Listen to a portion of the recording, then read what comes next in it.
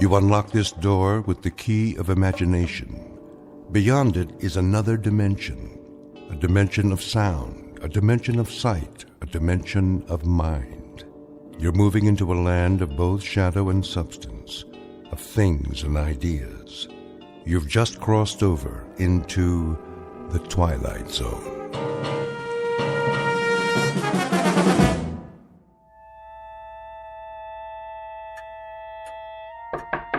Grandpa, shall I keep your dinner warm for you?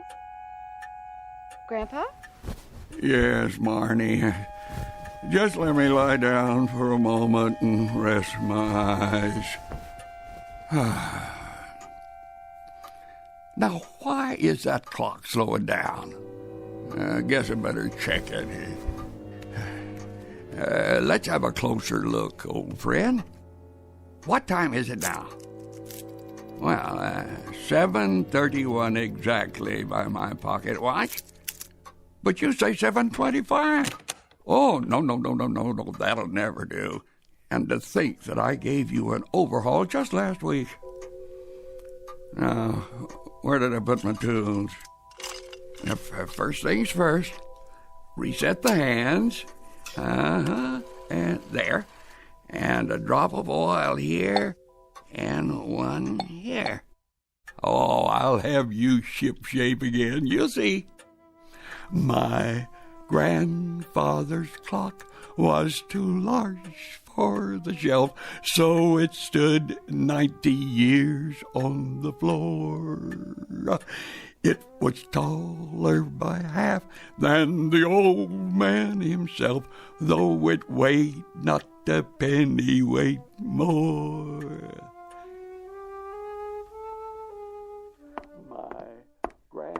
Oh, no. What's wrong? There he goes again. You noticed? I guess we should be thankful he has a hobby at his age. The clock or the song? Oh, Doug. Should I be worried? Honey, we've had this conversation before, remember? First it's the song. And always the same one. Then he forgets to come down for breakfast. Or lunch, or dinner. Do you realize he hasn't been out of his room all day? I know. That clock is all he ever thinks about. It's more than a hobby. It's his whole life now. Sweetheart, I know how much you love him. And I love you. But maybe it's time to face facts. I kept his plate warm. I'll take it upstairs. Just give it some thought. That's all I'm saying. I will. Only I'm afraid I have no idea how to bring up the subject with him.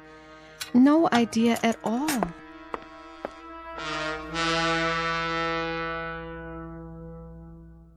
It is said that each man carefully measures his time, some with fear, some with hope, and some with joy.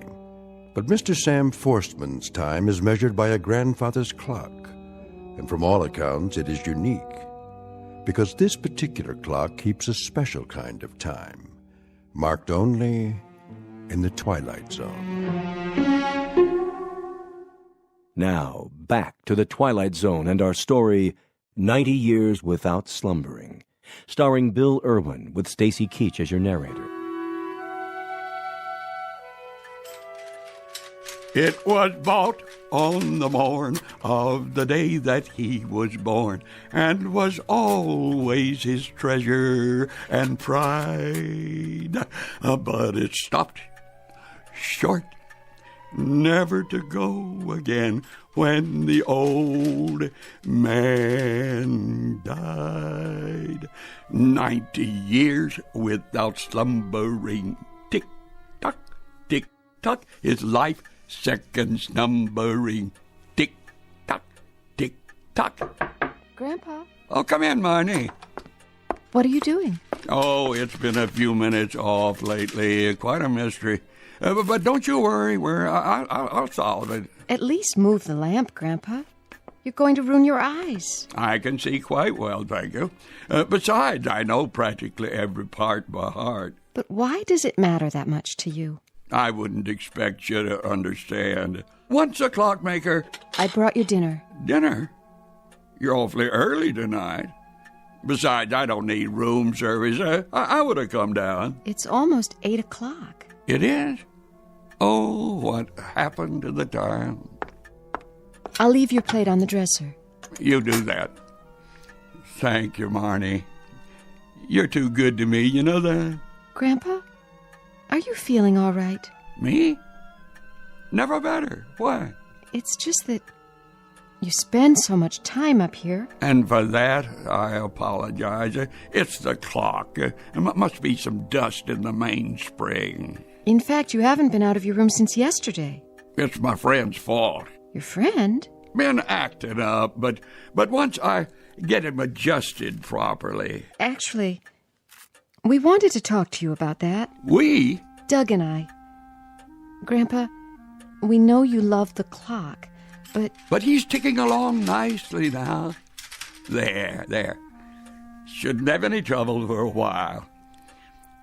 Of course, a clock as old as that, well, you're bound to have problems of one sort or another on occasion.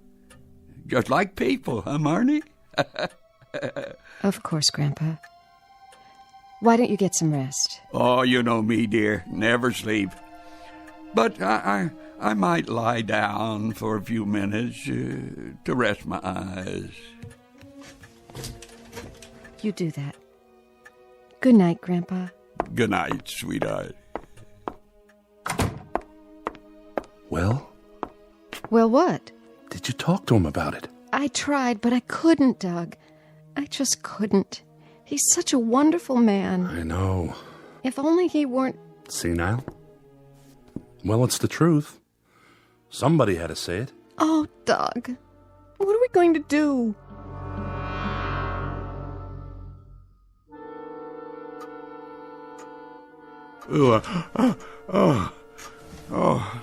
Now, what's wrong with you? Where's my pocket watch? I gotta turn on the lamp. 9:41. And you, Grandfather Clock, what do you say?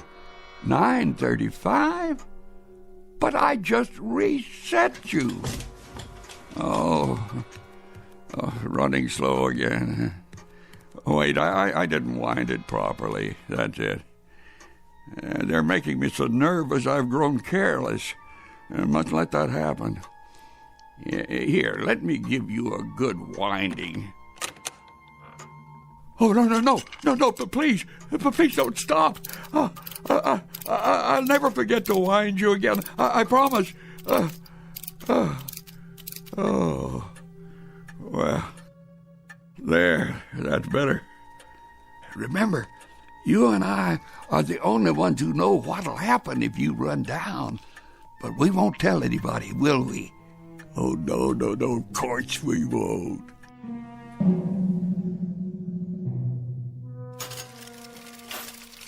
Want some hash browns with your eggs, honey? No, thanks. Are you sure? Just the bacon is fine. I wonder if I should make some for Grandpa. Where is he this morning? Still sleeping, I guess. I'm not surprised. He must have fiddled with that darn clock till 4 a.m. I know. Did you hear him? I heard him. Is that all you're having? Coffee? I'm not very hungry. What about the baby? You're eating for 2 now. That's one thing you don't have to worry about, Doug. Marne, What? let's not fight about this. I'm not. Honey, I only mean that you've got to accept the facts. Your grandfather's not a well man. Oh, Doug, I don't know what to do. Take it easy. He's always been so alert, so easy to be with. He's the same grandfather you've always had. But everybody faces this. Your loved ones grow old, and there are decisions to be made. You try your best to do the right thing. Why don't you come right out and say it? You want to have him put away. I don't know about that, but why don't we at least let Mel look him over? Can we do that? Just to be sure. You think I'm crazy? Grandpa, Marne, Doug, how long have you been standing there? long enough. Look, Sam, don't take this the wrong way. Mel Avery's a psychiatrist, a head shrinker. You don't have to tell me, I know. Grandpa, listen to me. Mel's been a friend of ours for years. He and Doug went to college together. You've met him. Well, I met a lot of people, but I don't let them tinker with my head. Sam, nobody's going to do that. All we're suggesting is that you see Mel and talk to him. It's not a big deal. Why should I see a psychiatrist? You think I need one? Well, I wouldn't put it that way. Will you please sit down? Have some breakfast with us. Here, right next to me. Well, if you're sure there's room. Coffee? No. I'm wide awake. See, I even dressed myself and managed to come downstairs without a nurse or a walker. That good enough for you? Nobody's criticizing you. It's just that things happen to people's minds, especially as we get older. You think there's something the matter with my mind? She didn't say that. Well, she might as well have. I'm talking about physical things. That's why we all have a checkup once in a while. What's wrong with me physically? I can see all right, and I move around on my own. You sure can. And I can use my hands, the same as always. I know. For example, you love to work on that clock. But you've gotten so preoccupied with it that it takes up all your time. So I'm fond of my clock, and that makes me crazy. My, what a strange world we live in. Sam, you'll have to admit you spend a great deal of time with it. Sometimes 3 or 4 hours a day. Sometimes half the night. Aha! Just because I don't sleep my life away and working on that clock relaxes me, that makes me a candidate for the loony bin? Well, for your information, I've had insomnia all my life, and so did my father. He lived until he was 90. Just like the song says, 90 years without slumbering. Oh, yes. The song. It was written before you were born, my boy. I think you're misunderstanding. Doug only has your best interests at heart. My best interests. You think I'm afraid? All right. That does it. I'll see your friend, the psychiatrist, and we'll find out just who's crazy in this household and who isn't. Go ahead, call him. How about this afternoon? Send him in. Yes, Doctor. So you're him. Mel Avery. How do you do, Mr. Forstman? Pretty well, young man, if the truth be told. Well, come in. Make yourself comfortable. If you insist. Am I supposed to lie down on the couch? Well, whatever you like. I thought we could just talk for a few minutes, get acquainted. Oh, don't worry about the bedside manner. I know what I'm here for. It's a pleasure to meet you, Mr. Forstman. Oh, Sam, please. Mr. Forstman was my father, rest his soul. Doug's told me so much about you. Oh? Such as? That I've got a screw loose somewhere, is that it? Not at all. Can I offer you anything? A glass of water? Let's get right to it, shall we? If you like. I jotted down a couple of things. Let's see here. I understand you were a clockmaker. That must have been interesting work. I am a clockmaker. Oh, I'm retired now, but it's in the blood, my life's work. You understand. Indeed I do. Doug says you have a particular clock you're fond of. A real antique. Must be worth a great deal. Oh, I'd never sell it. It was presented to me on the day of my birth.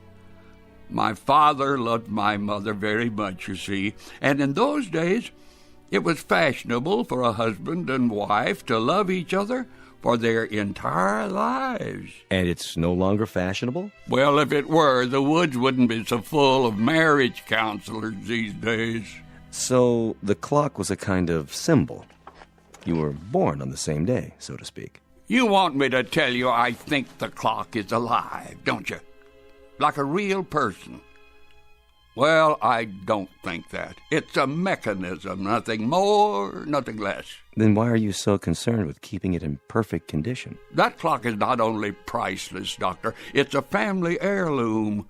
Wouldn't you want to maintain it as perfectly as possible? Well, yes, but... You aren't sure? Yes, I'm sure. But then we aren't talking about my clock. We're talking about your clock, aren't we? Oh, you have a grandfather's clock, Doctor? As a matter of fact, my wife bought one recently. She collects antiques. Tell me about it. Whatever comes to mind. Well, it's about 8 feet tall, hand-carved, built in Germany in 1874. But we're talking about you, Mr. Forstman. Sam. Oh, I thought we were talking about your clock. Oh, we were, but we've gotten off the track. Track? Are we going to talk about trains now? No. Well, if you've nothing more you want to discuss... I could talk about clocks for hours, Doctor, but your time is expensive. Mine's free. I think I'd better go now, for your sake. It's been a pleasure. There is one little thing. Yes? I know that when my clock stops ticking, so will I. Really? You believe you'll die on that day? Does that make me crazy? No. But it is rather unusual. How's your clock running, by the way? Why, I don't know. You might want to have it checked. If I had a clock like that, You'd what? I'd get rid of it. I'd have to. So, either I go or the clock goes. Is that what you're telling me? I didn't say that. Well, I didn't think you did. I mean, why would anybody say a thing like that? Why, I don't know. Such an idea would have no rational basis. It certainly wouldn't. Definitely. None at all. Indubitably. Then that should put your mind at ease. I hope I've been of service, Doctor. Have a nice day.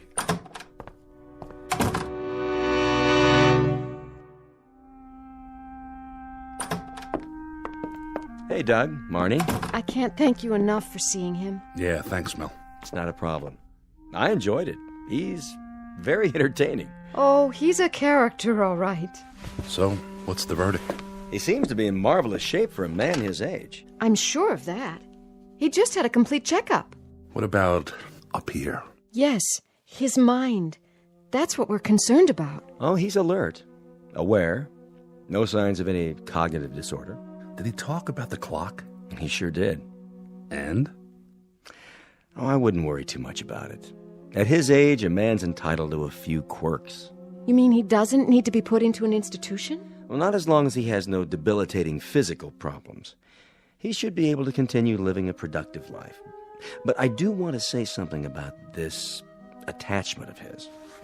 The clock business? I don't want to minimize it, but if I were you, I'd try to involve him in other things. I'm sure he has various interests. Oh, yes, he reads a lot, and he's good around other people. I can believe that. He's a great conversationalist. The problem is so many of his friends have passed away. Does he ever go to the senior center? Anything like that? I took him by there once, but he wasn't interested. You can understand that. They're strangers to him. They have their own lives and families. You might see if there's a regular group at the library. A good way to meet people with something in common. If we can ever get him away from that darn clock. It's worth it to make the effort. There is a risk in being so deeply attached to an object. Any object. What kind of risk? The clock is becoming an obsession.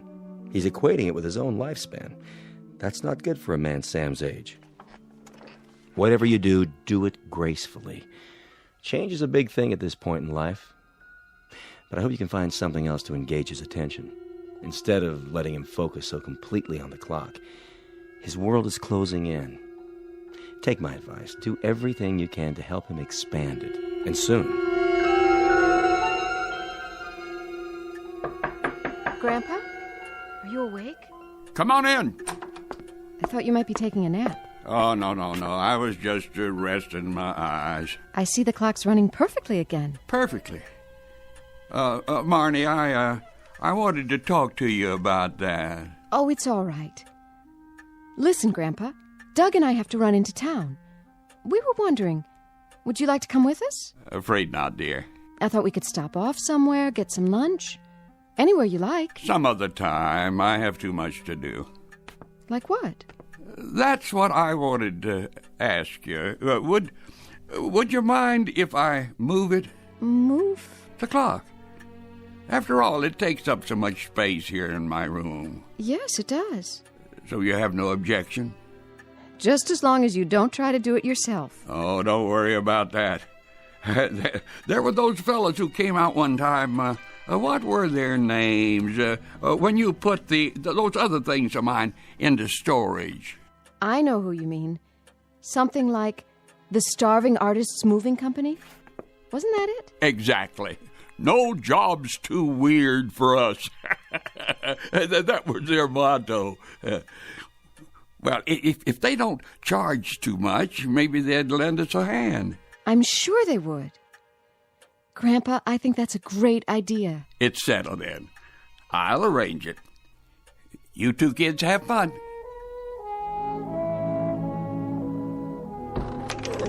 Watch your step. Yeah, the carpet, I see it. Set her down for a minute. Couldn't he just use a watch? Or a sundial. Never have to move one of those. Set it and forget it. How does that song go? My grandfather's clock was too large for the shelf. Something, something. So it stood 90 years on the floor. Yeah. Oh, okay. Oh, you must be very careful. Okay, let's up two. We got 2 more calls to make. All right, 1, 2, 3. Lift. Oh! Watch it. I got it. Careful, I said. The pendulum. Oh, if it stops. Not so fast. Okay, straighten her out. I can't. Watch it. Oh, Watch it, please. keep lifting. I'm losing my grip. Whoa. Sorry, Pops. That last step's a doozy. No damage done, huh? I'll start her running again. Yeah, you do that. He said he don't want it to stop, remember? No problem. I'll just open up the case and give it a push. That ought to get it, huh, Pops? Pops? What's the matter with him? I don't know. He just keeled over. Hey, Sal, feel for his pulse. Oh, I can't find it. Call 911. The old guy looks like he's dead. Okay, I'm calling an ambulance. Where's the phone? Hey, Pops, come on. You didn't croak on us, did you? Quit fooling now. Oh, phone's in the kitchen. I can see it. Gotta move the clock to get by. Hey, wait, he's breathing. Yes! Hey, you gave us a scare there. What happened? My clock. Easy now. Oh, I'm all right. Don't try to get up. Yeah, just stay where you are. Don't be silly. Still want a doctor? A doctor? I never wanted one in the first place. Okay, no doctor. Just let me give you a hand. Listen, What? my clock. It's still ticking. Yeah, sure. You had us worried there for a minute, you know? Don't do that, Pops. I guess it just wasn't my time. Not yet. Not quite yet.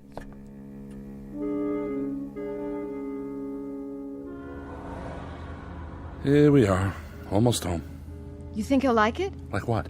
The takeout we brought him. It used to be his favorite. Sure he will, honey. You think he's serious about the clock? That was what he said. He definitely wanted to move it. Will wonders never cease? I'll carry the food. I want him to have it before it gets cold. Go ahead, I'll catch up.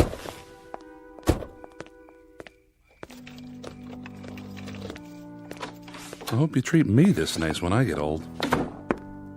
Marne? Oh, no. What's the matter? Oh, Doug, look. Whoa. I didn't know he was going to move it today. Next to the bookcase? It's so huge. Maybe he's trying to make a statement. He's trying to make a compromise with us. Oh, you're back early, children. Hello, Grandpa. I thought we'd give it a try down here and just see how it looks. What do you think? Well, I don't know. You can see for yourself, can't you, Sam? Yes, I see. It sticks out like a sore thumb. Uh-huh. Are you sure? I think Doug's right. Well, when you put it that way. You seem a little shaky. Are you all right? Yes, of course. You didn't do any of the lifting yourself, did you? Oh, no. Some nice college boys. That's what artists look like nowadays, I suppose. You're awfully pale. Oh, stop fussing. I'm fine. You might as well be honest about all this. We talked to the doctor. You did? Well, what a coincidence. So did I. Well, he said... He said you're becoming obsessed with it. And that's not good for you. Senile. That's what he really said, isn't it? No, Grandpa, he didn't. Well, I'm not going to any loony bin. That's final. Nobody said anything about... But I'll tell you what I will do. I'll sell it. You heard me. Before that happens, I'll sell the clock once and for all and be done with it.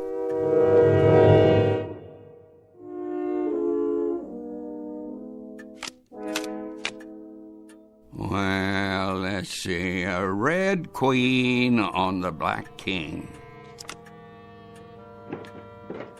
The room's going to be a beautiful nursery, Marne. You like the fabric samples? Perfect. Now all you have to do is find the right paint, and you're set. And a black 9, red 8. Is that what you did? You won't believe this, but I actually refused to get pregnant till I had the baby's room all planned out. George said that wasn't logical. I'd have to agree with him, Carol. There's still some coffee left. Maybe just 1 cup. Sit down.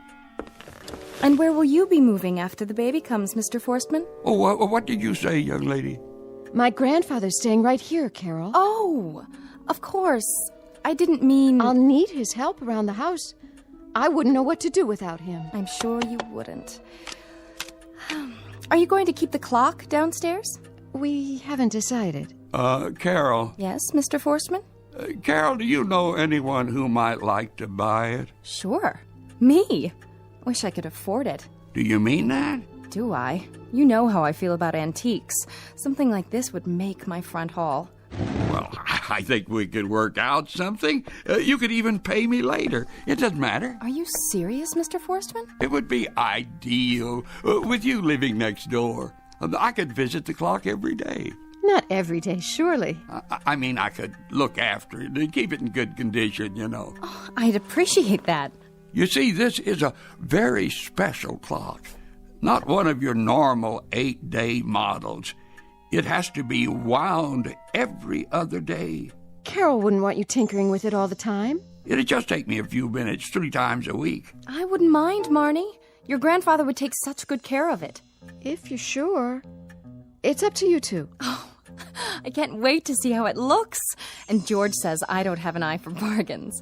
Wait till he hears about this.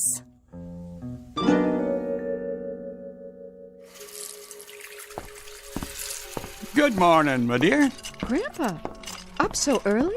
Early to bed, early to rise. Ben Franklin said that, I believe. Or was it George Washington? Well, no matter. Time to wind the clock. Oh, that's why you have your toolkit. Every other morning for 2 weeks now. Don't you remember? Well, you could have slept in today. George and Carol are out of town. They are. Just for the weekend. The weekend? But it runs down after 48 hours. Grandpa, are we going to start that again? We've been so happy lately. Yes, we've been happy. 2 weeks of borrowed time. I should be grateful.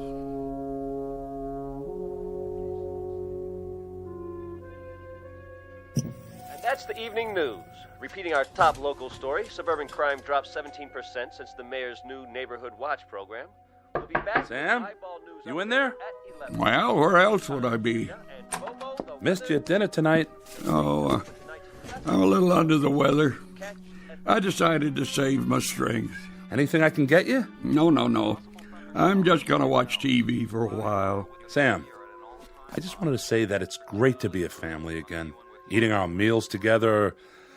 We missed you tonight. Just didn't feel the same. Thank you, Doug. And the same to Marne. And now I think I'll lie down and rest my eyes before the movie starts. You do that, Sam. See you in the morning. And say goodnight to Marne for me. Will do. Good night.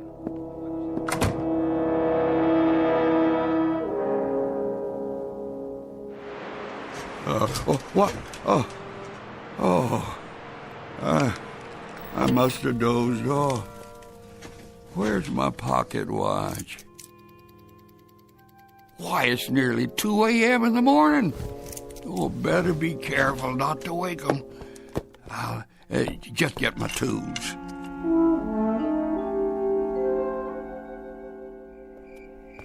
Oh, thank goodness for street lamps. Let's see now. There's Carol and George's, and the front walk, and the porch. I'll be able to see through the pane in the door, I hope. Oh, good. They left the hall light on. Yeah, there it is. How's the time? 2:31. Oh, it's lost 20 minutes already. I've got to get in. Oh, locked.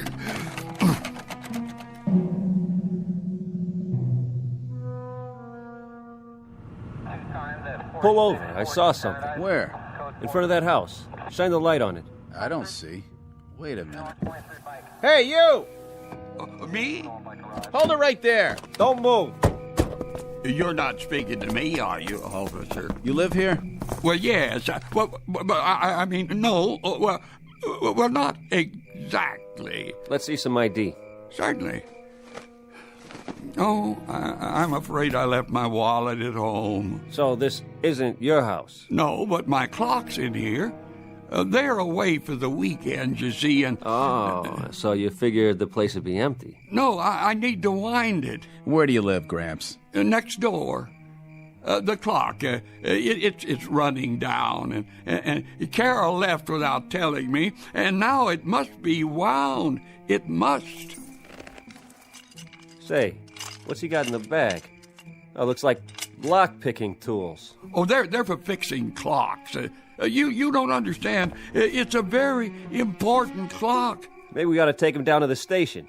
He's harmless. Come on, Gramps. We'll get you home. Oh, please, just let me wind it first. Quiet down. You'll wake up the whole neighborhood. But I've got to get inside. Now look, mister. This is private property.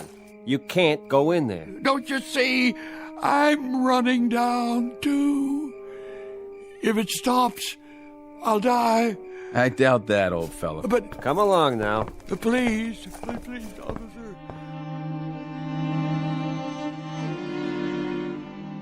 We're very sorry this happened. Sure, I understand. He's not usually like this, honestly. Happened to my old man. We put him in a home. He likes it there. Good night, officers. We appreciate it. Good night, folks. Ma'am? Come on, Grandpa. Let's go upstairs. It's my fault, Marne. I shouldn't have expected anybody to believe me. Can I get you anything? No. I won't need a thing anymore. Why do you say that? Don't worry, dear. It's better this way. Better? Let me give you one last hug. Don't talk that way. We'll have breakfast in the morning. Good night, darling. Good night. It is better this way. It has to come sometime. I want it to come for me here.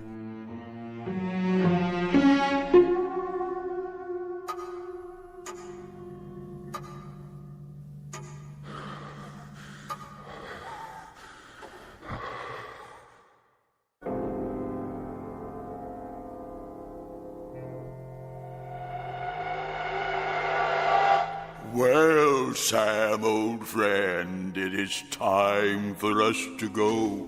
And just where are we going? Close your eyes, old friend, and lie back down.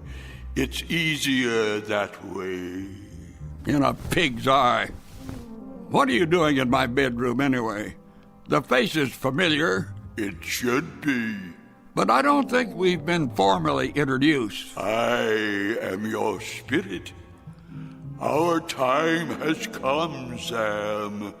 After all, you are 76. That's nothing. And don't give me that spirit of 76 stuff. Who says my time has come? Have you forgotten what your father told you? Not to mention your grandfather. About what? Didn't they always tell you that if ever the clock runs down, you'd die? Yeah. You know, I actually used to believe that stuff, but it's a lot of foolishness. I know, I've been to a psychiatrist. So what? So he didn't think I needed that clock. He didn't think I was crazy either. And you know what? He was right. All this time we were wrong. Sorry, Sam. I prefer to believe our grandfather. I never trusted head shrinkers myself. Now you listen to me. My father and grandfather were from another generation. I live in the present. Live, I said. Look at yourself. You're just a figment of my imagination. I can see right through you. You don't exist, but I do. And I'll tell you when it's time to go. Only don't hold your breath. I've got a great-grandson coming soon, and I plan to be around so that I can play with him and watch him grow and take him to school, maybe even college. I repeat, I don't believe in you. Therefore, you don't exist. Now I ask you, am I right or am I right? I can't argue with that logic, Sam. I have to admit you have a point. Let me know when it's time, Sam. Let me know.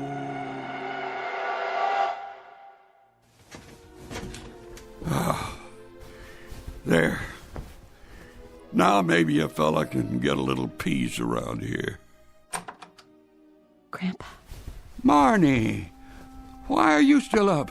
I was worried about you. Well, what you should be worrying about is my great-grandchild. Now, come on. If you can't sleep, I'll make you a cup of hot chocolate. That should do the trick. Why, Grandpa, where did you get all the energy? Never you mind. Now, take my arm here. Careful now. Oh, wait a minute. What's wrong? I have a confession to make. I'm afraid I cheated your friends. Cheated? That old clock hasn't been running right for 40 years. It's taken everything I know just to keep it going. Really, Grandpa? As a matter of fact, it stopped ticking for the last time just a few minutes ago. Now, how would you know that? Don't ask me how, my dear. I guess I know my grandfather's clock by now. But you know something, Marne? When that clock finally died tonight, it was like, well, like I was born all over again. Was it? I'm not kidding. Like a great weight was lifted off my shoulders. And now I feel like I can do just about anything. Well, for starters, we could get you into town a little bit.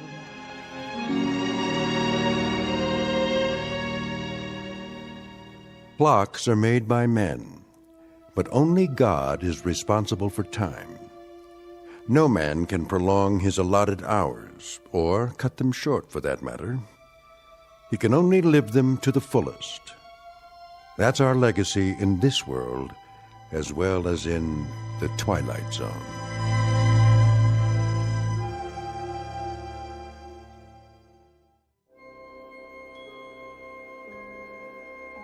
Hi, this is Carl Amari, producer of the Twilight Zone Radio Dramas. I'd like to take a moment to tell you about our official website at twilightzoneradio.com, where you'll get the latest news and information on these Twilight Zone Radio dramas. Plus, at twilightzoneradio.com, you can digitally download 3 free episodes or any of our episodes for only $1.95 each. In this age of ever-changing technology, we've decided to make these episodes instantly available to you by making the Twilight Zone Radio Dramas a digital download-only series. This means that this series will no longer be offered on CD. The CD collections at our website are now being offered while supplies last at buy one, get one free. So be sure to get your favorites before they're sold out. Be sure to visit us often, and I'll see you in the zone.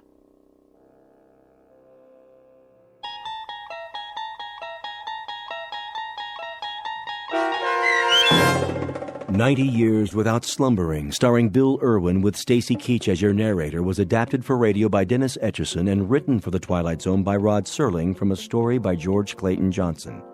Heard in the cast were Mike Starr, Fernette Lebo, Doug James, Kurt Nabig, Rich Komanek, Sean Cross, Steve Key, and Jeff Lupetin. To learn more about the Twilight Zone radio dramas and to obtain audio cassettes and CDs of these programs, visit our website at twilightzoneradio.com. The producers of The Twilight Zone wish to thank CBS Enterprises, Carol Serling, Dennis Etchison, Dick Brescia Associates, Claire Simon Casting, Terry Jennings, XM Satellite Radio, Sirius Satellite Radio, our sponsors, and our radio affiliates for helping make this series possible. This copyrighted radio series is produced and directed by Carl Amari and Jason Mallow for Falcon Picture Group. Doug James speaking.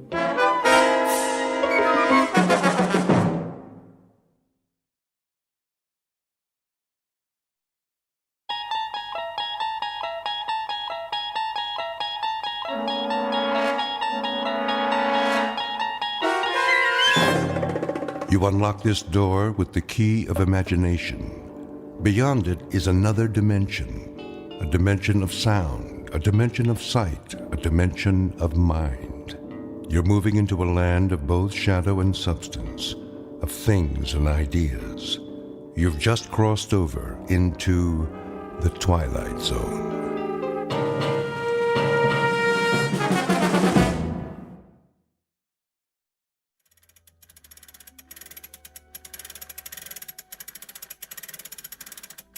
There. That should do it. Alex? In the living room, honey.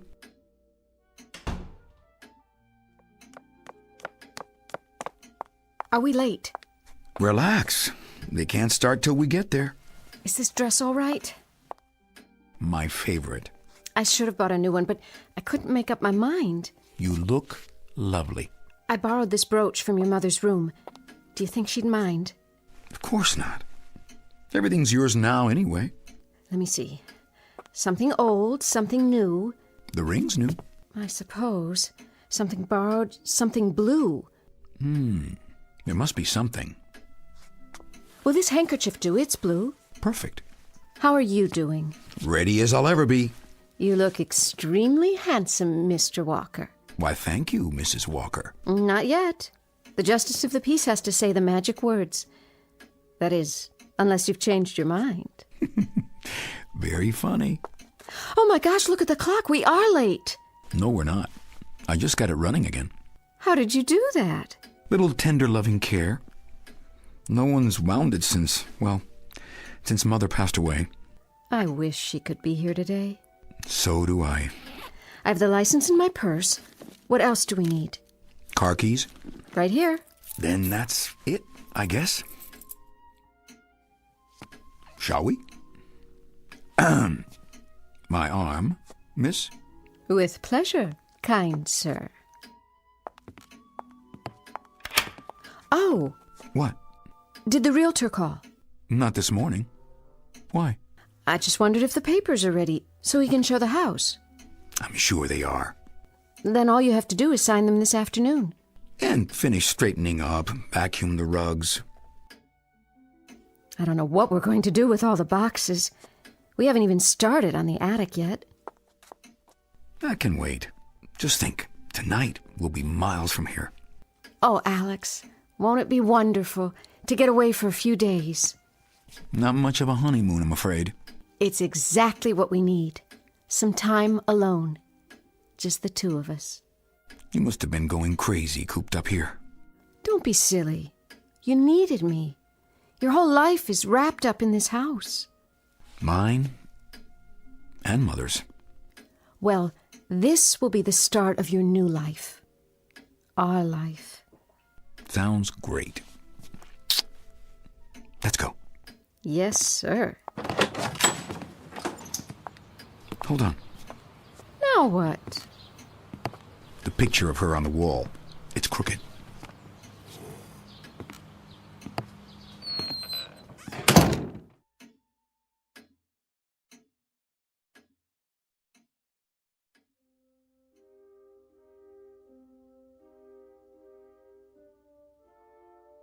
This is the house of the late Henrietta Walker.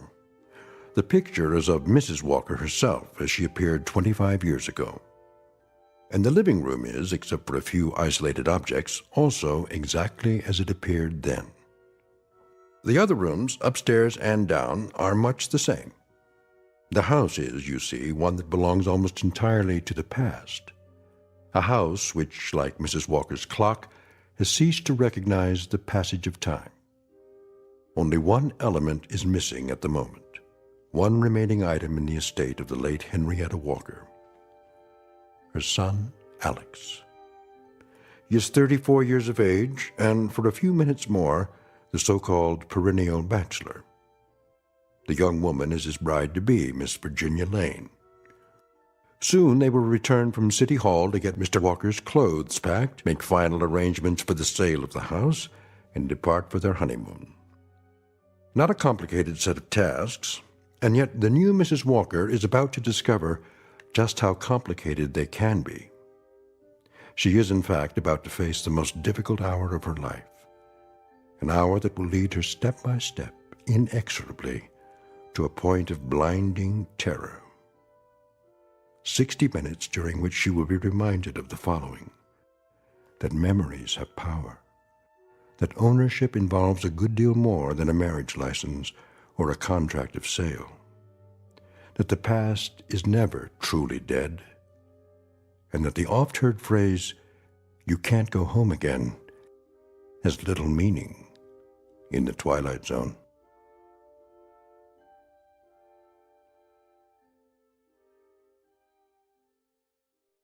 And now, The Twilight Zone, and our story, Young Man's Fancy, starring Tony Plana, with Stacy Keach as your narrator.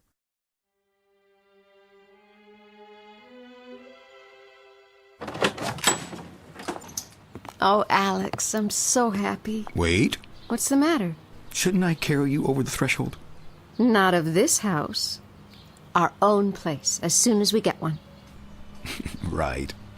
After you then, Mrs. Walker. My pleasure, Mr. Walker. Well, here we are. For another hour, at least. Feel any different? Like a new woman. An honest woman, at last. Worth the wait, I hope. More than worth it. Shall we get started? Dear, we should finish packing our suitcases. Yes, of course. Did you phone Mr. Wilkinson? What? The real estate man. Does he know when we'll be back? Oh. No, not yet. Hadn't you better call him now? You have those papers to sign, too. Remember? Yes. Did you leave the vacuum cleaner out? I wanted to get the place straightened up a little before we leave. She trained you well. Who? Your mother. She was always so neat and orderly. Yes, she was. I'll put it in the closet for now. You should call Mr. Wilkinson first. I should? Before it gets any later. All right, if you like. Do you have his number? In the drawer.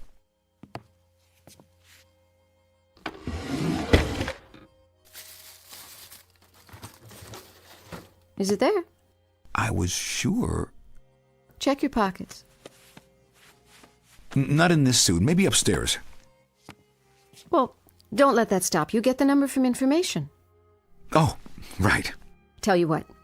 You go upstairs and start to pack, and I'll call Mr. Wilkinson, okay? It's not your responsibility. No, but we're a team now. You'd better get used to it. I guess we are. We have been for a long time, or didn't you notice? Now it's official. Oh, Alex, darling, you look so lost. It's going to be all right, you'll see. I am so happy to be Mrs. Walker after all these years. I know. Aren't you? Absolutely. Go on upstairs and pack. I'll be up soon. Thanks. For what? For being so patient. I love you, you know. I love you too. Now go ahead.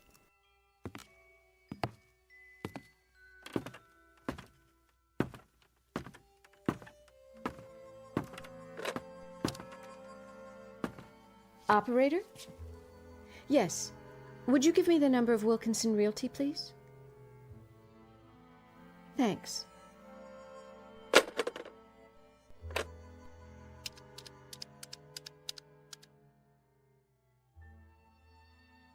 Mr. Wilkinson, Virginia Lane. Oh, I mean, Virginia Walker. Yes. Yes, just a little while ago. Thank you, Mr. Wilkinson. I am. We both are. Very happy. Yes, we're back now. We were wondering if you'll bring the papers over. Mr. Walker will sign them. That's right. So you can show the house while we're gone. As soon as possible. We'll be leaving soon. Fine. We'll see you in a few minutes then. Goodbye. Virginia? Oh, Alex, you startled me. Sorry. I thought you were going upstairs. There's plenty of time. I wanted to ask you a question. Yes? What do you think we should take with us? Take... When we move? We don't need to decide that now, do we? The television set, I guess. It's only a few years old. And there are some things in the other rooms that... I thought we decided to discuss all that after the house is sold. Sold. That sounds so final. We really don't have a choice, do we? No, but I just thought maybe we should decide now. I mean, like in the kitchen, for instance. We could take the refrigerator and stove. They're almost new. I just bought them for Mother a few months before she... All right, Alex, fine. But let's discuss it later. Why not now? Because we have to get ready to leave. Oh. Well, then. What about the radio? The radio? The big console. What about it? It's an old one, but we could have it fixed. These are collector's items now. Who collects old radios? Plenty of people. It was old when I was little. They don't even make parts for it, do they? You'd be surprised. The cabinet alone is worth something. Well, some antique dealer, I suppose. Maybe it still works. It could have come unplugged from the wall. I should check. Weighs a ton, I bet. Yes, Alex, it does. But you'll hurt your back. Look at all this laminated wood. The carving and staining. The work they put into it. The craft. And the big bands we used to hear. Duke Ellington, Tommy Dorsey. You're not that old. No, but there were stations that played rebroadcasts of the big bands. We used to sit in here all the time, listening to them. Mother's favorite was Guy Lombardo. Who? Isn't that something? What is? I just remembered. She used to be crazy about a record of his called Looky, Looky, Looky. Do you know that one? I don't believe I do. Looky, looky, looky, here comes Cookie, walking down the... Alex. Broken. I knew it was, but... But what? You can't imagine what it was like. Mother used to sit here, in this chair, looking at her movie magazines. She saved them all. Photoplay, motion picture. Funny I should remember that. She gave it up a long time ago. You must have been very small. I was. Sometimes she'd make us a pan of fudge and we sit in here, just the two of us. And... Alex. What? It's getting late. Is it? Please go up and pack now. Would you do that for me? We want to leave right after Mr. Wilkinson comes. Isn't that right, dear? Yes. Sorry. Otherwise it'll be so late in the day we'll never get there. That's true. I'll wait for you down here. Be careful. Of what? Of her things. I haven't put it all away yet. Don't worry. We'll work on it together when we get back. Some of it is very fragile. You know, maybe I can find someone to fix the grandfather clock too. Did you notice? It stopped again. We'll talk about it later, Alex. All right then. Later.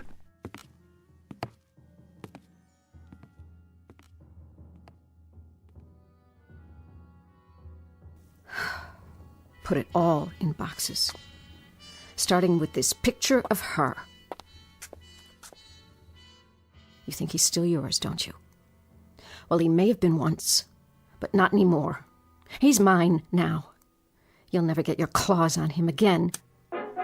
What in the...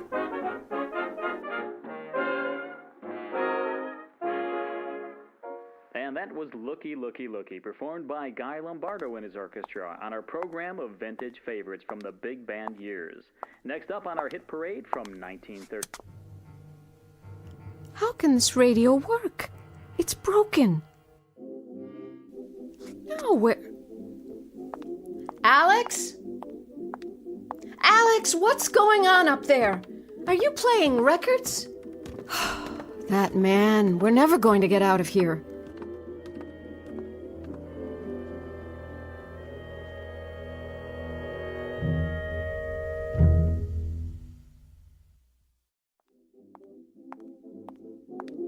Alex? What are you doing? I found it. Found what? That Guy Lombardo record.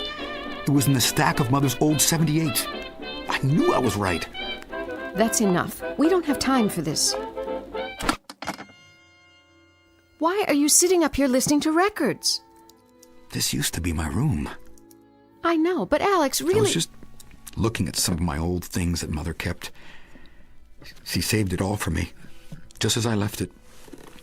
Isn't that amazing? I thought you were packing so we could go. I will. But look at this. A Dick Tracy watch. With a picture of Dick Tracy himself on the dial. Alex, Looks as good as ever, doesn't it? Wonder if it works. Oh, no. Mainspring's probably broken. I could take it to a watchmaker. What for? So you can wear it? I got you a watch last year for Christmas. I know, but it's special, don't you think? See this cigar box? It's got everything she ever bought me. My Spider-Man action figure, my Incredible Hulk, and the Wild Wild West hat, belt, and spurs. There's a secret compartment in the buckle. I'm sure some collector will be glad to have them. Oh, look. My Speed Racer cards. And my G.I. Joes. Look, here's my army men in the cardboard battlefields. See, you folded them like so, and then you'd set them out on the table and move the little green plastic figures around. Would you put them away now, please? Here's a picture of me when I was a boy, with my Batman outfit. See the utility belt? That was for my Batarang. I used to walk around the neighborhood all dressed up. Sometimes I'd wear my bat cape, too. Isn't that funny? The other kids laughed at me, but I didn't care. And these books, I read them all. The Hardy Boys and the Secret of the Cave, Bill Bolton and Hidden Danger, Tarzan and the Ant-Man, Tarzan and the Jewels of Opar, Jungle Tales of Tarzan, and my comic books. Alex, please. I wonder why Mother kept them. It's all as I left it, in the same order. Don't you know? Most mothers throw things out when their sons grow up, except for a few school papers, items that have sentimental value, but my mother saved it all, every little thing. Because she would have liked for you to stay exactly as you were when you first had them. Virginia? Oh, I'm sorry. I didn't mean that.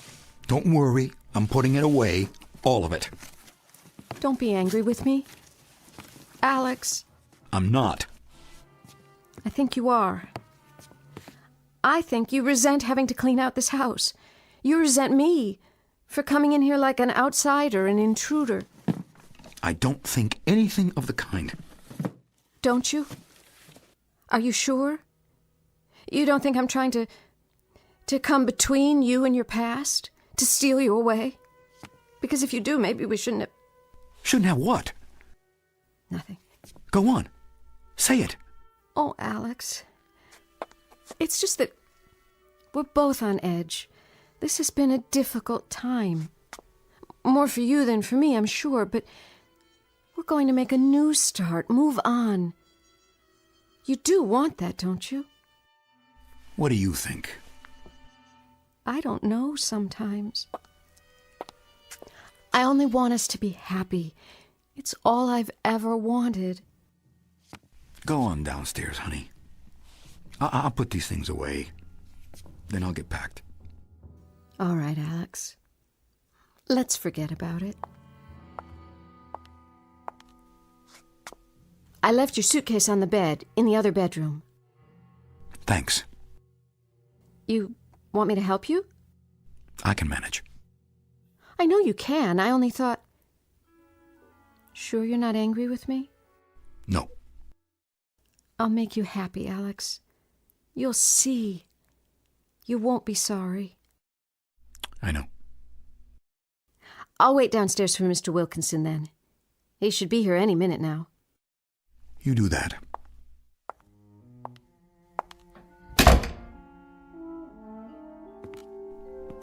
Oh, Mother. I don't want to sell the house. You believe me, don't you?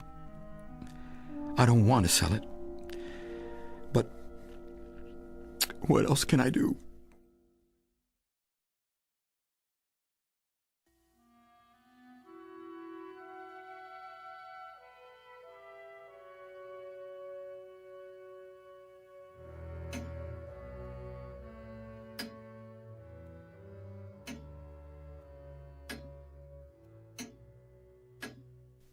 Clock. But no one touched it. Oh!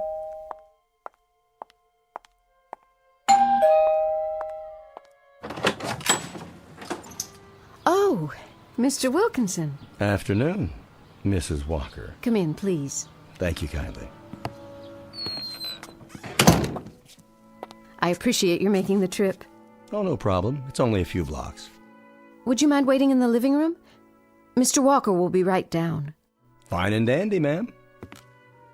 Is everything in order? Ma'am? The papers about the house. Oh, yes. All drawn up. I have them right here. Good, that's good.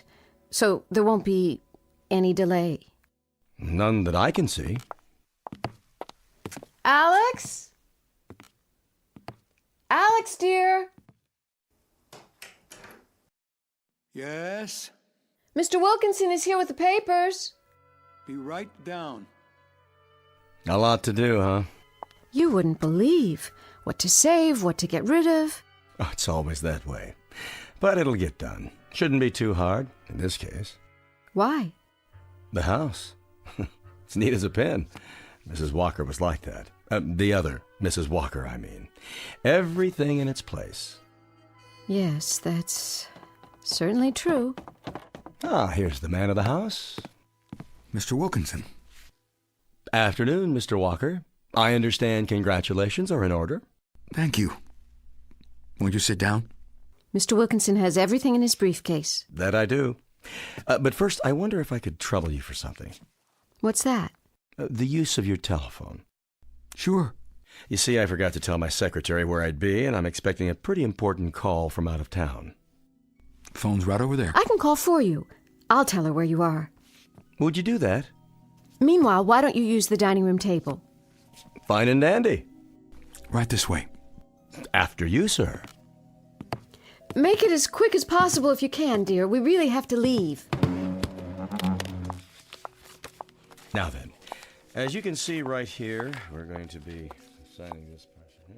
Where? That ridiculous clock. But this isn't the phone. It can't be. It's ancient. Where did it come from? Excuse me, did you get through? What? The phone call. Maybe I'd better do it after all. I have to tell my secretary something else anyway. I'm sorry, but the phone... Something wrong? No. I mean... Let me try. What did you do? Do? That phone. Just a minute ago, it was... Hello, Maggie? Jim. I'm over at Henrietta Walker's house. That's right. I just wanted you to know. If that call comes through in the next 10 minutes, would you forward it to me here? Alex? The phone. What about it? Describe it to me. What? When you were a boy, what kind of phone did you have? Does it matter? Just tell me. It was a long time ago. Let's see. One of those old two-piece units, I think. Yes, with the earpiece on a separate cord. Really ancient. I wonder what happened to it. But that's not the phone you've had in recent years. You're sure? Sure, I'm sure. What's the big deal? I thought I saw it in the living room just now. I must have been mistaken. And would you call Charlie Fisher?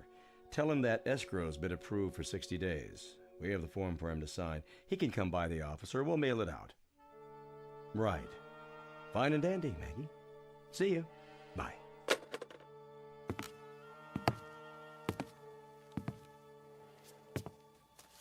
Here, Mr. Wilkinson. We're almost finished. Quite a place, isn't it? Quite a place. No, we shouldn't have any trouble at all selling it. Something you don't understand, Mr. Walker? Pardon?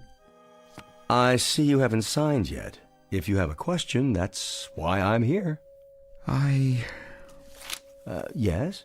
I think I'd like to wait. How's that? Until we get back. But, Alex... I want to think about it. Oh? Think about what? You decided... No, not yet. I need more time. But you already... I said I want to think about it, Verge. If that's your preference, you have the right. I'm sorry to put you to all this trouble, Mr. Wilkinson. I'm not quite ready yet. I understand. Do you? My mother said never to rush into anything. Always think it through. Good advice. You're positive? I could line up a buyer right away, you know. Alex, please. I'm positive. Uh-huh. I'll get in touch with you on your return, then. Please. I think that would be better. Well, have a nice honeymoon, and don't bother to show me to the door, Miss Lane. Mrs. Walker.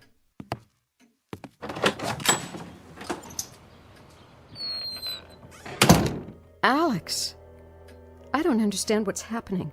Shh. He's gone. You'll have to explain it to me because... Quiet. Listen. To what? The grandfather clock. It's running again.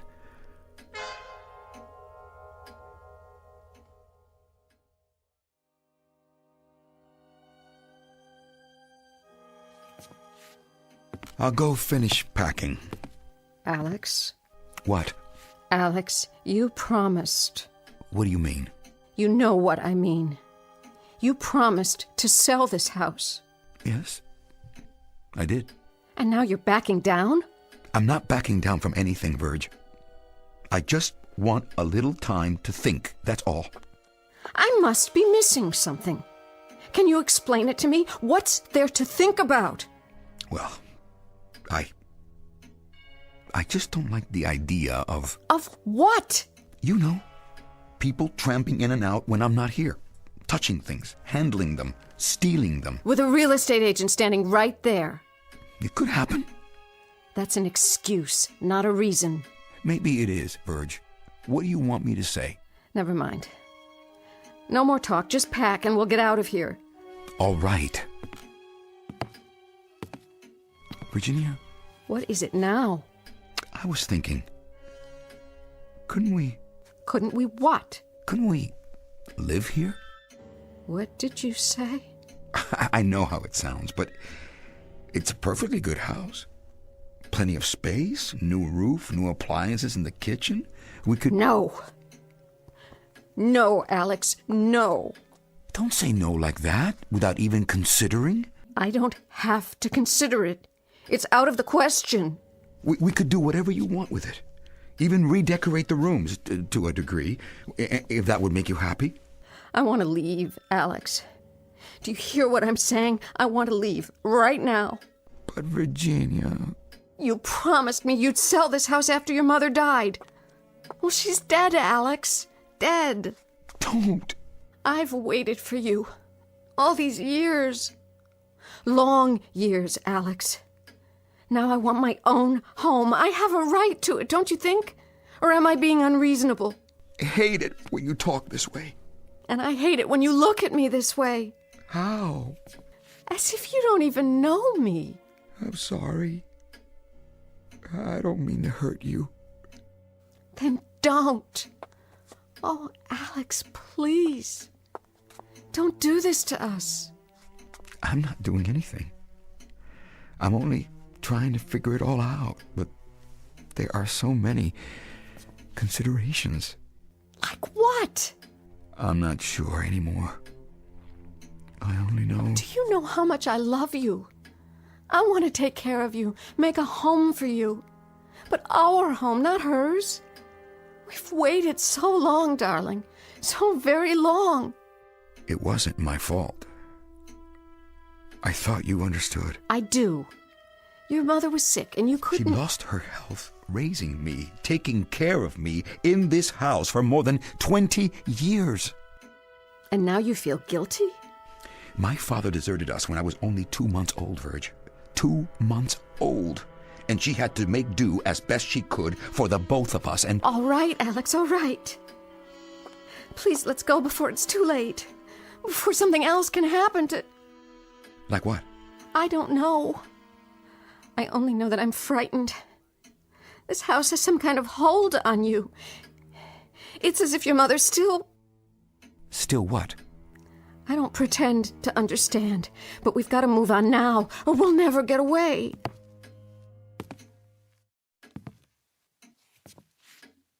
Virg? Yes? I've made my decision. Oh, Alex, I knew you would. I never doubted it. Now can we... I'm not going to sell this house. I can't. Alex. We'll have it redecorated. Get some new furniture and... And what? You think that will solve everything? We'll talk about it later.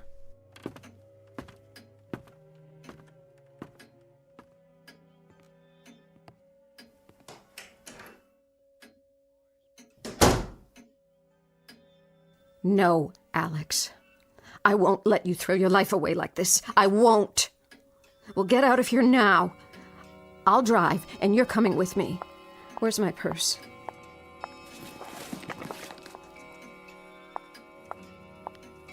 You. In the picture. Look at you, so high and mighty, watching everything that goes on in this house. Watching him. Well, you won't watch him anymore. I won't have it!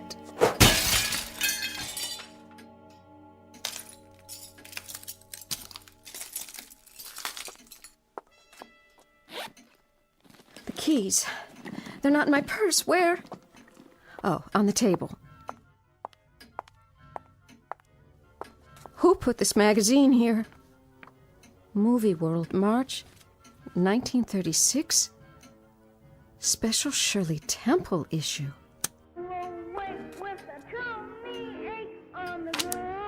It's you, isn't it, Henrietta?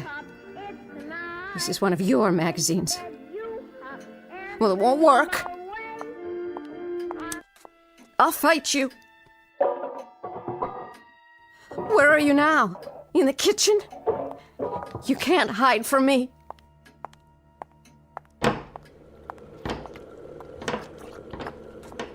Where did this old stove come from? What are you cooking, fudge? Well, forget it. He doesn't need it anymore.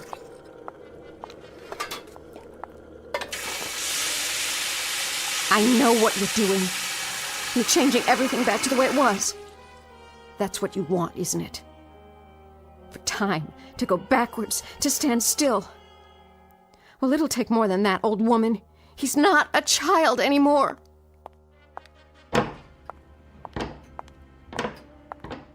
And now the living room? Is that your plan? I see what you've done. Musty furniture, no television set, everything old. Old, like you. What's next? You think you can change everything back? Alex.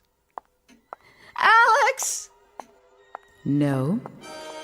You. Get out of my house. Get out of my way. You can't come up here. No. No. You can't have him. I won't let you. Back. I'm warning you. Stand aside. You don't belong. You're not one of us. Maybe not. But he's mine now. He'll never be yours. He is now. He is. It's already been decided. I'm the one he needs. How can you be? Because I am. I've always known it. I won't try to destroy him like you did. My love will make him strong, not weak, not dependent. Foolish girl. You know it's true. You've always known and hated me for it. Well, your hatred isn't strong enough. Your desire to dominate him. You've lost. We're married. He's not your little boy anymore. He's alive, not dead. You can't have him back. It's too late.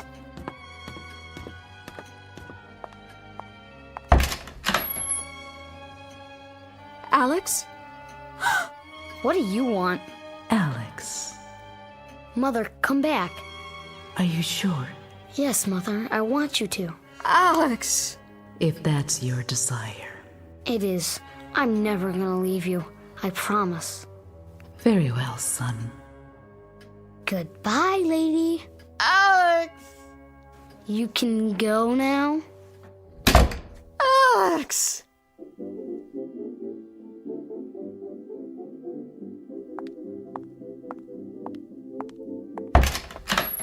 Alex! Alex, where are you? Your records, your toys. There's nothing here now. Where did it go? Where did you go? Where? Alex! Alex! Alex!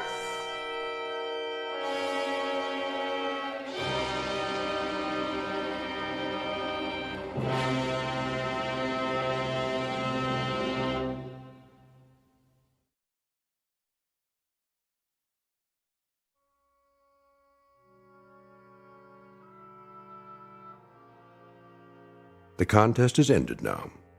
A contest fought not only in space, but in time. Mr. Alex Walker is gone, no longer in this house as it exists today. He has returned, in flesh and in mind, to that period of his life from which, emotionally, he had never really departed. Mrs. Henrietta Walker has also gone back to that same era, forced to return there by a little boy whose will to remain forever a child is so powerful that time itself fell prey to it. As for the short-lived Virginia Walker, now once again Miss Virginia Lane, she finds herself in an empty house, excluded and alone, the victim of a tragic warp in mind and time, as recorded in the Twilight Zone.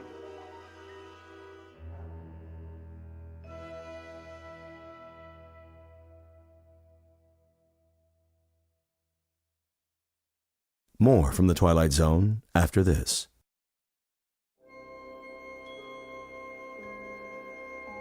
Hi, this is Carl Amari, producer of the Twilight Zone Radio Dramas. I'd like to take a moment to tell you about our official website at twilightzoneradio.com, where you'll get the latest news and information on these Twilight Zone Radio dramas. Plus, at twilightzoneradio.com, you can digitally download 3 free episodes or any of our episodes for only $1.95 each. In this age of ever-changing technology, we've decided to make these episodes instantly available to you by making the Twilight Zone Radio Dramas a digital download-only series. This means that this series will no longer be offered on CD. The CD collections at our website are now being offered, while supplies last, at buy one, get one free. So be sure to get your favorites before they're sold out. Be sure to visit us often, and I'll see you in the zone.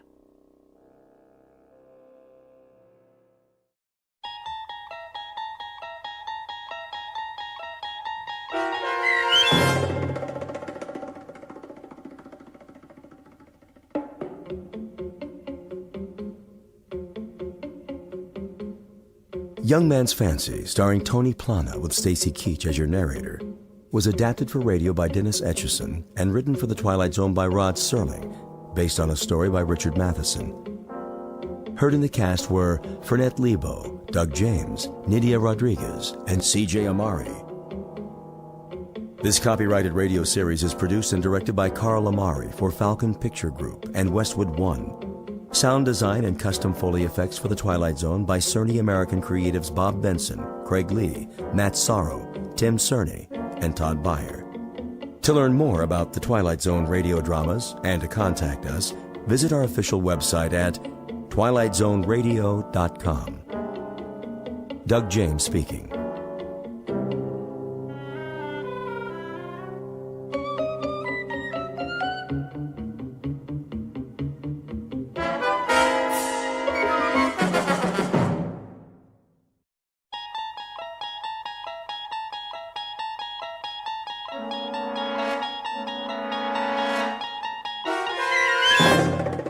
You unlock this door with the key of imagination. Beyond it is another dimension, a dimension of sound, a dimension of sight, a dimension of mind. You're moving into a land of both shadow and substance, of things and ideas. You've just crossed over into the Twilight Zone.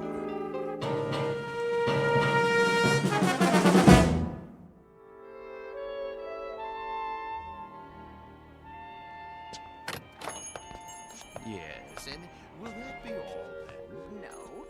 What time is it? I thought you made an appointment. I did. Oh, come on, honey. You're not in that much of a hurry, are you? Yes. What about mad cow disease? Well, clear the room then. Tell them they're keeping the head of McClellan Enterprises waiting. Tell them that we... All right.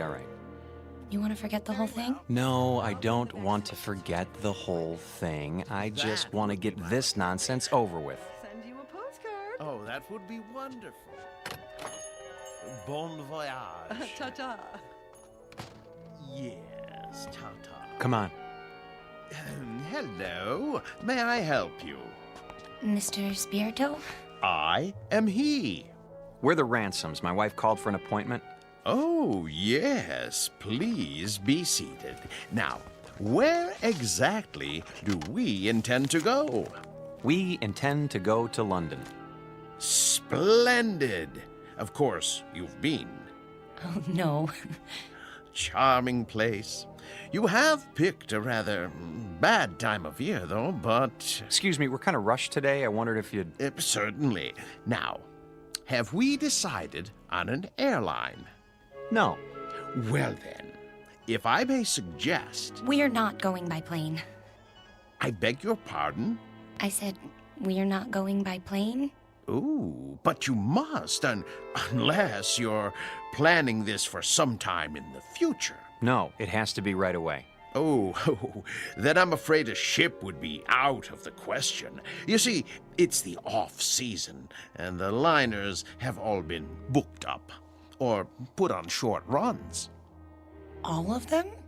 All the acceptable ones, yes.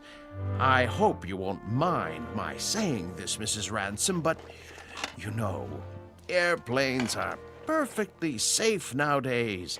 I realize that some people feel a certain trepidation, but there's absolutely no reason... Eileen, if it's the only way... May we see a list of boats that are running? If you wish. You promised. I know. It's important, Alan. We agreed on that. I'm afraid these are the only passenger-carrying vessels bound for England in the next 30 days.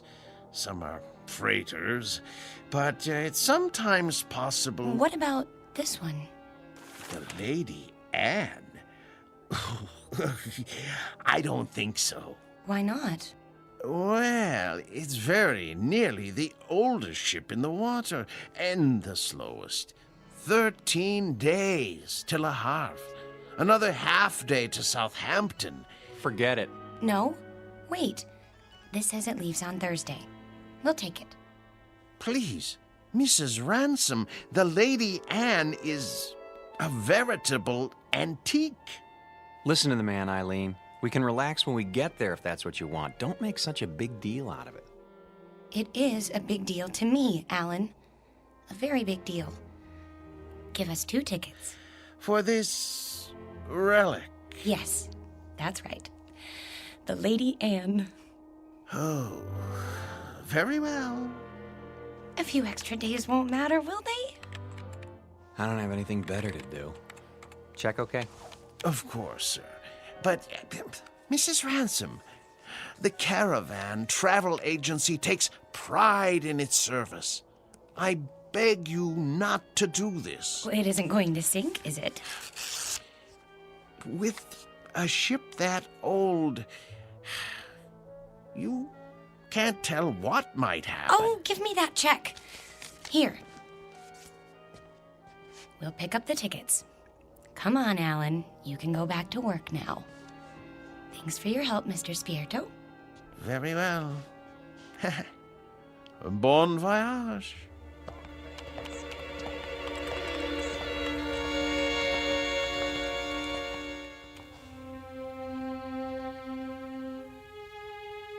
Portrait of a honeymoon couple about to embark on a journey.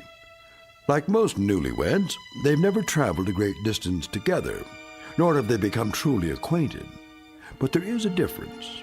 These newlyweds have been married for 6 years, and they're taking this honeymoon not to start their life together, but to save it. Or so Mrs. Ransom believes. She's not sure why she insisted on an ocean liner, except that it will give them some much-needed time together, even if it is the Lady Anne. The tickets read New York to Southampton, but this old ship is bound for a very different port. Its final destination? The Twilight Zone.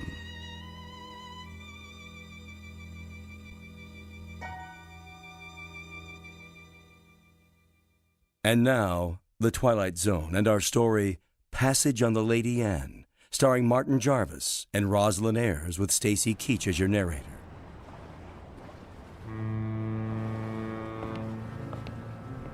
Perfect.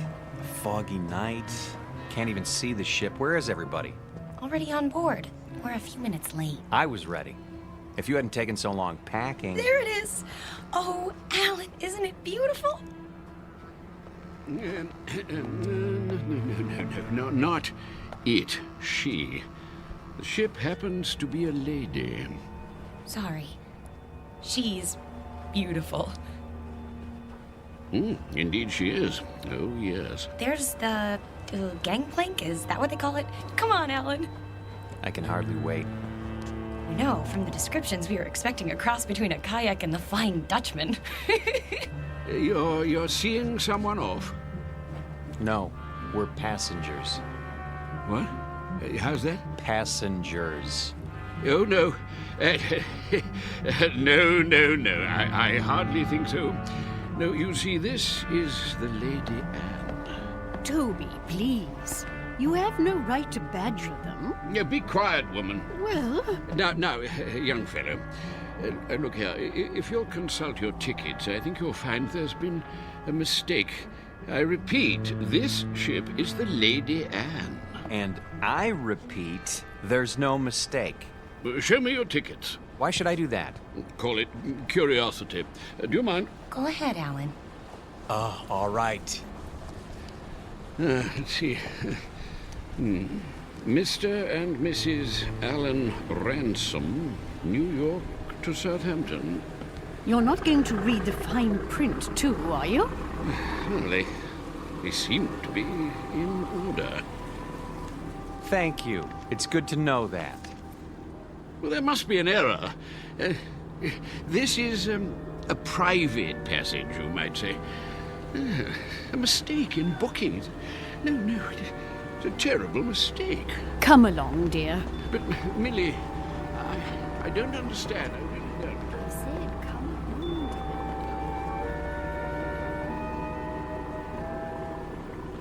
dear. Well, I guess that's how the British say welcome aboard. Oh, don't get your back up. You'll be twice as cranky when you're his age. Bet we can beat him up the ramp. Not too late to turn back, you know? I mean, think of being cooped up with me for 14 days. I made a promise and I'm going to keep it. Isn't that good enough? Sure. Not very steady. Really gives you confidence, doesn't it? At least try to enjoy this. One moment, please. Your names? Ransom?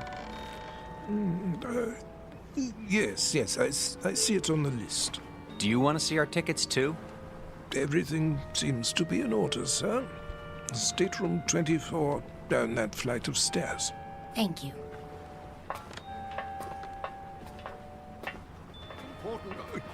Oh, here we are. Yes, here we are. Good evening. I say, you're not going to let them do this, are you? I'm afraid it's out of my hands. Out of your hands? Well, we'll see about that.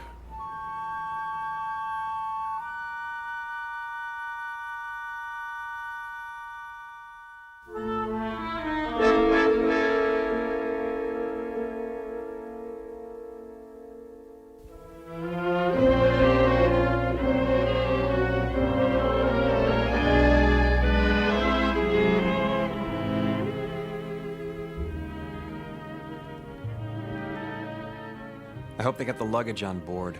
It'll be waiting in our room. You'll see. It better be. We're due to take off in 10 minutes. Take off? Sail. Disimport. I think it's disembark.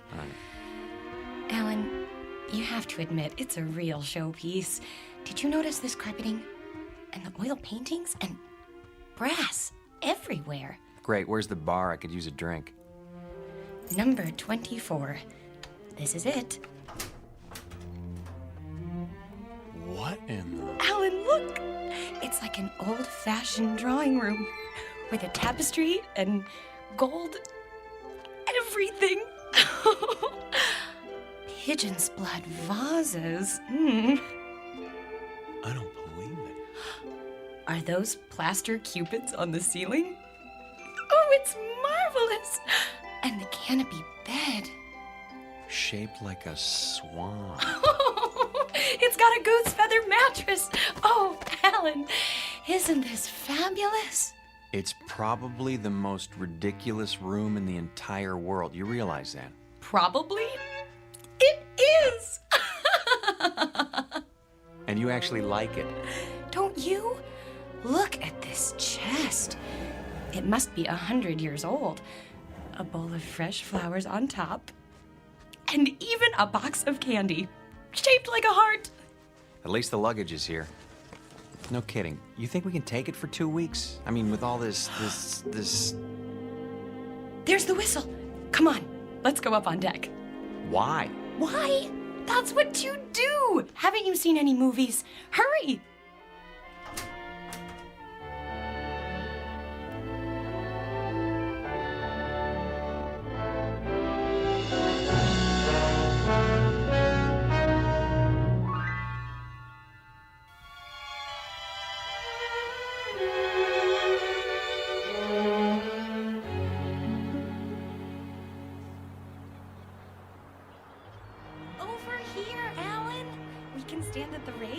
Those are the ones I mean, Burgess. Not the ones going with us. Yes, I tell you. Nonsense. Obviously a silly blunder. No, they have tickets. Calm yourself, Mackenzie. This needs to be settled at once. Very well. Here they come. Hello. Hello. How do you do? Oh, very well, thank you. Now then, no doubt you young people aren't aware that this is a rather, well, how shall I say, private sort of cruise, you see. Very tight. Dear me, yes, unquestionably a slip-up on the part of the, Look, mister, we're getting a little tired of this routine. Try to understand. There hasn't been any slip-up. This is our ship, and we are sailing to England on it. Her. What did I tell you? They're determined. This is bad news, very bad indeed. Oh, really? For you or for us? Don't argue with them, Alan. See here, please, this may seem odd to you, but we are actually trying to be of help. Yes, exactly so. You see, there are things you don't know about this ship. Yes. But what does that mean? Well, for example, it isn't common knowledge that... Burgess. No, Mackenzie. We've got to tell them. But... this vessel is over 50 years old. We knew that. Oh, but there are other things you couldn't possibly know, because you haven't had time to look. Such as? Well, she's falling apart everywhere. The deck chairs wouldn't support the weight of a baby. Yes, that's true. And the staircase is about to collapse at any moment. And the food, dreadful. It's positively poisonous. Ptomaine, you know. Yes. But the worst of it is the danger at sea. Those boilers, not to be trusted. They've been ready to burst for years. Oh, yes, for years. So you can see how impractical the whole idea is. There's just one thing. Yes? If it's such an awful, dangerous ship, what are you doing on it? What? Oh. Yeah, well, We're old. And eccentric. well, yes. Well, we're young and eccentric. We like impractical things, the challenge and all. Besides, we think it's an absolutely charming boat. Last warning. They'll be pulling away the gangplank at any moment. Look, you'll be quite bored. We never get bored. Do we, Alan? Nope, not at our age. You're sick, then. Yes, you'll get sick. No stabilizers. She rides like a washing machine, I can tell you. Sounds like fun. I think I've heard about enough. Wait. I have my checkbook. What's that for? I am prepared to pay you double the amount of your tickets. This is ridiculous. No, I want to hear it. Pay us to do what? If you will abandon your plans, I'm sure you'll find another booking, something more suitable. That's a very generous offer. Yes, very much more suitable. Alan, you're not considering it, are you? Well, what do you say? Not a chance. Triple the amount, then. Yes, triple. No. Very well. I am forced to extremes.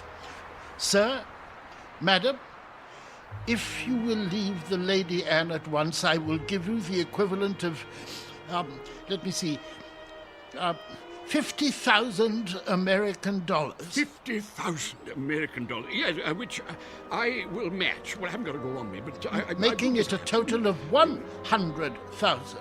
Yes, 100,000. Well. You're talking my language now, gentlemen. Alan! Let's say pounds sterling, shall we? In pounds? Or better yet, an even $250,000 U.S. currency will be fine.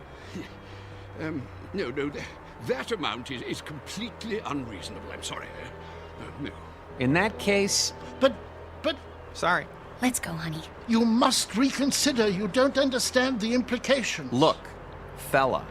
Ever since we picked this tub, people have been doing their best to discourage us. I don't know why, and I don't care. But if you're worried about brash Americans crashing your cozy little tea party... No, it isn't that at all. Forget it. From now on, leave us alone.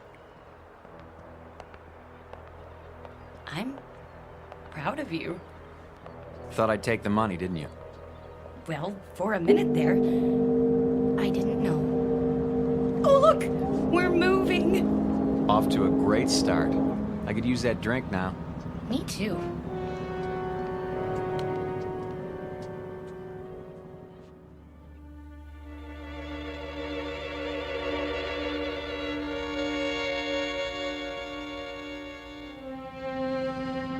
Too late. We did our best. We should have tried harder. But the funds he was demanding... highway robbery. Nevertheless, it was our duty. The duty of everyone on board. Who knows what the consequences will be? I fear we should have done whatever was necessary to keep them off this ship.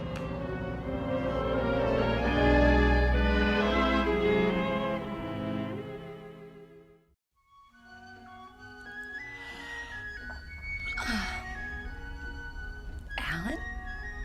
Yes? You're already dressed. Why are you up so early? It's almost 11.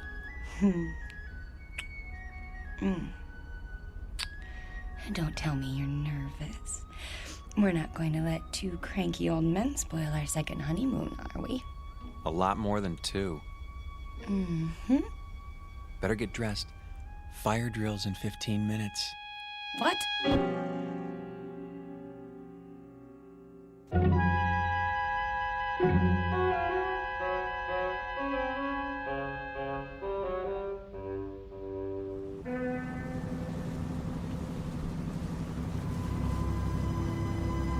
Honestly, you could at least tell me what this is all about. You act as if we're going to an execution. There. See for yourself. Look at all of them. And all wearing their life preservers. Oh no. Alan, some of them are even on crutches. And wheelchairs. Pretty hard to stand for inspection. Is that what they're doing? Apparently it's a safety requirement. Well, there was the Titanic. I picked up a few more names. The Mackenzies, of course, and Mr. Burgess. How could I forget? The one on the end is named Van Vlyman. Next to him is Mr. Bristow. Cooey! Hello there. Care to join us? Yes, do join us. Hello. In a moment, Mrs. Mackenzie. You don't suppose that everyone else on this ship is... Everyone. I checked this morning. The youngest person I saw was 70. Oh, but that's silly. It must just be the first class section. There aren't any other sections. The entire ship is first class. You mean they're all? Show some respect. This group alone represents several thousand years. All for fire drill practice. Remember, Eileen, getting there is half the fun. Chin up. Your life jackets. Oh, thank you. Now then, as soon as you're all ready... I think the straps go over your shoulders. Like this? That doesn't look right. Psst. Do you need help, dear? Good morning, Mrs. Mackenzie. As a matter of fact... You should put your arms through the hole. No. Let them learn for themselves, dear. I was just trying to make it easier. See you later, then. Yes. Do the best you can. We look like a couple of clowns at a funeral. Now then, in the event the balloon should go up, the alarm will sound. Proceed to the Imperial deck in a calm, orderly fashion and await further instructions. The groups will be divided in the following manner. Group A, Mr. and Mrs. Huntley Small, Mr. and Mrs. Mackenzie, and Mrs. Scott Aylesbury.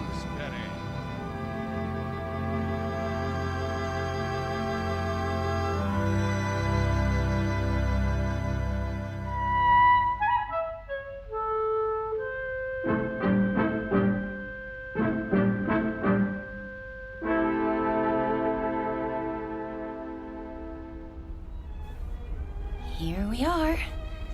The Imperial Lounge. Looks like we're in time for the noon orgy. Alan, I think it's elegant. Like a private club. That's the problem. We're not members. This isn't a ship. It's a floating rest home. Shh. You wish something from the bar? Do you suppose you could fix us up with 2 double martinis? Very dry? Yes, sir. Alan, I'm sorry. I didn't know it would be like this. But it doesn't matter that much, does it? We didn't want to mix with other people anyway. We wanted to... Stop saying we. If you'd listened to me, we'd be in London by now. And you'd be in a business meeting. Not necessarily. Yes. And it would be the same the next day and the next and... Oh, Alan, that's what this is all about. Don't you see? Your drinks. Thank you. Look, I know you've been unhappy, but do you think I enjoy working 28 hours a day? It comes down to the same thing, doesn't it? We never see each other. We never talk, or... I told you, after I close this deal, I'm going to start taking it easy. Which is what you said 2 years ago. You closed that deal, but it didn't make any difference. There were more deals. There'll always be more deals. Because that's all that matters to you now, isn't it? Bartender, another. Yes, ma'am. Try to control yourself. I have been controlling myself for 6 years, and I'm tired of it. I am tired of begging for little bits of your time. You're not interested in me anyway. You're interested in success. Fight your way to the top and then fight to stay there. Stop making a scene. Why? Does it take your mind off mergers and board meetings? No, it takes my mind off the fact that we're supposed to be on a trip together. Come off it, Alan. You're going to England on business. I happen to be along. That's all. Why? Because I insisted. If I hadn't, you'd have gone alone. Isn't that true? Admit it. I can't talk to you when you're like this. You made me like this. Because the truth is, you don't care anymore. I was stupid to think that a few days together would make a difference. You're a flaming success now. Alan Ransom, the financier. And I'm the nagging wife who doesn't understand. Eileen, please. What's the matter? Are you afraid they'll catch on? Don't worry. They think we're a happy couple, made for each other. Shut up. Yes, sir. Well, when this tub finally gets there, you can relax. Because I'll be leaving. That might be a good idea. Oh, it is. You'll have all those nice deals to keep you warm with no silly woman around. It should be marvelous. It will be. For now, I'll be on deck reading the Financial Times. Here's for the drinks.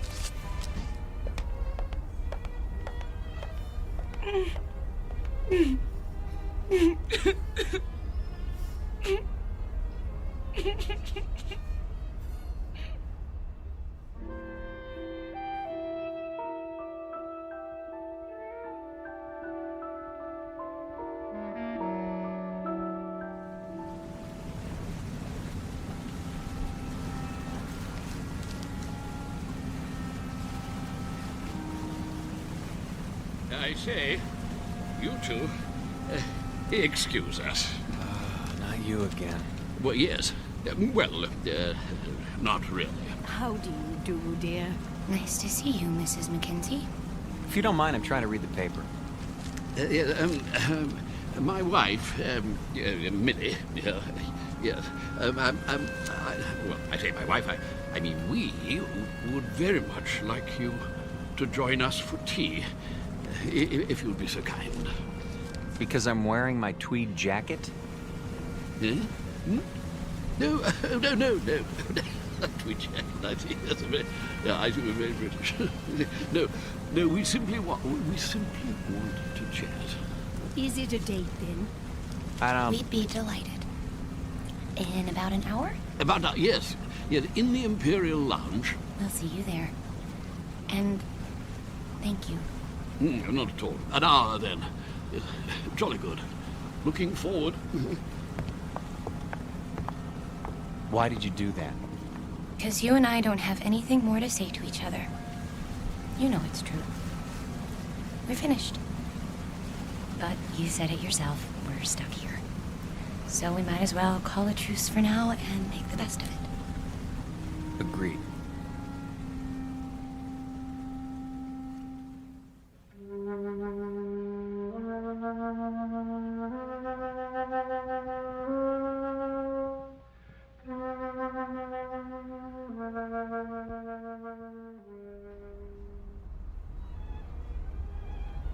Hello. Over here. Hello again. My dear. So glad you could make it. Charmed, I'm sure. Do sit down. Do sit down. Not at all. Nasty day. What? Now look. The reason for this meeting, apart from the pleasure of your company, is Go ahead, Toby. Yes, thank you. Millie, that's my wife, Millie pointed out that we've all been, something less than hospitable to you, if not rude. And so I expect I ought to apologize. And do you? Oh, yes, most sincerely. But you see, there is something more important. Good news, in fact.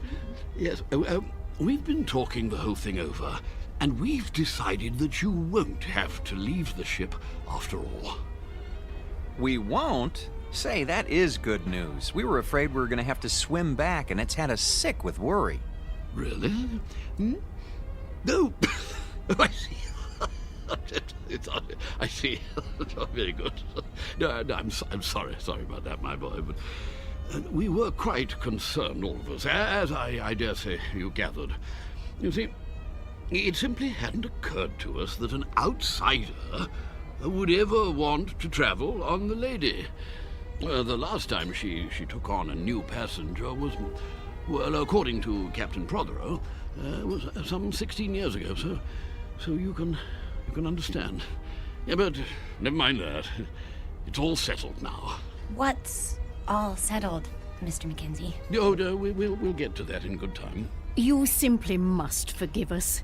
We can't have been very good company so far. Well, frankly. The point is, we spent a good many fine hours, Millie and I, my wife Millie, on this old, scow. And when we heard they were going to retire her, well, it seemed right somehow that we should join her on her last return voyage. Yeah, absolutely. And the same is true of the others. Yeah, well, the other people. And that's what accounts for the number of senior parties aboard. We didn't understand. No. And you still don't, really. More tea? It's quite bracing. Yeah, I'll let go. Yes, one thing that hasn't changed. Yes, tea is still the best in the world. What about the others, Mr. Mackenzie? What, the others? Oh, yeah, yes, like us, as I said. Sentiment, you know. Of course they know, Toby. Why else would they have chosen the Lady Anne? Yes, that's true. Our story isn't so different, I guess. My husband and I had never really been alone in 6 years. Excuse me. I'm going to get us a drink. Scotch all around? Oh, yeah, well, splendid. Thank you. He's embarrassed, isn't he? I seem to be doing that to him all the time now. You were saying the two of you hadn't been alone? Well, he's a busy man. You get wrapped up in things if you want to be the best, and I don't know. When I heard he was going on a business trip to England, I made him promise to take me. But that doesn't explain the Lady Anne. No. No, I suppose it doesn't. Mostly it was the time. More days together. And, well, it just seemed kind of special. Oh, my dear, the Lady Anne is special. Very special. More special, I should say, than either you or your husband could imagine. You see, this is the ship Toby and I sailed on when we were married, which would be 53 years ago. 52. Yeah, she was a splendid thing then. Yeah, the ship, I mean. No. Oh, Toby, really? I thought you told us it was an old rust bucket. Not it. She, yes. Oh, I should have been struck down by lightning for such a fearful lie. Mrs. Ransom, mark this. The Lady Anne was the finest ship that ever crossed the sea. Queen of the fleet, she was. Oh, yes, indeed. Is, Mackenzie, is. No other ship can touch her. Quite right. Sit down, Burgess. This is an old companion of mine, Ian Burgess, Mrs. Ransom. Ah, yes. Congratulations. I don't follow. I hear there's been a decision made in your favor. Not now. Nonsense. Quite a relief, I must say. What is? Why, what else? My good lady, you are in luck. How so? Well, haven't you told them? It's about you and your husband. It seems you won't have to die after all. Oh, I'm so sorry.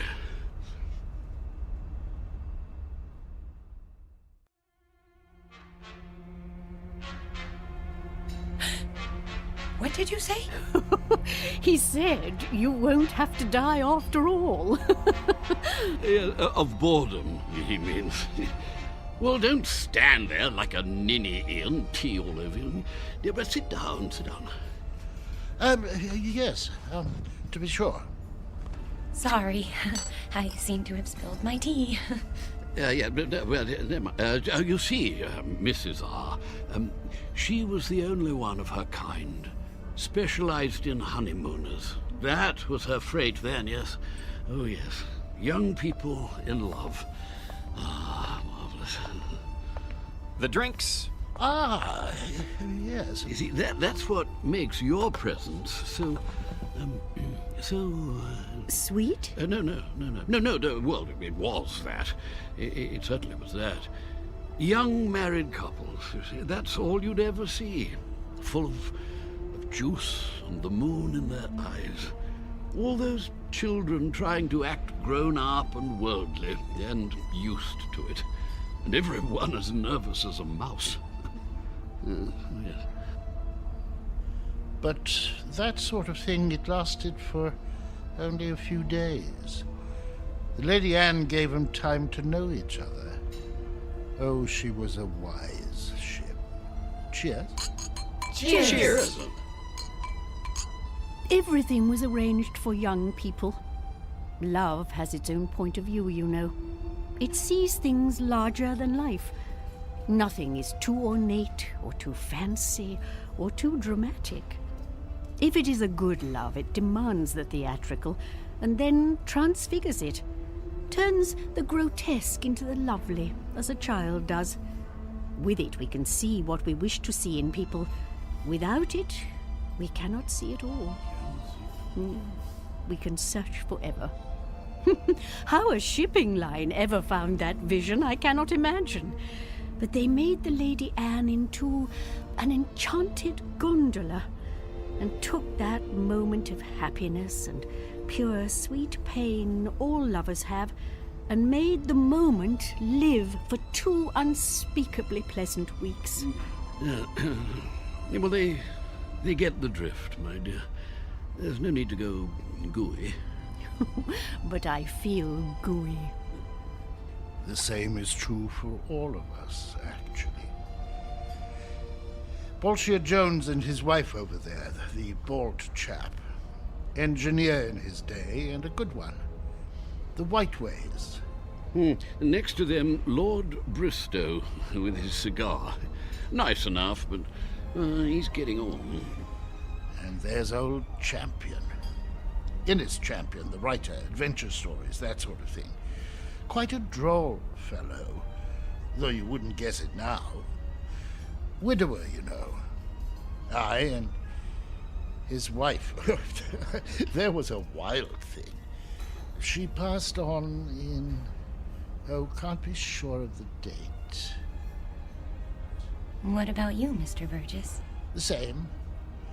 We'd planned this trip together, but... Have you a picture? In my breast pocket, over my heart. She's very beautiful. Ah.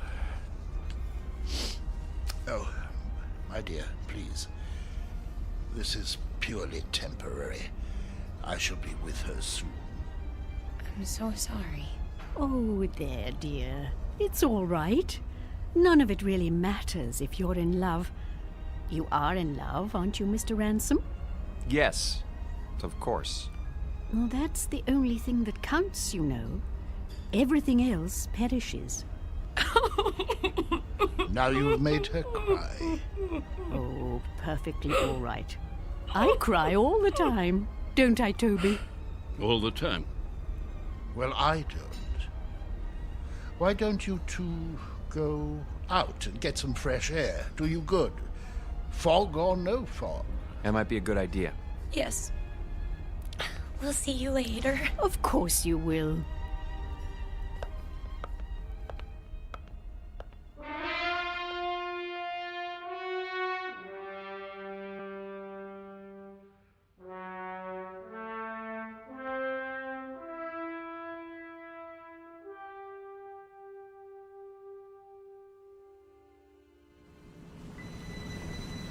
I think they're all very, very nice. What is going on? The sun. What about it? It's behind us. It was over there, and now it's... We're heading north. So we're heading north. We should be heading east. Blame it on me. Everything else is my fault. Why not this? There you go, starting again. I don't know what I'm doing here. Look at them down there playing shuffleboard. Or sitting, wrapped up in their blankets. Really, Eileen, this whole idea was ridiculous. Eileen? Eileen, where are you? Eileen? Eileen!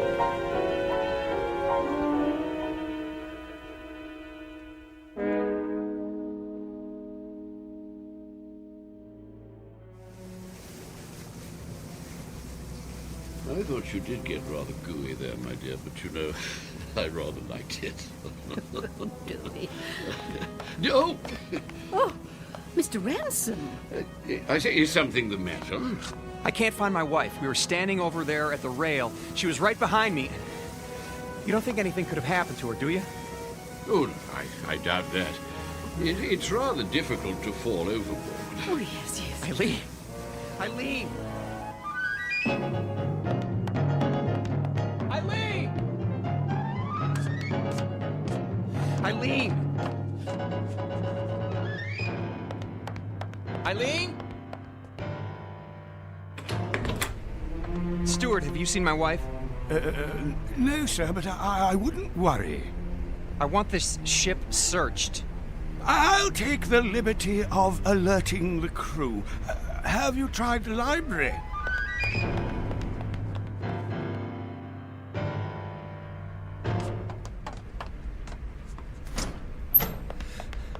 Eileen? Not here, sir. But she's got to be somewhere. Still looking, sir. Haven't you found her yet? Easy, sir. We'll let you know. Eileen? Eileen, where are you?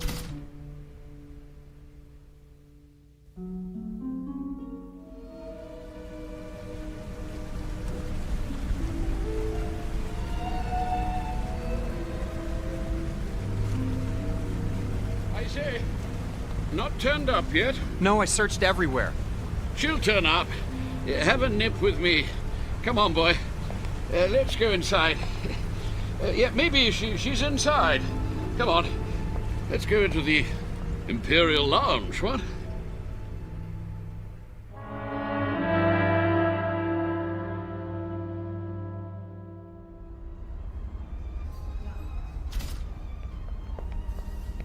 Two whiskeys.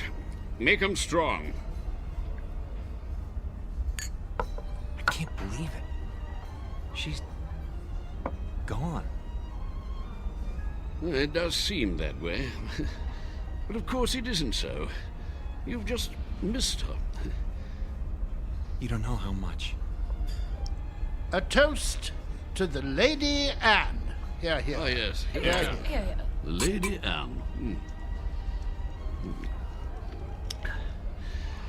Yes. It's a pity. What's going to happen? A crime. An evil, black-hearted crime. Easy, Burgess, easy. Easy? Gad, they want to scrap the lady. Outlived her usefulness. Nonsense. A little slow, perhaps. Speed. That's all that counts now. Why? What's the rush, eh, Ransom? I see your point. Freddie, another gin. That's the state of the world today. It's a plot, doubtless of communist origin. Who wound him up? Burgess, do sit down. Haven't you eyes, man? The Lady Anne was condemned because she represents a better way of life. She's grace and manners and tradition. She's the Empire. I say, somebody turn him off. Silence, Adicott. The beasts are at the gate, and we stand about like statues, with our medals gone to rust and our swords broken. Soon they'll reach up their hairy hands and pull the Queen down from her throne. Scrap the lady? They'll scrap the world. Poor chap. He'll feel better later at the party. Another drink, Mr. Ransom. Mr. Ransom?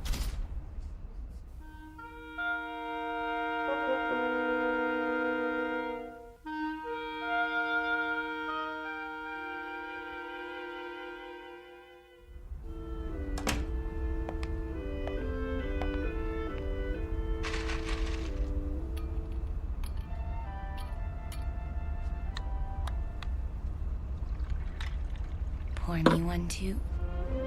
Honey, where have you been? I decided to take a nap on our swan bed. You mean you were here all the time? But I've been searching for you. I'm here. I've always been here. Oh, Eileen. Are you drunk? Maybe so, or maybe this is the first time in 6 years that I've been sober. What's that you're wearing? The nightgown? Oh, Mrs. Mackenzie gave it to me. She wore it on her honeymoon. It's beautiful. You're beautiful. This whole stupid world is beautiful. What happened to you? I don't know, but I'm going to try not to forget. I'm going to try very hard. Oh, Alan?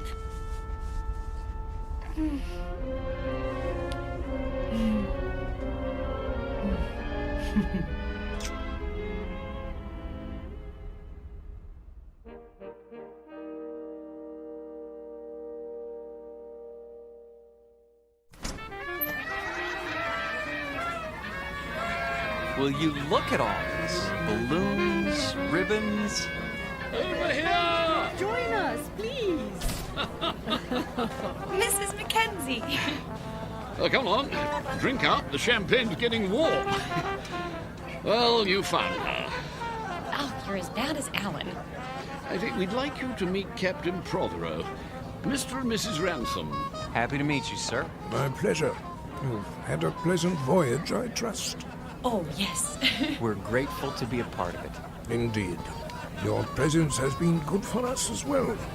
You packed your things? Shh. They don't know yet. Oh, well, I suppose it doesn't matter. Know what? Nothing important. If you'll excuse me, I have to make some preparations. Be back shortly. You look positively radiant, my dear. The Lady Anne has worked her magic on you. She... and you. All of you. I'd forgotten some things. How to relax. I was so busy, I lost sight of what's important. It won't happen again. I say, let's drink to that.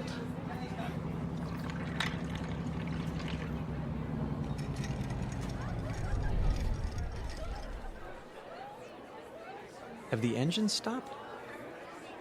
Oh, nothing to worry about. Cheers. Mr. Burgess, why are we having a party now? We're only partway there. You'll understand soon enough. Who needs a reason to party? Mrs. Ransom, may I have this dance? I have been waiting for someone to ask. Mrs. Mackenzie? I'm not very good, but... Oh, delighted, Mr. Ransom. Oh, splendid.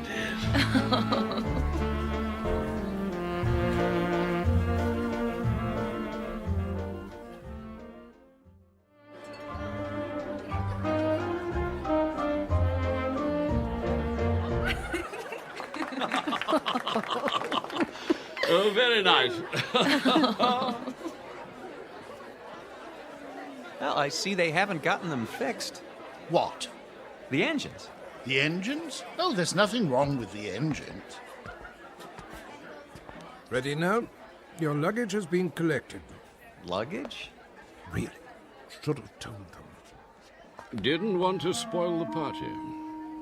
Excuse me, but what are you talking about? Why should our luggage be moved? Because, my friends, we're putting you off the ship.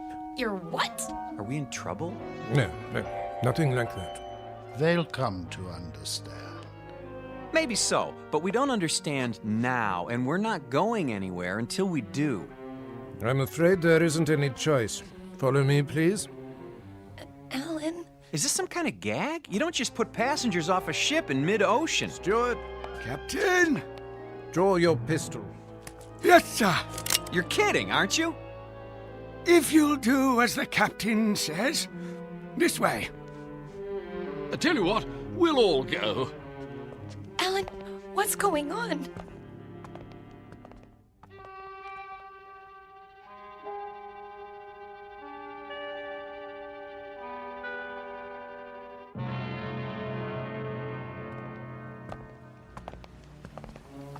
You can't be serious. There's nothing to worry about, my boy. Your exact position has been radioed. Even now, help is on the way. Alan, I'm not kidding. Captain, this is outrageous. Your luggage is in the boat. Flowers, a tin of biscuits. Champagne? I thought of that. The lifeboat sends out a signal so you'll be picked up straight away. Everything you need, really. Except a reason. It's time we were off. Into the boat with you. No, please, But why? Is it something we've done? Not a bit of it. Then tell us. You can't do this without a reason. Cause, my boy, you can't go with us. Not yet. Yes, come along. Not where we're going. No. Step carefully, please. We liked you people. We thought you liked us. They do, Alan. Don't you see? They do. Lower it away. Don't forget the blankets. Alan, look. Everyone's at the rail. Goodbye. Bye. Goodbye. I say, what are those papers, dear? They're your letters, Toby. Don't you remember, dear? I've kept them for so long. You're throwing them overboard. They deserve a proper burial at sea. I won't be needing them now, will I? No, dear. Not anymore. Listen, the engines are starting again. They're moving. So are we.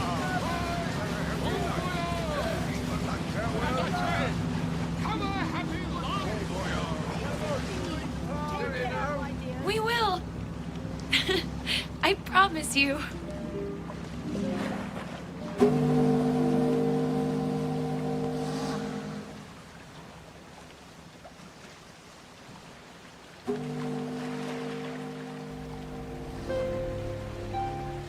Here's a blanket.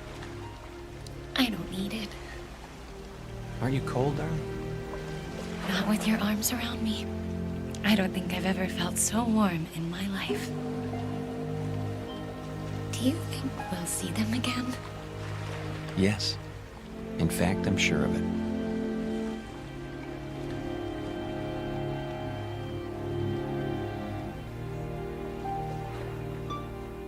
Lady Anne never reached port.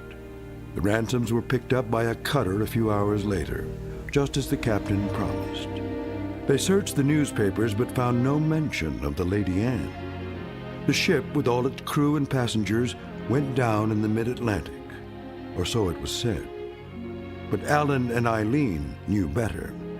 They knew it had sailed on to a better port, its final destination on a distant shore called the Twilight Zone.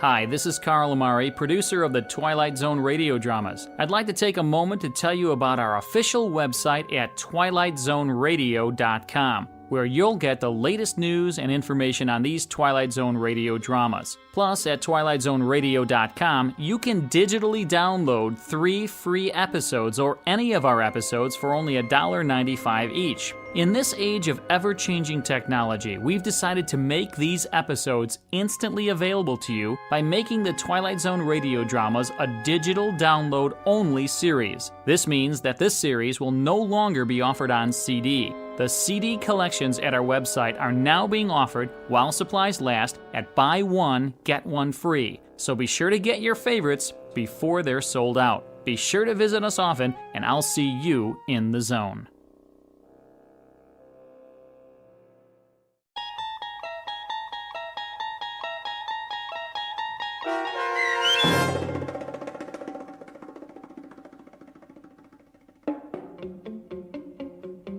Passage on the Lady Anne, starring Martin Jarvis and Rosalind Ayres, with Stacy Keach as your narrator, was adapted for radio by Dennis Etchison and written for The Twilight Zone by Charles Beaumont. Heard in the cast were David Pasquesi, Anne Somerville, Jim McCants, Joby Cerny, Eleanor Weingart, Martin Astrop, and Nick Ruddle. The producers of The Twilight Zone wish to thank CBS Enterprises and the Rod Serling Estate for making this series possible. This copyrighted radio series is produced and directed by Carl Amari and Joby Cerny for Falcon Picture Group. Sound design and custom Foley effects for The Twilight Zone by Cerny American creatives Bob Benson, Craig Lee, Matt Sorrow, Tim Cerny, and Todd Beyer. To learn more about The Twilight Zone radio dramas and to contact us, visit our official website at twilightzoneradio.com. This is Doug James speaking.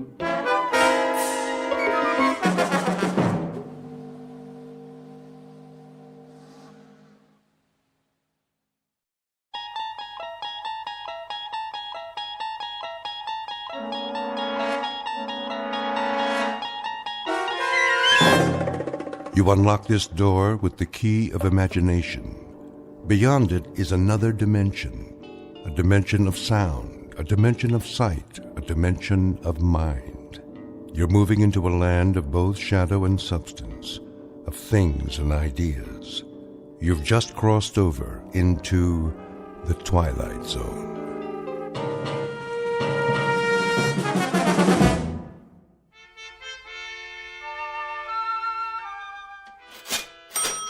You're quite sure this is a genuine Tiffany? Quite. The provenance dates back to 1922. Very well, then. Kindly have it delivered. Of course, madam. Will that be cash or charge? Put it on my account. Very good. I can deliver it to your home by, let me see, Thursday at the latest. But I simply must have it tonight. I've invited the girls over for bridge. The girls. I see. Oh, Robert. Yeah? See that Mrs. Gunt receives her lamp this afternoon. You mean today? Carried by hand to her front door. The servants' entrance, if you please. By all means. Ubermeyer's is proud to be of service. If there's anything else we can provide, don't hesitate to... That will be all. Very good, ma'am. Want me to go over there right away? Not yet, Andrew. First finish unpacking the new shipment. Quickly, before the next customer walks in. Yes, sir.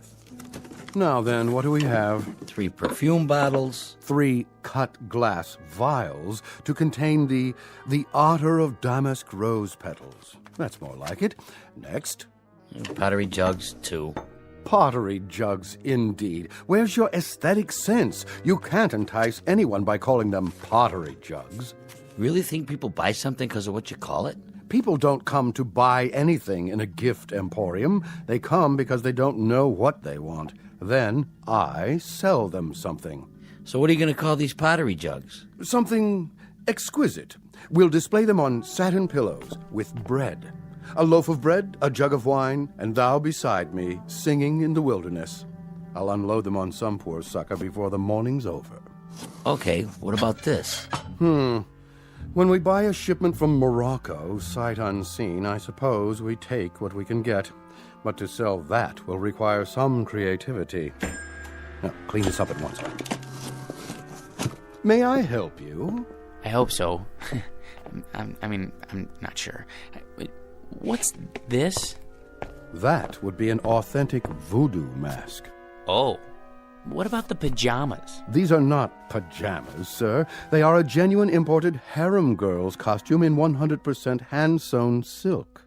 Well, I don't know. It has to be something special. Very special. Suppose you describe the occasion and leave it to me. A personal gift? Not too personal. See, there's this girl in my office. Ah, a young lady. She's like a goddess. I wouldn't want her to think that I was implying, Of course not, sir. I understand. But for a beautiful young lady, what is her occupation, may I ask? She's a secretary. Oh. I have it. Something for her desk. She's already got a computer and a lot of pencils. Something to remind her of you throughout the day. Subliminally, shall we say. Now, as to price, would $100 be too extravagant? 100? But of course she mustn't feel bought. Romanced is more like it. Aha! Perfect. What is? It's ideal. Romantic, but subtle. Not forward. No, no. You mean this old? This magnificent antique. Truly distinguished. Fit for a goddess. I can't make up my mind. A perpetual reminder of your taste, your flair for romance. Fill this with fresh flowers, and she won't be able to pluck you from her thoughts. Between 9 and 5, at least. After that, it's up to you. It's kind of tarnished, isn't it? That's not tarnish, sir. It's a patina. A testament to its authenticity. And only a mere $20. Well, that is more reasonable, I guess. Put this in a gift box, will you, Robert? For a most discriminating gentleman. Sure thing. Thank you, sir, for making such a wise choice. I hope you'll allow us to serve you again when it's time for the engagement. Don't mention it. Cash, I presume.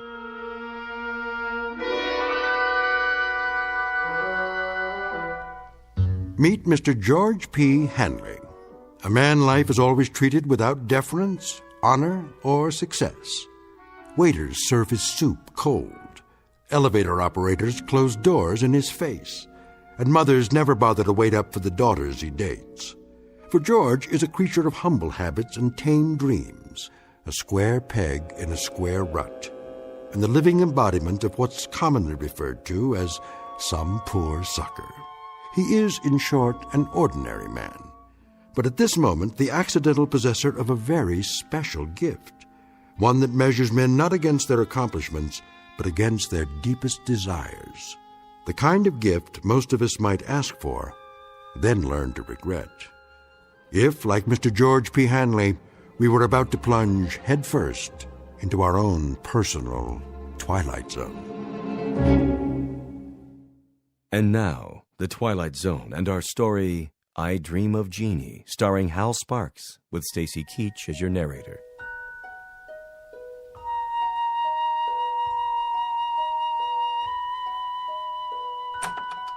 Good. Everybody's still at lunch. I'll just leave this on Anne's desk. No card. She'll just figure out who it's from, right by her keyboard. No, a little to the side. Oh, maybe on her chair. No. Oops. Better put this away for now. Where? In my drawer.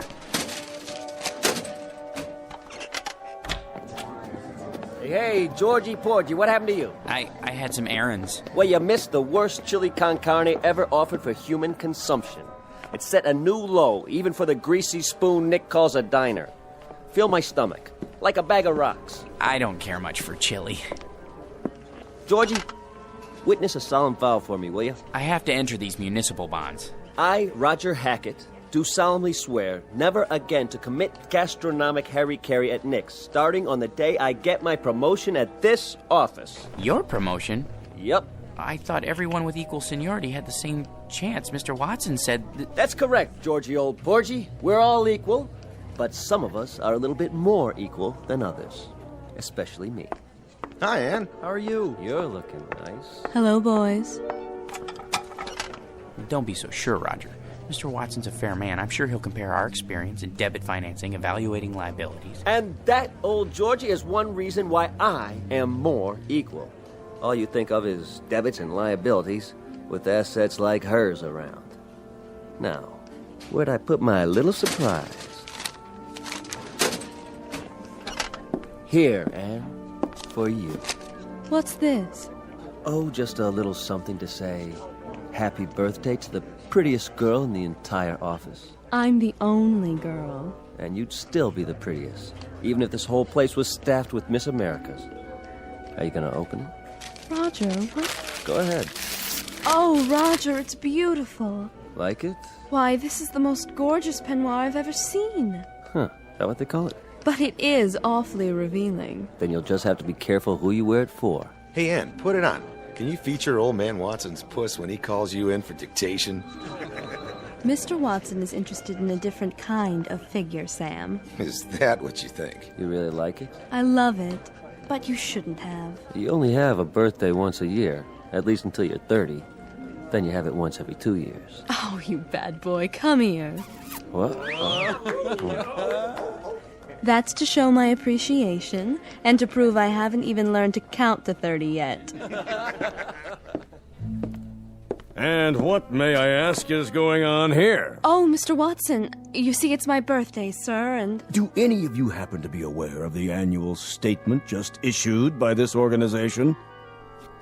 No one?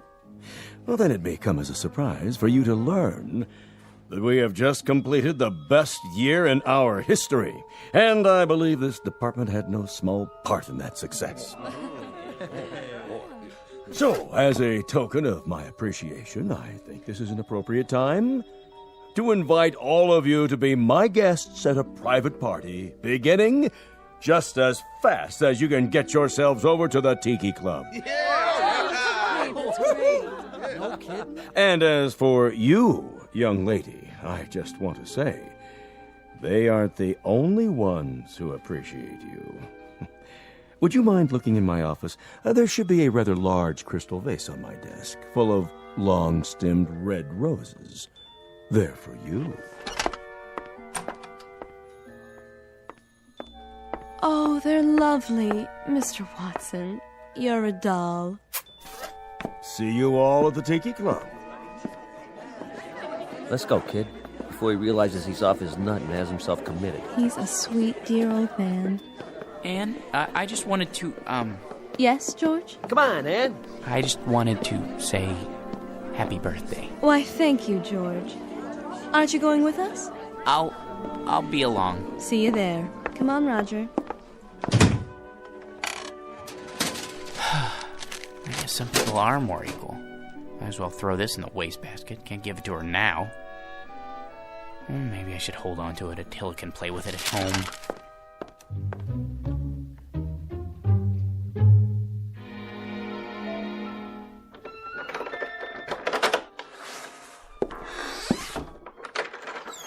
Hello, boy. Have a good day. Yeah, mine was lousy, too.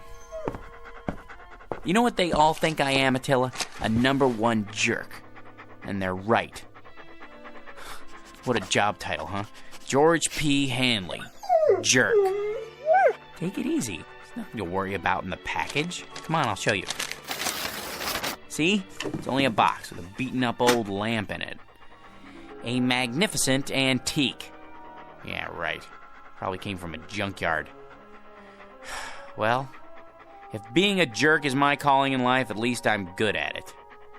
Look, it's so tarnished it's almost black. That's telling him. Well, let's clean it up and see what it looks like. I'll just use my necktie. It needs to be dry cleaned anyway. What in the... Easy, Attila.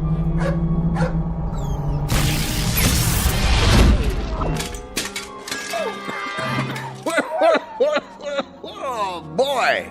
Some special effects, huh? That smoke's hard on the old mucous membranes. You wouldn't have some Visine on you, would you, buddy? Who are you? Who am I? You were expecting Rex Ingram. I'm the genie of the lamp, that's who.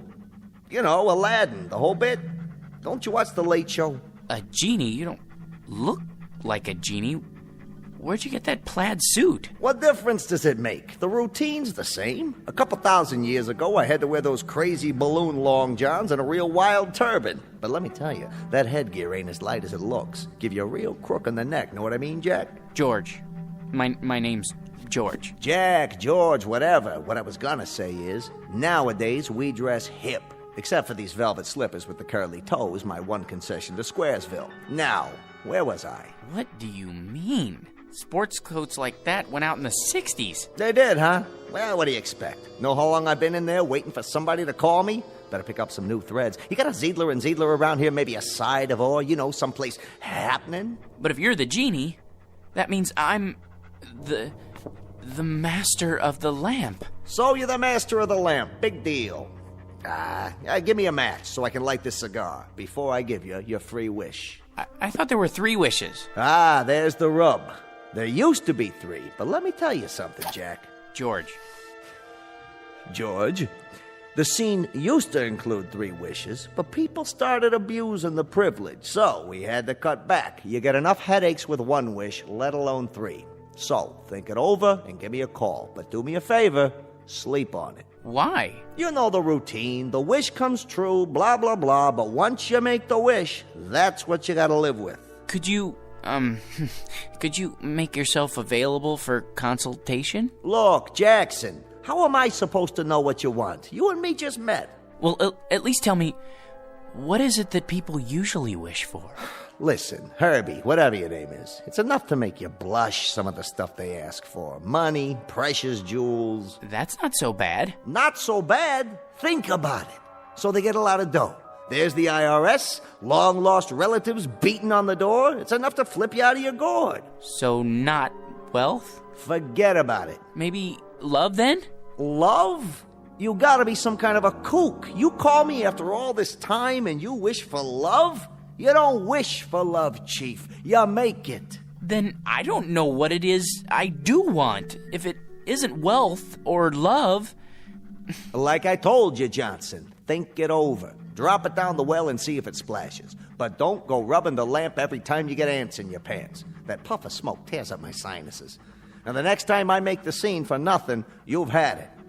Now hold on to this cigar for me. It's too close to smoke in there. No cross-ventilation, know what I mean? No, but I can imagine. Till we meet again, Bubby. Like later. If it's all the same to you, make it much later. But just once, I'd like someone to amplify.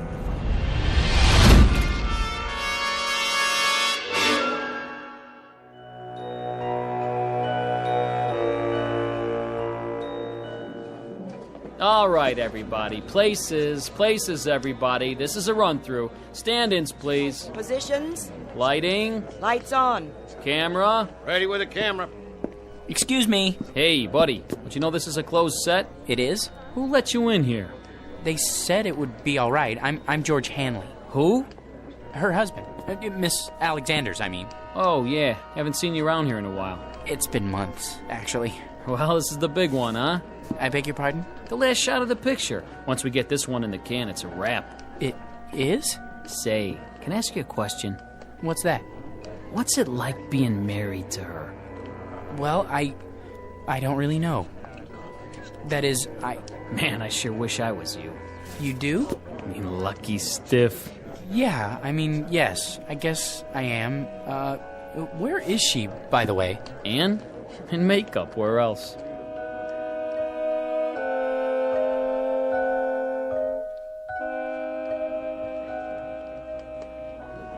There. Here's the mirror, Miss Alexander. Well? I suppose it'll have to do. I blended the MAC lip gloss with the NARS shadow for an ultra-moist look. Isn't it ravishing? Can't you do something with this hair? My bangs are drooping. Certainly, Miss Alexander. Where's my blow dryer? Ready on the set, Anne? Yes. That'll have to do, Skippy. There. Perfection. Leave us, please. Of course, Miss Alexander. Which scene is this? Well, this is your entrance into the city on the shoulders of Nubian slaves. Just as a close-up where you wink. What's my motivation? Oh, to rule, my dear, with him at your side. Got it? Just remember, you love this guy so much, your guts do a loop-de-loop every time he creeps up on you. He's big. He's manly. He wears a leather skirt. Well, tell him to oil it, will you? He screws up my lines every time he moves. Not a problem. Props! Get me some WD-40 now! Anne? Darling! Hello, dear. My, you look lovely. Good enough to kiss. Not now, Georgie. You'll smear my lipstick. This is the final scene, isn't it? It's been such a long grind. It sure has. They said you could take a few weeks off, but that was 6 months ago. We can still take our honeymoon. That is, if you want to. Do I? Careful with the hair, Georgie. Sorry. They don't pay me to look ugly, sweetiekins. Besides, anticipation is the real joy. Isn't that what they say? They haven't been waiting for 6 months to take the most beautiful woman in the world on her honeymoon. Places, people. This one's for real. It won't be much longer, I promise. Just think. No more crawling into bed with a script so you can study your lines half the night. After today, no more getting up at 4:30 in the morning to go to the studio, and when we get home, you can take a nice hot bath, maybe even let me wash your back. And then first thing tomorrow, we leave on our cruise. But darling, have you forgotten? Forgotten what? The wrap party, here on the set. There will be 1 million photographers. There's no point in going home. Not tonight. Not tonight, huh? Sure, Anne, I understand.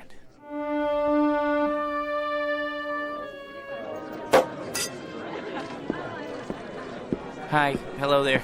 No champagne, thank you. Excuse me, has anyone seen... George boy! Hiya, Mr. Watson. Call me Eli. Hey, listen, George, I want to talk to you.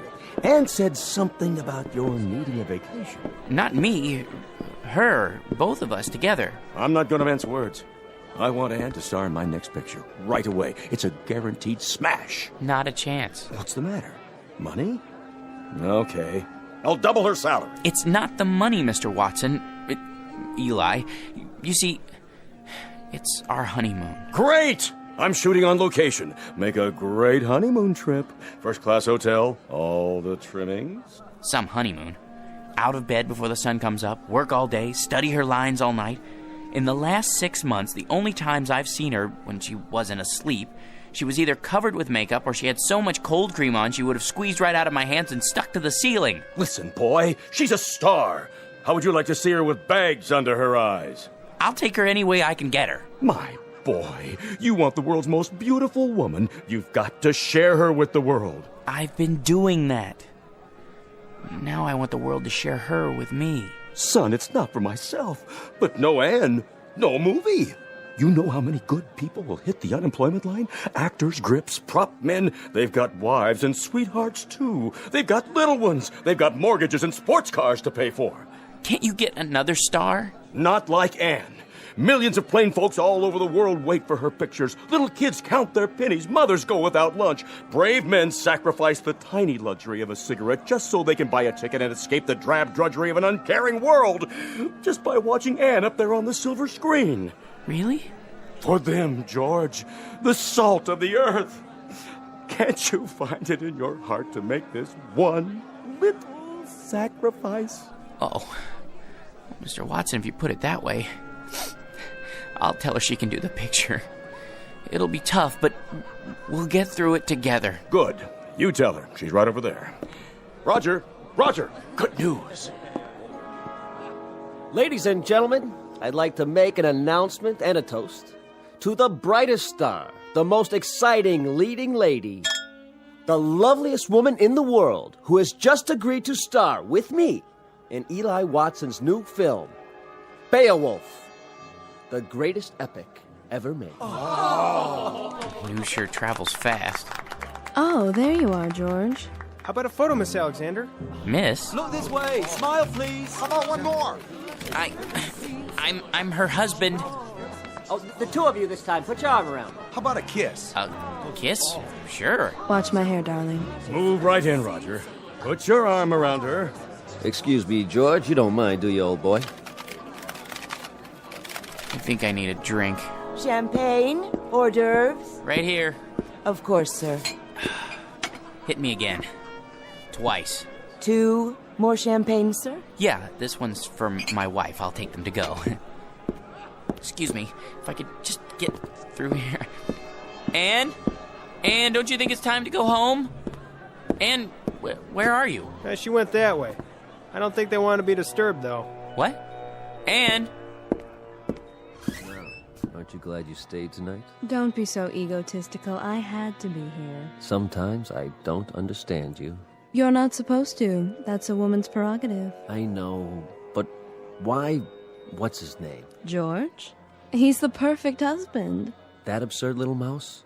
Why do you keep him around? A handy excuse when I need one, and when I don't, no problem. I'll spoil your makeup. Oh, who cares?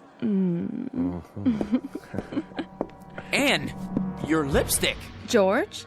Are you still here? Sorry, old boy. Just congratulating my co-star. I think we'd better be going. You go ahead. You should be home anyway to feed Attila. Attila? Yes, George, and he needs his walkies. Do be a dear. You want me to go home because of Attila? Be a good boy and run along. Roger will drive me home later. Won't you, Roger? With pleasure. But Attila's a dog. Aren't I more important to you than Attila? I mean, Attila? Attila? What? What? Attila, is that you? Oh, phew. What a dream. Oh, boy. Yeah. You know something, Attila? That's the trouble with a guy like me. Having something I want that much only means that it hurt that much more when I lose it. If I had a wife like that, well, I would lose her. Might as well face it. You still love me, don't you? Thanks, boy. Well, at least this makes the choice a little easier. Now I've only got to choose between the two other things I've always wanted. Money and power.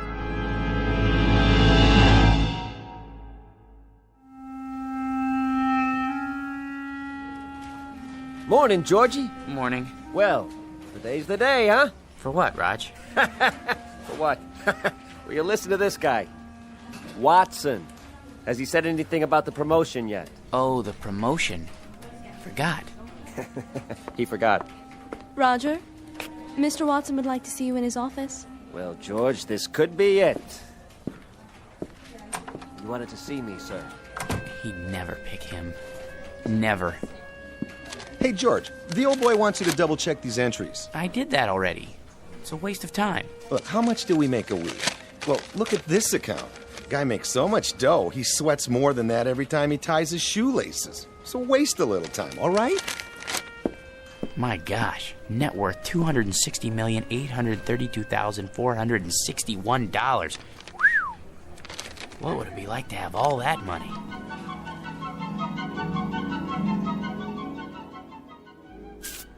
Here we are, sir. The George P. Hanley building. Thank you, Roger. Will you be wanting me for lunch, sir? I can't say. Wait just in case. Of course, sir. Not now, Attila. I've no time to play. Sorry, Mr. Hanley. I couldn't hold him. Take him over to 21. Have the chef pick him out a nice prime rib. Not too fatty. Yes, sir. Then trot him around the block a few times. Keep up the pace. Right away. Here, boy.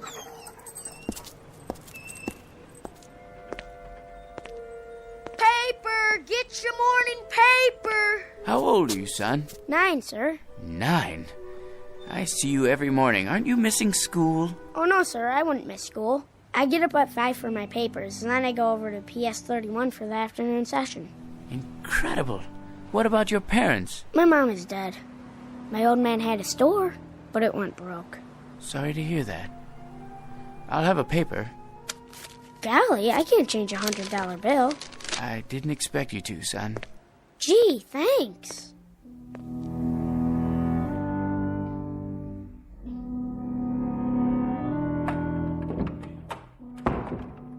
Good morning, sir. AT&T's up 7 points in the morning ticker. Glad to see you back. Thank you, Miss Alexander. How was the Riviera? Oh, all right, I guess. Kind of like a suburban tract with castles. I see. Well, sir, shall I send in your first appointment? Might as well get started. Mr. Hanley will see you now. Watson, what are you doing here? Begging again, I'm afraid. These days, a college president has to worry more about salesmanship than scholarship. Then you came to the right place. Hanley, you've already done more for your alma mater than we have a right to ask. How much? Just enough to start the ball rolling for the alumni. Don't be coy, sir. Give me an amount. Altogether, $10 million. If you could possibly start us off with, say, $1 or $200,000. Done. You're a generous man, GP, but you've made a mistake. This is the entire sum. Don't worry. It's deductible. Besides, I want you to have it. Well, so would others, GP. Thousands of alumni, not as successful as you. Giving, sharing the burden and the satisfaction. It's the cement which binds them to our institution. I only wanted to help. I can't accept this. Send me a check for, a few $100,000. Very kind of you. Don't mention it. Miss Alexander will show you out. Oh, nonsense. I know the way by heart. Send in the next one. Right away, sir. Hello, Masters. Well, Mr. Hanley, ready to add to the old empire? I suppose so. I brought along a few new catalogs. I thought I already owned one of everything ever made. Can't keep up with Yankee productivity. We have to buckle down and do some serious spending.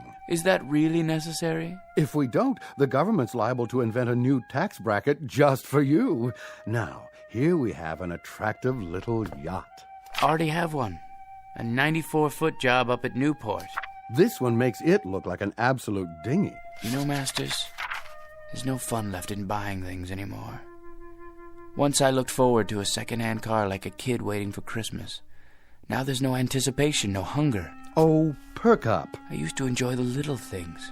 An ice cream cone, a ball game, going out for a walk in the park. Now people run up and ask if I'm going to subdivide it. No, I've had it. Sir, that's un-American. Think of all the men living on blue sky and a prayer who depend on you for their daily commissions.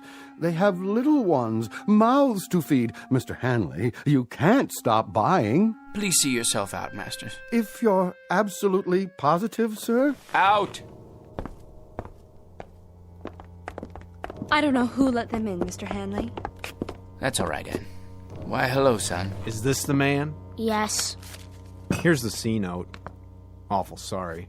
What else did he lift? I don't know what you're talking about. I told you, Pop. He gave it to me. You gave my boy a $100 bill? He's a fine lad. Listen, you fathead. Know where I found him?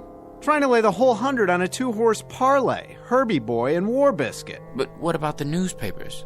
5 o'clock in the morning. How can I teach the kid the value of $1 if you toss C-notes around like they grow on trees? I was only trying to help. If I ever catch you giving dough like that to my kid again, I'll bust you right in the chops. Millions or no millions. You're a man of integrity, sir. I congratulate you. Congratulate you. Congratulate me. George, I said congratulate. Congratulate? You're looking at the new head bookkeeper. Hey, way to go, Raj. Speech. Thank you. But the first thing I want to tell you guys is I intend to keep my vow. From now on, no more lousy lunches at Nick's. Can't believe it. He wasn't even a good chauffeur.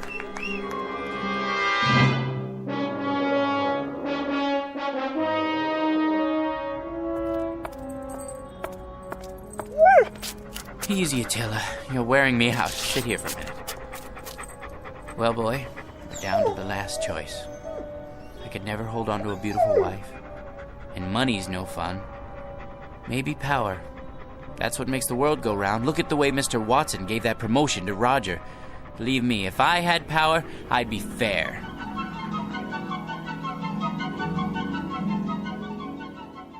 Here, sir. This copy and this. Just your initials on that page. Mr. President, you can't sign any more bills today. You're exhausted. Watson, the people elected me. They placed their individual destinies in my humble hands. I can't betray them. In that case, they're getting the best in leadership. The very best. Sir, the congressman is waiting. Send him in. Mr. President, this pension legislation will tear the party in two. If you let it come to the floor, I, for one, won't get a single vote in November from anyone over the age of 10. Check with the majority leader. See if he can kill it in committee. Yes, sir. Right away. Yes? The situation in Asia is fraught with tension, Mr. President. We're not getting enough intelligence down there. Have the CIA prepare a full study. Your appointment schedule, Mr. President. Thank you, Sam. Move the press conference to after lunch. I need a haircut. For the UN speech, have someone whip up a draft. Tell him I need jokes. Yes, sir. Who are Sonny and Mickey? Those scrub scouts who wrote the letter about citizenship. You asked to be reminded when they arrived in the capital. I know there's no time. Make time. The boys and I can get haircuts together. Pass this on to the Secretary of Defense and mark it expedite. Save this for the Economics Advisory Council. Top priority. On the double, sir. Decisions, eh, Attila?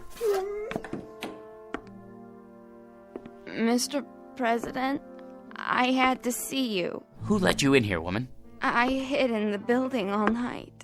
Don't send me away. I'm down on my knees. Kindly get up. How can I help you? It's my grandson. He's just a boy of 18. He fell asleep on guard duty, and they said it was treason. They're going to hang him. Easy, ma'am. He's in the service? Special duty at a missile base.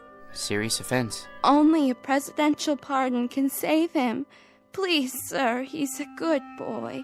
Just a little tired. It could happen to anyone. Indeed, it could. Then you'll do it?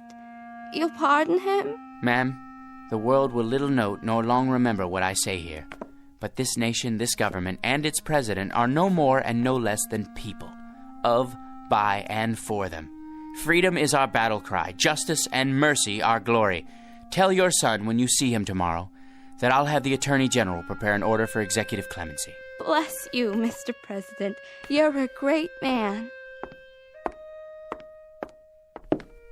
Here, Attila. Up on my lap. You know, I think we found our niche. Who said power was hard to handle? All you have to know is how to use it, right, boy? It couldn't wait, Mr. President. What couldn't wait, General Hackett? It's the hotline. Red alert. Red? You mean the missiles? Yes, sir. They're on their way. What do we do? The decision is up to you, sir. The world's about to go up in one big poof. What do you say? Counterattack? How about a staff study? It's too late. Call in the Secretary of Defense. No time. You have 10 seconds, sir. It's up to you. I can't. Let someone else decide. I don't want to decide. Not me. Not me. Not me. Not me. No, not me. Not... Yeah, you, Mac. You and your mutt, get off my stoop. Oh. I must have dozed off. Come on, dog. Let's go home. Well, Attila, we've got a magic lamp waiting for us back at the apartment. Anything I want, just for the asking, and I can't even figure out what to wish for. I never even thought it through until now. You know something? No matter what I wish for, it won't change a thing. I'll still be me, George P. Hanley. Vocation, jerk. What's that quote? The fault, dear Attila, is not in our stars, but in ourselves. Ourselves, huh? That's it. Come on, Attila. We're gonna show that bored old genie a thing or two. We're gonna wish for something original.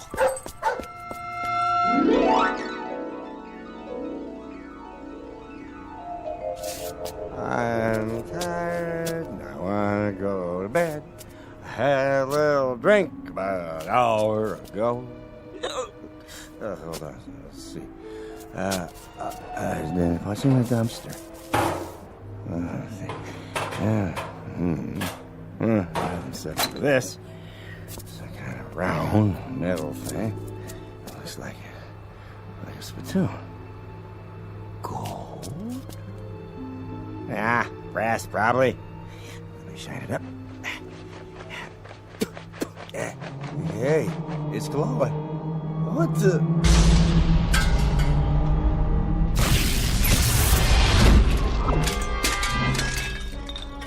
Yes, master? Hey, where'd you get the funny pajamas and the headpiece? They're traditional. I am the genie of the lamp. Your wish is my command. When you have made your wish, you must return the lamp to this alley so that others may find it. Keep your turban on straight, Attila. Now then, as I was saying, I am at your service, sir.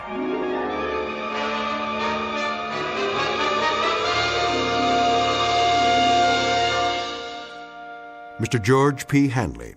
Former vocation, jerk. Present vocation, genie. Once a most ordinary man, treated without deference, honor, or respect. But a man finally wise enough to decide on a most extraordinary wish that makes him the contented, permanent master of his very own Twilight Zone.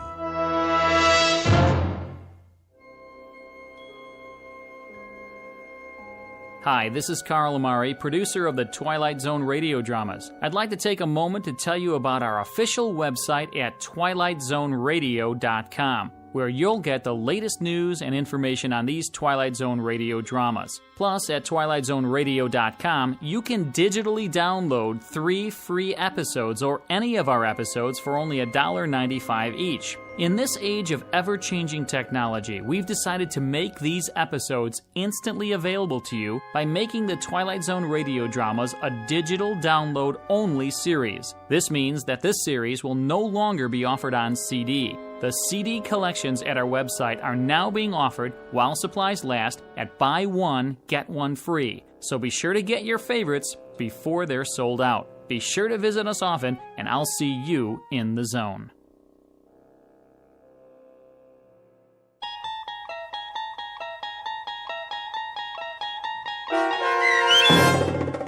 I Dream of Genie, starring Hal Sparks with Stacy Keach as your narrator, was adapted for radio by Dennis Etchison and written for The Twilight Zone by John Furia Jr. Heard in the cast were Christian Stolte, Lisa Joyce, Steve Key, Doug James, Richard Hensel, Derek Purcell, Brooke Reed, Linda Ryder, Charlie Kummerer, Bill Kummerer, Vince Amari, Roger Wolski, and Carl Amari. To learn more about the Twilight Zone radio dramas and to obtain audio cassettes and CDs of these programs, visit our website at twilightzoneradio.com. The producers of The Twilight Zone wish to thank CBS Enterprises, Carol Serling, Dennis Etchison, Dick Brescia Associates, Claire Simon Casting, Terry Jennings, XM Satellite Radio, Sirius Satellite Radio, our sponsors, and our radio affiliates for helping make this series possible. This copyrighted radio series is produced and directed by Carl Amari and Jason Mallow for Falcon Picture Group. Doug James speaking.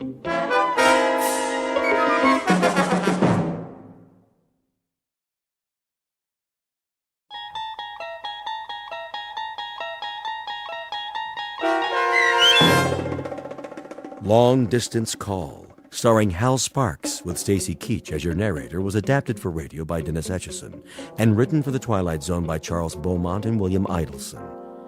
Heard in the cast were C.J. Amari, Fernette Lebo, Rosalind Alexander, Nick Sandys, Jeff Lupetin, Laura Russell, Kurt Nabig, Christina Verba, Doug James, Karen Olson, and Amber Lake. This copyrighted radio series is produced and directed by Carl Amari and Jason Mallow for Falcon Picture Group. Doug James speaking.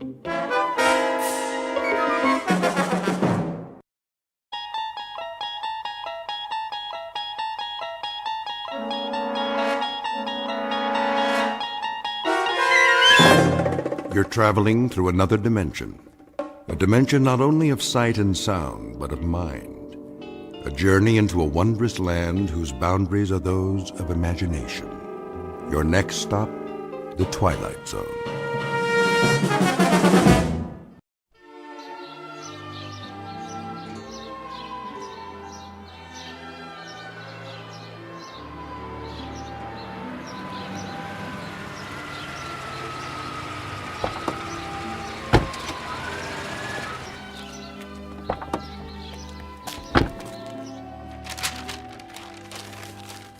There.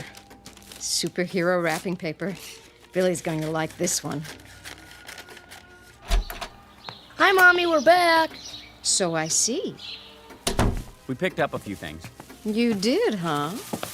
Grandma! Don't bother your grandmother, Billy. She's resting. I want to see her. She'll come downstairs for the party. When? In a little while. I'll call you when it's time. Why don't you go play for now? Just on the patio, though. Okay, Pumpkin? Okay. How is she? Okay, I guess. She didn't want any lunch. The doctor said he'd try to stop by. Maybe we should cancel the party. No, it'll cheer her up. You know how much she loves Billy. But the excitement... She wouldn't want it any other way. Well, we'll make sure it doesn't take very long. I'll go up and see how she's doing. Oh, and there's something in the bag for Billy. Mother asked me to get it. If you have a chance, maybe you could... I'll wrap it up. Thanks, Sil. I'll be back in a minute. Take your time, honey. But I think she's asleep.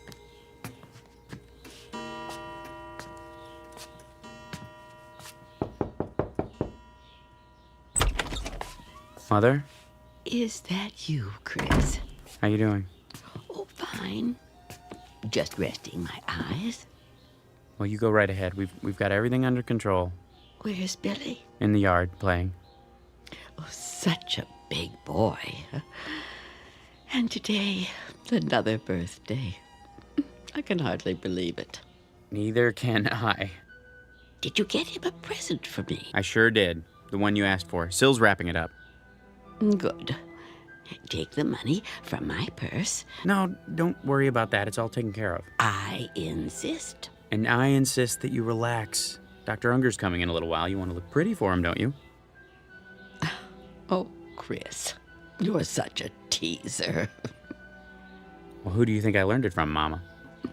Just like Billy. He's so much like you, in so many ways. Oh, I don't know about that. He's got Sylvia's nose and mouth. And your eyes. When I look into those eyes, I see you at that age. I don't know where he gets so much energy. From his daddy, of course. Now, hold on. I was the quiet type. Oh, you were a ball of fire. Running this way and that, full of curiosity. I find that hard to believe. But it's true. Billy's the spitting image of you. If you say so, Mother. Take your nap now. Can I get you anything? Nothing at all. Just remember to call me when it's time for Billy's party. He can come upstairs if you like. Oh, nonsense. I wouldn't miss it for the world. All right, Mother, you win. Just don't try to walk on your own. I'll let you know when it's time. You do that, dear. Tell Billy I'll be there. I will. Now get some rest.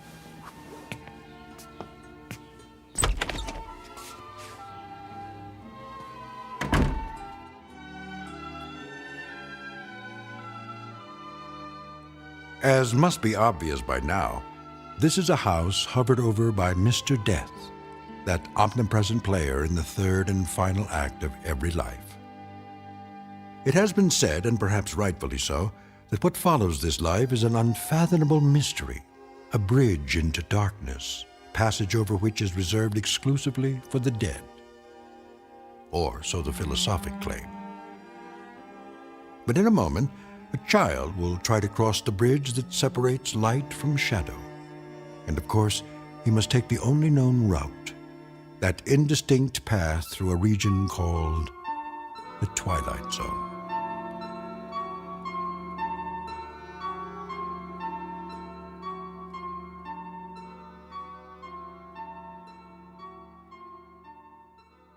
And now, The Twilight Zone and our story, Long Distance Call, starring Hal Sparks, with Stacy Keach as your narrator.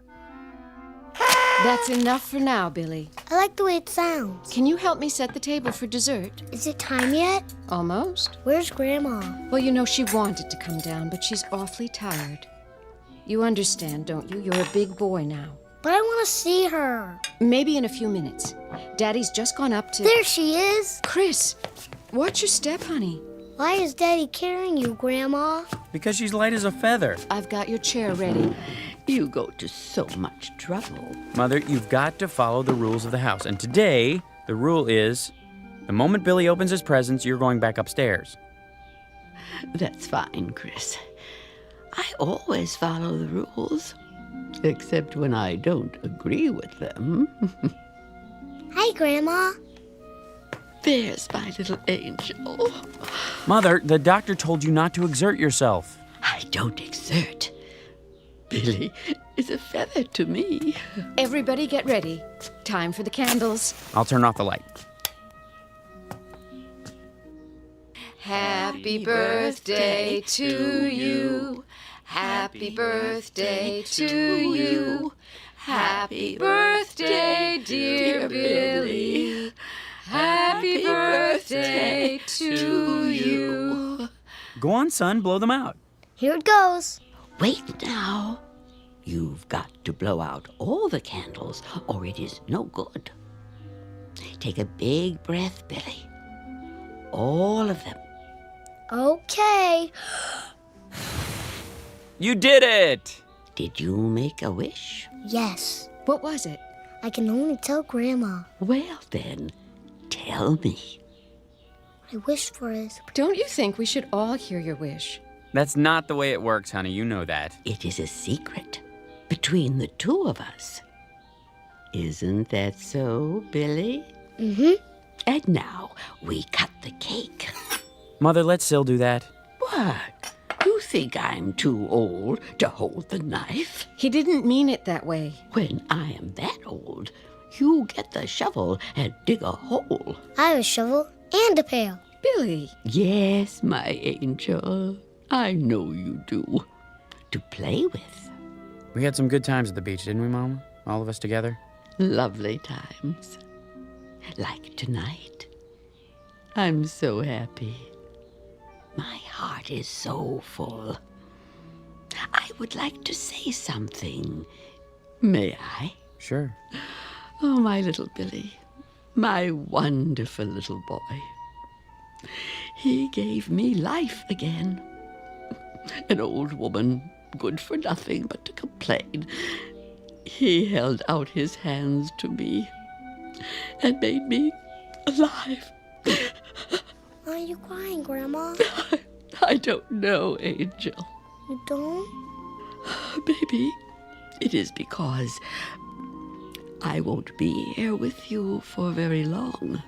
Now, Mama. Why not? I am going away. Where? No, please. Don't lie to him. Tell him the truth. I will be gone. But where? Come on, Billy. Grandma's tired. I want a piece of cake. Good idea. After we open the presents. Let's go into the living room. Yeah, presents. Is anything wrong, Gran? No, a little short of breath. That's all. Take my arm. It's not necessary. You go. I can walk. We'll go together, all right? Look at that, son. A real cowboy gun. Bang, bang. Sit here, Mama. Open this one next. Okay. Wait. Billy, do you want to see what Grandma got you? Yeah. Which one is it? Right here, I think. Yes. Wow, cool. Well, you know what it is? Yeah, telephone. Why, that's a nice toy, isn't it? Grandma picked it out for you. For us, Billy. For you and me. So you can always talk to Grandma. Anytime. Even when she is not here. Can you say thank you? Thanks. See, Mama, he loves it. I'm so glad. I want to talk to Grandma now. You may. You know how to work it, son? Yeah. Hello? Hello? Who is it, please? Guess. Is there someone who wants to talk to Grandma? Yes. What is his name? It's me. And who are you? Billy. Oh, Billy. It's so good to talk to you. What's the matter, Mama? You'd better take me upstairs. Now, Chris. Of course. Don't you want to play? I want to, Billy. In a little while. When? Whenever you like. You talk on the phone. I will hear you. Come on, up you go. Don't hurt yourself, Chris. Not a chance. I'm not a little boy anymore. I think I could carry my mother upstairs. Can I call now? Not yet, Billy. I have a message for her.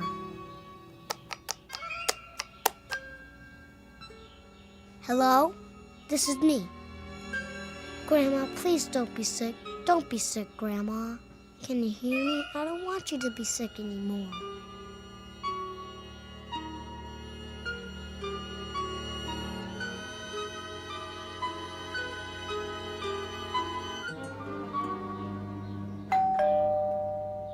Someone's at the door. I'll get it. You stay with Mom. Come sit next to me, Billy. Dr. Unger. Chris, Thanks for coming by. how is she? The same.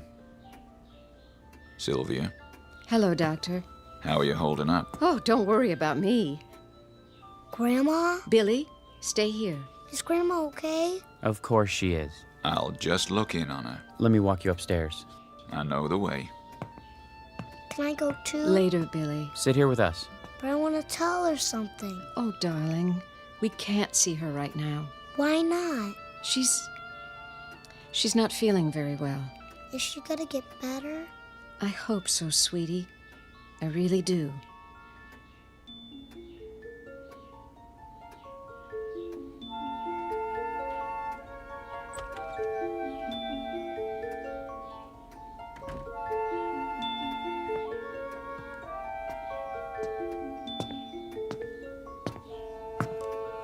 She isn't in any pain. Can we see her? I wouldn't advise it. Not that it would hurt her, but... Well, I doubt that she would recognize you. Oh. We'd recognize her. All right, Chris. Just don't stay long. Me too. Isn't it your bedtime? I want to say goodnight to Grandma. Billy, try to understand. Grandma's sick. Why don't you wait until she's well? I want to see her now. Billy, don't. If I may make a suggestion. Yes? If he wants to see her, this might be the time. Come with me then, but only for a couple of minutes. And Billy, listen to me. If Grandma acts a little different, that's only because of the medicine, okay? Okay. Then let's go. Sylvia? Now? Do you think... I think we'd better.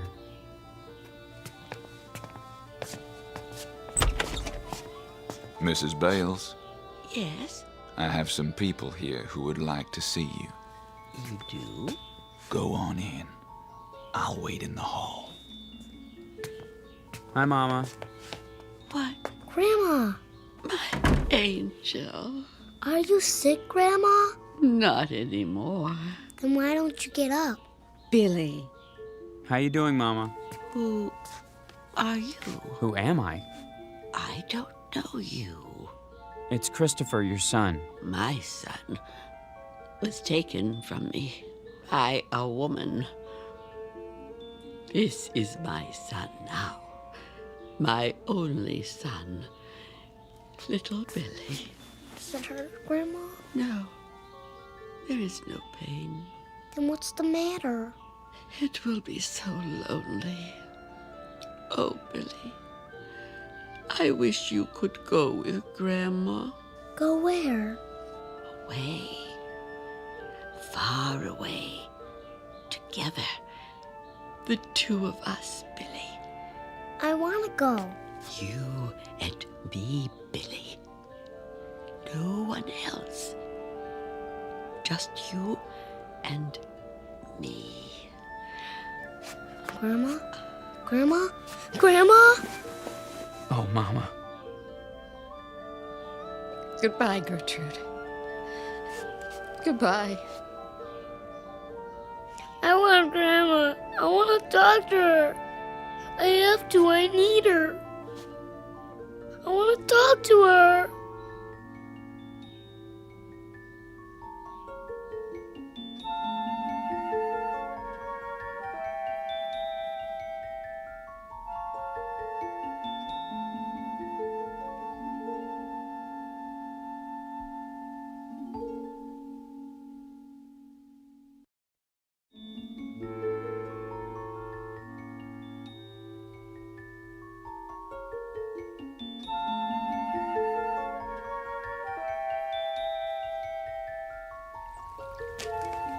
Hello, fishies. Do you want to play with me? Billy? Billy, where are you? There you are. Didn't you hear me calling you? No. You know you're not supposed to be playing out here all alone. Why not? I don't want you so close to the pond. What were you doing? Nothing. Billy? Looking at the fishies. It's getting cold. No, it's not. I think you'd better come in now. Don't you want some lunch? I'll make you a cheese sandwich and some hot soup. Come on. I want a hot dog. All right. A hot dog, then. Why don't you wait in the dining room? Can I go upstairs? Why? I want to go in my room. Okay. I'll call you when it's ready. Oh, Chris. What's the matter? Billy. I heard you calling him. Where is he? In his room. You all right? I hope so. What do you mean? He's been walking around in a trance all day. He misses her already. You know how close they were. Yes, I do. Why do you say it like that? Like what? Come on, Sil. Well, why don't you admit it? They were too close. She was his grandmother. You and I know that. But you heard what she said. What? She called him her son. Her son, Chris. She didn't mean it. Didn't she? No, of course not. For heaven's sake, Sylvia. She was full of sedatives. She was dying. I'm sorry, darling. I'm sure you're right. It's just that... I guess we're all upset. We'll get over it. I know you will. Because you're strong. I do understand how hard it must be for you. I don't have a choice. But... how strong is Billy?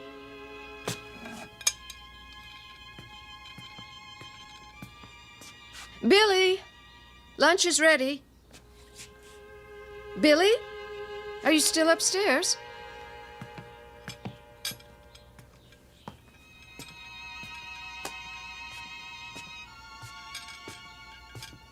Hey, Grandma, let's come and play with you. What? Cold there? Having a hot dog for lunch. What are you having? I couldn't do it. Mommy called me. I was gonna play. Going to what? Bye. Who were you talking to? Grandma. Billy. She says she's lonesome. She wants me to come and stay with her. Can I, Mommy? Can I?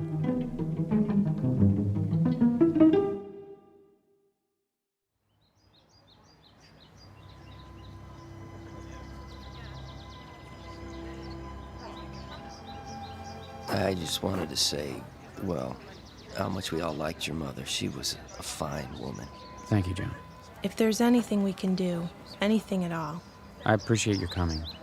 A wonderful woman, Mr. Bales. She was, Mr. Pennington. And I know she was fond of you. She mentioned you often. If you need any help, at the house. We'll keep that in mind. I think everything's under control. How's that dear little boy of yours? Fine, Mary. He's with the babysitter. I'd be happy to take him anytime. Shirley's just down the street. She's been very good. We have plenty of food at home if you want to stop by. That's all right. We should get home to Billy, though. I'll bring over a casserole so you don't have to cook. Bless your heart. I made dinner ahead of time. All I have to do is heat it up. Well, don't be a stranger. You two, both of you. We should see each other more often. Very kind of you to come.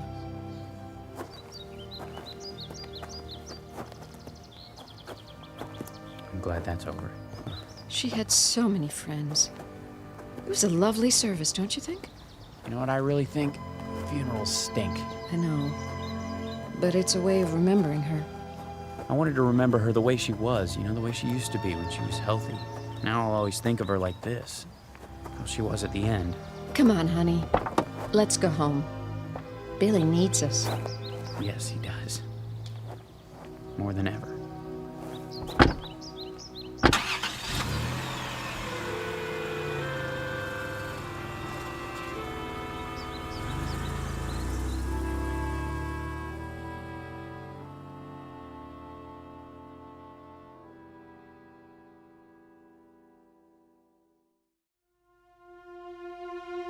What?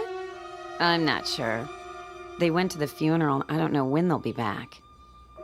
Yeah, I'll call you. No, don't come by. I told you I don't know. Oh, he's a good kid. Kind of depressed with his grandmother dying and all. Doesn't want to play or anything. And oh, wait a minute. Hey, Billy boy. Where you going? Outside. Is that okay with your mom? Yeah. You sure? What are you gonna do out there? Play. Oh, yeah? Well, that's good. That's real good. How come you decided to play? Somebody wants me to. Wants you to what? Go outside. Just don't go out of the yard, okay? Okay. Oh, nothing. He's just going out to play. It's the first time he wanted to do that today. No, I don't have to watch him. He's a good boy. He never wanders very far. He just sits and plays by himself. It's sad. I don't... Wait, what was that? Something's happened. I gotta go.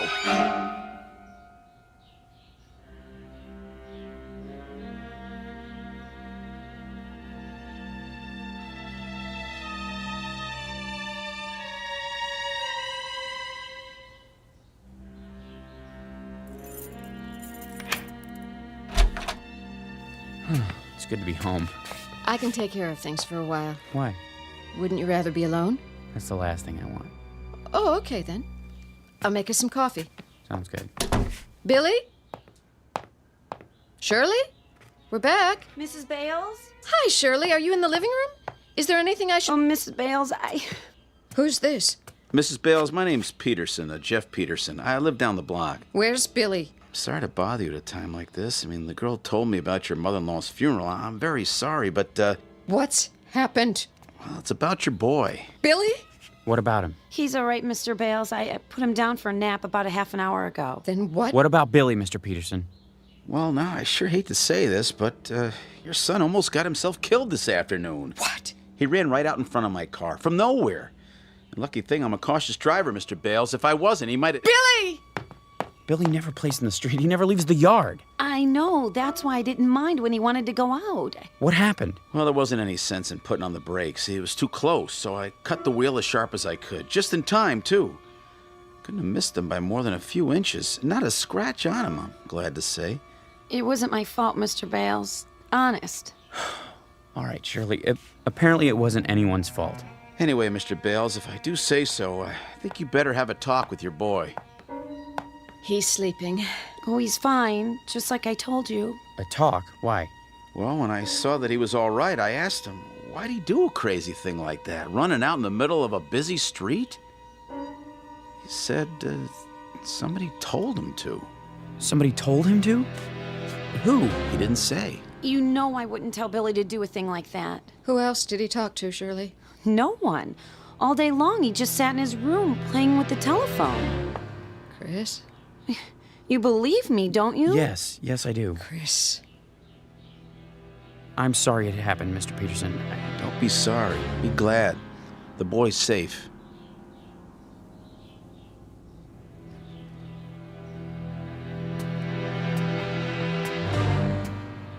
What is it? You'll see. Well, he is all right, isn't he? He's not really asleep. He was faking it. Oh, for crying out... Listen. Listen to what? He's talking to... That's enough. Hi, Daddy. Hey, Pumpkin, we're back. Would you tell me something? Sure. What's this running in the street business? Billy, you know you worried us. I'm sorry, Daddy. Well, why'd you do it? I don't know. Billy?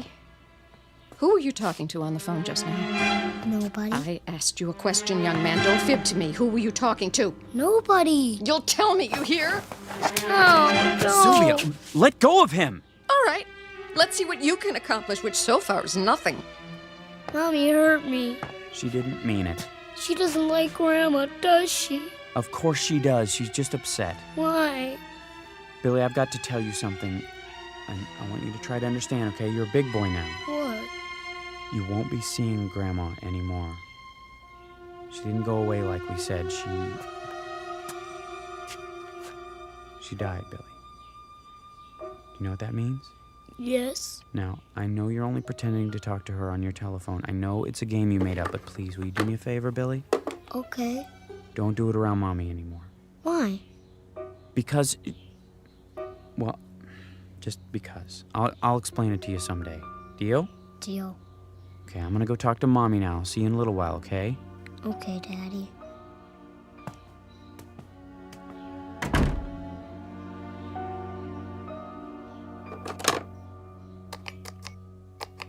Hi, I'm back.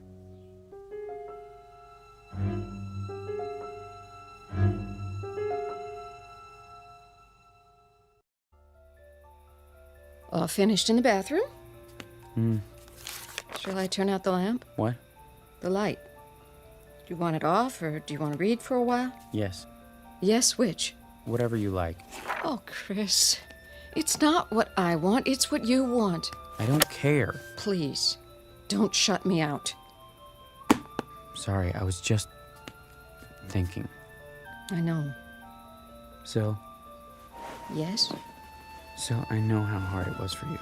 What you went through these last weeks and months, you did more than anyone. But I hope you understand. Understand what? My mother didn't mean any harm. I suppose not. It's the truth. She had 2 other children before me, and she lost them, and she couldn't let go. I was all she had. Except for Billy. Billy was me again, at least as far as she was concerned. A chance to go back, to pretend that none of the years had happened after Dad died. I know it wasn't right or fair to you, but honey, believe me, whatever she did out of love. Love for whom? What does that mean? I'm sorry, I didn't mean it the way it sounds. Really, I didn't, Chris. You're trembling. It's cold. You pull up a blanket. Let's get some sleep. Yes. It's been a long day. The longest.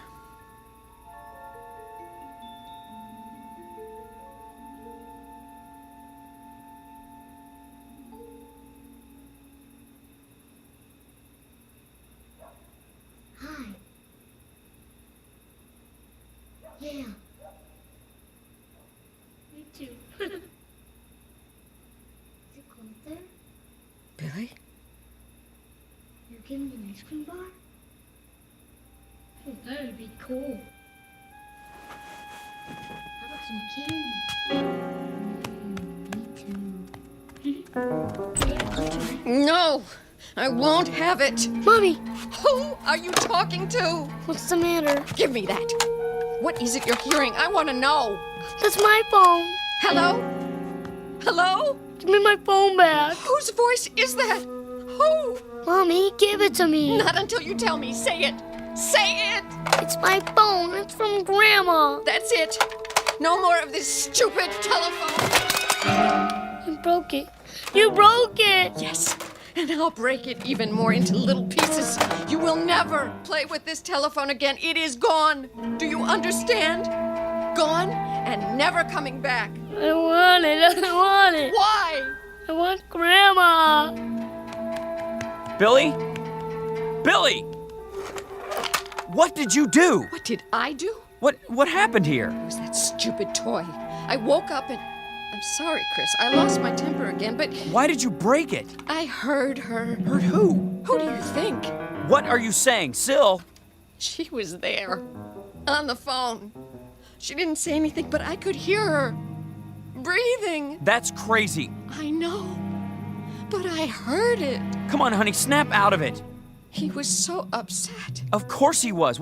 Where did he go? Downstairs. I'll go after him. We both will. That's the back door. He's gone outside. Billy! Billy! Where is he? In the patio. Billy, come here, son. The fish pond. Billy! Oh, no. He's not breathing. I'll give him CPR. Go inside and call 911. Dr. Unger, too, now!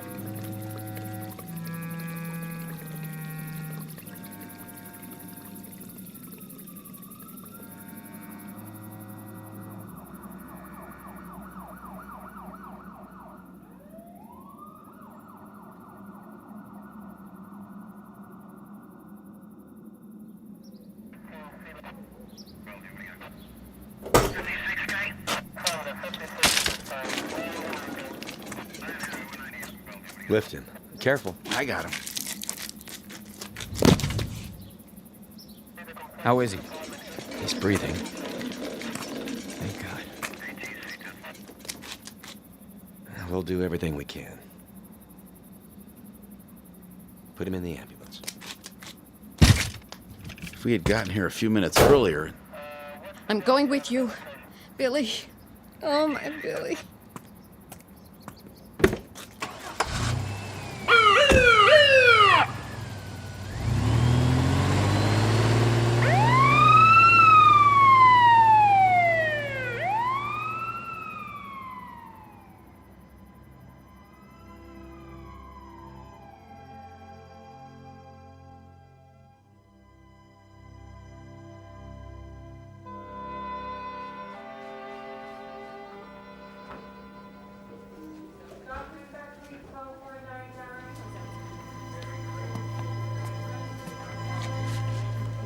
Excuse me. Yes? My son, the little boy.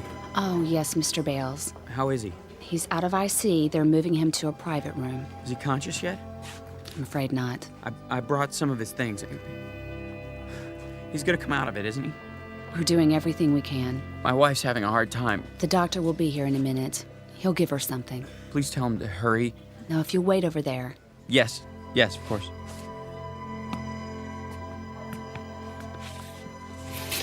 Well? Take it easy, honey, please. He's gonna be all right. Is he? Yes, I promise. You can't promise that. He's getting the best treatment. It doesn't matter. What? It's too late. Don't even think that. No? Why not? We have to face facts. What facts? She's already taken him. That's not true! Yes, it is. She took him away. She has him now. Syl, don't say that! That's what she wants. What they both want. I can't fight her anymore. She's won.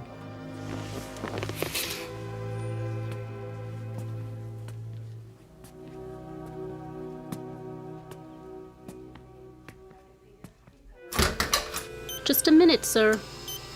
Is this room 511? Yes, but no visitors are allowed. I'm his father. I brought some of his things. You can leave him with me. Give me a minute with him. Well, just a minute, until Dr. Unger gets here. Hi, Pumpkin. It's Daddy. Can you hear me? You're gonna be all right, I swear you are. Why did you do such a crazy thing? Going in the fish pond. Mommy and I will take care of you from now on, you'll see. She doesn't mean to get you all upset. She's sorry. She's so sorry. She only meant you don't need that telephone anymore. It was Grandma's idea, but I'm the one who got it. I shouldn't have listened to her. Grandma's at peace now. You have to accept that. Please, Billy, try. She didn't want you to do anything like that, I'm sure of it. Anyway, I brought your telephone so that I can use it one more time, okay? Just once, and that's it. I have to try. You hear me? I know it's silly, but I have to. It's the most important call I've ever made.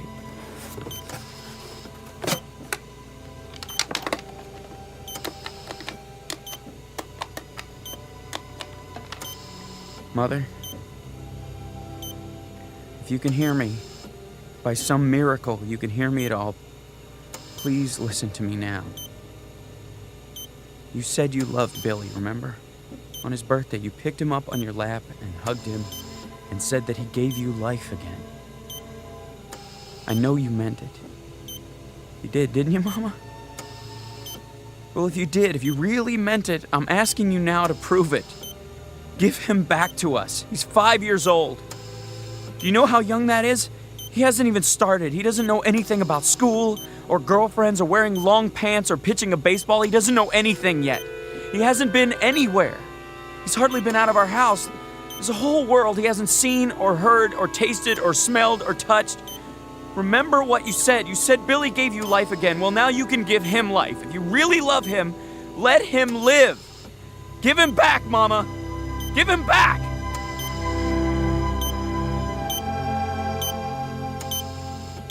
Nurse! Nurse!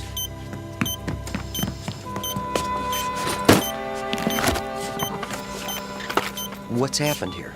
I don't know, Doctor. His heart! It's not stopping after all. It's stronger. And his breathing. Blood pressure's rising. Heart rate's up. Thank you. Something's happened here. What? His vital signs are stabilizing, Doctor. Take a deep breath, Mr. Bales. Then go tell your wife. He's come back to us. I don't know how or why, but we've got him. He's going to be okay.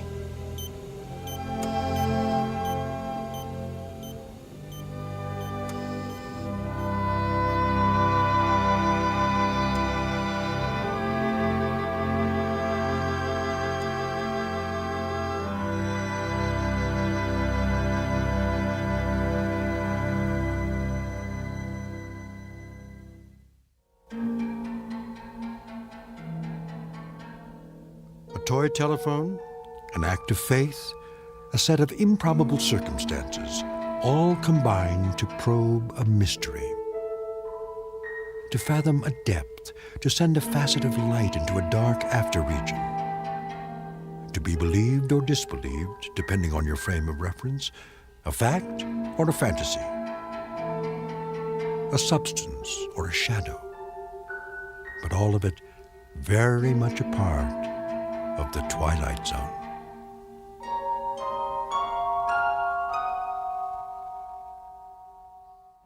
We'll return to the Twilight Zone in just a moment. You are about to enter another dimension, a dimension not only of sight and sound, but of mind, a journey into a wondrous land of imagination. Next stop, the Twilight Zone. Hi, this is Stacy Keach. I'd like to take a moment to tell you about our Twilight Zone website at twilightzoneradio.com. At twilightzoneradio.com, you'll find the latest information on these Twilight Zone radio dramas, including behind-the-scenes photographs, plus the newest product releases, trivia contests, ways to contact us, other Twilight Zone-related info and merchandise, plus links to other fascinating websites. So make your next stop twilightzoneradio.com. Visit twilightzoneradio.com to purchase these Twilight Zone radio dramas on cassette and CD, or call toll-free 1-866-989-ZONE. That's 1-866-989-9663.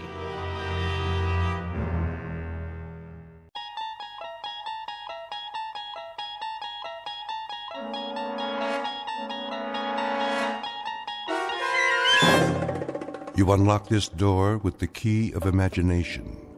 Beyond it is another dimension, a dimension of sound, a dimension of sight, a dimension of mind. You're moving into a land of both shadow and substance, of things and ideas. You've just crossed over into the Twilight Zone.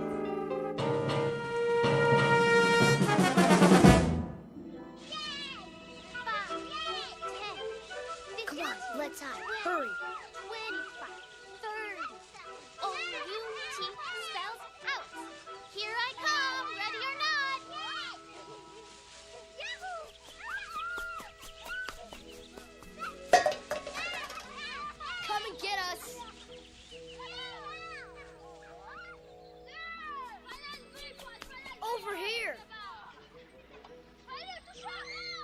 Look out! Look out!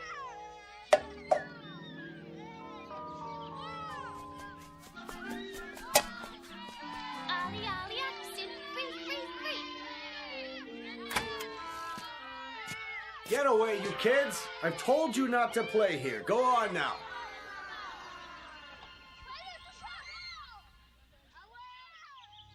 It's so noisy. They're gone now. Come along, Mrs. Knaus. This way, everyone. Oh, but Doctor, I have my knitting to do. Another time. Out onto the porch. I didn't finish my crossword puzzle. It will wait, Mr. A.G.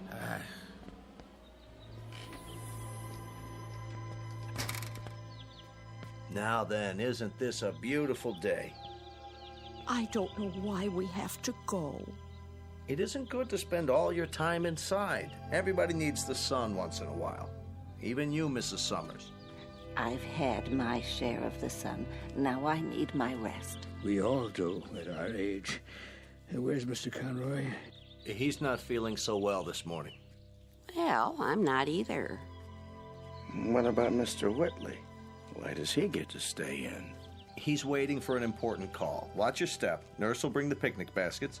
Well, some of us may not want a picnic. A picnic, is it? On the grass? All those ants. We have blankets and chairs. You'll see.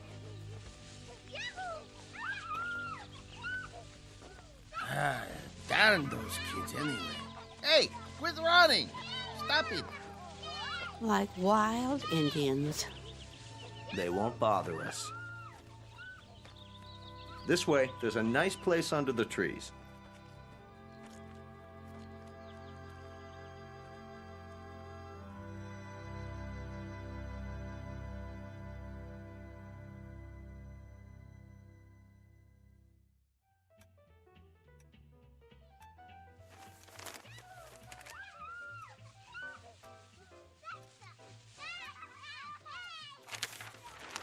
Listen to him, would you?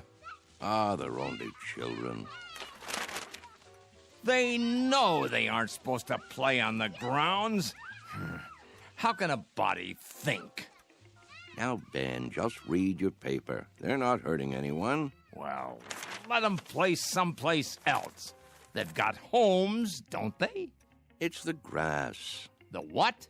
We have such a big lawn at Sunnyvale. Kids can't resist it. Oh, what are you doing downstairs, Charlie? I thought you had to get ready. Not today. You haven't heard from your son? I thought it was all set. Maybe you didn't get my letter. Oh, he got it all right. They just don't care. Nobody cares anymore. The boy has enough problems. It's a small house and the second baby's on the way. It was a foolish idea moving in with him. They don't need an old duffer like me around. Would you listen to that? It's enough to wake the dead, I tell you. Don't be so hard on them, Ben. They're only kids. A fine state of affairs when your own son turns against you. Stay out of the over-the-Rhine neighborhood. Technology stocks extended Mr. their Whitley? gains Wednesday. Mid positive views on the sector from There you are. Yes, nurse? You have a phone call. I do? I believe it's your son. Well, what do you know? Be right there. I'll tell him. Isn't that something? Guess he got my letter after all. I never get any letters. Or phone calls. Nope. You will, Ben, you will. Excuse me, I'd better get it before he hangs up.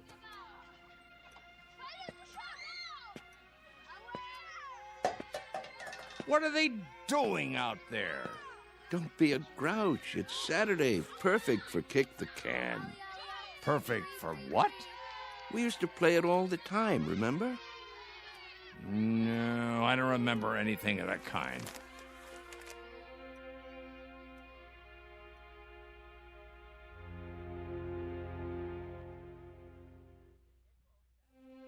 Sunnyvale Rest Home, a place for the aged. The address is 1275 Tranquility Lane, on the outskirts of town. It offers room and board, nursing care, and a kind of refuge from the world. Outside, a common game called Kick the Can. Very shortly, a man will have a choice to make. He can either die in this world or escape to another kind of refuge in the Twilight Zone. And now, The Twilight Zone, and our story, Kick the Can, starring Shelley Berman and Stan Freberg, with Stacy Keach as your narrator. Some picnic. Plastic spoons and forks. Well, the potato salad was good. What do you mean? It was spoiled. No, it wasn't, Emma. They made it in the kitchen just for us. You must admit, it's better when it's fresh. I think I hurt my back sitting down. Oh. The ground was damp. It was. Bad for my arthritis. Will you people please hold it down? I'm trying to read. Oh, you shush, Ben Conroy. No one's bothering you. Easy for you to say. Where is Mr. Whitley? Still in his room, probably, taking a nap. Oh, that's what I'd like to do. And why, may I ask, on such a lovely day? There he is. Going somewhere, Charles? Yes. Why are you all dressed up? It's my son. He's coming to get me. You don't say. He called a little while ago. He did. He's on his way. At least someone gets calls. What's he carrying? Is that your suitcase, Mr. Whitley? Indeed it is. You're going to stay overnight, then? A bit longer than that, I should say. That is, if they have the room fixed up. Room? At my son's house. You mean you're moving in with them? That's the plan. If they'll have me, Well, what about the rest of your things, Charlie? You can't just leave your things behind. No hurry. It all can be packed up and sent over later. Well, we'll certainly miss you. Will you come back to visit us? Of course I will. Meanwhile, I'll call and see how everyone's doing. May we write you? Please, I'd appreciate it. Mr. Cox has the address. Nobody writes. They say they will, but they never do. There he is now. Hey, aren't you going to say goodbye? I hate goodbyes, Mr. A.G., don't you? Take care, all. Here, let me carry that for you. I've got it.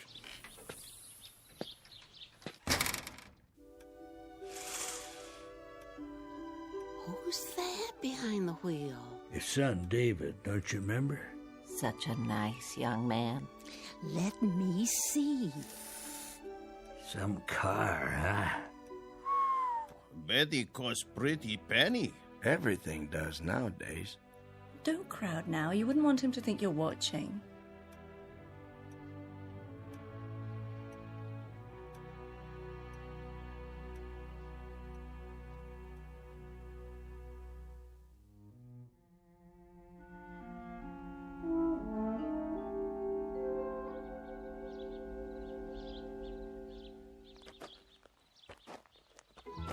Hi, Dad. David, you're looking well, son. What's the suitcase for? Oh, just a few things for now. I don't understand. Wouldn't want to push you out of the house and home. What?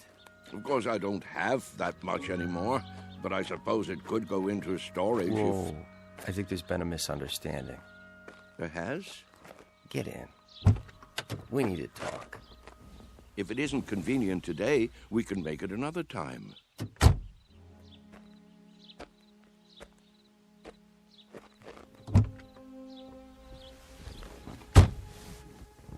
Listen, Dad. Yes? I didn't say I'd come to get you. I said I'd come to see you. But I thought, didn't you get my letter? That's what I wanted to talk to you about. If it were up to me... You don't have to explain.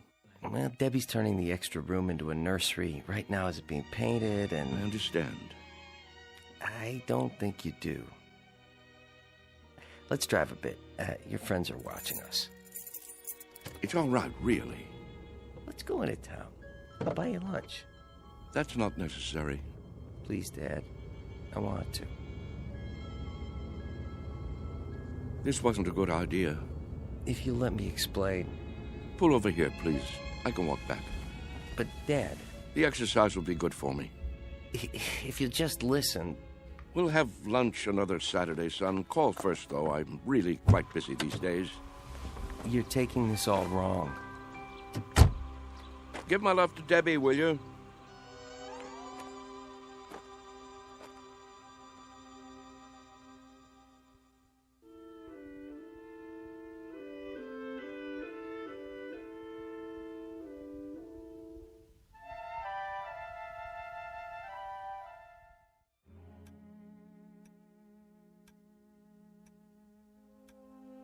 What's he doing? What does it look like? He's coming back. I thought he said... Don't stare. It's not polite. Yeah, you're it. Gotcha. Hey, where'd our can go? That old man's got it. Hey, mister. What's this? Our can. Your can? Can we have it back? Could you have... Yeah, we need it. Oh, you do, huh? Yeah, we're playing a game. Yes. Yes, I remember. This is a good can. Nice and sturdy. It will take a lot of kicks. It will? You'll have to play by the rules, though. What rules? You know the rules, don't you? Hey, give it back. Please, mister? I'd say this can is just about the perfect size. Is he gonna keep it? Hey, mister, can we have our can back? You can get another. Anyone will do. Tomatoes, beans, doesn't matter. You'll see.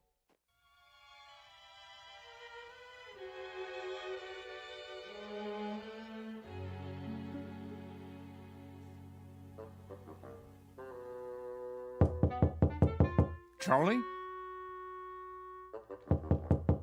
You in there? It's going to be a beautiful sunny day today. And Yes? expect much more of the same over the next couple of Just days. wondered You might what wanna do happened some to of those you. outdoor Not a activities. thing, Ben, not a thing. Las Vegas, 68. Los Angeles. Thought I'd lie down for a minute. Come on in if you'd like. Sorry about that son of yours. Are you? I'm not. This is a good enough place for me. I don't know what I was thinking. Here, I'll close the window for you. Why? It's a beautiful day, don't you think? Oh, so much noise. Yes. What a great running and shouting. That's what you call it? Such a grouch. You can't stop kids from playing kick the can. It's in their blood, like statues or hide and seek, a ritual this time of year. You surprise me sometimes, Charles. And why do you say that? You actually brought that tin can up to your room? Must be filthy. No, it's not. It's been emptied out and washed clean and baked by the sun till it's shiny as the day it was made, tempered by the wind and the grass and the warm summer air. Sure you're feeling all right? Admit it, Ben. Admit what? Don't you ever think about it? You must. I don't know what you're talking about. All kids play those games the same as we did, and the moment they stop, they begin to grow old. Oh, come on. It's almost as though playing kick the can keeps them young. So that's what this is for. Magic. I'm not sure. Charlie, I'm worried about you. You're not yourself. Aren't I? You don't believe in magic anymore, do you, Ben? What are you talking about? But there was a time when you did believe in it. Never. We've known each other since I can't remember. Since we were tow-headed kids. You believed in magic then. Not me. Yes, you did.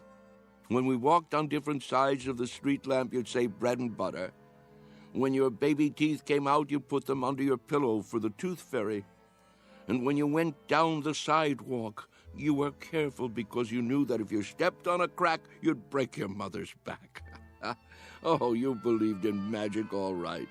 What is wrong with you, Charles? Would you like me to get the nurse? What happened, Ben?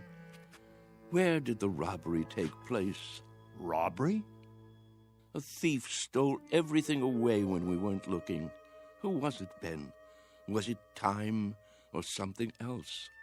We grew up, that's all. Everybody gets older. Do they? Think, Ben. How can we be sure? Maybe there are people who stay young, only we don't know it. Maybe they have a secret that they keep from the rest of us. Now, Charles. Is there something kids know that they forget? That they want to forget? They say, when I get big, I'll be a fireman, or a detective, or an explorer. They wish so hard to get older that it finally happens. They get taller and stiffer and forget the magic that made it all possible. There is something wrong with you. I've never heard you talk this way before. Maybe the fountain of youth isn't a fountain at all. Maybe it's a way of looking at things, a way of thinking. Charles? Yes? Stop it. Stop what? You're an old man. Don't you understand? Your youth has been gone for 60 years. What I mean is, you lived a full life, Charles. Don't go sloppy now. Don't spoil it by acting like a nut. But it's all so clear. It makes sense. It isn't too late to play kick the can. That's the secret. Can't you see, Ben? Can't you? I see a plain old tin can with dents in it. That's all. Then look again. This can is special. I'm absolutely sure of it.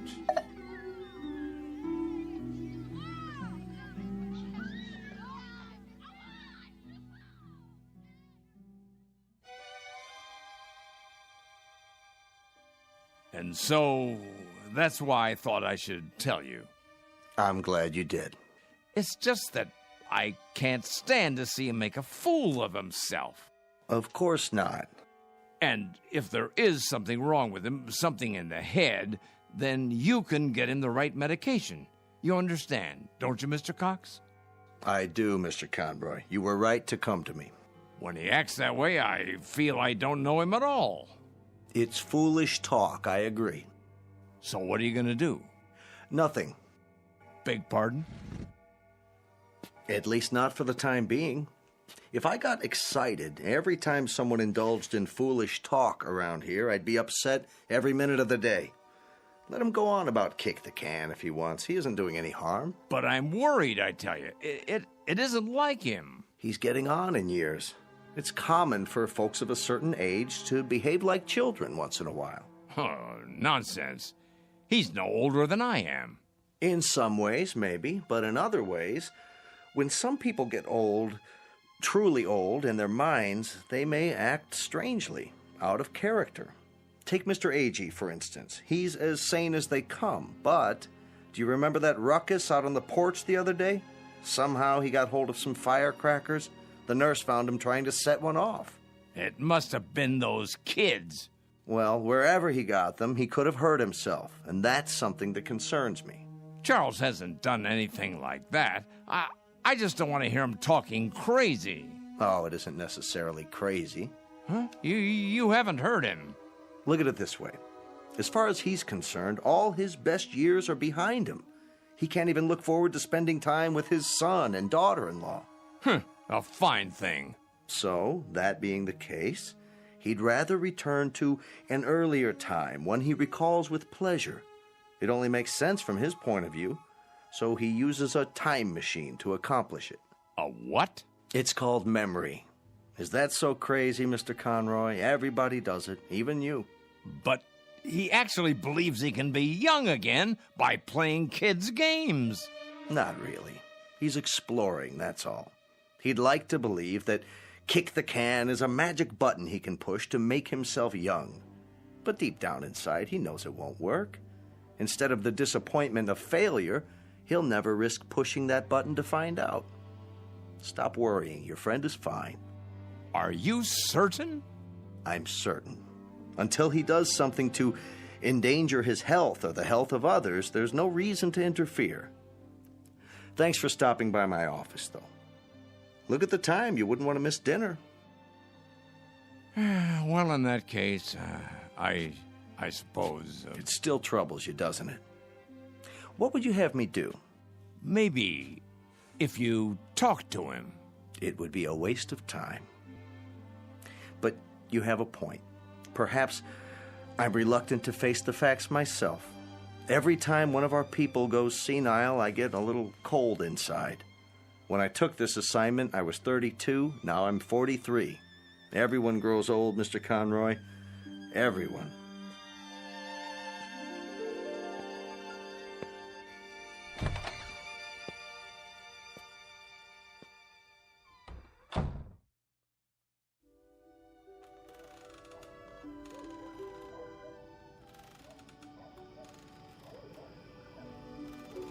I think we should go in now.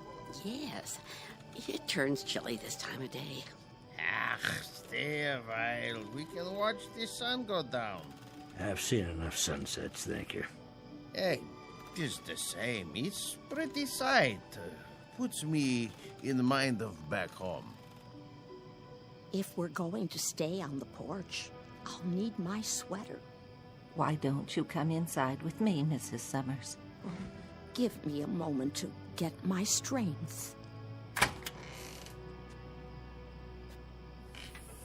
There you all are. I wondered where you'd gone. Hello there, Whitley. Hello. We were just going in. Why? Before it gets dark. I have my programs to watch. What's wrong with you people? Wrong. Nothing in particular. Then show a little life. Aren't you the same ones who used to skip rope and hunt pollywogs and night crawlers when the sun went down? Why, I don't think so. Don't ring a bell. Well, I was.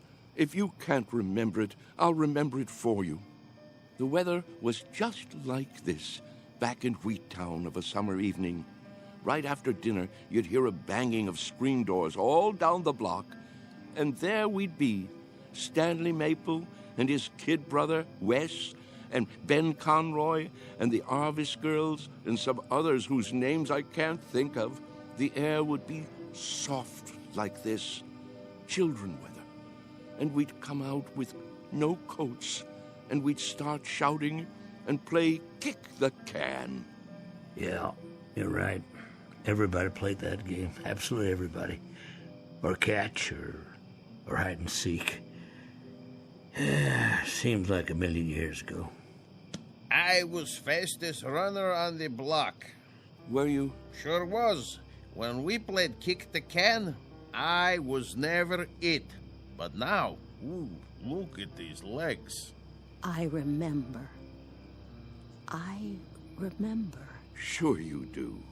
But we all grow old.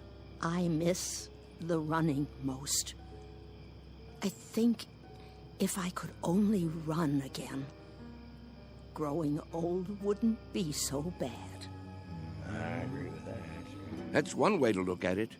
Maybe we can't run as far and as fast, but we can move about, and there are lots of trees and bushes. If the hunted are handicapped, so is the hunter. You can't be serious. He isn't serious. But I am. I was the fastest runner on the block. Us? Children's games? It's the secret. Can't you see? The secret of youth. Well, now, I don't know about that. Look at this. What do you see? Ooh. What have you got there? Just what you think it is. The fountain of youth.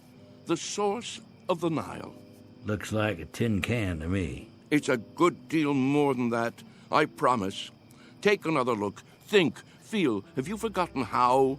Have you all gone too far to turn back? Back to what? You mean to what we were? Yes. Do you feel it inside you yet? Here, take the can, touch it, pass it around.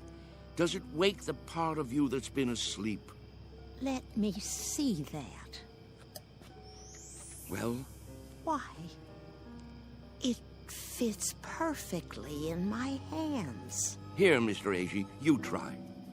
Okay. Ooh, I thought it would be cold, but it's warm. Is it? Of course it is. Put it like a seashell. Now listen. To what? Can you hear it? Summer, grass, running and jumping, youth. I hear something. It's telling you to wake up. This is the last chance. Somebody, tell me I'm not crazy. Or if I am crazy, prove it to me. I can't play kick the can alone. Well, I don't know, Charlie. I'm not quite sure, but I think these legs, they might just work. Oh, there's a sprinkler. Yep. Every afternoon at this time. Now we must go in before the spray blows this way. Yes. Sprinklers? I remember sprinklers. We all do, don't we? Hold on. Do you see it? See what? A rainbow. Look at it in the air, above the lawn. Why, I believe I see it. Remember running through the sprinklers on a summer's day? What could be more fun than that? Wait, Charles. What are you going to do? What does it look like? I'm going to do what feels better than anything. Run through the sprinklers and cool off. Somebody hold my shoes.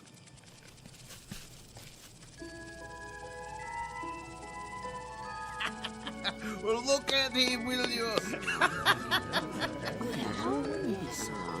This way, everybody. It feels great. Mr. Whitley. Charlie, what are you doing? Come on in. The water's fine. Nurse! Nurse! Yes? Help me get him inside. Yes, Doctor. Don't worry about me. I'm having a great time. That's enough. He's soaked. Get him some dry clothing and put him to bed before he comes down with pneumonia. Right away. Ah, you're spoiled sports. That's what you are. I don't need any help. Don't be difficult, Mr. Whitley. Just come along. I'll get you a towel. What are you doing, Ben? Did you call them? It's for your own good, Charlie. You'll only hurt yourself. I thought we were friends. We are. That's why. This way. I'll bring your shoes later. All right, everybody. The party's over. But he wasn't hurting anyone, was he? You see, he's been talking to them. Pretty soon he'll have them believing it.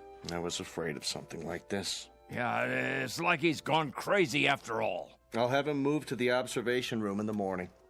But, Doctor, to be all alone, that'll kill him. If I don't, he'll end up killing himself.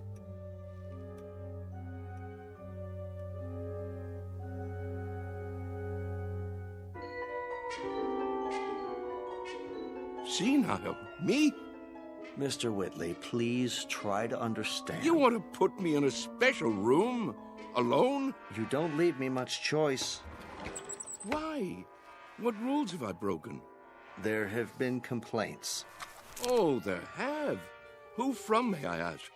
That's not the point. Go on, tell me. I want to know. Who thinks I'm breaking the rules? It's not so much a matter of rules as attitude. Look out the window. Grass, trees, a park across the street, all very peaceful. The kind of place people come to for rest and relaxation. It's what Sunnyvale is known for. But if things happen that rile them up, disturb their peace, well then, we can't stay in business. You see that, don't you? So the charge is disturbing the peace. And for that, you want to isolate me from my friends. I hope that won't be necessary now. You've got to go out there and show them you're all right. Cut the crazy talk. Learn to fit in. That's not hard, is it? What a choice. To keep that nurse from pawing at my pulse all day, I have to sit like a vegetable, stare into space. Listen, I'm trying to help you. Keep on like that and they'll put you away. I won't have a choice. Use your head. Maybe you're right. There. You see? You're an intelligent man. It's a question of playing the game. Isn't that something we all have to do? Yes, I suppose it is. Good, Mr. Whitley. I knew you'd see it my way. Now, why don't you go up and rest before dinner? Tonight's the bingo game, remember? I remember. Goodbye, Doctor. Goodbye, Mr. Whitley. Anytime you want to talk, feel free. I consider it part of my job.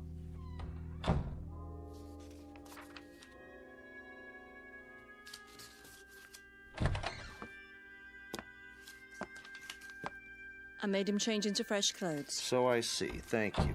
Is he going to be all right? I think so. It must be quite a transition. Remind me of that when it's time, will you, nurse? Time for what? To pack it all in. Personally, I think I'd rather go back to the town where I grew up, instead of rooming with a house full of strangers.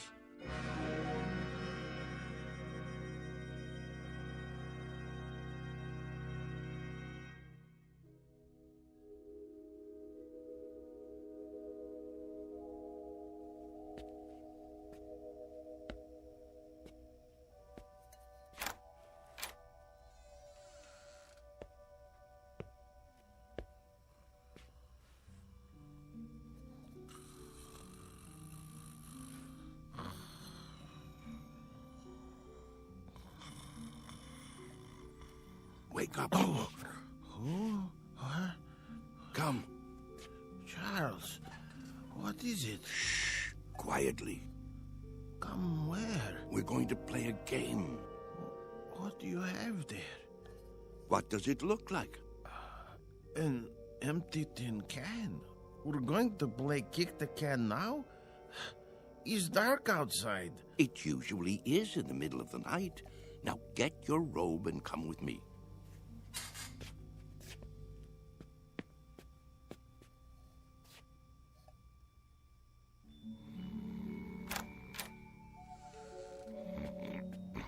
Mr. Freitag. It's us. What? What? It's time. We're all gathering downstairs. Why? Something important. It's a secret. What would Mr. Cox say? He'd say it was dangerous and foolish. He'd say it was crazy, and maybe it is. Maybe it's necessary to be a little crazy for magic to work.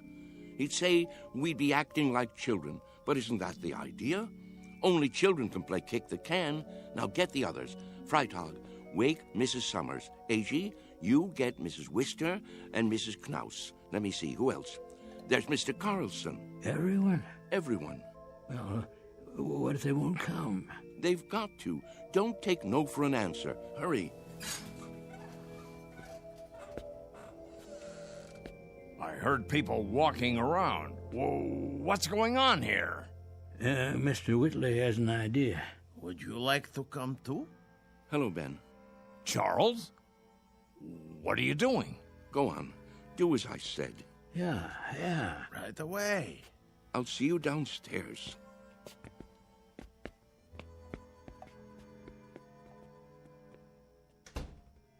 You should be sleeping. Everyone should be. What's that in your hand? No, Charles, you can't. Who says so? It's against the rules. The devil with the rules. It's our last chance, don't you see? Ben, come with us out to the lawn. Me? Yes, you. Ben, we always did everything together. Let's not stop now. Even if you think it's crazy, come out and play. Come to your senses, Charles. You think I'm obsessed? You think I've got hold of one crazy idea and won't let it go? Well, haven't you? Maybe so, but where I have one idea that's strangling me, you have dozens. You're the one obsessed. Oh, nonsense. Is it? You're afraid of death, but you're also afraid of life.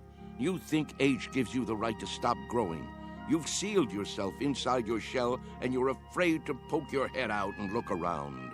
That's enough. You're afraid of a new idea. You're afraid to look silly, afraid to make mistakes. You've decided you're an old man, and that's what's made you old. I am old, Charles, and so are you. It's a fact. Facts be damned. Your bones are old. They'll break if you try to run with them. Your heart is old. Your lungs are old. Don't you get it? You're used up, worn out by a lifetime. Sit down, Charles, before you fall down. Go back to your bed. I can't do that, Ben. Charles? I've got to find out. Won't you help me, Ben? There is magic in the world. I know there is. When I fell in love with Mary and kissed her for the first time, that was magic. When my boy was born, that was magic. The moon is magic, and the stars. Friendship is a magic thing, too. Life is magic. Maybe I'm right, Ben. Can't you consider that? Maybe kick the can is the greatest magic of all. Well, what do you say? There's nothing to say. I just don't know how to get through to you anymore. Then I'll do it alone.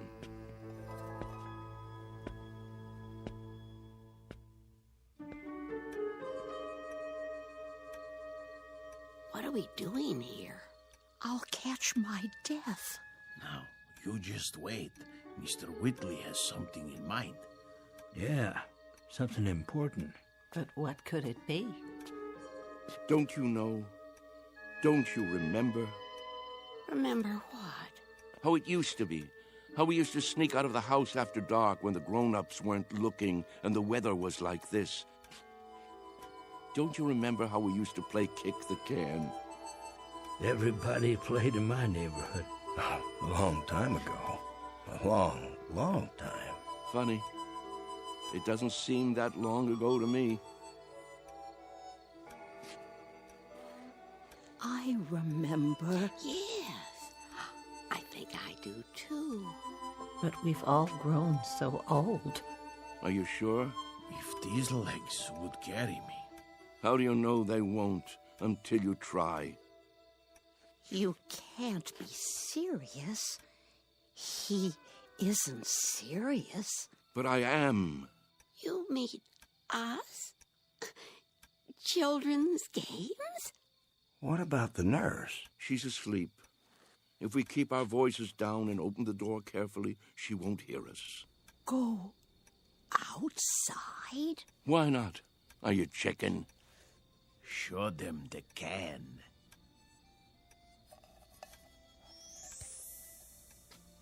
Where did you get that? From some kids. They've already broken it in. Well, are you with me? Or do I have to placate the can all by myself? Who remembers the rules?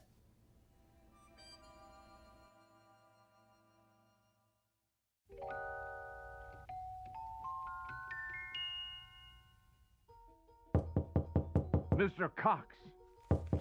Hold your horses. I'm coming. What is it? Mr. Cox, come quick. Keep your voice down. You'll wake everybody. They're already awake. Hurry, hurry. You've got to stop them. Calm down, will you? What are you talking about? You'll see. Come to the front room. Easy, Mr. Conroy. Now, what is it exactly that I'm supposed to see? There's no time to lose.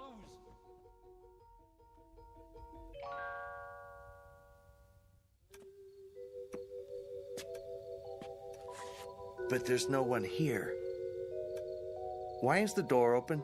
Because they've gone outside. Why would they do that? It's like I said, to play kick the can.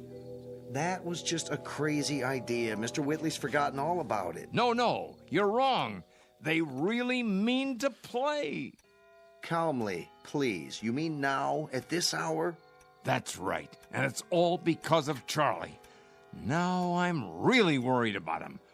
What'll happen when it doesn't work? He really believed it, see? That it would make him young. That's not the problem. What worries me is what will happen if he tries to run. He can't take the exertion. None of them can. 5, 10. Where? 15. Look, 20. the front lawn. 25. 30, 35, 40, 45, 50. Come on, I know. Ready or not, here I come. Come on, everybody, let's hide. This is gonna be good. Over here, hurry up. 85, 90, 95, 100. Ready or not? Where are they? Here I come. And what are these kids doing here? I told them to stay away. Look out! Run, Amanda, run! Maybe they're around the other side. I'll go check. Hey, kick the can over to me. Hey, Ben! Look at me! I told you it would work. Charles? Come on, you want to play? No, it can't be. Ben, you better hurry up, or it'll be too late for you. Charles! Yeah, hurry up, or it'll be too late. What is it? Do you see them yet? Gotcha. Is that... Here, you kids, how many times do I have to tell you, go home? Get out No, of my way. wait. What are you doing here this time of night? 1, 2, Charles? 3, you're out. Charlie? Sorry, Ben. I wish you could have believed. I gotta go. Charlie! Hey, kick it over here, over here. Charlie! Take me with you. My turn to kick the Get can. away and stay away. Mr. Cox, please. Last one over fences, rotten egg. Come on, let's go. I can't climb that Charlie, high. wait. Wait! Charlie! Hey, you guys, wait up. We gotta find the others. They can't have gone far. I bet Whitley's taken them down to the orchard. No. Why? Look all you want, Mr. Cox. You won't find them. Wait here.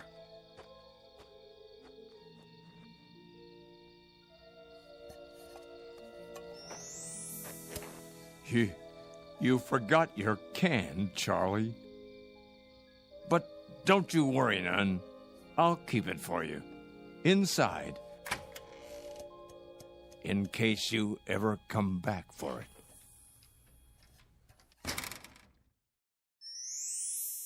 Come on, let's play kick the can.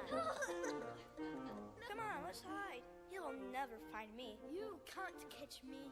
I'm too fast. Haha, you missed me. Come on. No, kick it to me. Kick it to me. Gotcha. Yeah, you're in. Ollie, ollie, oxen. Free, free, free.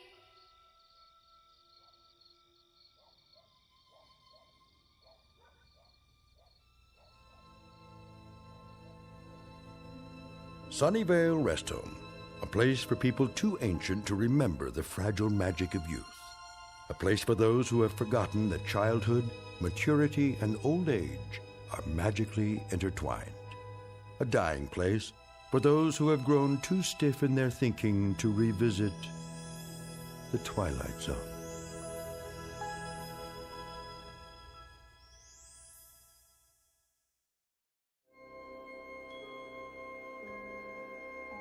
Hi, this is Carl Amari, producer of the Twilight Zone Radio Dramas. I'd like to take a moment to tell you about our official website at twilightzoneradio.com, where you'll get the latest news and information on these Twilight Zone Radio dramas. Plus, at twilightzoneradio.com, you can digitally download 3 free episodes or any of our episodes for only $1.95 each. In this age of ever-changing technology, we've decided to make these episodes instantly available to you by making the Twilight Zone Radio Dramas a digital download-only series. This means that this series will no longer be offered on CD. The CD collections at our website are now being offered while supplies last at buy one, get one free. So be sure to get your favorites before they're sold out. Be sure to visit us often, and I'll see you in the zone.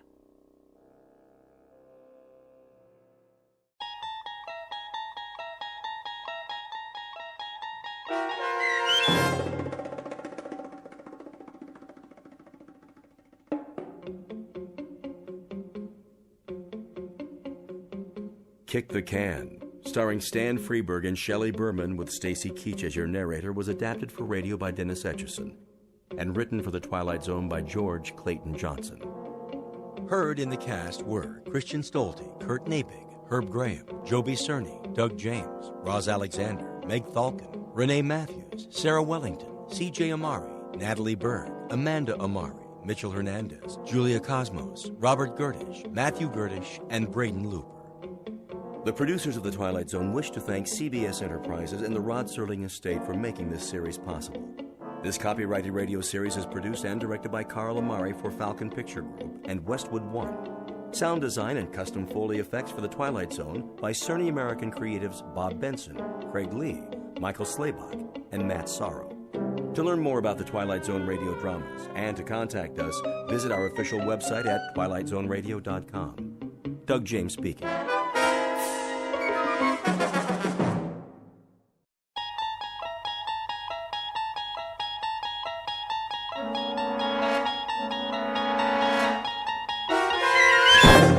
You're traveling through another dimension. A dimension not only of sight and sound, but of mind. A journey into a wondrous land whose boundaries are those of imagination. Your next stop, the Twilight Zone.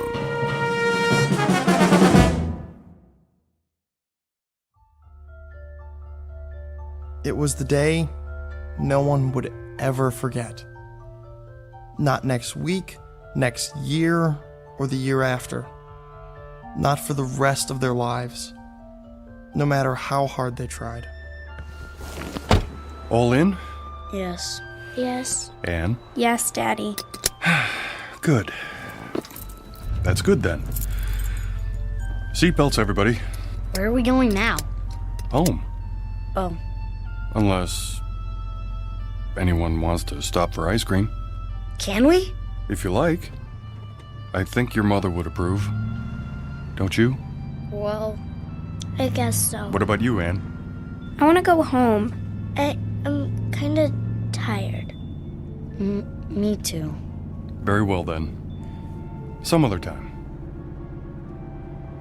Dad? Yes? I was wondering. What, Tom? Well, when they closed the casket? Are you sure they closed it real tight? So she would never be wet or cold or anything? You don't have to worry, son. She's resting now. In a much better place. I promise.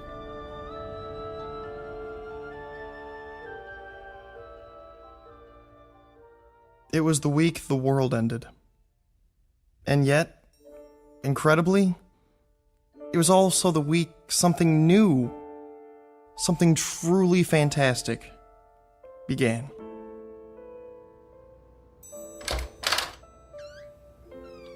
Anne, are you in here? You're supposed to knock. This is my room, too. I'm going to bed. In the middle of the day? It's cold. Tell Daddy to turn on the heater. It is on. It's warmer downstairs. Who's that? Thank you for stopping by. The children need me. Come in. Nice of you to take the time. It's Aunt Clara. We know. Is she here to take us away? Let's go listen. I'll see about a sitter first thing tomorrow. They need more than that. A maid as well. And when you work late? They'll be in school most of the day. And what about after school? And who will see that they're dressed and fed every morning? A live-in maid, then. Ugh, maids and sitters never work out. Beyond intolerable, everyone. I'll do everything I can for them, Clara. It's not enough. They need a woman's touch. George, I'm going to tell you this once. Babysitters and nursemaids are not the same as parental care. It's been a week since their mother died, and little Anne is more withdrawn every day. Can't you see she's miserably unhappy? And it's only going to get worse. You're right about Anne. But Tom and Karen seem to be adjusting. Oh, nonsense. They're only covering up. They're sad, lost children. They have no anchor now. It's going to take time, Clara. Well, that's all well and good. But how much time? This is ridiculous. I know my own children. Do you? Clara, please. Daddy. Now you've upset the children. There they are. How long have you been listening? We were on our way out to play a game. Weren't we, Tom? Yeah. We were just... Oh, come to me, my dears. No. Anne, please don't run away. I should explain. Your father and I were having a talk. A very important one. And I told him I'm not pleased with the way things have been in this house since your mother died. But I have some good news. How would you like to come and live with me for a while? Well, how does that sound? We're okay here. School starts next week and everything. Let us talk it over among ourselves. In private. Is that your final word? I'm afraid it has to be. In that case, you'll hear from me, George. You can rely on that, and the next time it may be in the form of legal papers. No doubt. My only concern is what's best for the children. Goodbye for now. Oh, you precious dears. She wants to take us away. Does she, Daddy? She doesn't approve. She says I'm too busy to bring you up properly. That's not true. Perhaps it is. I can't stay home from work forever. She says you're unhappy here. Are you? No. Well, if love were enough, you'd have all you need because I couldn't love you more. Perhaps I can find the right help, the right guidance. Someone who'll be here all the time, someone who cares. But where? Where do I advertise for that? Wanted. One loyal, gentle soul will always... Dad. Look at this. What do you have there? Modern Science magazine? It came in the mail. There's an ad in the back. It says... Let me see. There. I sing the body electric. What does that mean? A line from a poem by Walt Whitman, as I recall. Keep reading. Fantaccini Limited. Huh? It's the name of the company. Inventors and makers of electrical shadows, effigies, mimics, and mannequins. We bring you the answer to all your needs. That's stupid. The first perfect micro-circuited auto-recharging Model Mark V electronic data processing device in humanoid form. Like a robot. Built with precision, designed to accommodate any problem, large or small. Worried about finding the right housekeeper, personal assistant, secretary? Whether you require a teacher, friend, or companion, the Model Mark V will listen, interact, and learn, adapting perfectly to your requirements. A lifetime warranty. It never breaks down. There's no such thing. In male or female form, fully customized, satisfaction guaranteed. Did you hear that? Satisfaction guaranteed. It's a crazy idea. Let's not talk about it now. Well, we need to do something. I said that's enough. Besides, anything they build has gotta be better than Aunt Clara. Doesn't it? Sure does. Oh, that was a good one, Tom.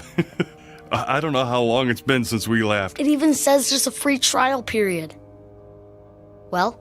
Well, what? It sounds okay, but can they really make a machine that looks like a person? I don't know. It doesn't sound okay to me. I suppose it wouldn't hurt to pay them a visit. See what they're up to. No harm in that. I sing the body electric. It has a nice ring to it.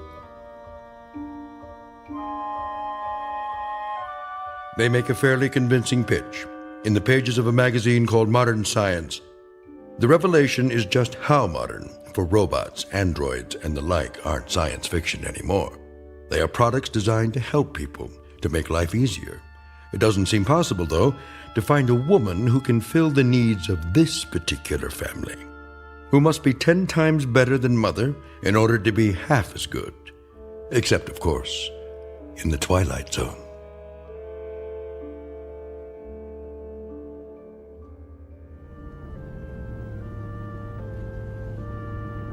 There's the sign. Fantaccini. Why do they call it that? Who cares? We'll have to ask. As soon as I find a parking space.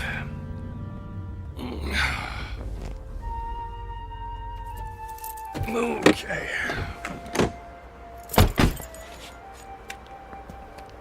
Can I ring the doorbell? You always get to do everything. Now, your brother found the ad. Wow, some bell, huh? Won't you come in, Mr. Simmons? We've been expecting you. You have? I called ahead for an appointment. Feel free to browse the showroom. I'll be right with you. Wow, this is incredible. Look.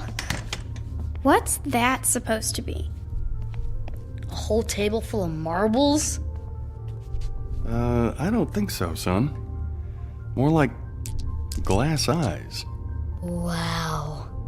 Blue and brown and hazel and green. I want her to have eyes like this. Well, careful, don't touch them. Oh, please do. Guido Fantaccini at your service. An unusual name. It's Italian. It means roughly dream people, or as I prefer, shadow puppets. This is my daughter, Karen. Hello. And, Don't tell me. Tom. And you must be Miss Ann Simmons, age 11, or is it 12? She's only... I'm going to be 11 next month. In that case, allow me to present you with this golden key. It's awful big. What's it for? To wind her up, of course. To wind what up? Why, your new, let me guess, nanny? Tutor? Oh, that and more, I'm afraid. The children lost their mother recently, and without anyone else at home... Nobody can take her place. Nobody. In that case, might I suggest our grandmother model? It's very popular. Do we have to wind her up every day? The key is symbolic, a way of introducing our product line. What sort of product are we talking about? If you can be more specific. As specific as you like. The end result is entirely your choice. First, you'll select the eyes, any color at all. This color's perfect. Then you'll move on to the hair salon. Our wigs are of the finest quality. Blonde, brunette, brown, red, white, and every shade in between. I want her to have long hair, like this one. Ears, with or without earrings. Arms, slender or sturdy, graceful or strong. Hands, fingers, lips, full or thin. As for body type, the choice is again yours. Tall, short, the height you prefer to the millimeter. Very impressive. But they're just pieces. Until we put them all together at the factory. Then they'll become something else, something new. They'll move and walk and talk. Machines don't talk. Grandmothers do. Listen. I sing the body electric. I celebrate myself and sing myself. Who's that? One voice out of many possibilities. Try another. Myself and sing myself. I sing the body electric. I sing the body celebrate electric. myself. Or another. Sing myself and sing myself. I sing the body I electric. sing the body electric. I celebrate myself. I sing the body sing electric. myself. I celebrate myself. I sing and the sing body myself. electric. I sing the body myself electric. and sing I myself. celebrate myself. Pick one. I sing the body electric. I celebrate myself and sing There. myself. I sing the body electric. That's not right. I celebrate Too high? myself Too low? and sing myself. Go ahead. Turn the knob. I sing the body electric.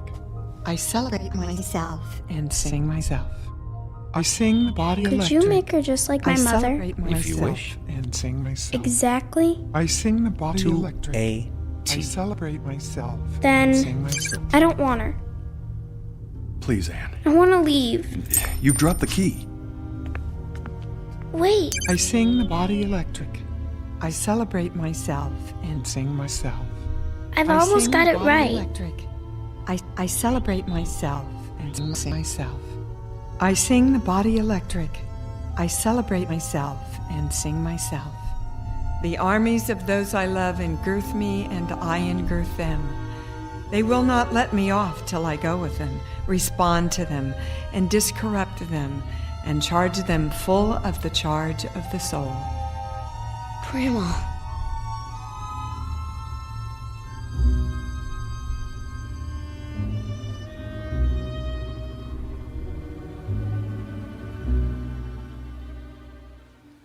Hey, Ann, you want to help me fly my kite? I'm reading. Where'd you get that? Dad bought it for me. Here, hold the string. I'll run till it gets up in the air and... What's wrong? Hear that? So? Somebody's coming. Maybe it's the mailman. No. Then who? Hello. Hi. You must be Thomas. Do they call you Tommy? Just Tom. Well, Tom, then. Is that your sister, Karen? Yes, that's Anne over there. Of course. Who are you? Well, give me any name you like. Melissa, Lavinia, Malvina. Do I know you? Well, don't you? I think I saw those eyes before. So did I. You must be... Yes? Grandma? Say it a few times. You'll get used to it. But I thought you were going to come in a big box, all wrapped up, like a... Mummy. Yeah. Well, then I'd need an Egyptian name, wouldn't I? Like Nefertiti? Oh, Nefertiti's a fine name. Do you know what it means? I believe I do. It means the beautiful one is here. Well done! George Simmons. So, we meet at last. A pleasure, Mr. Simmons. Welcome to our home. You're not my grandmother. Anne. Well, then who am I, pray tell? Nobody. Just a machine. Well, She doesn't look like a machine. Ah, but I am. A very special one. How shall I prove it? Let me see. Have you ever been to the beach? Yes. Sure. And when you were there, did you pick up a shell and hold it to your ear? Many times. What did you hear? The ocean. Yeah. Then listen. I'll cup my hands together like this and hold them to your ear. Now, what do you hear? I want her to have long hair, like this one. That's my voice. All your wishes recorded. You too, Tom. This color's perfect. How did you do that? Well, you're a part of me now, stored in my circuits. Anne, what was it you said? I don't care. Well, it may take a while for that one. I'm not worried. Tom, what is that you're playing with? A kite. Oh, will it fly high? I think so. If I don't run out of string first. Well, what do you know? I happen to have some with me. Where? Touch the end of my finger. You have string in your finger? If that's what you need. Now tie the end to your kite. Why don't you run with it, Anne? Go on. It won't fly. Oh, are you sure? Hold it over your head. Please, Anne. Give it a try. Well, if you want me to, Daddy.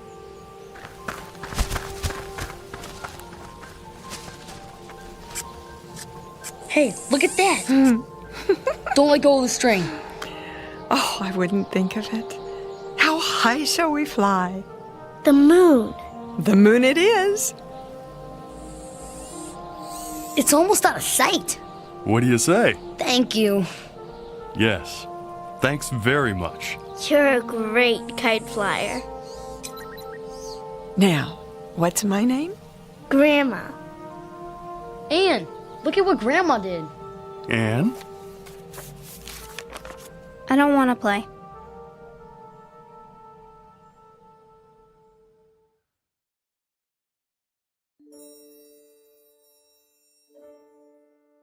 There was a second day, of course, and a third, and a fourth, with Grandma busy every minute, cleaning and cooking, opening the drapes wide, filling the vases with fresh-cut flowers, baking cookies and pies, and leading long walks into town.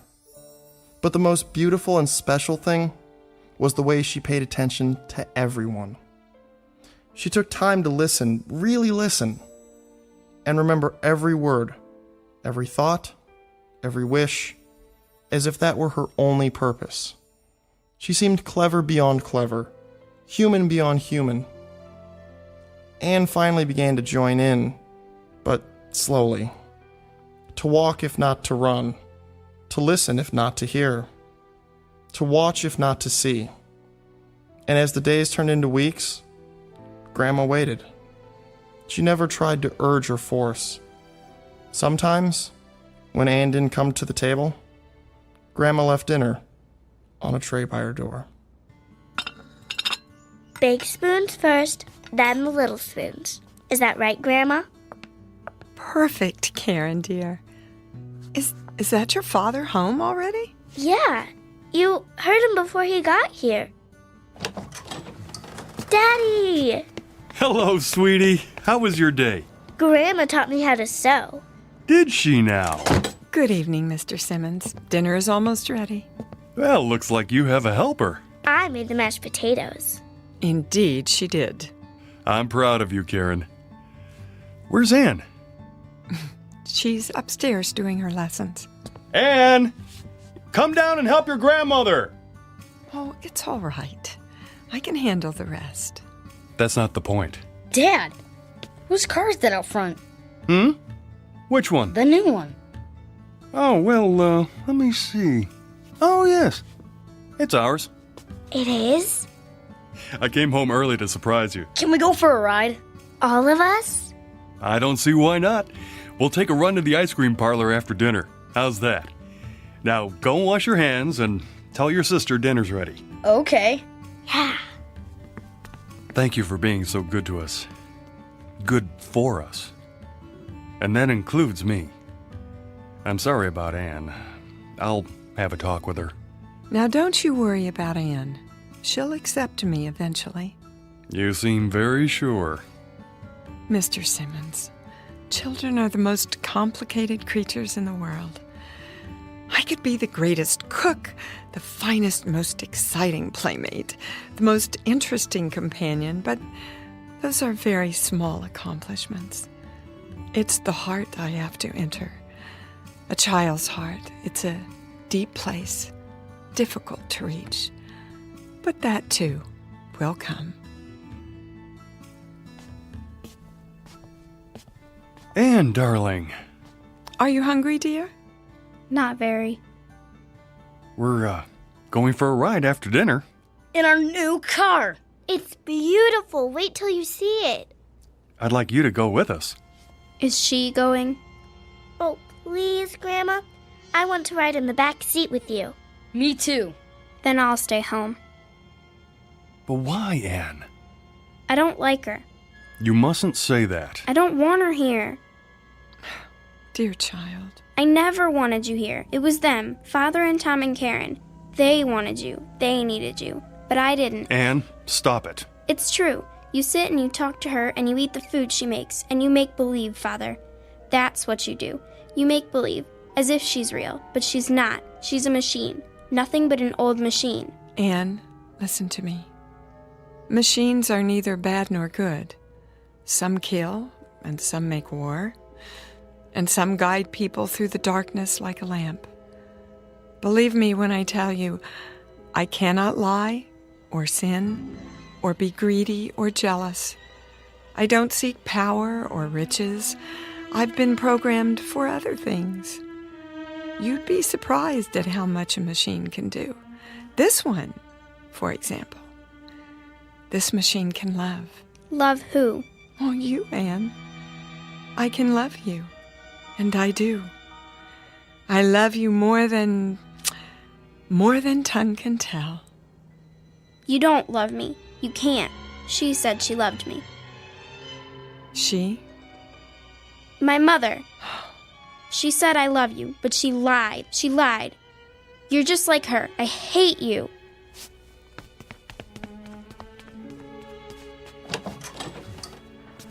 I'll go after her. Not this time. There's no place for her to go. No place except to me.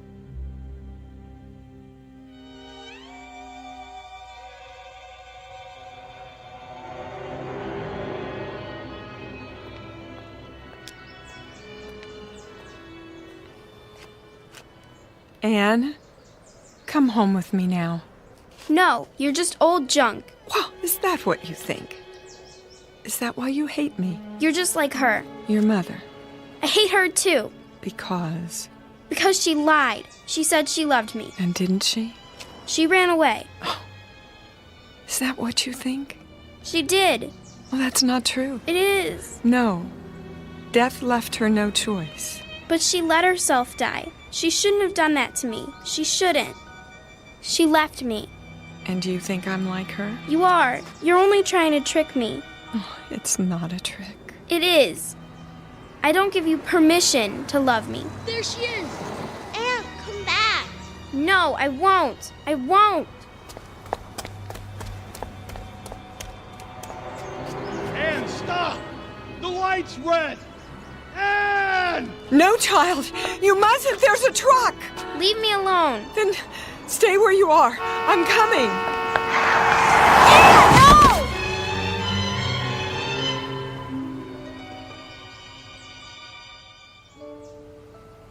They're not moving.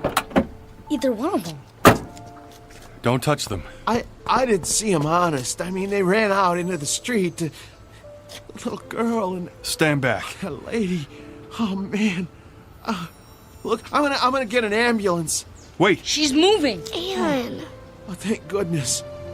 Daddy? You're going to be all right, darling. We better get her out off the street. Here, put your arms around my neck. What happened?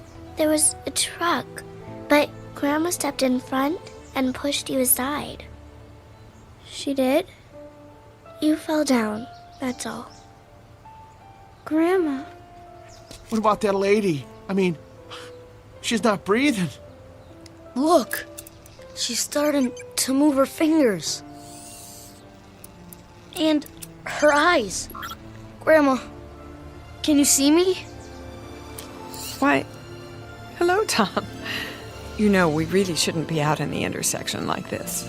Come over to the curb, Grandma. Can you walk? Of course I can. But how? See, Anne? She's perfectly all right. She saved your life. Do you realize that? I'm sorry. Sorry. Shh. Now stop your tears, child, and listen while I cup my hands by your ear. Remember? Like this. A machine. Nothing but an old machine. You're just old junk. Old junk. That's my voice. Your voice, Anne. The way it was once. When I was a child, I spake as a child. Oh. Grandma? Grandma? There. You are alive. Well, I most certainly am. But the truck. It couldn't hurt me. Nothing can. 2 leave takings in 1 year would be too much. Then you're not like Mother. Your mother didn't run away. She was taken away by death. Do you understand now that I shall always be with you? You won't run away? Well, I can't. And I won't. Oh, Grandma. Thank you. You'll never know how much. She had nowhere to turn. She was afraid that everyone would leave her, even her Aunt Clara. Everyone except you. Well, how could I? It's my job to live forever. Now, let's all go home and finish our lunch, shall we? Give me your hand, Anne. You too, Karen. I'll bet we get there before those 2.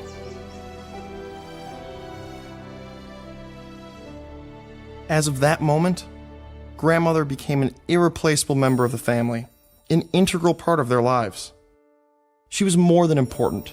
She was vital, the very essence, the most crucial part of being alive. And she shared it all with them, without effort, as if it were what she was born to do.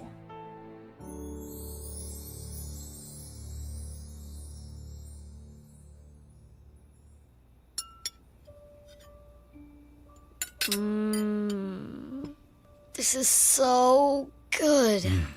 Delicious. Thank you. May I have some more, please? Well, if there's any left, I may have had more than my share. I take it you approve, Mr. Simmons. Oh, please. I'd prefer it if you call me George. Clean your plates, all of you, or there'll be no dessert.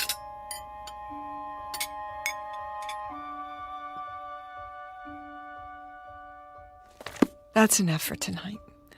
Tomorrow we'll read another chapter from Moby Dick by, what's the author's name? Herman Melville. That's correct, Anne. Now, there's just enough time for your language lesson.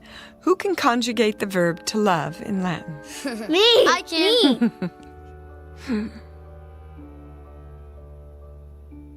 She taught them better than any flesh and blood teacher, in a manner perfectly suited to their expanding minds, until learning became a hunger that would never be quenched. Grandma?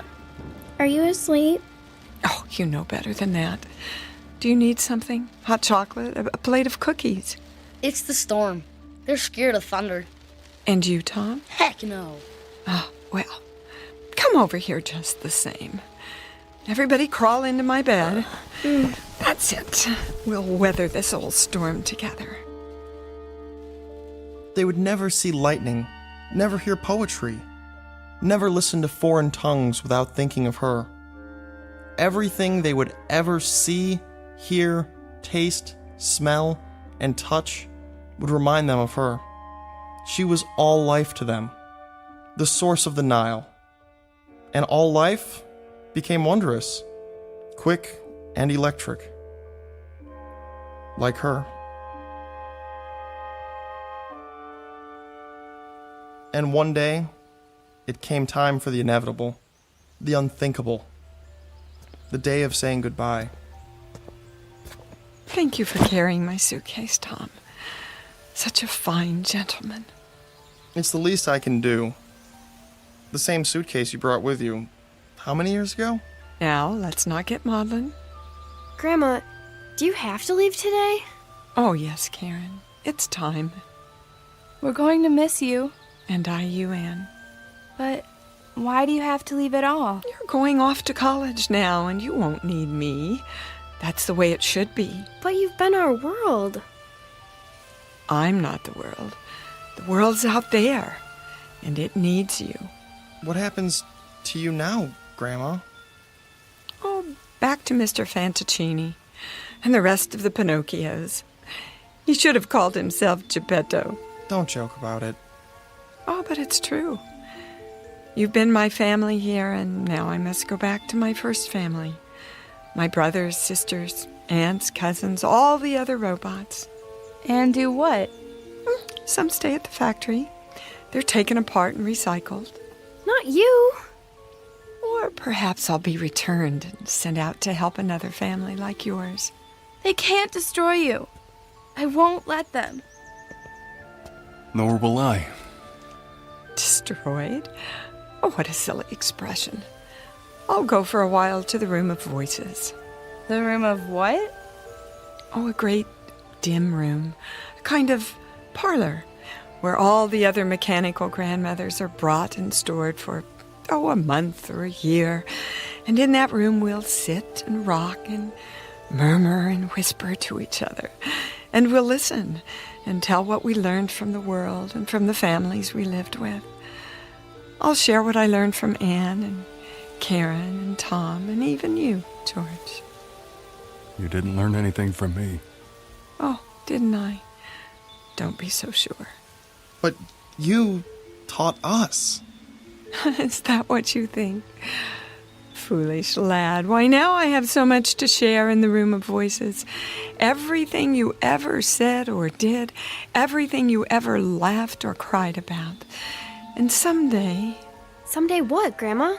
For reasonable creatures, we have an unreasonable dream. Someday, if we're very wise and very good, perhaps we'll gain the greatest gift of all. Oh, Grandma, you don't have to wait. You're alive now. You've always been alive to us. Well, there's my cab.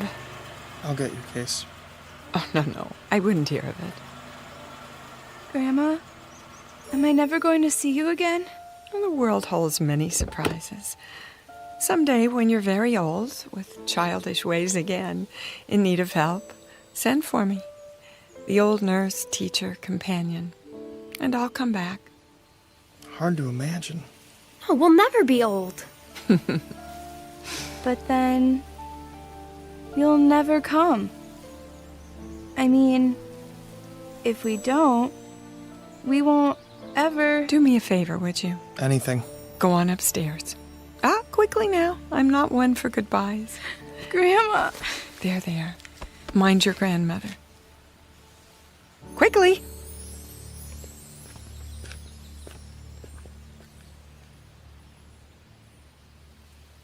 She kept her word, as promised. She has remained with us always, to this day.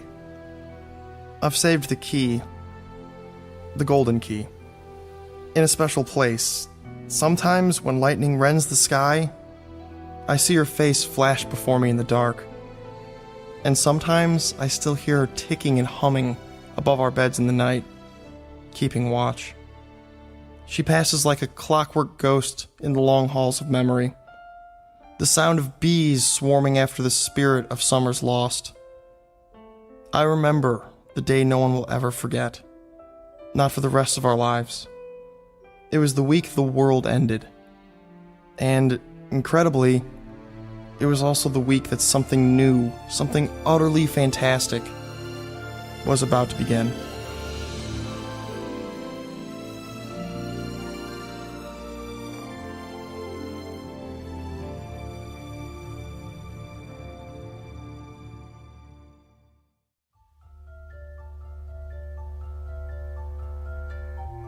As of this moment, the wonderful electric grandmother moved into the lives of children and father. She became integral, important. She became of the essence. As of this moment, they would never see lightning, never hear poetry, never listen to foreign tongues spoken without thinking of her. Everything they would ever see, hear, taste, feel would remind them of her. She was all life, and all life was wondrous, quick, magical, and electrical. Like Grandma. A fable, most assuredly, but who's to say that at some distant moment there might not be an assembly line, producing a gentle product in the form of a grandmother, whose stock in trade is love. A fable, sure, but who's to say what's possible in the Twilight Zone?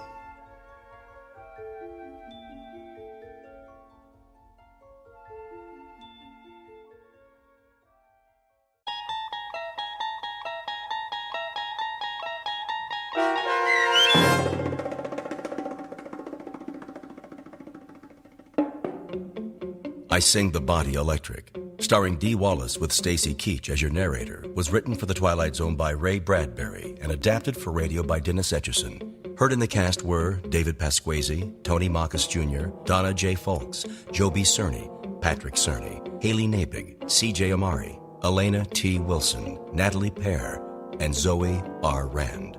This copyrighted radio series is produced by Carl Amari and directed by Joe B. Cerny for Falcon Picture Group. Sound design, custom Foley effects, recording, and editing are done in the Cerny American Sound to Picture Theater by sound designers Craig Lee, Bob Benson, Todd Beyer, and Tim Cerny. Music for The Twilight Zone is provided by CBS and American Music Incorporated, New York. To learn more about the Twilight Zone radio dramas and to download episodes, including 3 free episodes on our homepage, visit our official website at twilightzoneradio.com. Doug James speaking.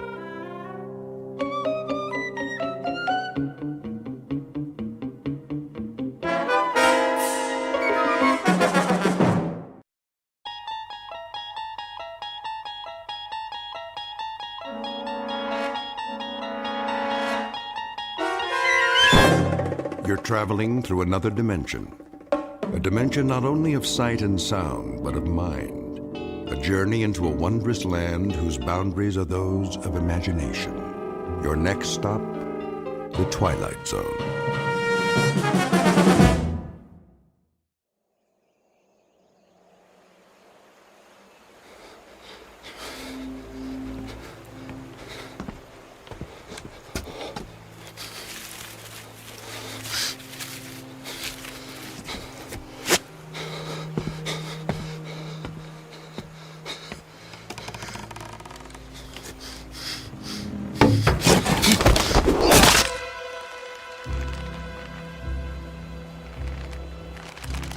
He's dead. Get him down. Yes, Captain. Clemens, what the devil do you think you're doing? Cutting him down, Captain. This is the last of the rope, Clemens. There's still one more to go. Just untie him. For pity's sake, catch him before he falls into the river. Traitor or not, he deserves a decent burial. Captain, the rope's looking pretty frayed. I'm not sure it'll take the weight of another prisoner. It'll have to. But, Captain... I said it'll have to. Yes, sir.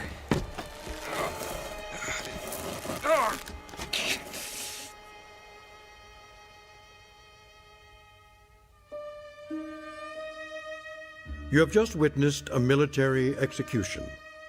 Death is a dignitary who, when he comes announced, is to be received with formal manifestations of respect, even by those most familiar with him. This particular execution occurred on Owl Creek Bridge in northern Alabama during the war between the states. You might find it in the works of that past master of the incredible Ambrose Bierce, but its proper home is in the Twilight Zone.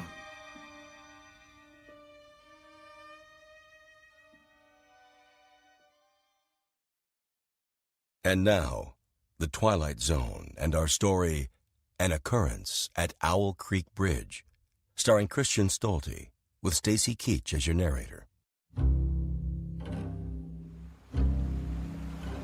Hurry up, Clemens. I want to get this last one hanged while it's still daylight. Almost got him, Captain.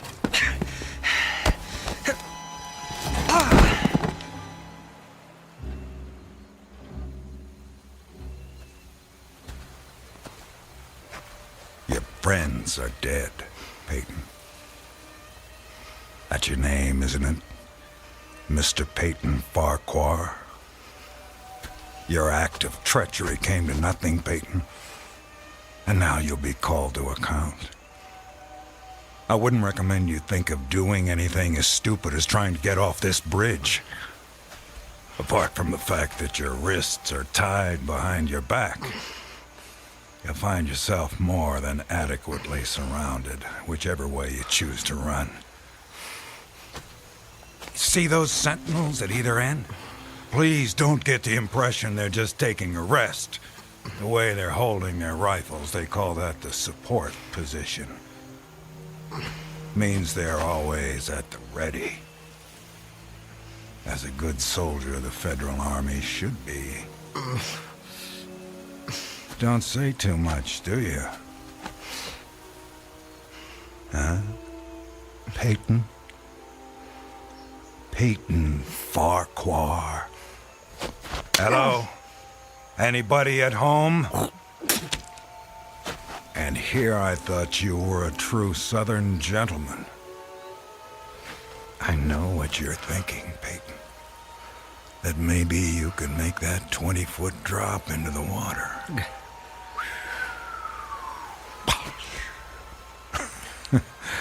And who knows, maybe you could at that. But after that, your chances for continued survival become pretty slim. Look over there on the bank of the stream. You know what that is? It's the muzzle of a cannon. You see, there's an outpost near here. If you really squint, you can see a company of infantry at parade rest. Think of them as spectators if you want. But if you sincerely want to swim for it, you might just as well be giving them target practice, which, believe me, they don't really need. You want to leave your wife a pretty-looking corpse, don't you? Still not in the mood for talking, huh? Well, I can understand that, time like this. A man needs to get his thoughts in order, ready himself for, you know. Perhaps I can help you with that. From a purely practical standpoint, I mean. I'm not a priest or anything like that. Truth to tell, my knowledge of matters theological doesn't amount to very much at all. But I can tell you a little bit about how it'll happen. Me and Clemens will escort you out to the center of the bridge, then introduce you to Captain Newman. He's a nice man. You'll like him. Me and Clemens salute the captain, then we stand behind him, leaving you face to face with the sergeant. Now, he's not such a nice man, sorry to say, but... Oh, I forgot. You two have already met. Well, when the moment comes, you'll both be standing on opposite ends of the same plank. He stands on the safe end, but you probably already guessed that. And you probably guessed that it's his job to hold the plank in place. Then, when the captain feels the time is right for him, not for you, he gives a signal to the sergeant. The sergeant steps aside, the plank tilts, and down you go. Nah, never having been hanged myself, I can't give you any information on what your final moments on this earth might feel like. But I can tell you, I've seen more than a few of these. And I'm sorry to have to tell you, it doesn't look any too pleasant. Anything to say about that? Well...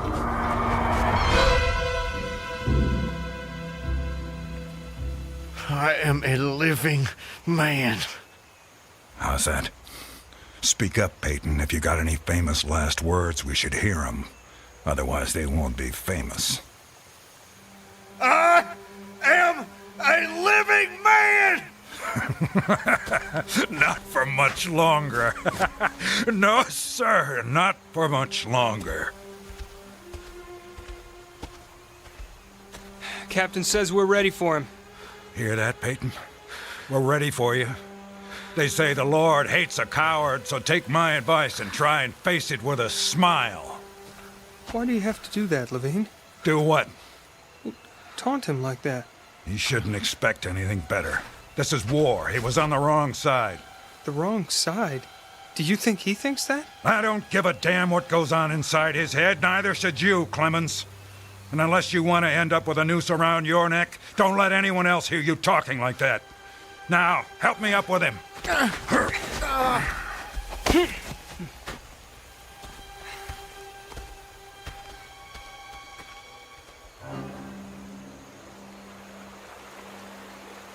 Oh, Elizabeth. Elizabeth, my darling, what have I done? What have I done to you and the children? I promised you. Promised I'd come back. What is a man if he's not as good as his word? What am I? Secure the noose. The noose. If only I could free my hands. Perhaps I could throw off the noose. Perhaps I really could dive into the stream. I might evade the bullets, and if I swam vigorously enough, reach the bank, then take to the woods and get away. Get back home. Yes, home. And back to you, Elizabeth. Thank God home is outside their lines. My wife and little ones are still beyond the invaders' farthest advance. That pounding. What is causing that pounding? It's like the stroke of a blacksmith's hammer on the anvil. Is it distant, nearby, or both? Perhaps it's my death knell. Feels like a knife being thrust into my ear. Damn them, what's taking them so long? If you're gonna do it, just do it! Sergeant, step away. Too late. My God, it's too late. Oh, Elizabeth.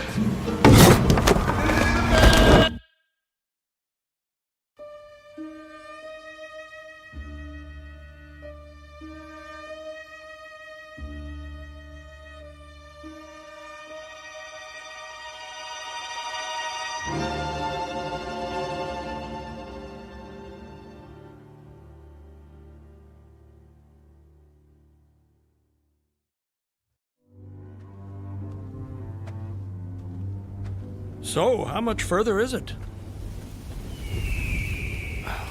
What? Much further to where? Where am I? You're home, Mr. Farquhar. How much further? A little further. Yes, a little further. Just keep along this road. I'm sorry, I'm somewhat confused. Hardly surprising. You've just woken up. It usually takes me a good half hour and a stiff drink before I know my own name. Say, you wouldn't happen to have a stiff drink on you, would you? Oh, I'm afraid not. Too bad. No, wait. I can't have been sleeping. Why not? Look at me, I'm walking. How could I fall asleep walking? Horses fall asleep standing up. But not walking. Well, I don't know about you, but I've got to the end of plenty of days without the faintest idea what I've done. Of course, as I explained to you, Mr. Farquhar, I drink a bit. You know my name? Mm-hmm. You're Mr. Peyton Farquhar. How do you know my name? You told me. I did. Sure you did. Right after I found you on the bank of the river. The bank? The southern bank. When I discovered you, you were digging your fingers into the sand, throwing it over yourself in handfuls, and almost blessing it. That doesn't sound like the sort of thing I'd do. You don't remember? No. Well, it's what you did.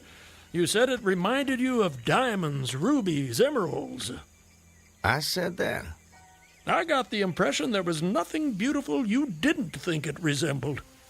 Naturally, I was quite convinced at that moment that you were insane. No offense, sir. Sounds like a very natural reaction. I would have come to the same conclusion. And then you said something that captured my attention. And what was that? Still don't remember? Please, refresh my memory. You said, now let me think. This was all good stuff. I don't want to get it wrong. Oh, yes. You noted a definite order in the arrangement of the trees. That a strange roseate light shone through the spaces among their trunks, and the wind made in their branches the music of aeolian harps. Well, sir, I've been from one end of this great land to the other, and I've met many madmen. Some of them confined for their own good, some of them elected to high office, but never a madman with such a poetic grasp of the language. That was when I knew you were just too interesting to leave where I found you. I do remember. Now it all comes back to you. Not all of it, not yet. But I remember lying on the bank. I was so content there. More than I've ever been in my... Right then and there, I had no wish to perfect my escape. I was happy to remain in that enchanting spot until they recaptured me. Recaptured, eh? You haven't mentioned that before. Of course, you haven't said much of anything since I found you. You're a man on the run, then. Forgive me, Mr. I'm sorry I don't seem to be able to recall your name. It'll come to you.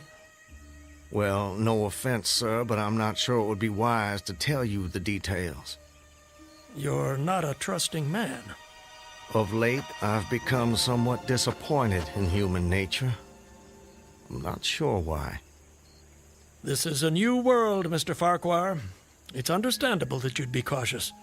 But rest assured, I'm not what you might call political. But I do love a good story, if you have one to tell. My story? I have no story. I have a life. A life that's become considerably more interesting of late, I'd venture to say. But beyond your name, I know nothing about you. What manner of man is Peyton Farquhar? Why do you want to know? The road I travel is long and lonely. I'm starved of intelligent conversation, and the only voice I ever hear is my own.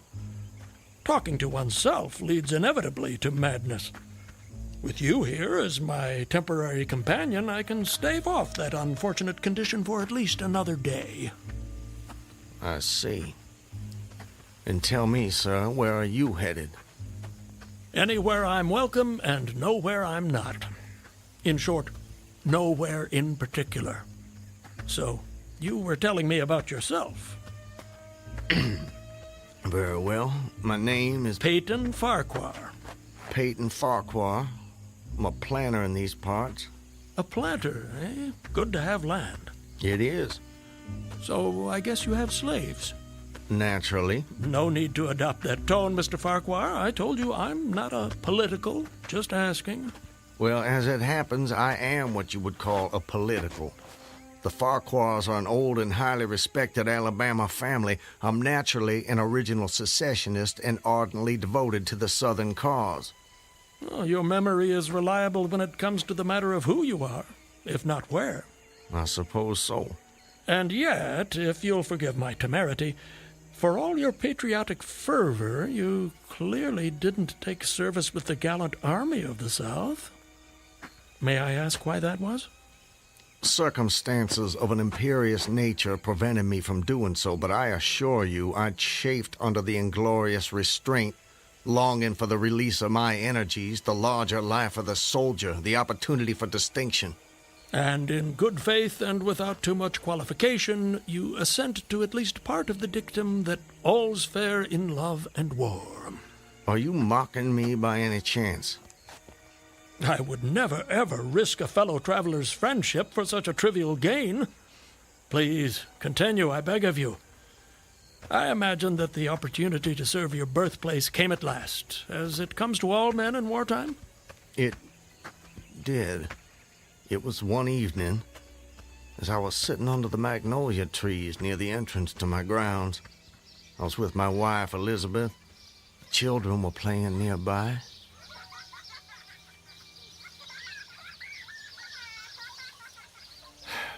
This is the life.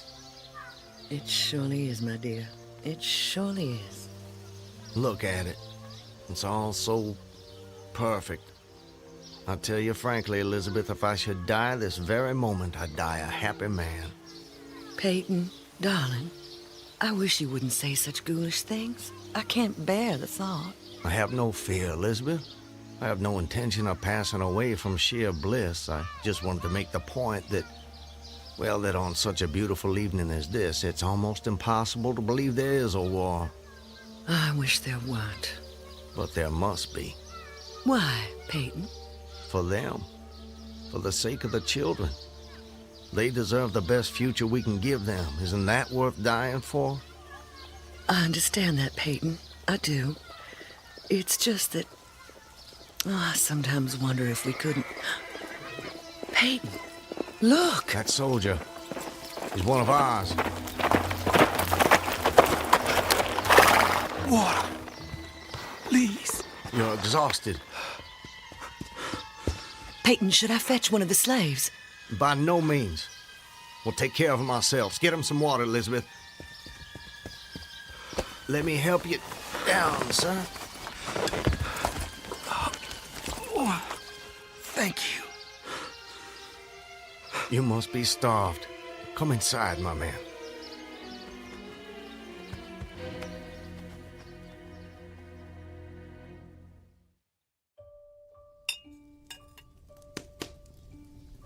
Oh, this is a splendid meal.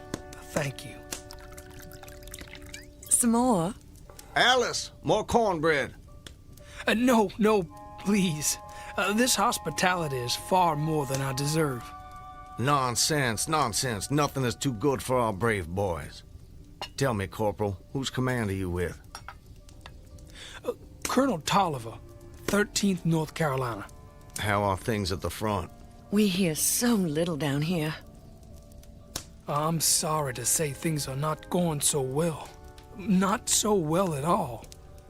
The Yankees are repairing the railroads in preparation for another advance. They've reached the Owl Creek Bridge. Owl Creek Bridge? Yes, sir. They've put it in order and built a stockade on the north bank.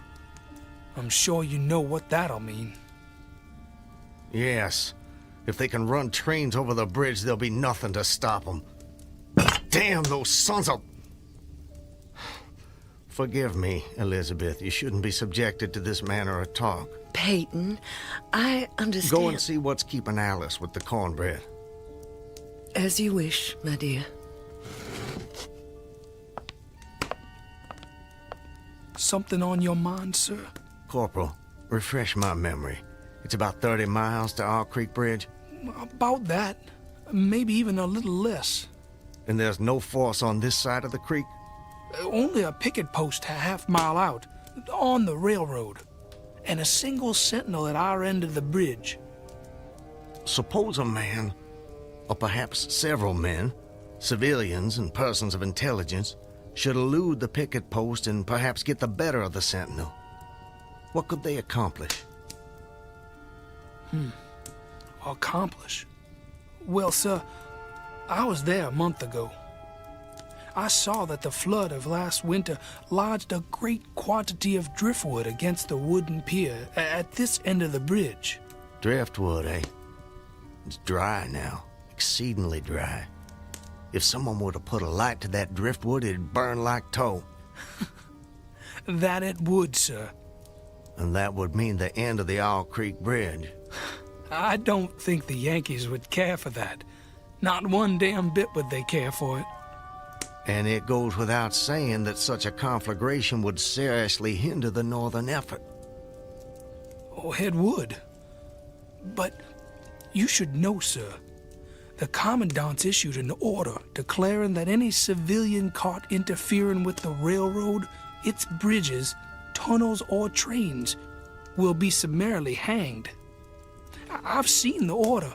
It's posted everywhere. Risk is a part of life, soldier. You face it every day. I do. That I do. And in my own small way, I've done what I can. No service is too humble to perform in the aid of the South. And should the opportunity present itself, no adventure would be too perilous to undertake if consistent with the character of a civilian who is at heart a soldier, of course. Mr. Farquhar, you are a true son of the South, and a very brave gentleman.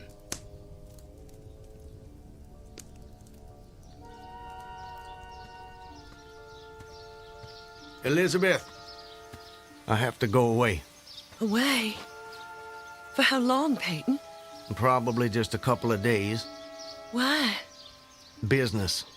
Larson will be going with me, maybe Zeller too. I don't know. I'll have to ask him. Peyton, don't go.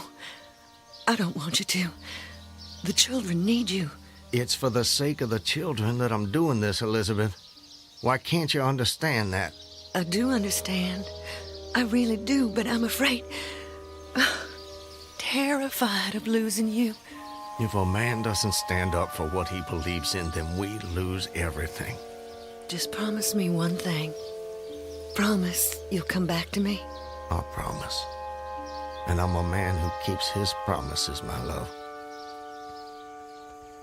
Setting fire to the Owl Creek Bridge. Sounds like a most audacious plan. It was. I must confess, Mr. Farquhar, I'm a little confused. How so? You strike me as a competent and determined gentleman. I imagine whatever you want out of life, you get it. That's fair to say. What of it? Simply that I'm surprised your endeavor came to nothing. And what makes you imagine that? Your present predicament. The absence of your co-conspirators, those marks upon your neck. And if someone had set the Owl Creek Bridge alight, I'm sure I would have noticed it in some way.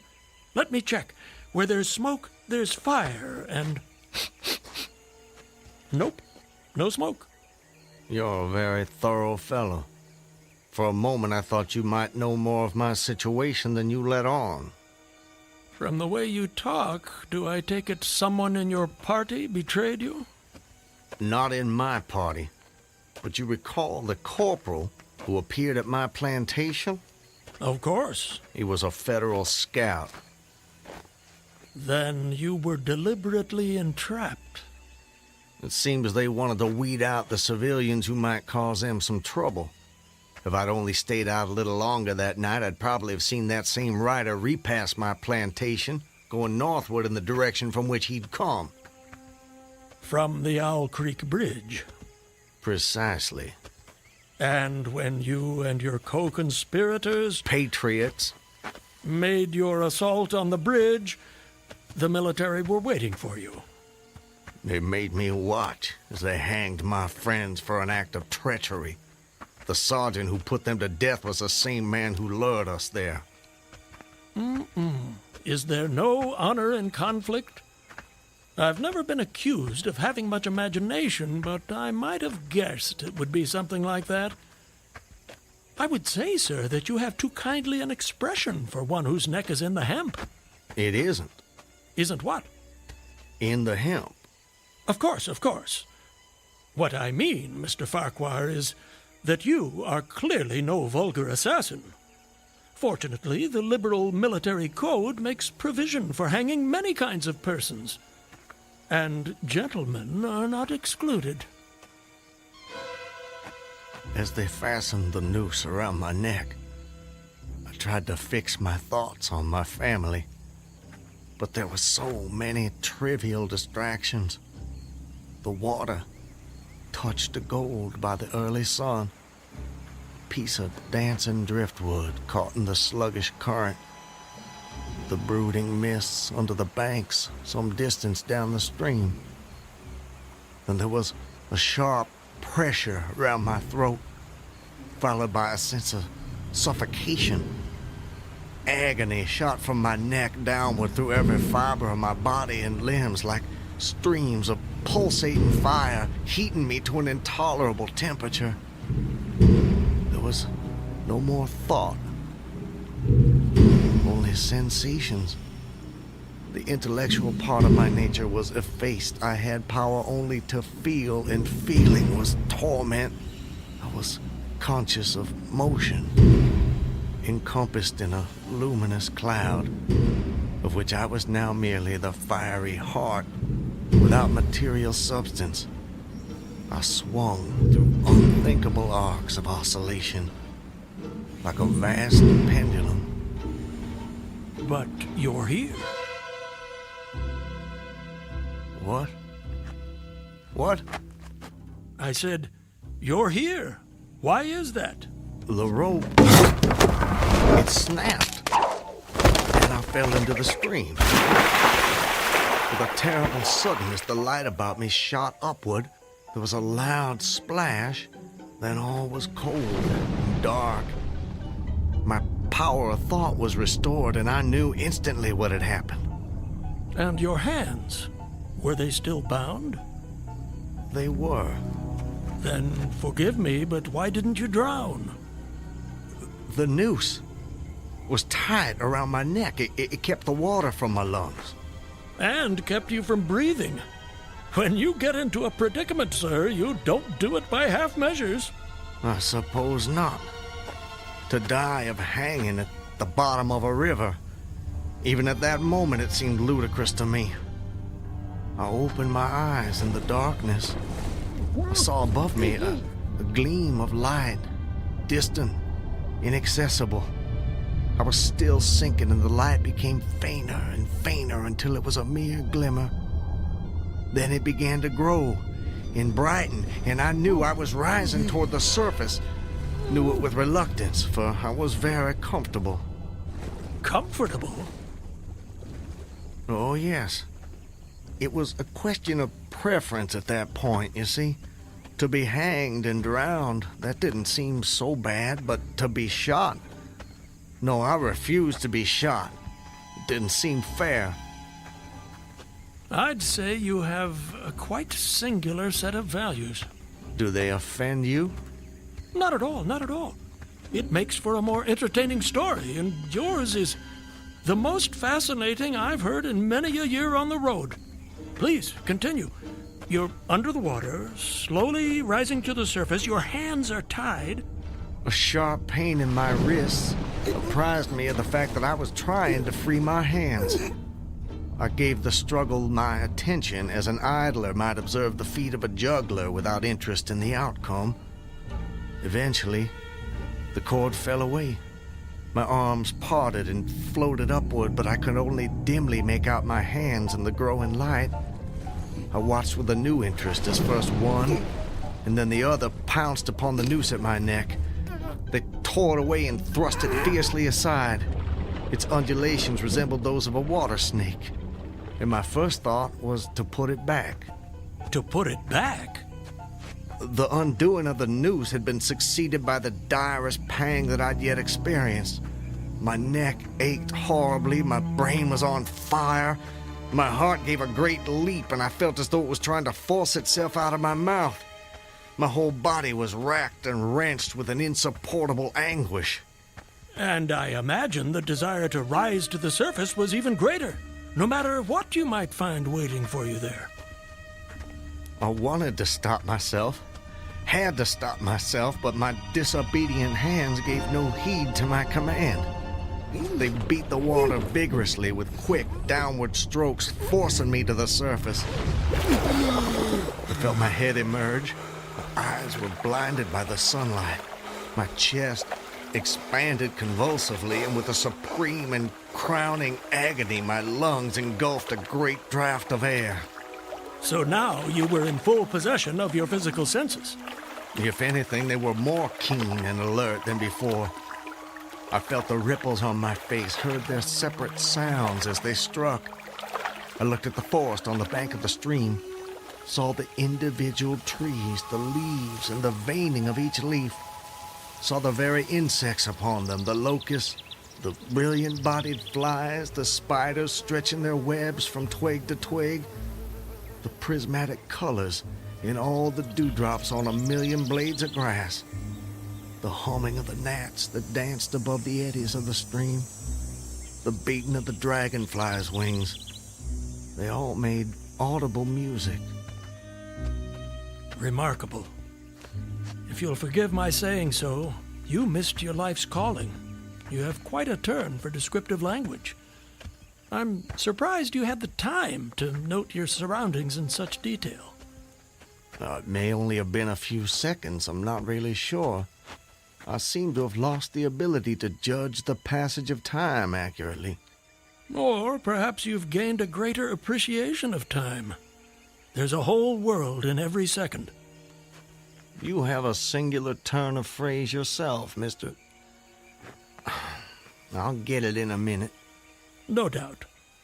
Did you acquire this philosophical outlook during your travels? Hard to say. See, it often seems like I've been traveling my whole life. But enough about me. I long to hear your story. You've painted a beautiful background for me, but it strikes me there are more pressing issues in this particular picture. For example, your executioners. My would-be executioners. That goes without saying, surely. Very well. I saw them, silhouetted against the blue sky. They shouted, they gesticulated. Their movements were grotesque and horrible, their forms gigantic. Suddenly, I heard a sharp report and something struck the water smartly within a few inches of my head, spattering my face with spray. One of the officers had his rifle. At his shoulder, there was a light cloud of blue smoke rising from the muzzle. I was surprised he missed. I read somewhere that marksmen with gray eyes are the keenest shots. This fellow was the exception to the rule, it seems. The marksman had gray eyes? Mm-hmm. How could you see that? I'm sorry? He was on the Owl Creek Bridge. You were in the water. And you must have drifted some distance. So, how did you know the marksman had gray eyes? I don't know how I know. I must have noticed it on the bridge. Just before your execution? My intended execution. As you say. Doubtless the detail was burned into my mind. Doubtless. I told you how much more alive my senses had become at that moment. Alive. Yes, indeed. That you did. At that moment, a counter-swirl turned me half around. I was looking into the forest on the bank opposite the fort. A clear, high voice rang out and came across the water with a distinctness that pierced and subdued all other sounds, even the beating of the ripples. The voice, what did it say? It said, "Attention, company! Ready! Aim!" How did you do that? Run! Fire!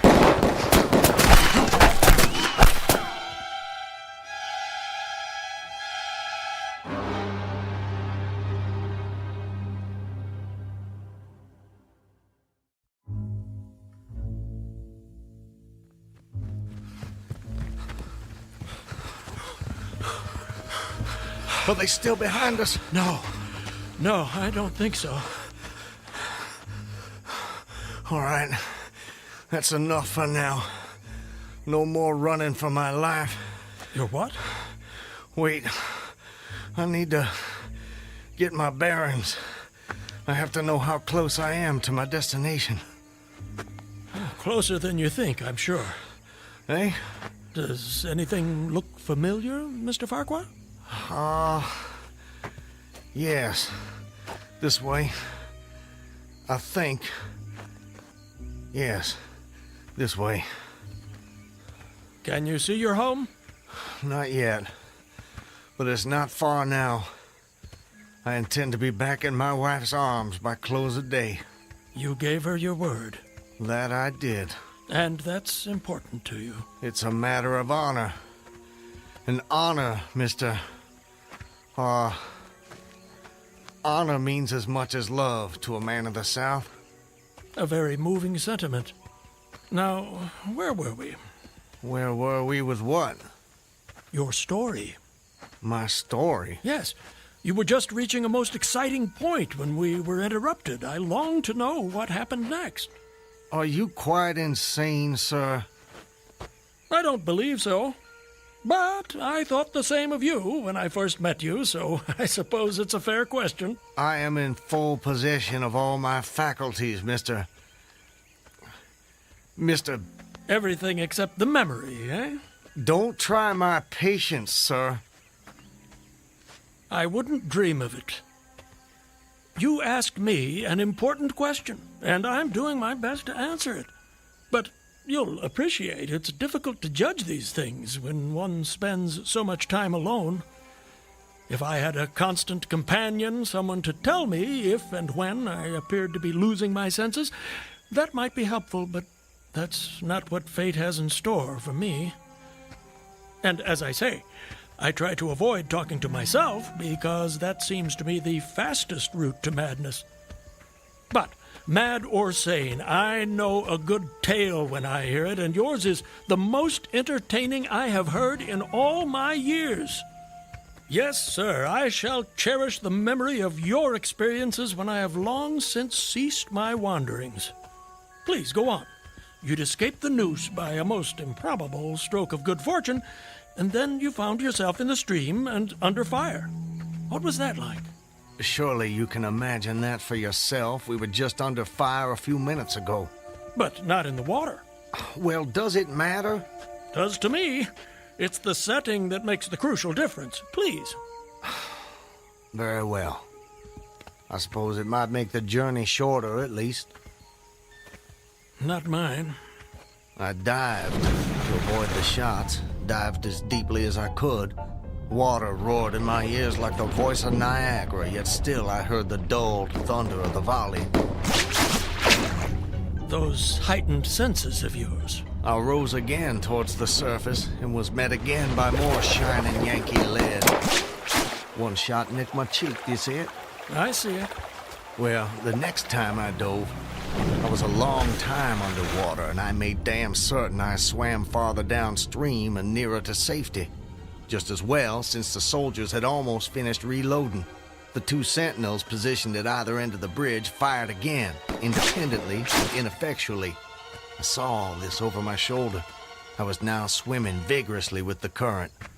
My brain was as energetic as my arms and legs. I thought with the rapidity of lightning. I reasoned, you see, that the captain had probably already given the command to fire at will. And you surely couldn't dodge all the shots. You're not invulnerable. No man is. Then an appalling splash, just 2 yards away, was followed by a loud, rushing sound which seemed to travel back through the air to the nearby fort and died in an explosion which stirred the very river to its deeps. A rising sheet of water curved over me, fell down upon me, blinded me, strangled me. The cannon had taken a hand in the game. Did I tell you about the cannon? You must have done. Well, anyways, as I shook my head free from the commotion of the smitten water, I heard the deflected shot humming through the air ahead. And in an instant, it was cracking and smashing the branches in the forest beyond. I was certain they wouldn't be so far from their target next time, and it was a good gun. The report lagged behind the missile. But surely the smoke would have apprised you of another shot. So long as you kept your eye on the gun, you had a certain advantage. Am I correct? You are? The problem was how to reach the shore without turning my back on the cannon. You have my complete attention, sir. How did you manage it? Well, I don't know. I'm not sure. I felt myself whirled round and round, spinning like a top. The water, the banks, the forest, the distant bridge, fort, and soldiers, they were all somehow commingled, blurred. I could no longer make out objects, only colors. Circular, horizontal streaks of color. It was all I saw. I was caught in a vortex. I felt giddy and sick. Fascinating. Incredible. What is that damned hammering? I don't hear anything. Unless it's the ticking of your watch you can hear. My watch? You're lucky it still works after such an immersion.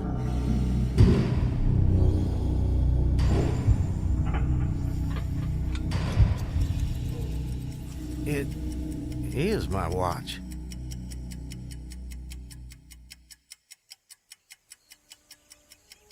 But why should I think... Perhaps you're the sort of man who values the seconds as much as the minutes and the hours. And there's a whole world in a second, so I've been told. So how did you fight your way out of this vortex? I really have no idea. The next thing I knew, I was on the road with you at my side, heading for home as I promised. Surely not. I mean, you obviously avoided the cannon and struggled to the bank. Obviously. But I have no memory of it. And of our meeting? I recall only what you told me about it. Most curious. Stop! What is it? This is it. We're here. This is the path to my home. Excellent. Well, I suppose this is where we part company, Mr. Farquhar. May I say, it's been a rare pleasure. You wouldn't care to come in? I'm sure the servants could prepare you a meal. That won't be necessary, my friend.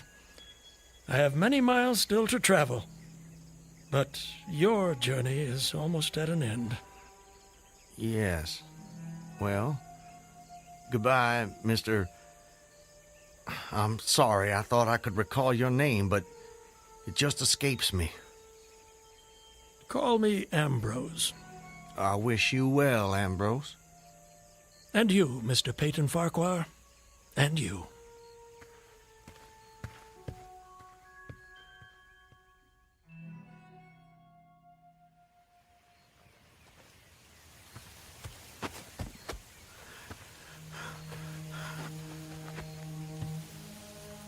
Home. Almost home. How long? How long since that damn imposter rode down this road?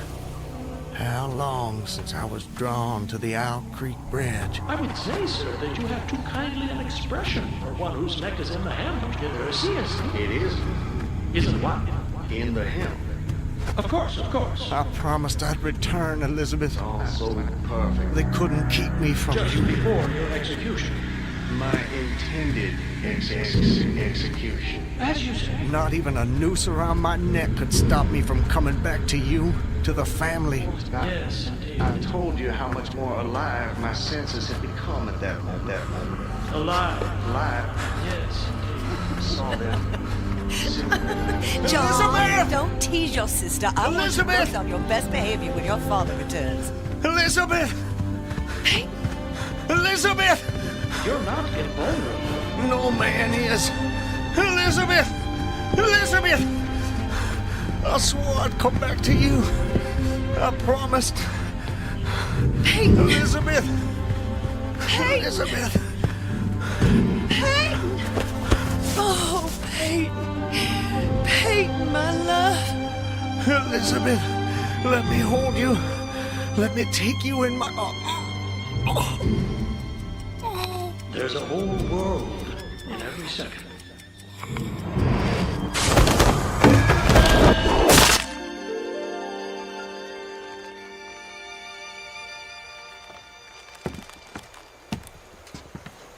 He's dead, Captain. Good work. That's the last execution for today. Get him down! You know, Levine, for a moment there, I thought that rope wasn't gonna hold. It's strong enough. It did its job. Do you ever wonder what goes on inside a man's head in those last seconds before death? Like I said before, Clemens, I don't give a damn. And neither should you.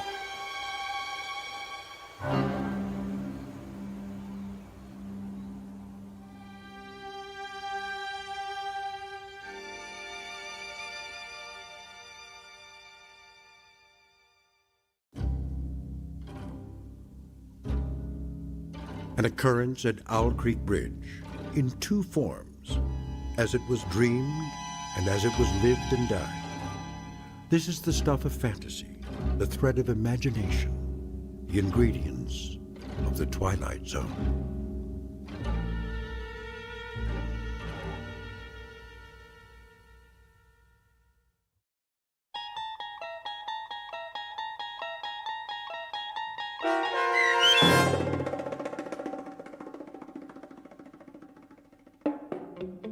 An Occurrence at Owl Creek Bridge, starring Christian Stolte with Stacy Keach as your narrator, was adapted for radio by M.J. Elliott and based on the short story by Ambrose Bierce.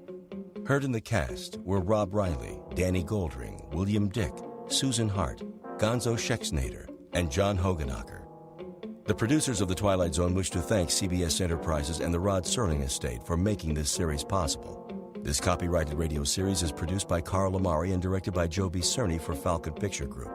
Sound design, custom Foley effects, recording, and editing are done in the Cerny American Sound to Picture Theater by sound designers Craig Lee, Todd Beyer, and Tim Cerny. To learn more about the Twilight Zone radio dramas and to contact us, visit our official website at twilightzoneradio.com. Doug James speaking.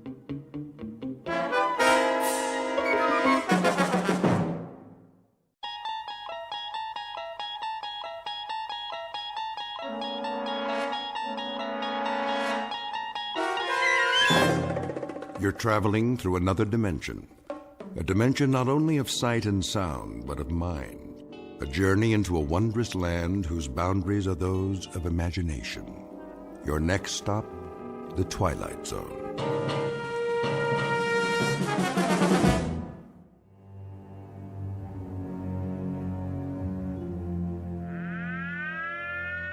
This is the Emergency Broadcast Network.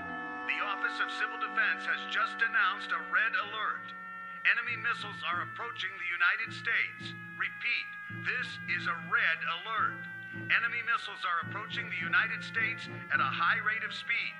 Arrival time is estimated at only a few minutes from now. All citizens are advised to get off the streets immediately and take cover. This is not a test. Repeat, this is not a test. The first missiles have just hit. Are we still on the air? How long do we have? Good Lord! It's actually happening. This is real, folks. This is not a test. This is real. How's that, Mr. Radin? It should do nicely. The volume could be a bit higher, though. Higher? You gotta be careful not to break those speakers. I thought you installed subwoofers, state-of-the-art, as I requested. Oh, we did. For later. Will you hear them? When the explosion hits here, you'll really feel it. Good, good. I don't know where you got your sound effects, but you'd swear a bomb was going off outside. I mean a big bomb. That's precisely what I want. I got the other TV hooked up, sir, at the end of the hall, like you said. Let me see. Here's the remote control. You got your on, and then you got your off and your volume. Did you load the videotape? Sure did. As soon as the monitors go on, it starts rolling. Why don't you show me? All right, Mr. Radin. Let's give it a test run. Look at that, would you? There's the street outside. Only now it looks like the beginning of World War III. Yes. Yes. This calls for something of a celebration. If you don't mind me asking, where'd you get the footage? Some special effects guys out in Hollywood? Oh, you might say I have my contacts. Given adequate funding, anything is possible. Yeah, some setup you got here. All part of the show, huh? This is not a show. It may be, let us say, an illusion. But this room is not an illusion. It happens to be the best designed bomb shelter on the face of the earth. But tonight it's for gags, right? Something of the sort. A practical joke, and I trust a most effective one. You could say that again, Mr. Raiden. When those sound effects start and that stuff goes on the TV, you'd swear the whole world was getting blasted. That's the general idea. I've got 3 guests coming this evening, rather special guests, and I wouldn't want them to be disappointed. Well, it fooled me, and I put most of the wiring in. A drink before you go, gentlemen, to a job well done? No thanks. It's getting pretty late. Are these friends of yours? How's that? You're doing all this to fool 3 of your friends. They must be, they must be real, like, special friends. Oh, they are. They are indeed very special friends. This, in a sense, is the moment a man lives his entire life for. Yeah, I bet. That about it, Mr. Raiden? Yes, I'd say that just about does it. Well, we gotta go. So long, Mr. Raiden. Good luck on your party. Party? Yes, you might call it the best party ever. Bye, Mr. Raiden.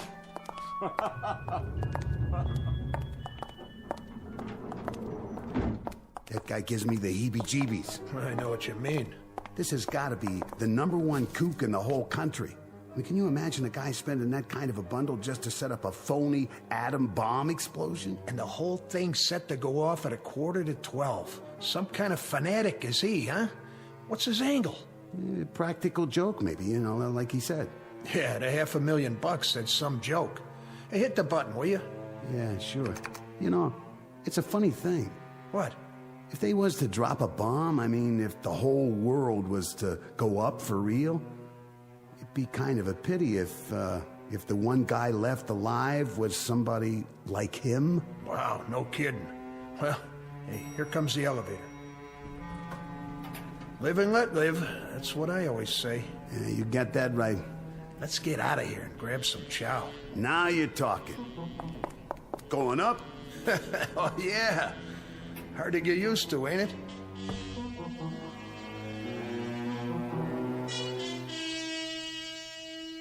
This is the basement of a fashionable midtown skyscraper and office building.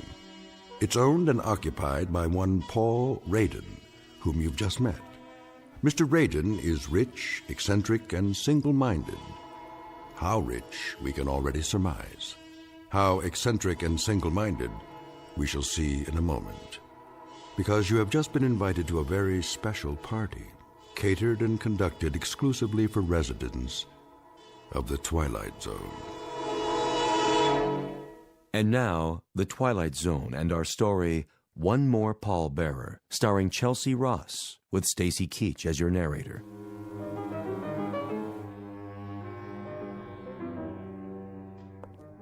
And here's the main course, dear. Baked fish, just the way you like it. Splendid. Would you care for some more milk? Not just yet, Mary. Sit down, please. Oh, who could that be? I'll get it. No, you won't. I hope it's not one of the parishioners. Wait here. But you've been on your feet all day. Dinner will keep. Nonsense. I'll see to it, dear.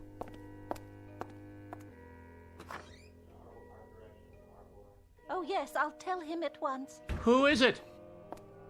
The most peculiar man. What did he want? I'm not sure, but there's a limousine waiting at the curb. He said something about a matter of life and death.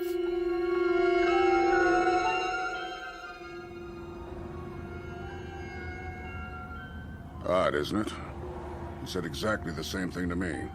And beyond that, Colonel, you've been told nothing. Hardly a word. The driver appeared at the club, something about an old acquaintance. And you, madam? I'm as much in the dark as you are. I was busy grading papers when that very strange man in the front seat came to my door. It sounded terribly urgent. I'll have a word with him. Driver! Yes, sir. Where, may I ask, are you taking us? Be there soon, sir. Yes, but where? Who do you work for? My employer wishes to remain anonymous. Well, isn't this mysterious? Like an Agatha Christie novel. But surely you can tell us if there's a life in the balance. Here we are. Where the devil? A very nice part of town by the looks of it. Please exit from the right of the vehicle. See here, if this is some sort of joke. I assure you, sir, it's no joke. Yet you can't even tell me who gave you your orders. It is an impressive building. You may use the private elevator. I know this building. That fountain. Elevator? To what floor? This one has only one button, and it says down. I'll enter the code for you. Well, if it doesn't go up, then it must go the other way, of course. This is outrageous. I demand that you return me to the officers' club at once. Driver? Driver! It appears that we've been left to our own devices. It was ever thus. After you, madam.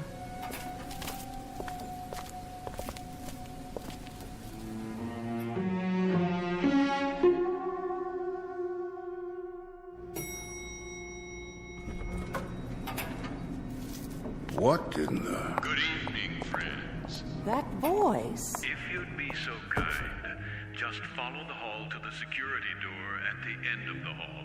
There's something vaguely familiar about the tone, but I can't quite... Enough. It's time to find out what this is all about. That's right. Just come in, if you will. See here. Do sit down and make yourselves comfortable. Wait, I remember now. Yes. The accommodations are a bit Spartan, but I trust you'll find them adequate for your needs. How good of you to come. Colonel Hawthorne, Reverend Hughes, and of course, Mrs. Langsford. I'm delighted to see you all. What? Such blank faces? Don't tell me you've forgotten. It's Raiden, isn't it? Aren't you Paul Raiden?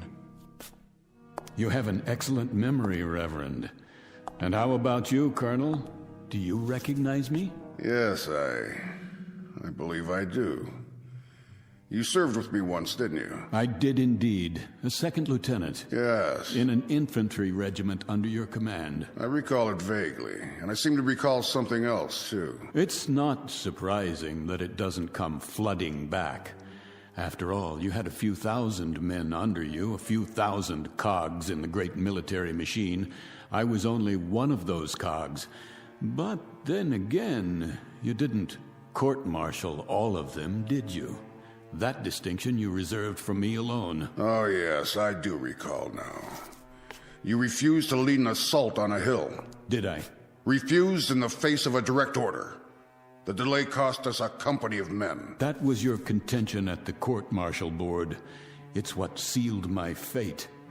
I was dishonorably discharged, Colonel. Stripped of rank and booted out. Oh, fortunate for you. Fortunate, you say? Were I permitted to dictate the sentence, I would have had you shot. Of this I have no doubt. No doubt at all. But what kind of host am I? Oh, for pity's sake, Paul. I must apologize. There's a lady present. Please forgive me for not addressing you first, Mrs. Langsford. Do you recall who I am? Of course I do. I taught you in high school. Well done. I don't forget my students. Oh, now and then I find that they get jumbled together. Of course. But if I prod my memory a bit, I'm able to connect names with faces. And in your case, with character. I made an impression on you, did I? That's understandable.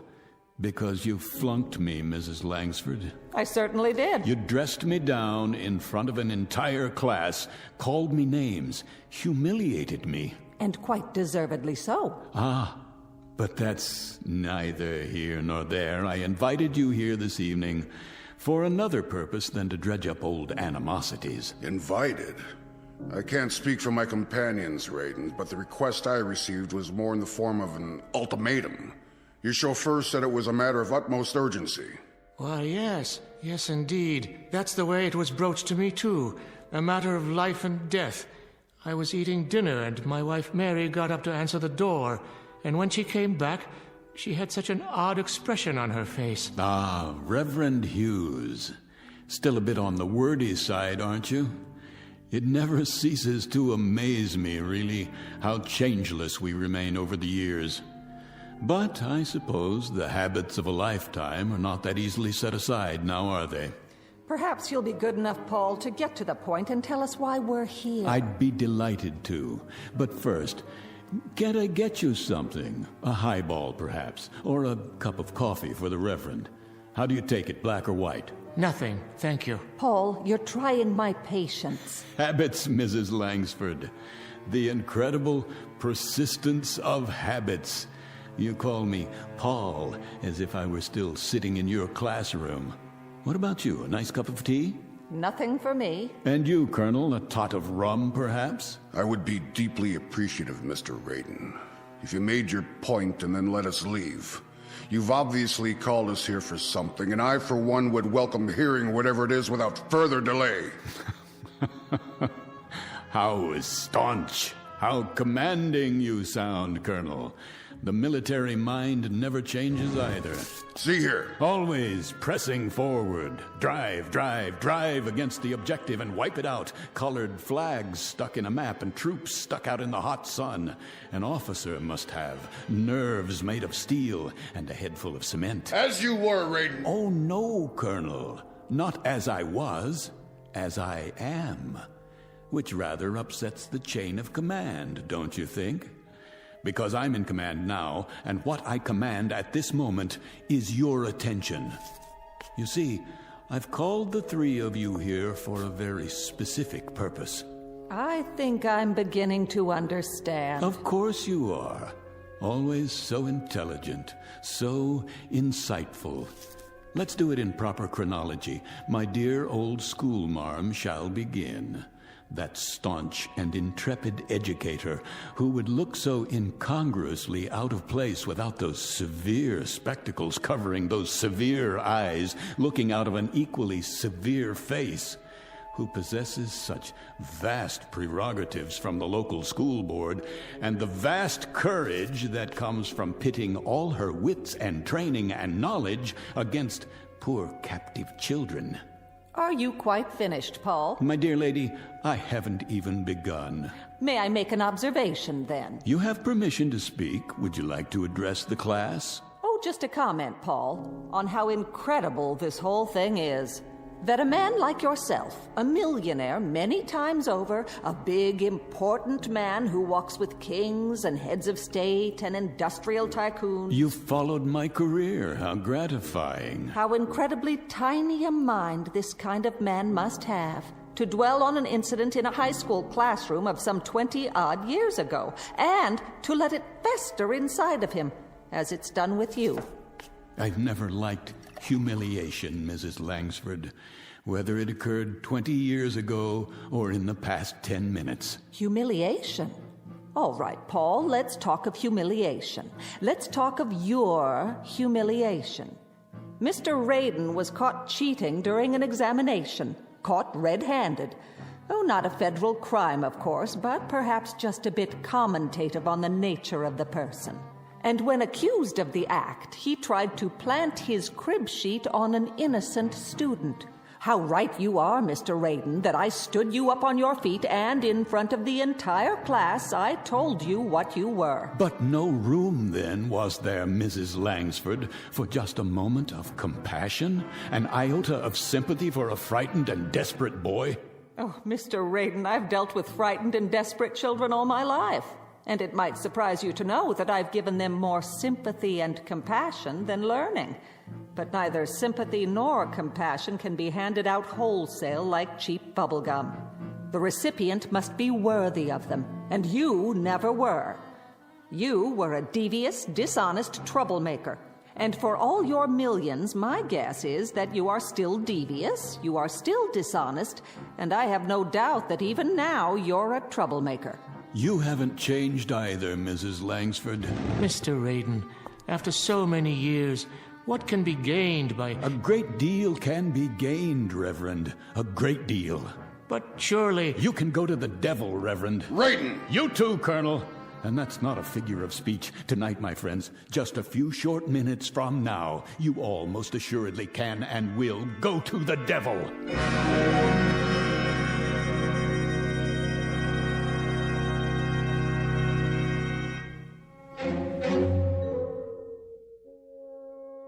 Mr. Raiden, obviously years have passed between now and whenever it was you felt you suffered various indignities at our hands. Felt? How conveniently you forget the extent of my suffering. You, for example, accused me of lack of character, and worse, you put a scandal over my head and all but destroyed my reputation. I do remember now.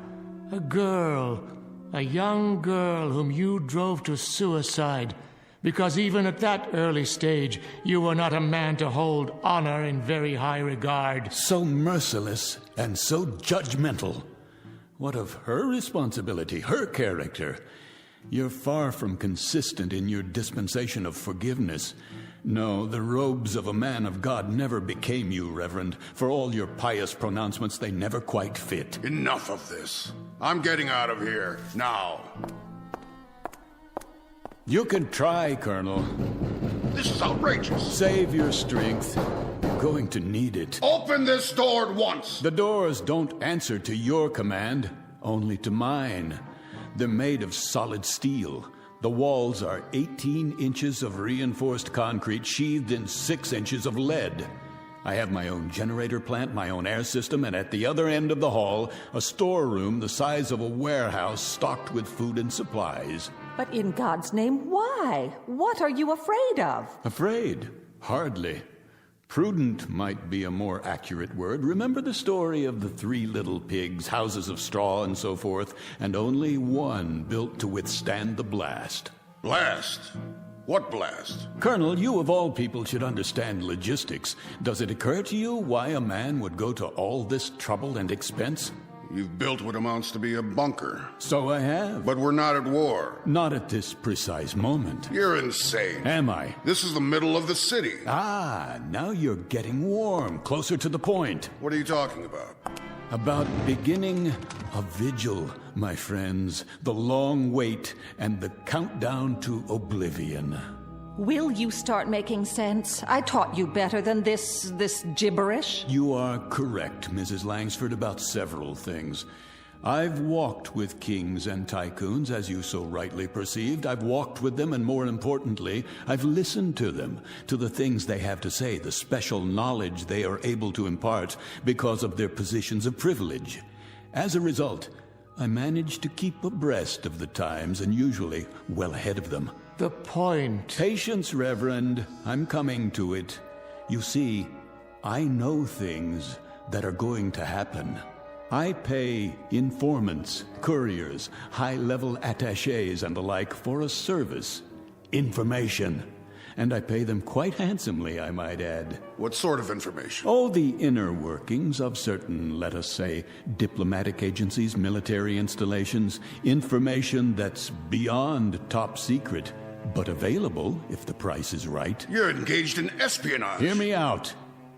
48 hours ago, I received a most interesting bit of news, or rather, several bits, meaningless in themselves, that together form one unavoidable conclusion, something that is known to perhaps only 6 men in the world. If you're trying to frighten us, it isn't working. Then let me give it a somewhat finer edge.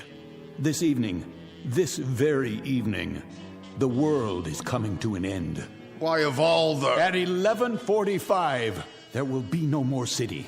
No more country. Rubbish. Oh, it was inevitable, don't you think? After so many years, so many weapons stockpiled, someone somewhere was bound to become impatient, to finally push the button that brings us to the reward we so justly deserve.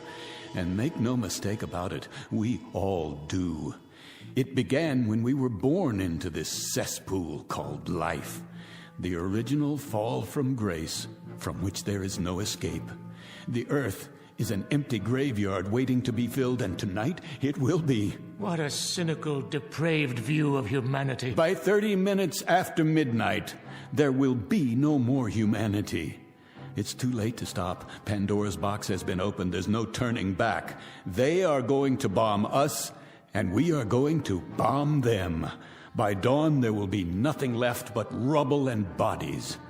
And now, within a few moments, it begins. You'll be hearing the sirens very shortly. That's the red alert. It means their missiles are on the way. Ours will follow soon after with proper military efficiency. And you are to survive, Mr. Raiden. Is that the idea? I am to survive, as long as I stay here 300 feet under the ground. Already buried, one might say. How about you, Reverend Hughes? Or the rest of you? Would you care to survive too? Or shall I be the only pallbearer? What? It can't be. Don't panic. This whole thing may be a hoax. Please remain seated. If you require proof, I'll turn on the radio. This is the Emergency Broadcast Network. The Office of Civil Defense has just announced a red alert. Enemy missiles are approaching the United States. Repeat, this is a red alert. Enemy missiles are approaching the United States at a high rate of speed. Arrival time is estimated at only a few minutes from now. All citizens are advised to get off the streets immediately and take cover. This is not a test. Repeat, this is not a test. The first missiles have just hit. Are we still on the air? How long do we have? Good Lord! It's actually happening. This is real, folks. This is not a test. This is real.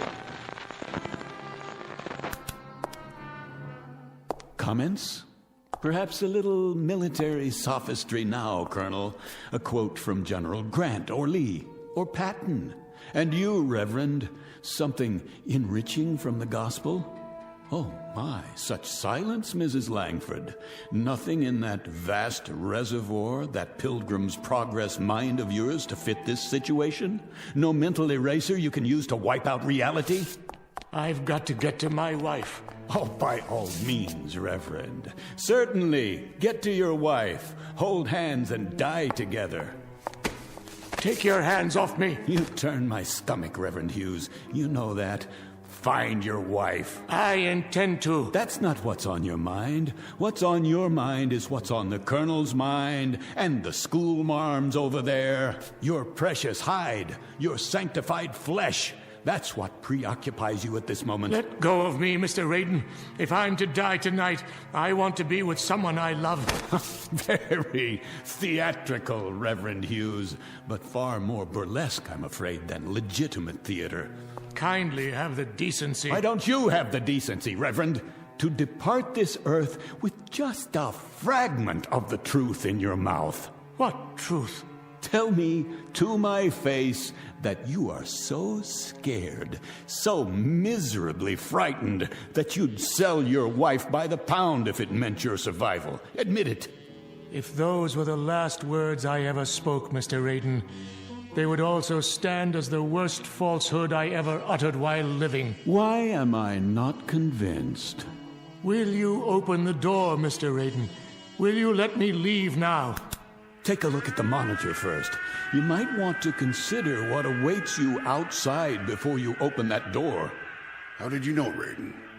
How could you possibly have known exactly when? What difference does it make? If we leave now, we might make it back to our homes. Highly unlikely at this point, but I suppose hope springs eternal. Oh, of course, Mrs. Langsford, back home to your aging sister, no doubt. And you, Colonel, back to the club so you could die with your cronies amid all your medals and memorabilia. Whatever we do, it's none of your concern.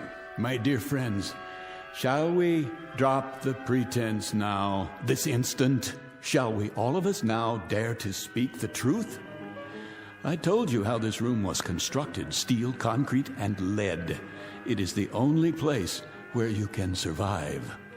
Now, what is all this nonsense about going back to your homes? You mean to say you'd walk out of here to certain death, when by simply staying where you are, you're assured that you'll live? Are we to understand, Mr. Raiden, that you will permit us this luxury? That you will allow us to stay in your fortress? Oh, indeed. Indeed, Colonel. As a matter of fact, it's precisely why I asked you all to come. Each of you, in your own way, tried to destroy me. But I will not repay the compliment in like kind. That is to say, I won't require an eye for an eye. Nothing quite as basic, as naked as that. Then I'd be interested, Mr. Raiden. What is your price? The Colonel would be interested. I should think so. And I presume the schoolmarm and the Reverend, too, would be interested. I submit, dear friends, that you're not just interested. It's the only single thing on God's earth that has any meaning left. How much will Raiden charge so you can stay here in safety?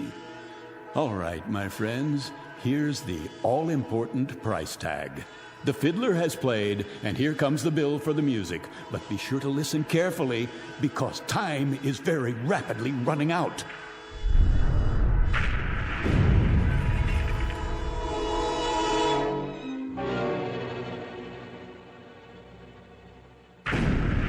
Say it, man. What is your price? You will, each one of you in turn, beg my pardon, ask my forgiveness, and if need be, you'll get down on your hands and knees to perform that function. Is that all? That's all.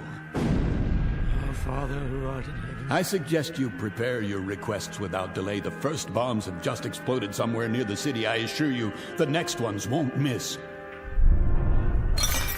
Did you hear what I said? I need your decisions now. Say pretty please. I beg your pardon? Pretty please with sugar on it. How's that, teacher? Speak up. Pretty please with sugar on it, Mr. Raiden. It's what children say to exact a favor. Children, Mr. Raiden, but they say it by rote. It comes out pure. There's no meanness to it, no cruelty. That's something that comes much later in life. The capacity to damage other human beings. That's enough. Not quite. You let me out of here, Mr. Raiden. If I'm to spend my last quarter hour on Earth, I'd rather it be with a stray cat, or alone in Central Park, or with a city full of strangers whose names I'll never know. Have you lost your mind? The door, Mr. Raiden. Will you open the door now? You heard them. Heard what? Stubbornness for its own sake? Sheer contrariness? Absolute irrationality in the face of that? Open up, Raiden. Yes, open it.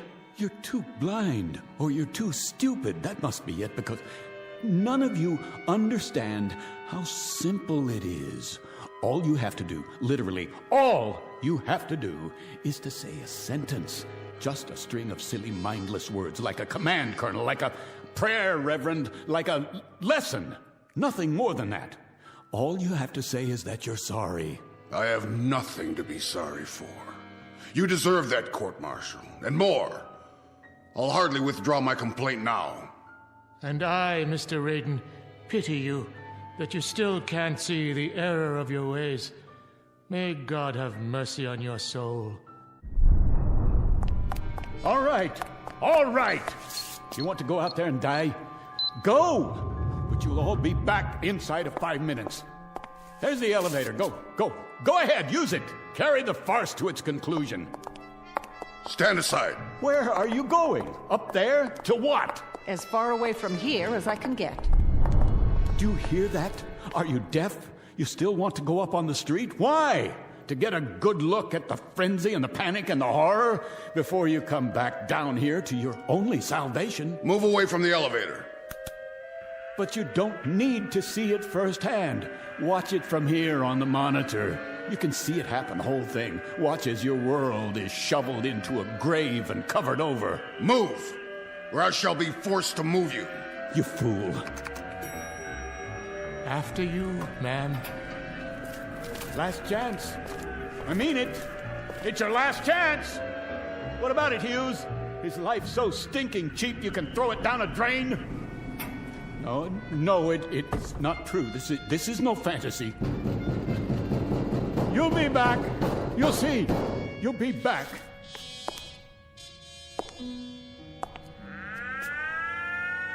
This is the Emergency Broadcast Network. The Office of Civil Defense has issued a red alert. The United States is under enemy attack. The first wave of bombers and long-range missiles slipped through our defenses by unknown means and are on the approach now. Evacuation procedures are underway in all major cities. The President will make an announcement as soon as... This is real, ladies and gentlemen. This is not a drill. This is not a test. This is an actual emergency. What? That's not what he's supposed to say. We interrupt our regularly scheduled programming to bring you this live coverage. Just before midnight this evening, several of the country's major population centers suffered missile attacks, resulting in severe casualties. Siege mentality. Unconfirmed report of nuclear detonations. The White House, the Midwest, the coast. We will remain on the air for as long as... What's wrong with this? Off! I want this tape off!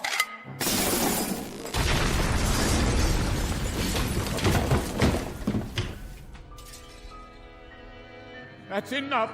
That is quite enough. Ladies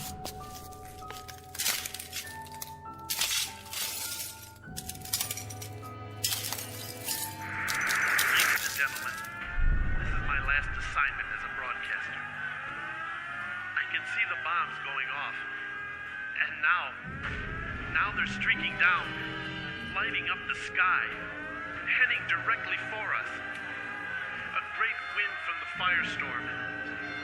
If you can hear me, I want my wife and daughter to know that I love them very much. No!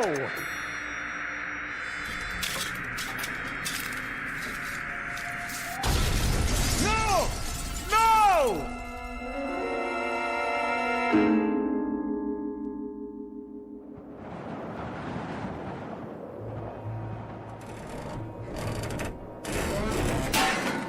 No! No, please. I didn't mean for it to actually happen. There's nothing left. Nothing. The city is gone. Is there no one else alive? Somebody? Anybody?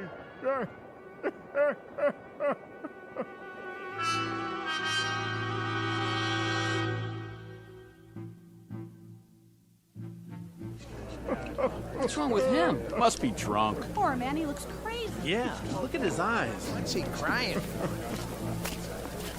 All right, Mac, get up. Hey, Mac, what's the matter with you? Got a little too much to drink, huh? On a beautiful night like this. Well, now, let me take you home. Where do you live? Can you tell me that? I didn't want it this way. Won't somebody listen to me? Isn't there anyone left in the world who can hear me? Someone! Someone! This is Saunders. I'm in front of the Raiden building. I want to send a car over here right away. Some poor devil's lying on the ground off his rocker. No ID. Yeah, it could be anybody. Yeah, okay. It's okay, Mac. Help's on the way. Now, why don't you come on over here and sit down by the fountain? That's right in front of this nice building. You weren't gonna try taking a bath in it, were you? No. Because then I'd have to arrest you, and I wouldn't want to do that. Can you hear me? Can't you even tell me where you live? You know where you are? Anything around here look familiar at all? What happened to him? Another nutcase. Never saw him before. Is he deaf or blind?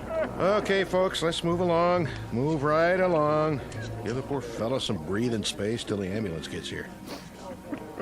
Easy, Mac. Take it easy. You're gonna be okay. No,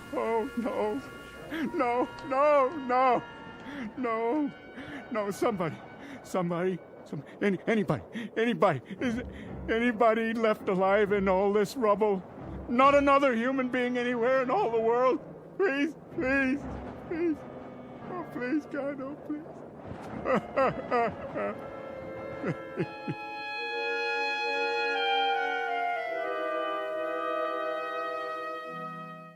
Mr. Paul Raiden, a dealer in fantasy and human misery, especially his own. Trapped in the graveyard of his mind, and now, as it has always been for him, the only person in the world.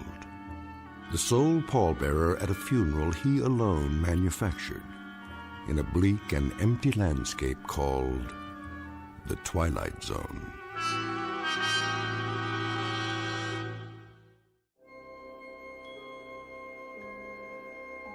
Hi, this is Carl Amari, producer of the Twilight Zone Radio Dramas. I'd like to take a moment to tell you about our official website at twilightzoneradio.com, where you'll get the latest news and information on these Twilight Zone radio dramas. Plus, at twilightzoneradio.com, you can digitally download 3 free episodes or any of our episodes for only $1.95 each. In this age of ever-changing technology, we've decided to make these episodes instantly available to you by making the Twilight Zone radio dramas a digital download-only series. This means that this series will no longer be offered on CD. The CD collections at our website are now being offered while supplies last at buy one, get one free. So be sure to get your favorites before they're sold out. Be sure to visit us often, and I'll see you in the zone.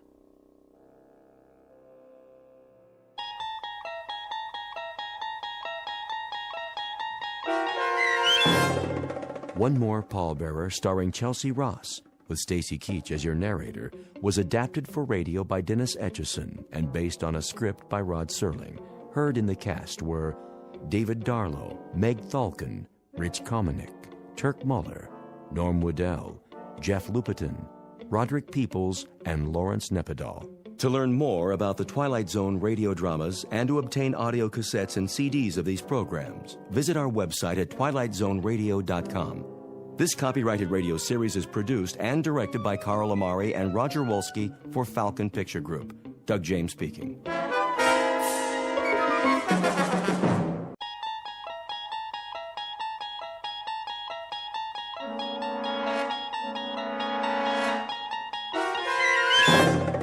You unlock this door with the key of imagination.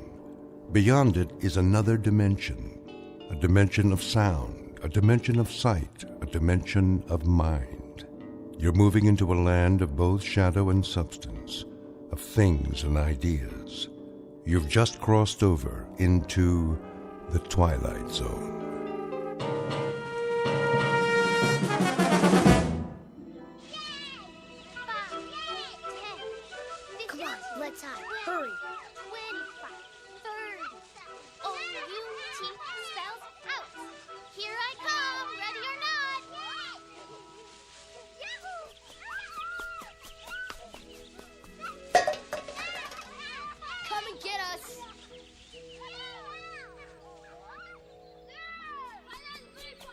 Over here! Look out! Look out!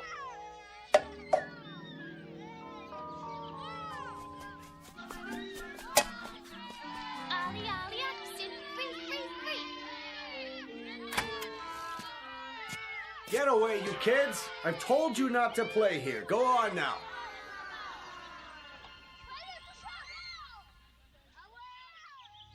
It's so noisy. They're gone now. Come along, Mrs. Knaus. This way, everyone. Oh, but Doctor, I have my knitting to do. Another time. Out onto the porch. I didn't finish my crossword puzzle. It will wait, Mr. A.G.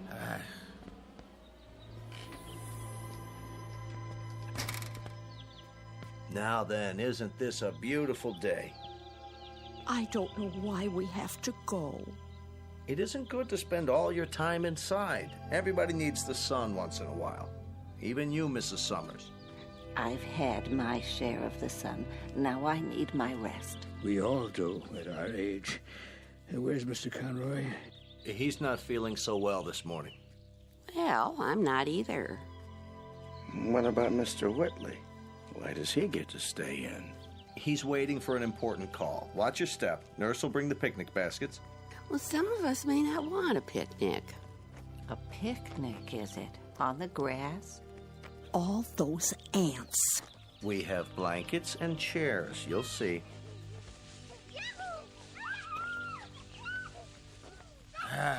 Darn those kids anyway. Hey, quit running! Stop it! Like wild Indians. They won't bother us. This way, there's a nice place under the trees.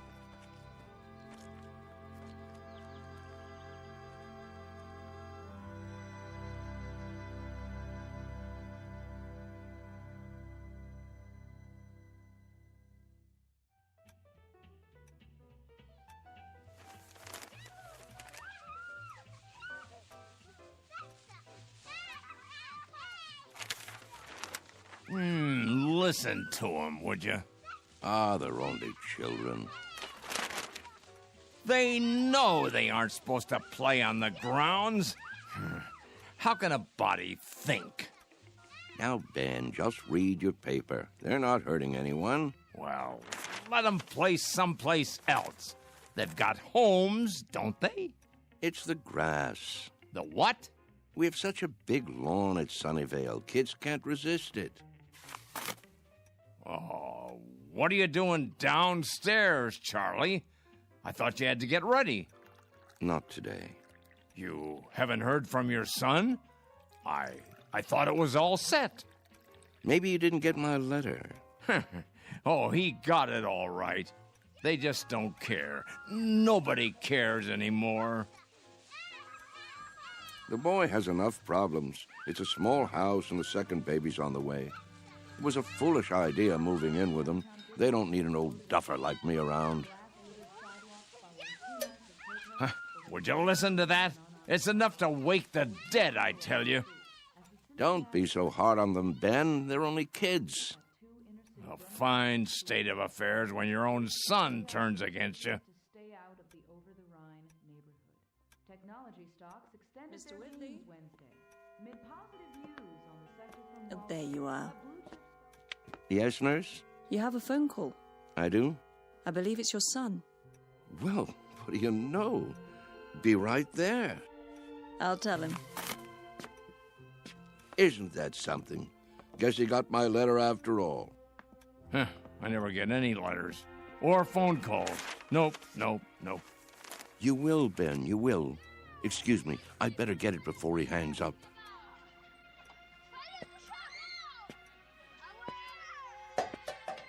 What are they doing out there? Don't be a grouch. It's Saturday. Perfect for kick the can. Perfect for what? We used to play it all the time, remember? No, I don't remember anything of that kind.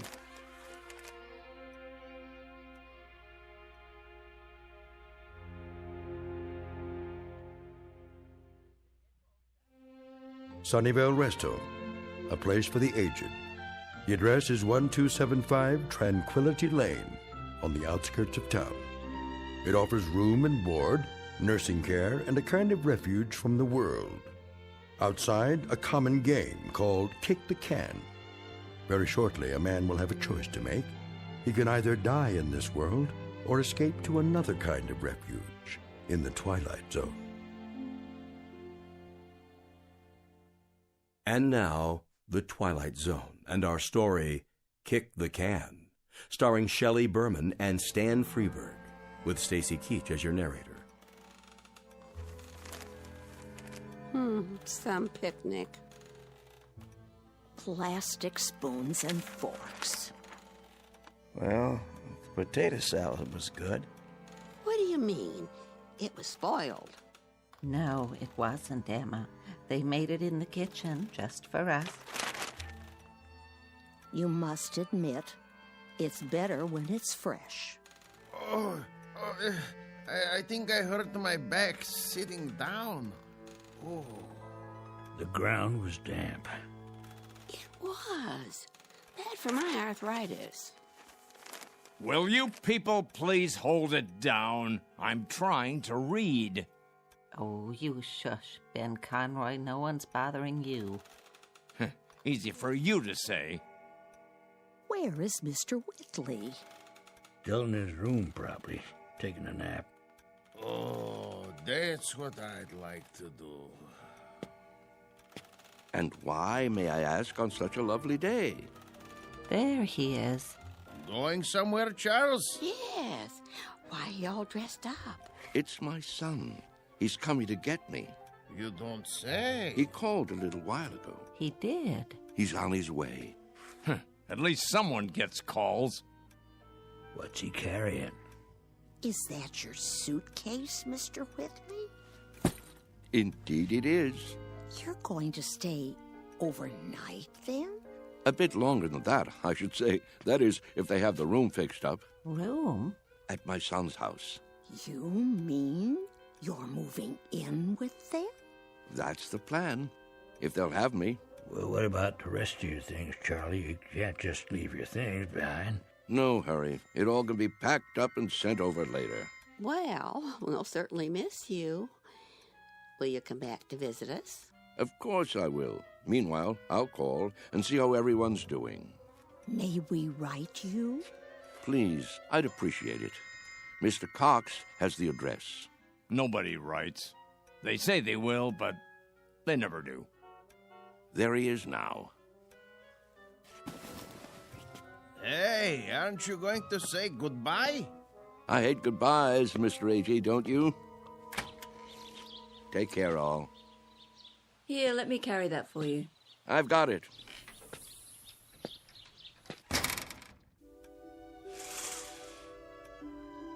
Who's that behind the wheel? Your son, David, don't you remember? Such a nice young man. Let me see. Some car, huh? Betty costs pretty penny. Everything does nowadays. Don't crowd now. You wouldn't want him to think you're watching.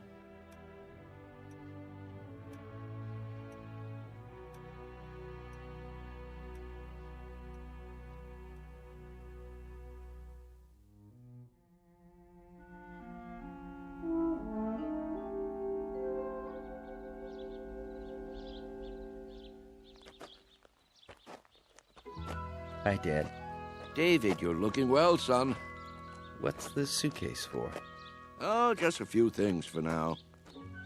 I don't understand.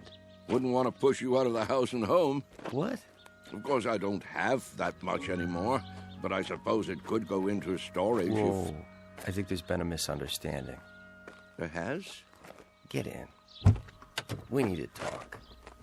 If it isn't convenient today, we can make it another time.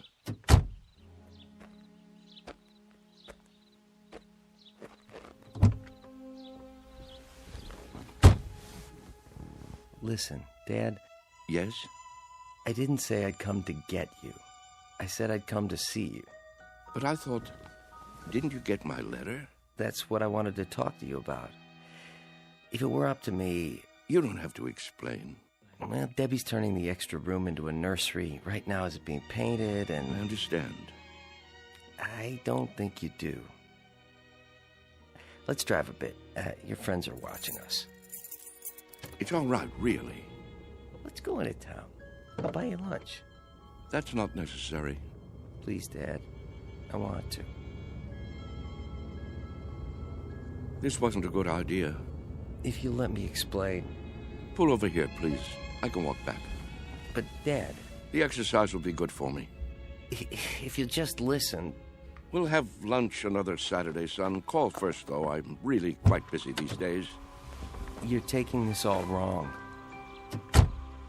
Give my love to Debbie, will you?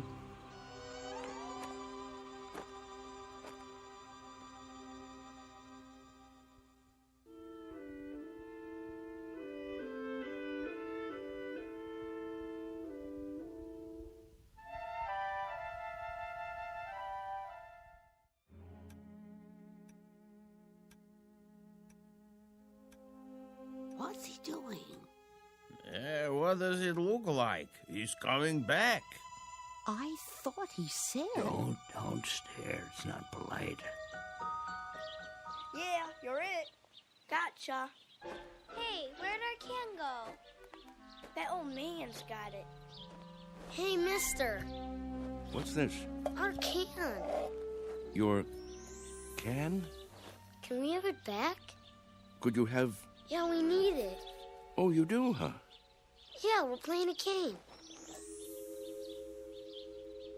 Yes. Yes, I remember. This is a good can. Nice and sturdy. It will take a lot of kicks. It will?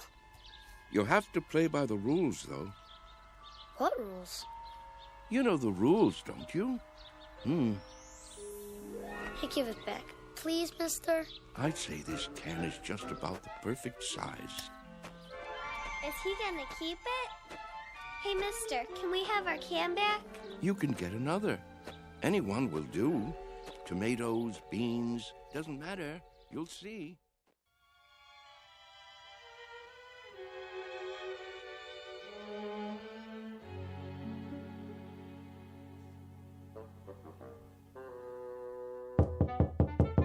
Charlie? You in there? It's going to be a beautiful sunny day today. And we Yes? expect much more of the same over the next couple of Just days. wondered might what wanna do happened some to of you. those outdoor Not a activities. thing, Ben, not a thing. Las Vegas, 68.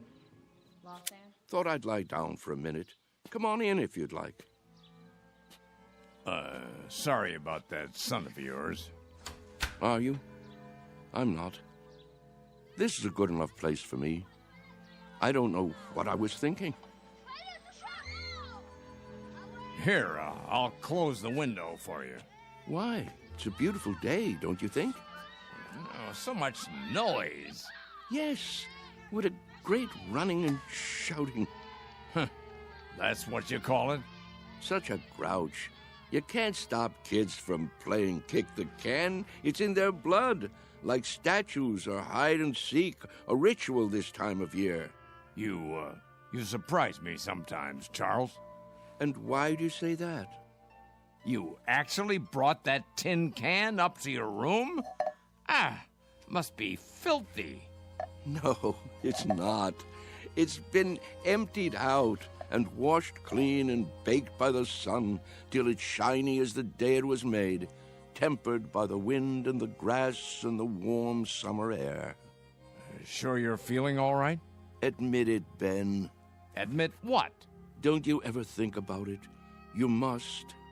I don't know what you're talking about. All kids play those games the same as we did, and the moment they stop, they begin to grow old. Oh, come on. It's almost as though playing kick the can keeps them young. So that's what this is for. Magic. I'm not sure. Charlie, I'm worried about you. You're not yourself. Aren't I? You don't believe in magic anymore, do you, Ben? What are you talking about? But there was a time when you did believe in it. Never. We've known each other since I can't remember. Since we were tow-headed kids. You believed in magic then. Not me. Yes, you did. When we walked on different sides of the street lamp, you'd say bread and butter. When your baby teeth came out, you put them under your pillow for the tooth fairy. And when you went down the sidewalk, you were careful because you knew that if you stepped on a crack, you'd break your mother's back. Oh, you believed in magic all right. What is wrong with you, Charles? Would you like me to get the nurse? What happened, Ben? Where did the robbery take place? Robbery? A thief stole everything away when we weren't looking. Who was it, Ben? Was it time or something else? We grew up, that's all. Everybody gets older. Do they? Think, Ben. How can we be sure? Maybe there are people who stay young, only we don't know it. Maybe they have a secret that they keep from the rest of us. Now, Charles. Is there something kids know that they forget?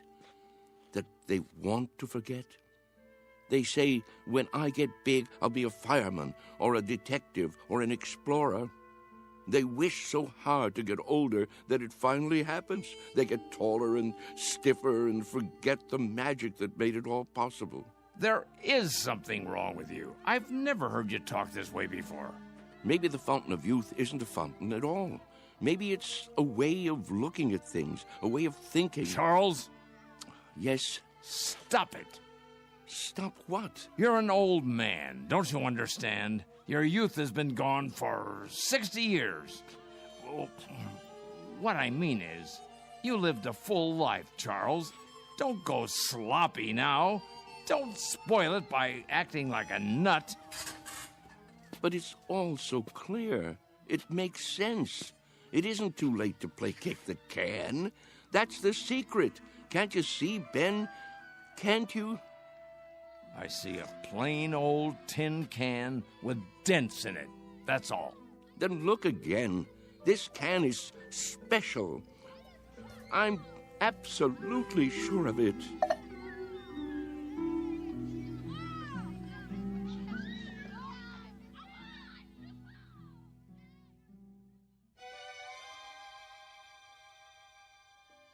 And so, That's why I thought I should tell you.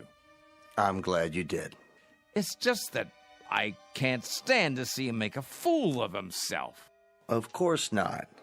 And if there is something wrong with him, something in the head, then you can get him the right medication. You understand, don't you, Mr. Cox? I do, Mr. Conroy. You were right to come to me. When he acts that way, I feel I don't know him at all.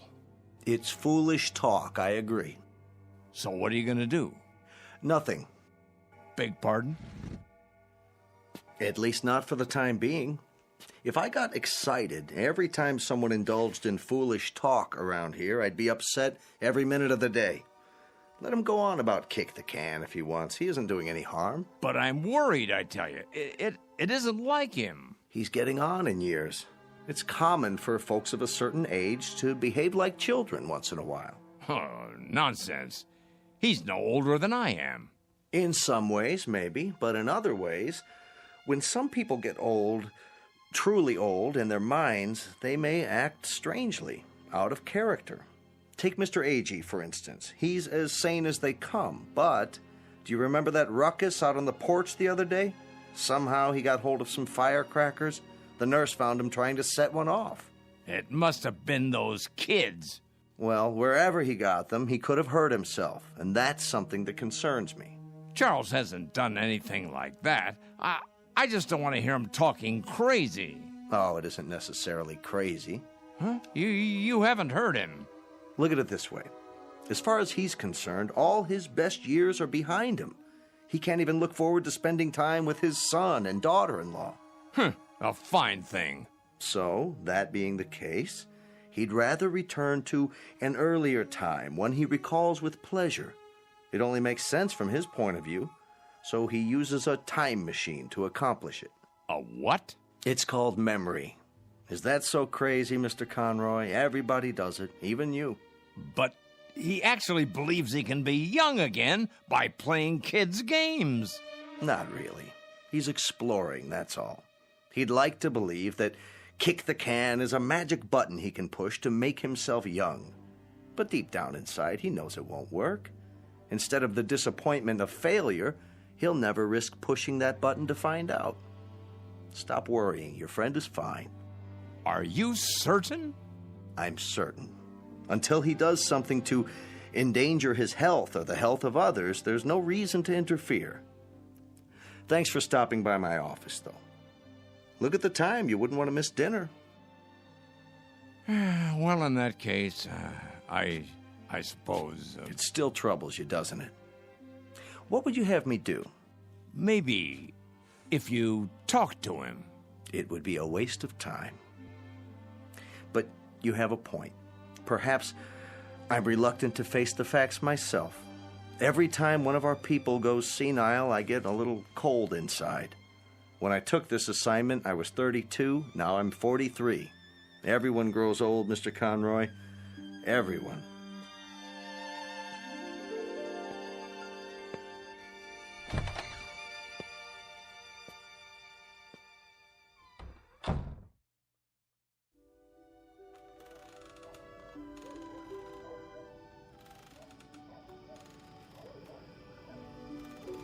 I think we should go in now. Yes. It turns chilly this time of day. Stay a while. We can watch the sun go down. I've seen enough sunsets, thank you. Hey, just the same. It's pretty sight. Puts me in the mind of back home. If we're going to stay on the porch, I'll need my sweater. Why don't you come inside with me, Mrs. Summers? Give me a moment to get my strength. There you all are. I wondered where you'd gone. Hello there, Whitley. Hello. We were just going in. Why? Before it gets dark. I have my programs to watch. What's wrong with you people? Wrong. Nothing in particular. Then show a little life. Aren't you the same ones who used to skip rope and hunt pollywogs and night crawlers when the sun went down? Why, I don't think so. Don't ring a bell. Well, I was. If you can't remember it, I'll remember it for you. The weather was just like this back in Wheattown of a summer evening. Right after dinner, you'd hear a banging of screen doors all down the block, and there we'd be, Stanley Maple and his kid brother, Wes, and Ben Conroy, and the Arvis girls, and some others whose names I can't think of. The air would be soft like this, children weather. And we'd come out with no coats, and we'd start shouting and play kick the can. Yeah, you're right. Everybody played that game. Absolutely everybody. Or catch, or hide and seek. Seems like a million years ago. I was fastest runner on the block. Were you? Sure was. When we played kick the can, I was never it. But now, ooh, look at these legs. I remember. Sure you do. But we all grow old. I miss the running most. I think if I could only run again, growing old wouldn't be so bad.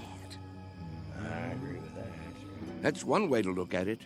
Maybe we can't run as far and as fast, but we can move about, and there are lots of trees and bushes. If the hunted are handicapped, so is the hunter. You can't be serious. He isn't serious. But I am. I was the fastest runner on the block. Us? Children's games? It's the secret. Can't you see? The secret of youth. Well, now, I don't know about that. Look at this. What do you see? Ooh. What have you got there? Just what you think it is. The fountain of youth. The source of the Nile. Looks like a tin can to me. It's a good deal more than that, I promise. Take another look. Think, feel. Have you forgotten how? Have you all gone too far to turn back? Back to what? You mean to what we were? Yes. Do you feel it inside you yet? Here, take the can, touch it, pass it around. Does it wake the part of you that's been asleep? Let me see that. Well? Why? It fits perfectly in my hands. Here, Mr. Agee, you try. Okay. Ooh, I thought it would be cold, but it's warm. Is it? Of course it is. Put it like a seashell. Now listen. To what? Can you hear it? Summer, grass, running and jumping, youth. I hear something. It's telling you to wake up. This is the last chance. Somebody tell me I'm not crazy, or if I am crazy, prove it to me. I can't play kick the can alone. Well, I don't know, Charlie. I'm not quite sure, but I think these legs, they might just work. Oh, there's a sprinkler. Yep, every afternoon at this time. Now we must go in before the spray blows this way. Yes. Sprinklers? I remember sprinklers. We all do, don't we? Hold on. Do you see it? See what? A rainbow. Look at it in the air, above the lawn. Why, I believe I see it. Remember running through the sprinklers on a summer's day? What could be more fun than that? Wait, Charles. What are you going to do? What does it look like? I'm going to do what feels better than anything. Run through the sprinklers and cool off. Somebody hold my shoes.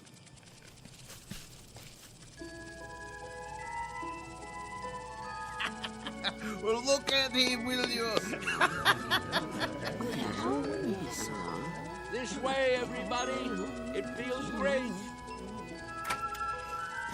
Mr. Whitley. Charlie, what are you doing? Come on in. The weather's fine. Nurse! Nurse! Yes? Help me get him inside. Yes, Doctor. Don't worry about me. I'm having a great time. That's enough.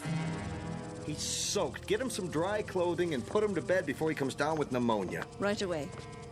Ah, you're spoiled sports. That's what you are. I don't need any help. Don't be difficult, Mr. Whitley. Just come along. I'll get you a towel. What are you doing, Ben? Did you call them? It's for your own good, Charlie. You'll only hurt yourself. I thought we were friends. We are. That's why. This way. I'll bring your shoes later. All right, everybody. The party's over. But he wasn't hurting anyone, was he? You see, he's been talking to them. Pretty soon he'll have them believing it. I was afraid of something like this. Yeah, it's like he's gone crazy after all. I'll have him moved to the observation room in the morning. But, Doctor, to be all alone, that'll kill him. If I don't, he'll end up killing himself.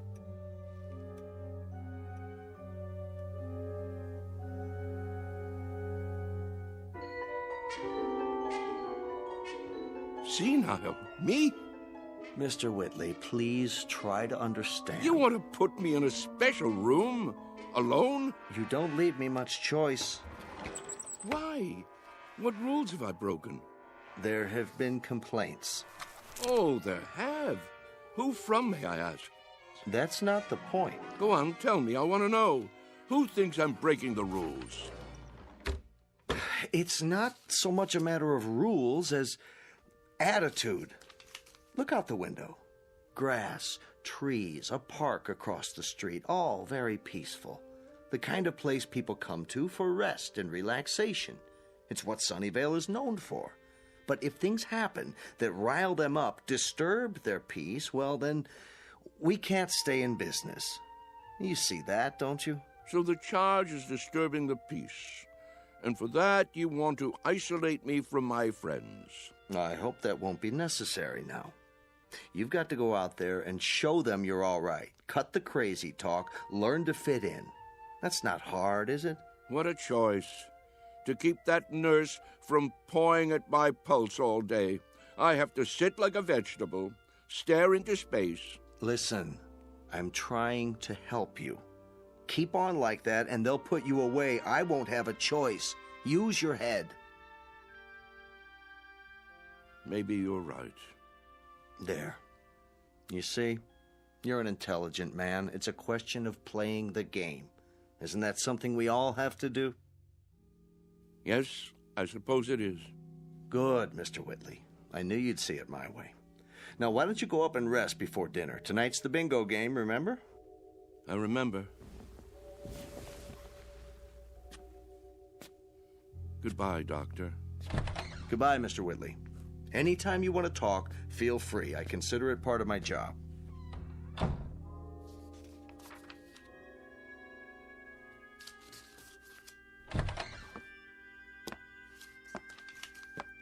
I made him change into fresh clothes. So I see. Thank you. Is he going to be all right? I think so. It must be quite a transition. Remind me of that when it's time, will you, nurse? Time for what? To pack it all in. Personally, I think I'd rather go back to the town where I grew up, instead of rooming with a house full of strangers.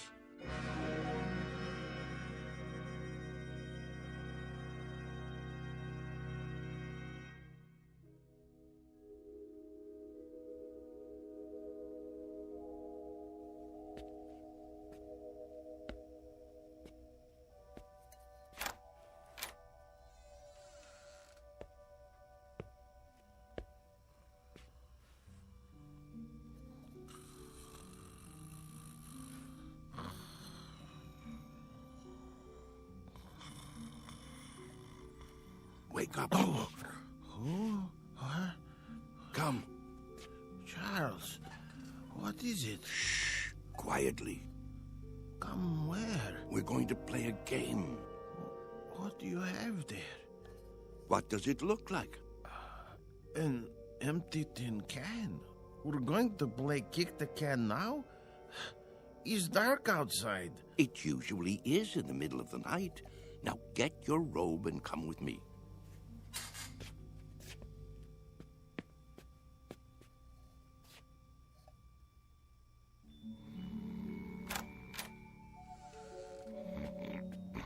Mr. Freitag. It's us. What? What? It's time. We're all gathering downstairs. Why? Something important. It's a secret. What would Mr. Cox say? He'd say it was dangerous and foolish. He'd say it was crazy, and maybe it is. Maybe it's necessary to be a little crazy for magic to work. He'd say we'd be acting like children. But isn't that the idea? Only children can play kick the can. Now get the others. Freitag, wake Mrs. Summers. A.G., you get Mrs. Wister and Mrs. Knaus. Let me see, who else? There's Mr. Carlson. Everyone? Everyone. Well, what if they won't come? They've got to. Don't take no for an answer. Hurry. I heard people walking around. Whoa, what's going on here? Mr. Whitley has an idea. Would you like to come too? Hello, Ben. Charles? What are you doing? Go on. Do as I said. Yeah. Right away. I'll see you downstairs.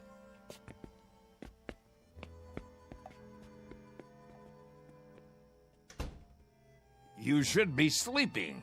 Everyone should be. What's that in your hand? No, Charles, you can't. Who says so? It's against the rules. The devil with the rules. It's our last chance, don't you see? Ben, come with us out to the lawn. Me? Yes, you. Ben, we always did everything together. Let's not stop now. Even if you think it's crazy, come out and play. Come to your senses, Charles. You think I'm obsessed? You think I've got hold of one crazy idea and won't let it go? Well, haven't you? Maybe so, but where I have one idea that's strangling me, you have dozens. You're the one obsessed. Oh, nonsense. Is it? You're afraid of death, but you're also afraid of life. You think age gives you the right to stop growing. You've sealed yourself inside your shell, and you're afraid to poke your head out and look around. That's enough.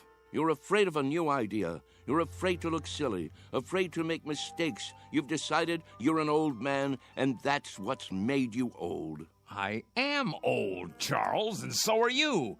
It's a fact. Facts be damned. Your bones are old. They'll break if you try to run with them. Your heart is old. Your lungs are old. Don't you get it? You're used up, worn out by a lifetime. Sit down, Charles, before you fall down. Go back to your bed. I can't do that, Ben. Charles? I've got to find out. Won't you help me, Ben? There is magic in the world. I know there is. When I fell in love with Mary and kissed her for the first time, that was magic. When my boy was born, that was magic. The moon is magic, and the stars. Friendship is a magic thing, too. Life is magic. Maybe I'm right, Ben. Can't you consider that? Maybe kick the can is the greatest magic of all. Well, what do you say? There's nothing to say. I just don't know how to get through to you anymore. Then I'll do it alone.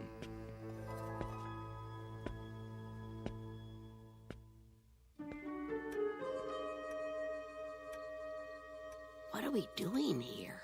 I'll catch my death. Now, you just wait. Mr. Whitley has something in mind.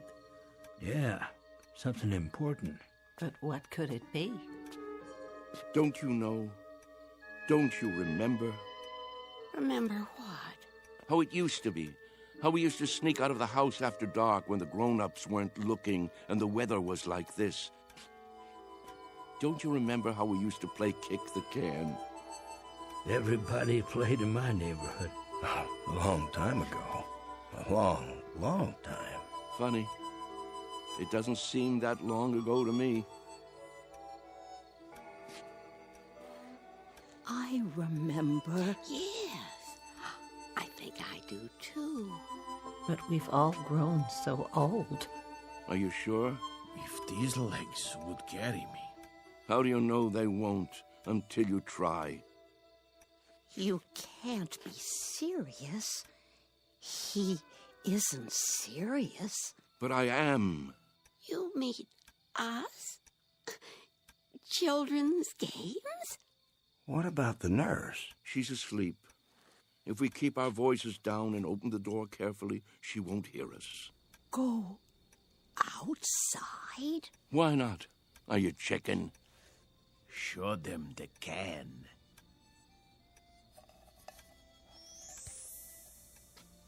Where did you get that? From some kids. They've already broken it in. Well, are you with me? Or do I have to placate the can all by myself? Who remembers the rules?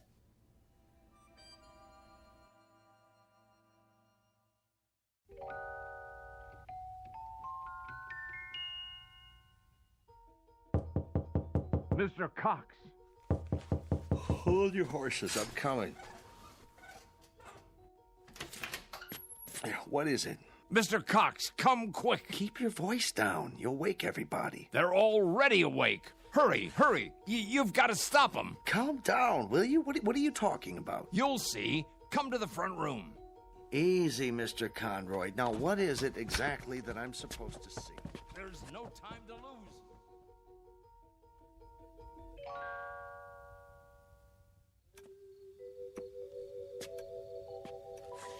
But there's no one here. Why is the door open? Because they've gone outside. Why would they do that? It's like I said, to play kick the can. That was just a crazy idea. Mr. Whitley's forgotten all about it. No, you're wrong. They really mean to play. Calmly, please. You mean now, at this hour? That's right, and it's all because of Charlie. Now I'm really worried about him. What'll happen when it doesn't work? He really believed it, see? That it would make him young. That's not the problem. What worries me is what will happen if he tries to run. He can't take the exertion. None of them can. 5, 10. Where? 15. Look, 20. the front lawn. 25. 45, 50. Come on, I know. Ready or not, here I come. Come on, everybody, let's hide. This is gonna be good. Over here, hurry up. 85, 90, 95, 100. Ready or not? Where are they? Here I come. And what are these kids doing here? I told them to stay away. Look out! Ramen Man's arrived. Maybe they're around the other side. I'll go check. Hey, kick the can over to me. Hey, Ben! Look at me! I told you it would work! Charles? Come on! You want to play? No, it can't be. Ben, you better hurry up, or it'll be too late for you. Charles! Yeah, hurry up, or it'll be too late. What is it? Do you see them yet? Gotcha. Is that... Here, you kids, how many times do I have to tell you, go home? Get out No, of my way. wait. What are you doing here this time of night? 1, 2, Charles? 3, you're out. Charlie? Sorry, Ben. I wish you could have believed. I gotta go. Charlie? Hey, kick it over here, over here. Charlie! Take me with you. My turn to kick the Get away and stay away. Mr. Cox, please. That's one over fences, rotten egg. Come on, let's go. I can't climb that. Charlie, high. wait. Wait!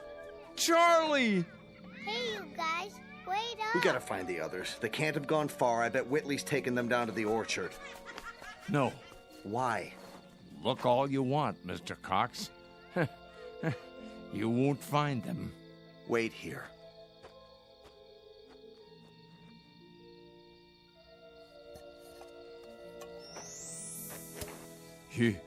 You forgot your can, Charlie.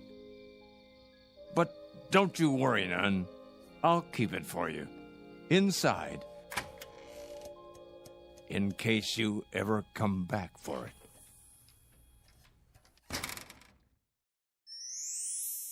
Come on, let's play kick the can. Come on, let's hide. You'll never find me. You can't catch me. I'm too fast. Haha, you missed me. Come on. No, kick it to me. Kick it to me. That's a shot. Yeah, you're in. Ollie, Ollie, Oxen. Free, free, free.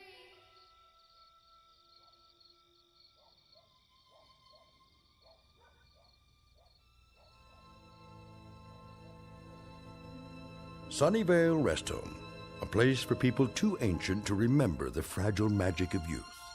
A place for those who have forgotten that childhood, maturity, and old age are magically intertwined. A dying place for those who have grown too stiff in their thinking to revisit the Twilight Zone.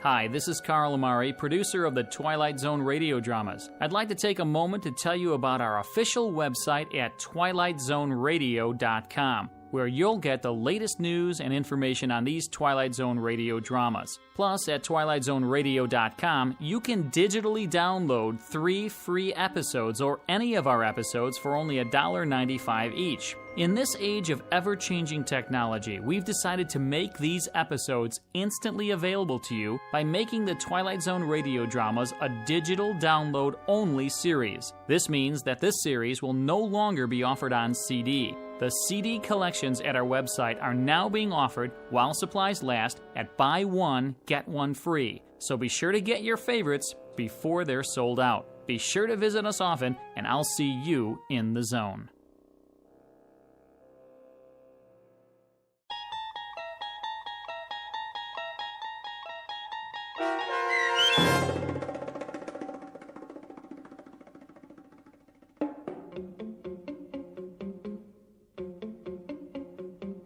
Kick the Can, starring Stan Freberg and Shelley Berman with Stacy Keach as your narrator, was adapted for radio by Dennis Etchison and written for The Twilight Zone by George Clayton Johnson.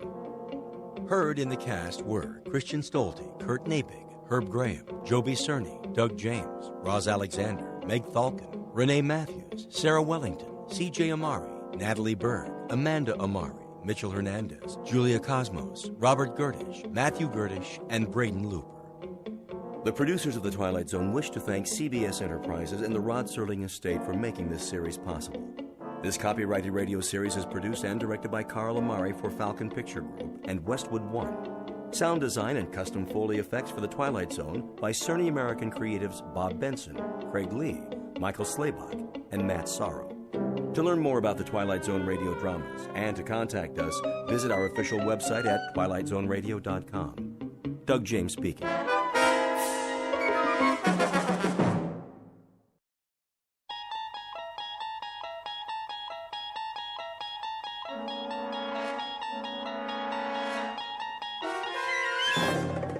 You unlock this door with the key of imagination.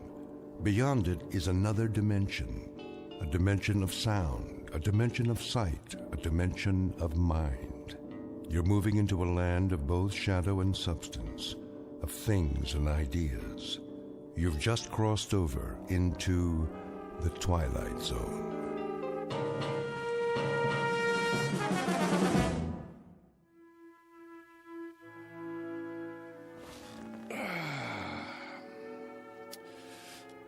Now then, to begin. Recording. Act 2, Scene 1. We open on a wide valley, the Alps in the background, as a ragtag army of men in brass helmets descend, followed by a bunch of elephants. In the foreground is their leader, Hannibal. Make that a herd of elephants. No, strike that. A thundering herd of elephants. Next shot. I need a drink. I say, I need... Yes? Greg? You have reached the home of Gregory West. At the tone, Cut in please out leave... West, I know you're there. For one thing, you don't have have an answering machine. For another, I can hear you sweating. Hello, Sammy. You know what day it is? It's Monday. You were supposed to have the script on my desk this afternoon. Oh, that, yes. My typist is running a little behind schedule. Your typist? Well, you know I don't use a typewriter. So get a word processor or a laptop. Never. Dictation is the only way. Helps me get the dialogue right. What's your number? Who? Your typist. I'll send a messenger. Not until I have a chance to look it over. Make any last-minute corrections. The network wants pages, Greg. They don't have to be perfect. Just give me a couple of more days. I can't stall them much longer. They want to shoot Hannibal's animals in the spring. They doubt me? They doubt their own grandmother if they had her under contract. They've got a lot riding on this. Well, you tell them I'm not some Hollywood hack. I'm a legitimate writer. They're lucky to have my services. And you're lucky to have a six-figure deal. This isn't Broadway, it's TV. And you've got a mortgage to pay off. I'm aware of that, Sammy. Oh, I shouldn't have answered the phone. One time I do. Is it Harold Prince? Is it the Theatre Guild? No, it's my agent with dialogue out of a Bud Schulberg novel. Bud who? Look, the script will be ready when it's ready. Do they want it fast or do they want it good? Ask them that, would you please? They want it tomorrow. That's what they want. I'm telling you. Bye, Sammy. We'll talk in the morning. Oh, my. Now I do need that drink. Mary? Did you hear what I said? Yes, darling? Ah, there you are. I was wondering... Scotch and water? How did you guess? I think I know you by now. Relax, Gregory. You deserve a break. How right you are. Sit on the couch. I'll massage your temples before you go back to work. Ah, what a fine idea. Is the drink all right? Perfect. As always. There. Now close your eyes. Doesn't that feel better? I swear, Mary, you have, magic fingertips. The least I can do for such a talented man. That brain of yours must get overheated, working hour after hour, morning till night. I couldn't have said it better myself. Oh, yes, you could. You're a genius with words. I know. Oh, Mary, Mary. Yes, Gregory? Hold me. It would be an honor.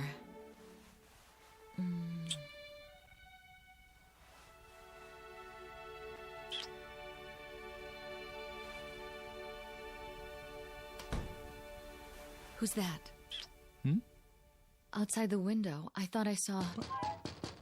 No. Gregory! Not Victoria. Gregory? She can't be home yet. Gregory! How dare you!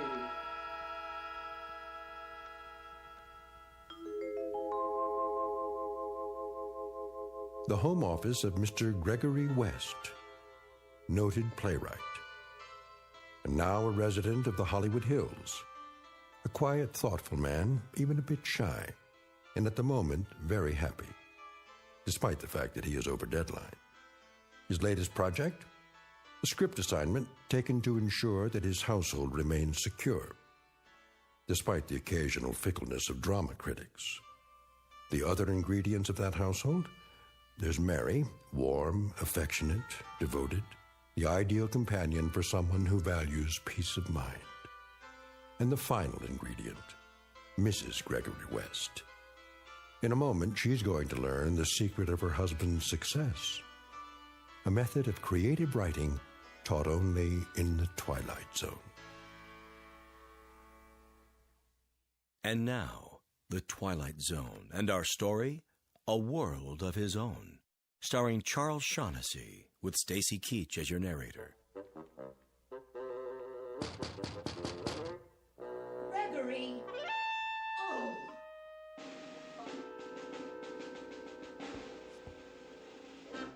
Is she gone? Yeah, for the moment. Are you cold? What? The air, it's chilly this evening. It was. Shall I light the fire? Not if you're with me. You're so lovely. Oh, Gregory.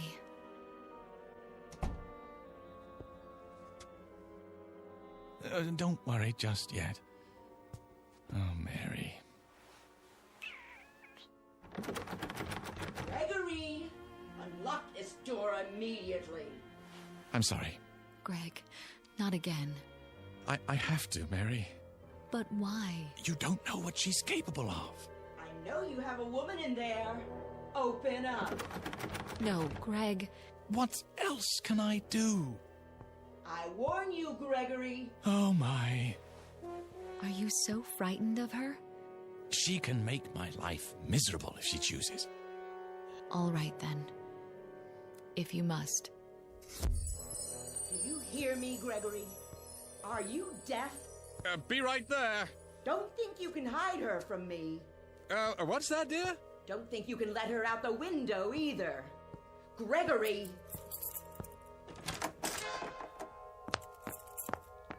Ah, I thought that was you. Where is she? Who, my dear? Not behind the drapes. I'm sorry, I don't understand. Under the desk? What are you going on about, Victoria? You know perfectly well. I suppose you let her out the window. But the window doesn't open, remember? Then where? Who? You little worm, you know who. What have you done with her? Where did she go? Where? Please, stop. My glasses. A cozy fire. Your smoking jacket. Oh, only because it's comfortable. You know I don't smoke. Of course you don't. In order to smoke, you'd have to heat up. And you've never risen above room temperature. Sit down. Let's talk this over. Have you installed a secret door in here? No, dear. The stud is as it's always been, a place of seclusion for my work. For your work. For monkey business, you mean? What are you doing? I'm arranging my notes. Notes? Those are tapes. No, you know I prefer to dictate, dear. I'm not your dear anymore, you libertine. Who's a libertine? Do you intend to stand there and deny it? Deny what? That you had a woman in here. Victoria, I never meant Liar. Cheat. Fraud. Victoria! If you force me to do it, Gregory, I'll have this room torn down. Panel by panel, board by board. Why? Don't toy with me. Who's toying? Then you must think I'm handicapped. What? Lacking in all my faculties. The vital functions, like sight. You think I'm blind? Of course I don't. Then how can you refuse to admit it? I stood outside that window and saw the two of you on that sofa there. Don't. Zip it. Shall I describe her to you, Gregory? Her brown hair, the simple black dress, the pearl necklace, how she handed you the drink. If I'm not mistaken, this drink right here. I don't recall who made that. You don't? Your private bartender, maybe? In our own home, Gregory. Our own home. That drab, ugly little creature. She's not. Aha! How was your day, dear? You, went to a movie, didn't you? Was it a good one? Apparently not. Oh, well, they can't all be works of art. Didn't expect me home so soon, did you? Thought I'd go out to dinner afterwards. I didn't say that. I've had my eye on you for some time now. Oh, how flattering. You thought you fooled me, didn't you? Why, no. You know you can't lie to me. You thought I'd never suspect the real reason you kept sending me away from the house. Have to be alone to work. The famous playwright. Famous philanderer is more like it. You do me an injustice. Oh, do I? All right. Out with it. Who is she? Victoria. Dear. Don't you dear me. Ow! And don't touch me. At least try to understand. Oh, I understand perfectly. But you don't. Why don't you enlighten me then? there's no other woman in my life. There certainly isn't. Not anymore. Because you don't have a life. How can I explain it to you? That's the question of the evening. How? Well, I'm waiting. I'm a very patient person.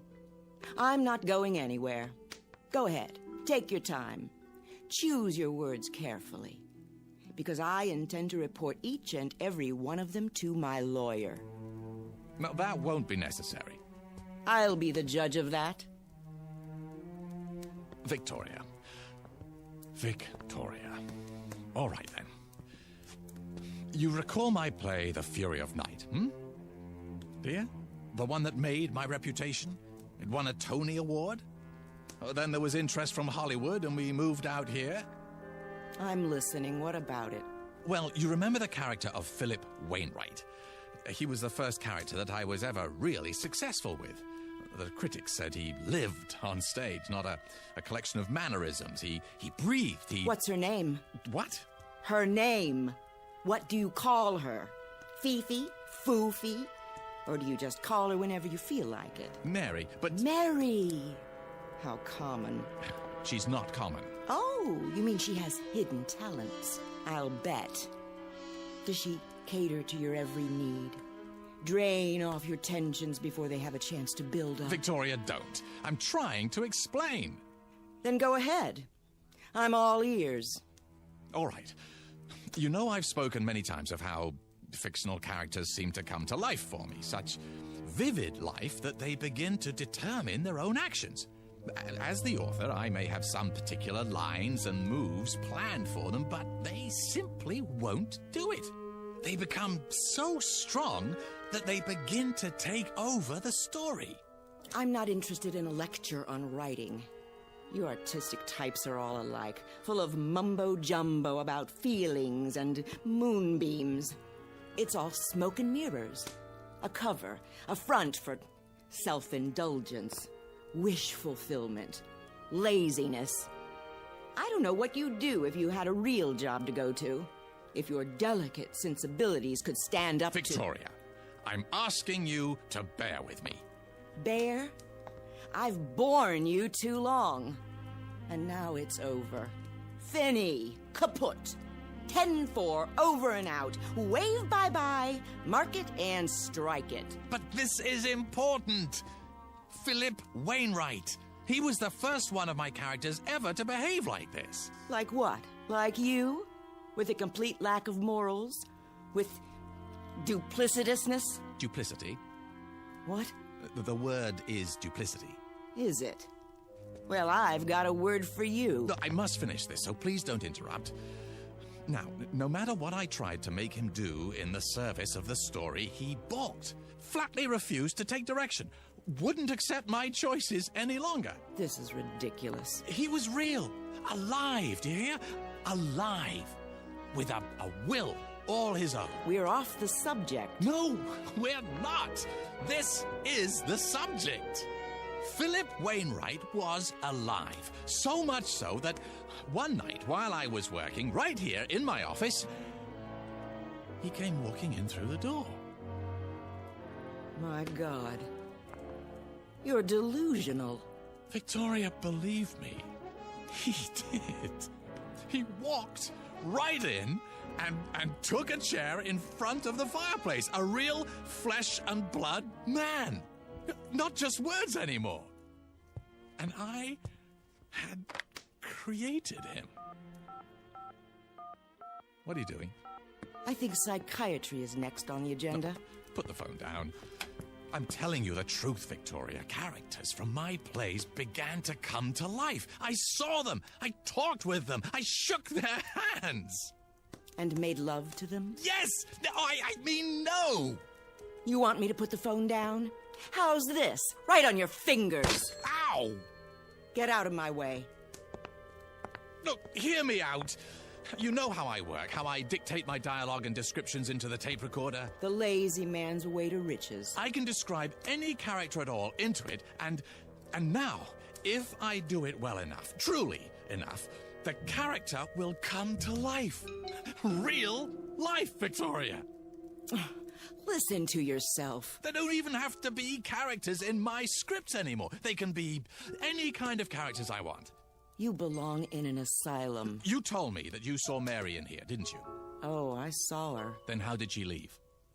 I don't know. But I trust my own eyes before I trust you. Well, think about it. She didn't use the window.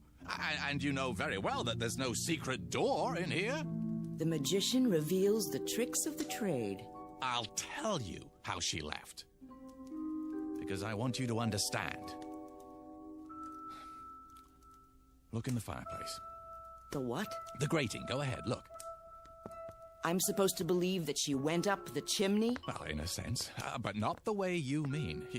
Here, I'll show you. See this? What is it? A melted cassette tape. Is that what you do with your so-called notes? Burn them? Only on occasion. When I have to get rid of something in a hurry, or someone. The tape I had recorded her on, I threw it into the fire just before you entered the study, and she was gone. Poof! Just like that. Uncreated. Look, if you'll come over here, you can see what... I've heard enough. Wait! I'm leaving. I'm telling you the truth. Get out of my way. Where are you going? I'm going to have you committed. Look, you've got to believe me, Victoria. What do you think you're doing? Trying to save our marriage. By locking the door? Don't waste your time. It's so simple. Look, I could describe a cat or a dog or any kind of character you wanted, but I assume you'd rather see Mary. Besides, I've created her so often that she's readily available. Oh, is she? Give me that key. No, not yet. Recording. Her name is Mary. She's 36, 5 foot 3 inches tall, simply built, brown hair, fair complexion. The key. On the surface, now. A plain, quite ordinary female, yet with that quality of inner loveliness which gives her woman real beauty. If you won't give it to me, I'll take tender, it. A gentle woman, an understanding woman. She wears a simple black dress, a single strand of pearls at her throat. I'm warning very you. Very little makeup, her hair arranged simply. There. She's coming up the front walk now. She's crossing the porch. She's opening the front door. Greg, someone's in the house. Closing it? Walking down the hall? Who? Good evening, Mrs. West.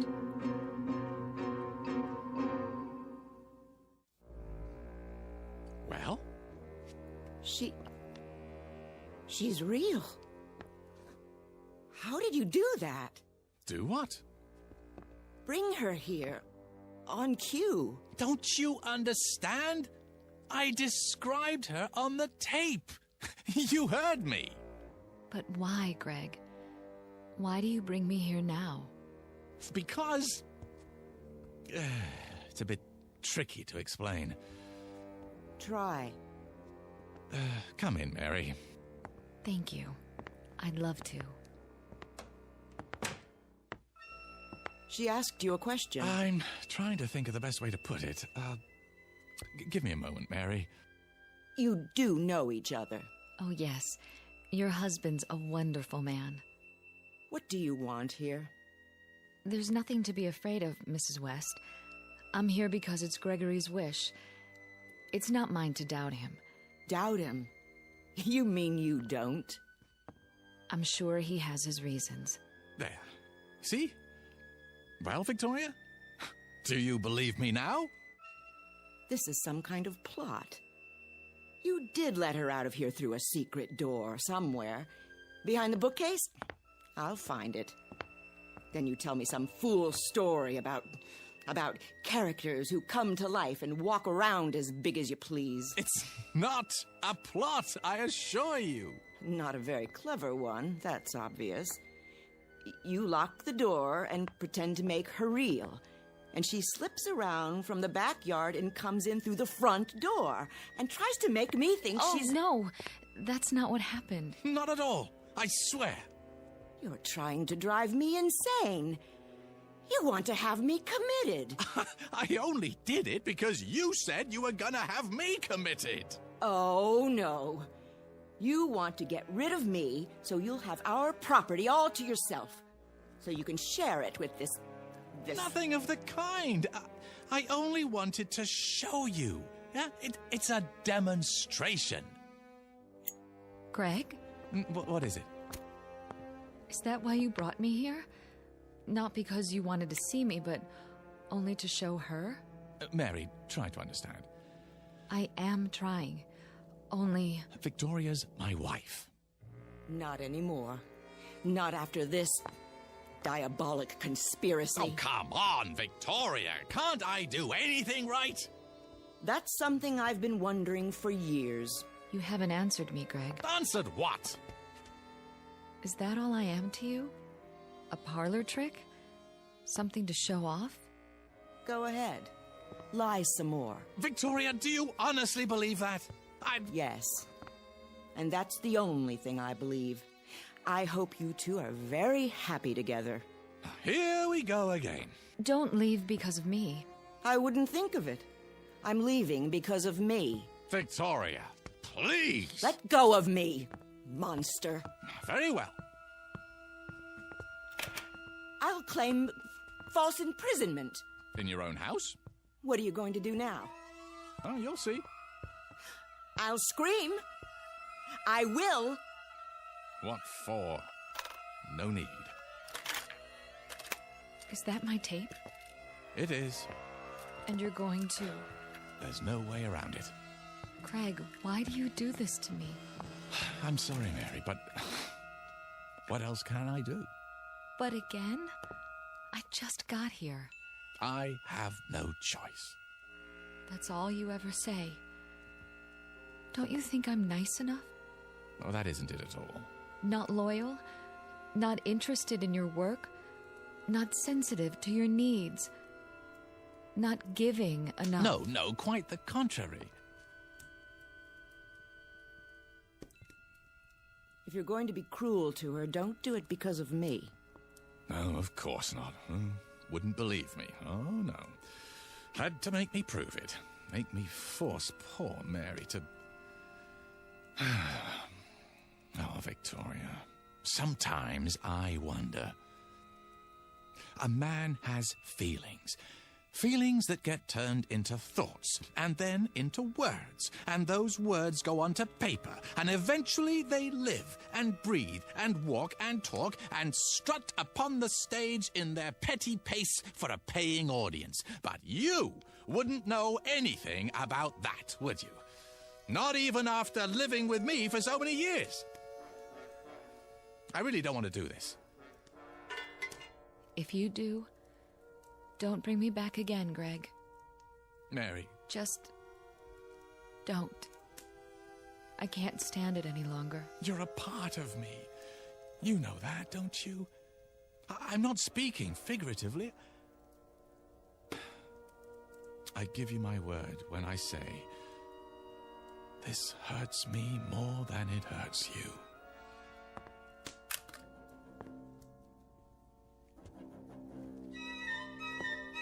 I'm so sorry, Mary, but she is my wife. I understand. I suppose. Greg, I feel so strange. What's happening to me? Help me. Greg, help me. Please. Greg, I feel so strong.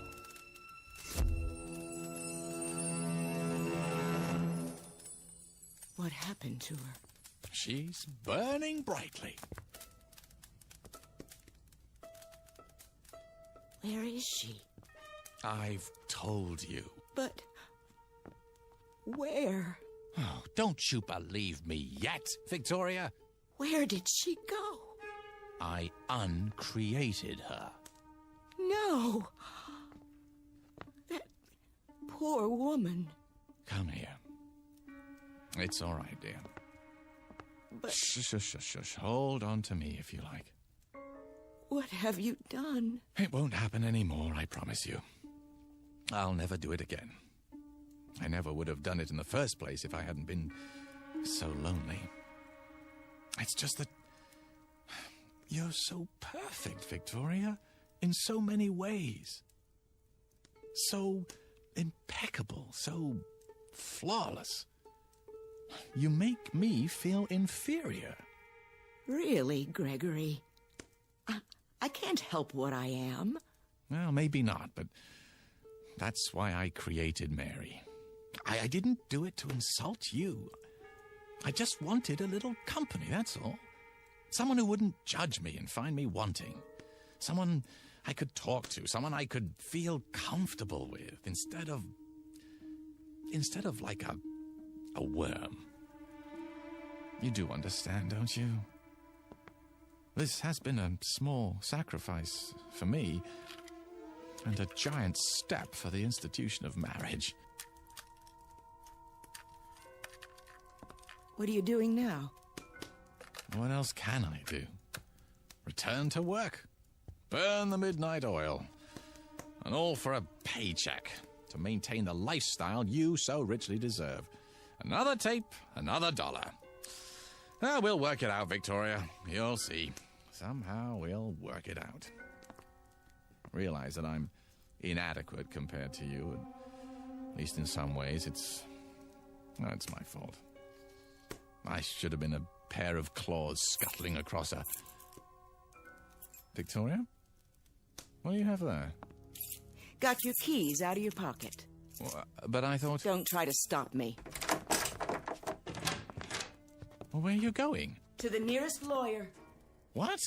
I'm going to have you put away for the rest of your unnatural life. Away from tape recorders. I'm going to live in this house alone from now on. In peace. Free of your diseased mind. No, Victoria. Yes, Victoria. Wait! No, wait! I can't let her go. I can't. I have to stop her. But how? Recording. A giant red-eyed elephant is standing just inside my front door, and he's mad. He isn't going to let her pass.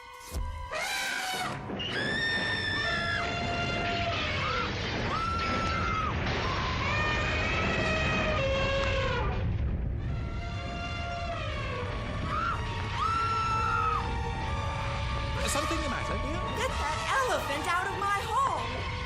Will you stay? Yes. What did you say? Yes. I can't hear you. Yes. Yes. Yes. Very well. Hurry. Just a moment. Gregory! Yes.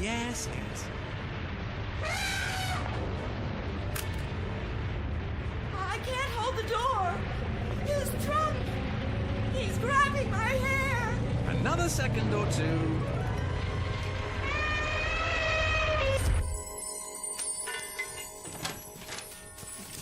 There.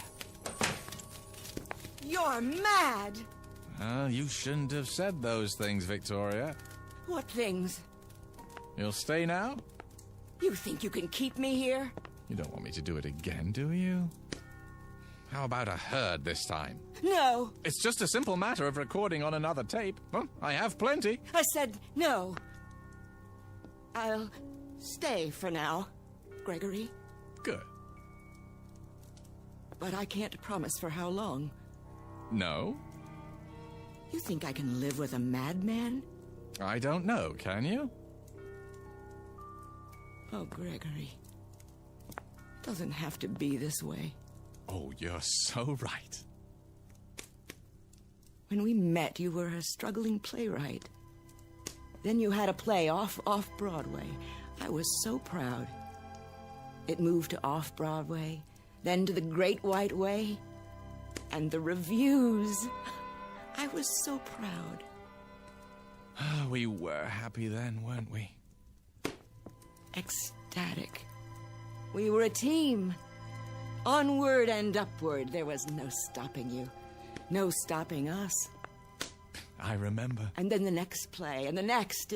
was like a dream. Yes. I could sit up all night, listening to you talk about your writing, reading me scenes out loud, and it was wonderful. I wouldn't have had it any other way.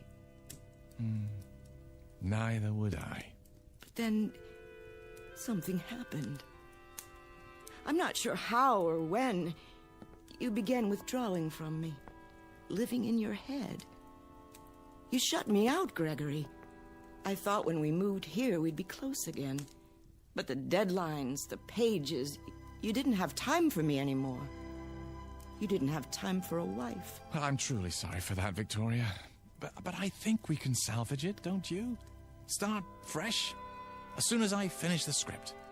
And will we move back to New York? Well, I don't see how we can afford to. Broadway isn't what it used to be. Nothing but revivals and musicals now. This is where the money is. Our future is here. What future? Well, if Hannibal's Animals gets good numbers, I'll be flooded with offers. But what I really want to do is produce. Sammy says that's where the real money is. We'll form a production company, get some pilots going, and, well, by this time next year, we should be sitting pretty. We'll move to a bigger house with a pool, and I'll have every room wired for sound with hidden recorders. That way I can dictate no matter where I am. And after a while, I won't have to write at all. My characters will do the work for me. I'll straighten their collars, wash behind their ears, and send them out into the world to make me famous. Can you see the future, Victoria? Can you? Thank you, Gregory. For what? I can see the future. What it would be like with you. And now I know I was right. You are insane. Oh, come now. The first chance I get, I'll have you in a padded cell. Believe it, Gregory. I do. Well, I guess that's it.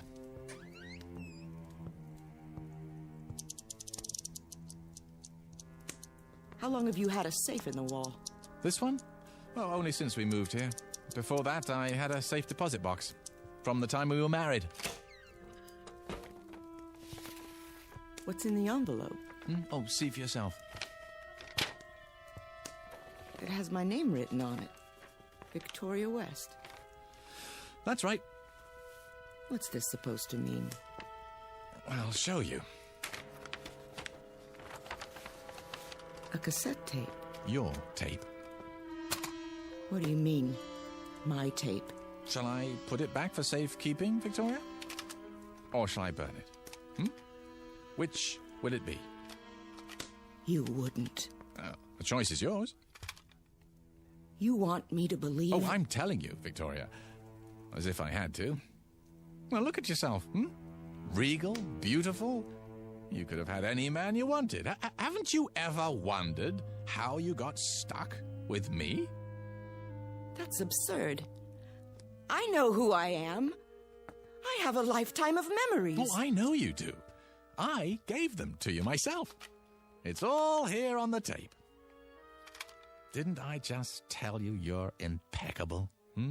Flawless? Exactly the sort of wife that I used to think I wanted more than anything else in the world. This is another of your tricks. Why do you suppose I was so upset when you came back before, No, not because of Mary, but because it was the first time you'd ever come back against my will. The first time... Do you think you're frightening me? No. No, I guess not. You're beyond that, aren't you? I made you too strong.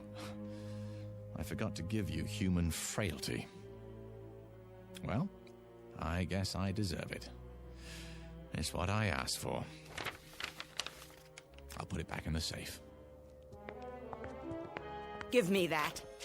Oh, you want to be careful, Victoria. Very, very careful. You tedious little bore. How could I ever have believed I loved you? Here's what I think of your childish trick.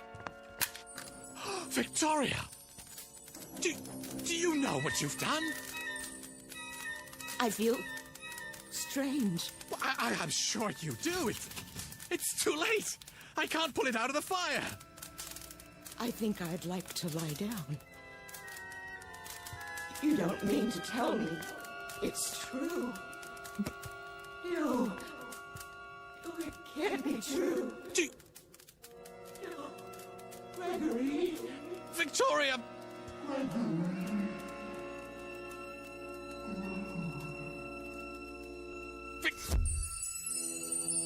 Oh. I told her. I told her. Oh, why wouldn't she listen to me?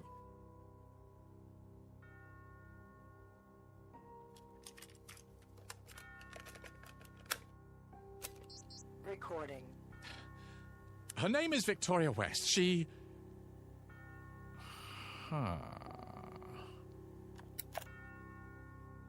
Better to leave well enough alone. Recording. Her name is Mary. Mrs. Mary West. She's 36, 5'3" tall, slimly built, brown hair, fair complexion. On the surface, a plain, quite ordinary female, yet with that quality of inner loveliness which gives a woman real beauty. A tender, gentle woman. Just now she's coming into her husband's study. Hello, Gregory. There you are. What do you have, darling? Oh, nothing really. A tape recorder.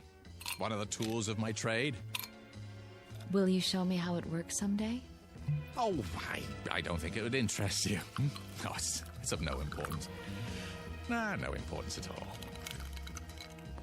Is the drink all right? Perfect. As always. Oh, Gregory. Mr. Gregory West, still shy, quiet, very happy, and apparently in complete control of the Twilight Zone.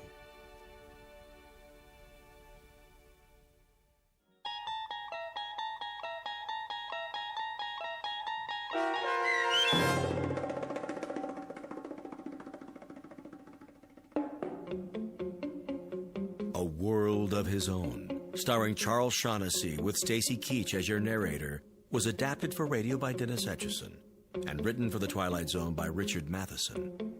Heard in the cast were Linda Ryder, Alyssa Fraden, and Doug James. The producers of The Twilight Zone wish to thank CBS Enterprises and the Rod Serling Estate for making this series possible. This copyrighted radio series is produced and directed by Carl Amari for Falcon Picture Group. Sound design and custom Foley effects for The Twilight Zone by Cerny American creatives Bob Benson, Craig Lee, Michael Slaybach, and Matt Sorrow. To learn more about The Twilight Zone Radio Dramas and to contact us, visit our official website at twilightzoneradio.com. Doug James speaking.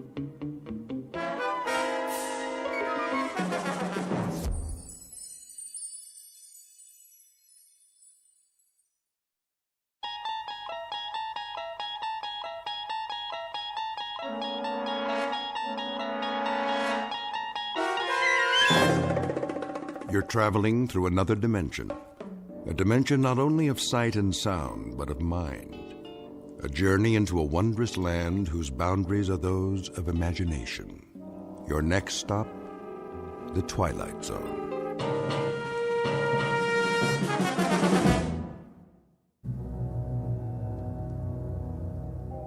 There are only 3 questions worth asking. 1, where did we come from? 2, what are we supposed to do while we're here? And 3, what happens next? All the rest aren't important. It took me a while to figure that out. I didn't get it at first. None of us did. But then, who does? What? Where am... Wait!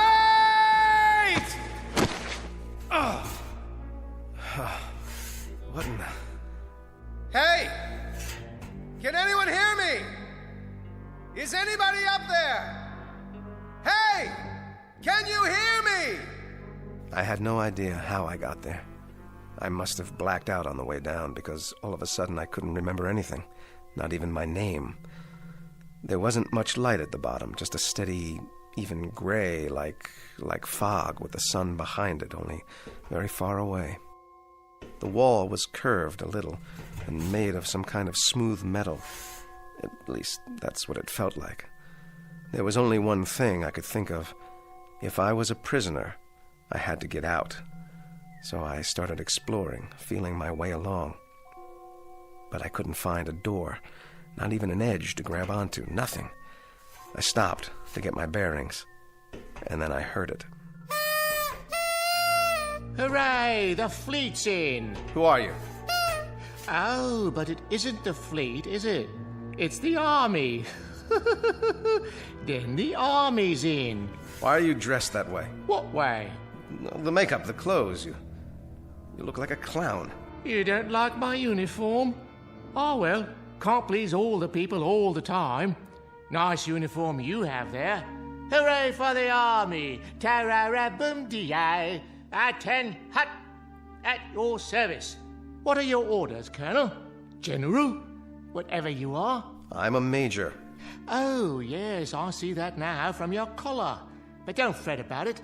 You can always advance, even in a peacetime army. Today a major, tomorrow a brigadier. I wouldn't mind having you on the general staff. From major to brigadier, not bad. There's light colonel and colonel in between. You're generous, old sport. You're certainly Problem? No problem. It's just that, Just that what? A couple of small items seem to have eluded me for the moment. Such as? Such as who I am. Why, you're a major.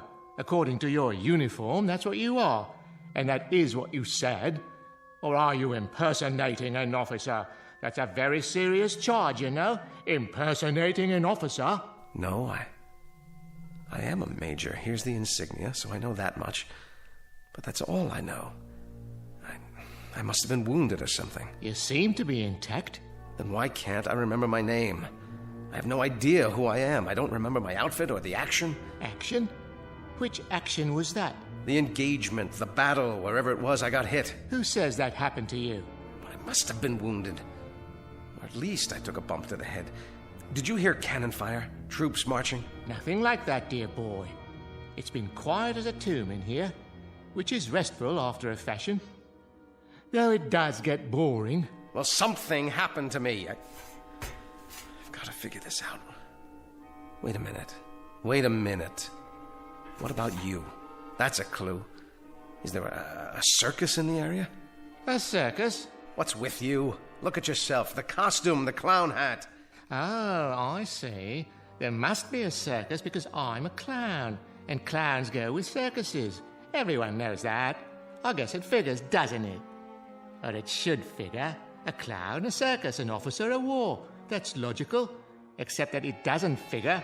Not at all. Why not? Because, dear boy, there isn't any circus and there isn't any war. Then what are we doing here? Don't rack your brain. Accept it. The truth is, you're just like the rest of us. You wake up and here you are. No reason, no explanation. You just wake up and here you are. Did you say the rest of us? See for yourself. See what? Come with me. I should have introduced you right off. Meet my friends, such as they are. This one we call the bagpipe player, for obvious reasons.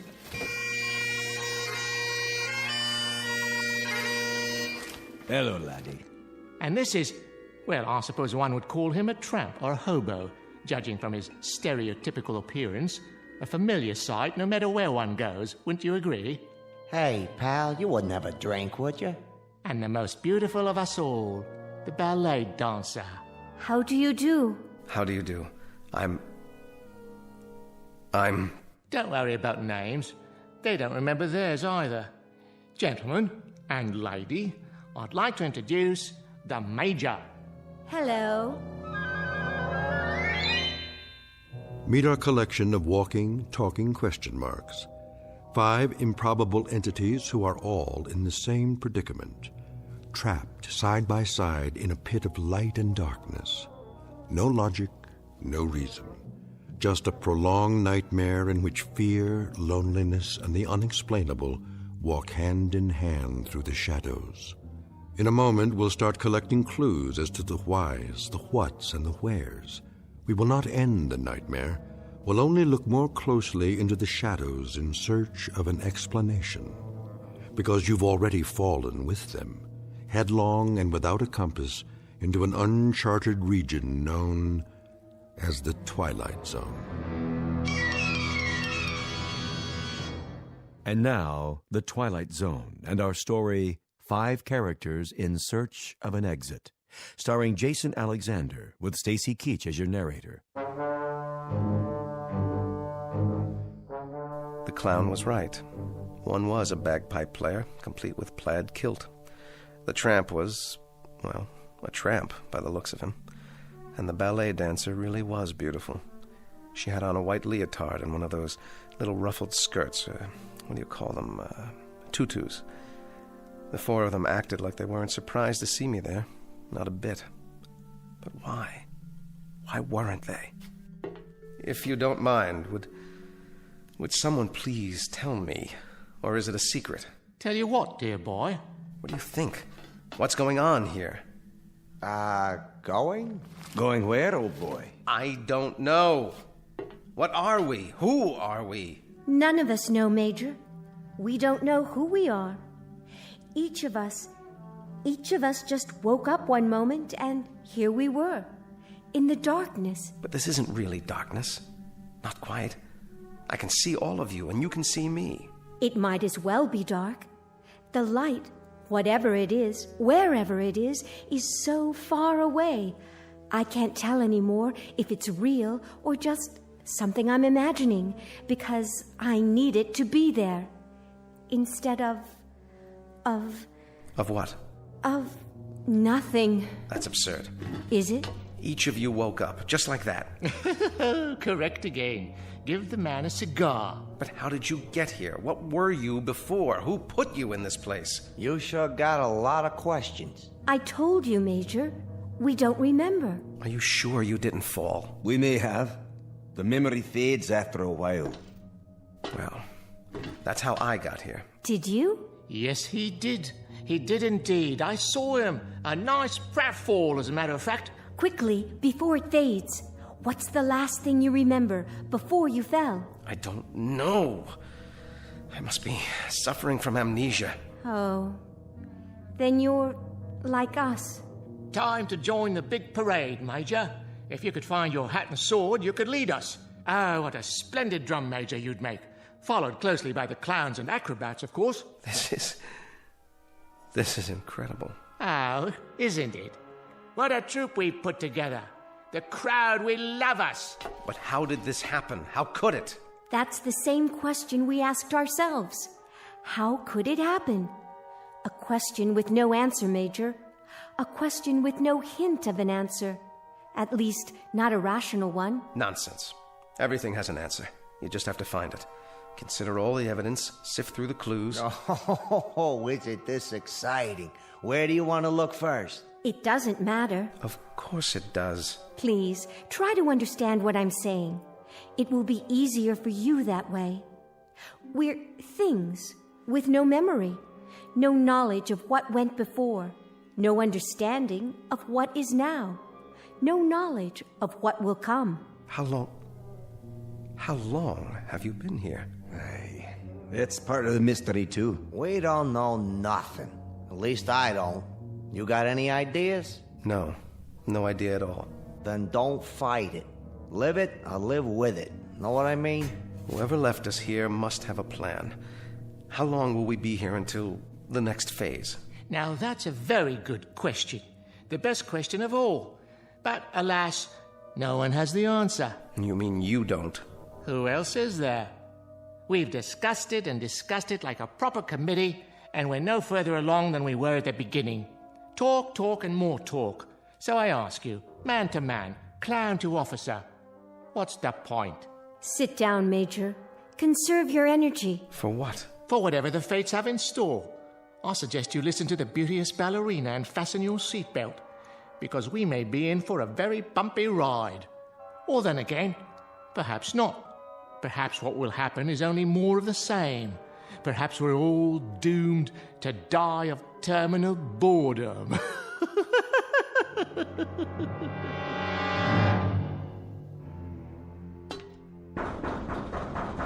Look at him. Active fellow. Very active fellow.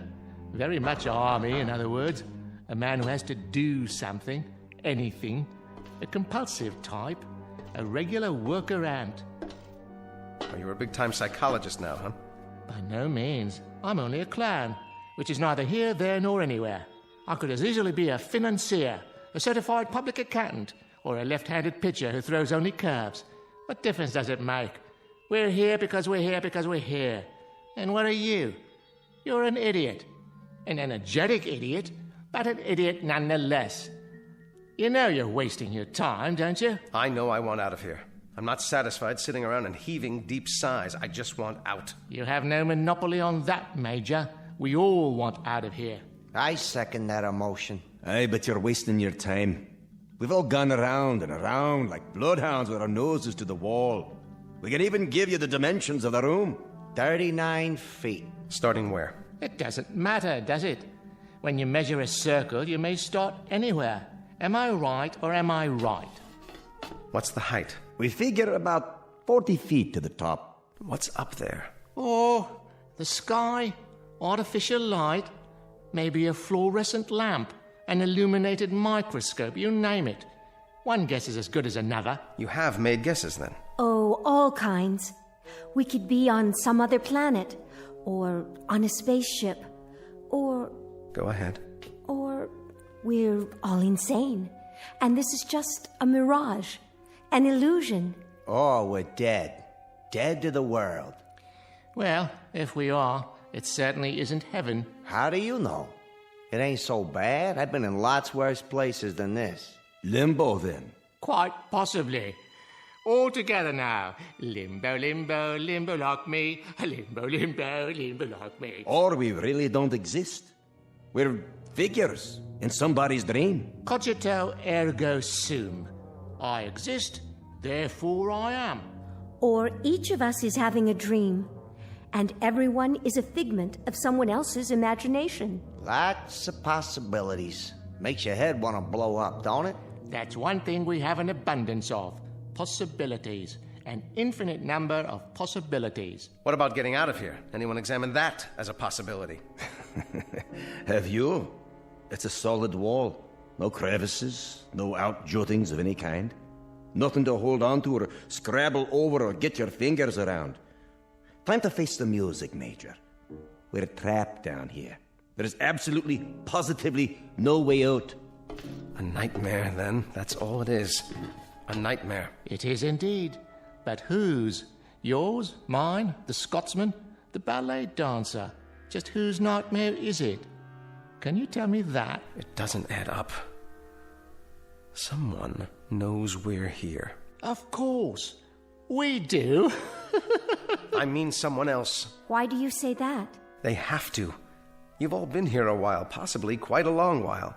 So someone must feed you, someone must give you water. Yeah, well, you would have thought so, wouldn't you? Don't go jumping to conclusions now, laddie. Hold on. Someone must bring down food, or you couldn't survive. There's been no food, no water. That's impossible.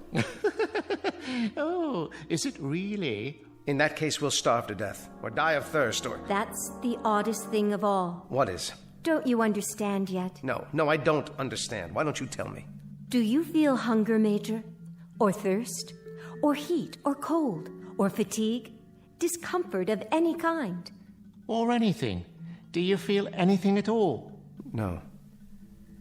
No, I don't. But that doesn't prove anything. This has been a trauma. It's natural that I don't feel thirsty or hungry, not yet. I'm in a state of shock. Close, but no cigar. You were born in a state of ignorance, educated in the school of hard knocks, and got your degree at the street corner university. Now you're ready to graduate to oblivion. What do you say? Let's break out the booze and have a bowl. None of us have felt thirst or hunger or anything else since we've been here. And we've been here for an endless time, Major. I can tell you that. Time without measure. What's wrong with you people? Have you tried shouting, calling for help? Endlessly. Well, then have you pounded on the wall like this to get their attention?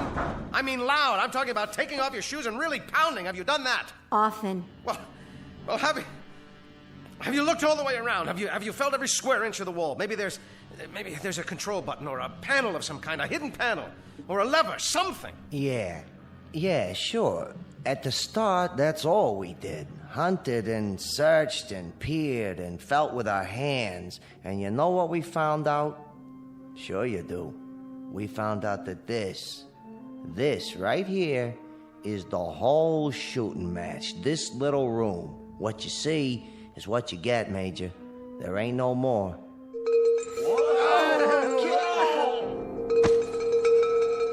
Stop! Stop up there! Well, are you going to tell me? Tell you what, Major. What was that noise? It happens from time to time. A giant bell or something. That's what it sounds like. Yes, but what is it? Another question, eh, boy? One more question without an answer. Oh, then this is a madhouse. That's what it is, a madhouse. You're all loonies. You might be right, Major. But remember one thing. Whoever's ringing that bell, for whatever purpose, I think it would be safe to say that honestly and truly, absolutely and positively, it tolls for thee.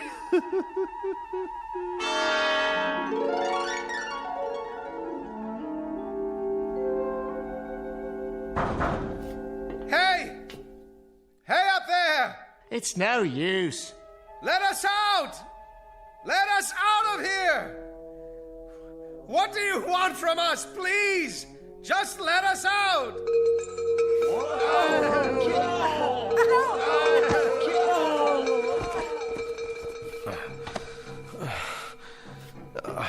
Are you okay?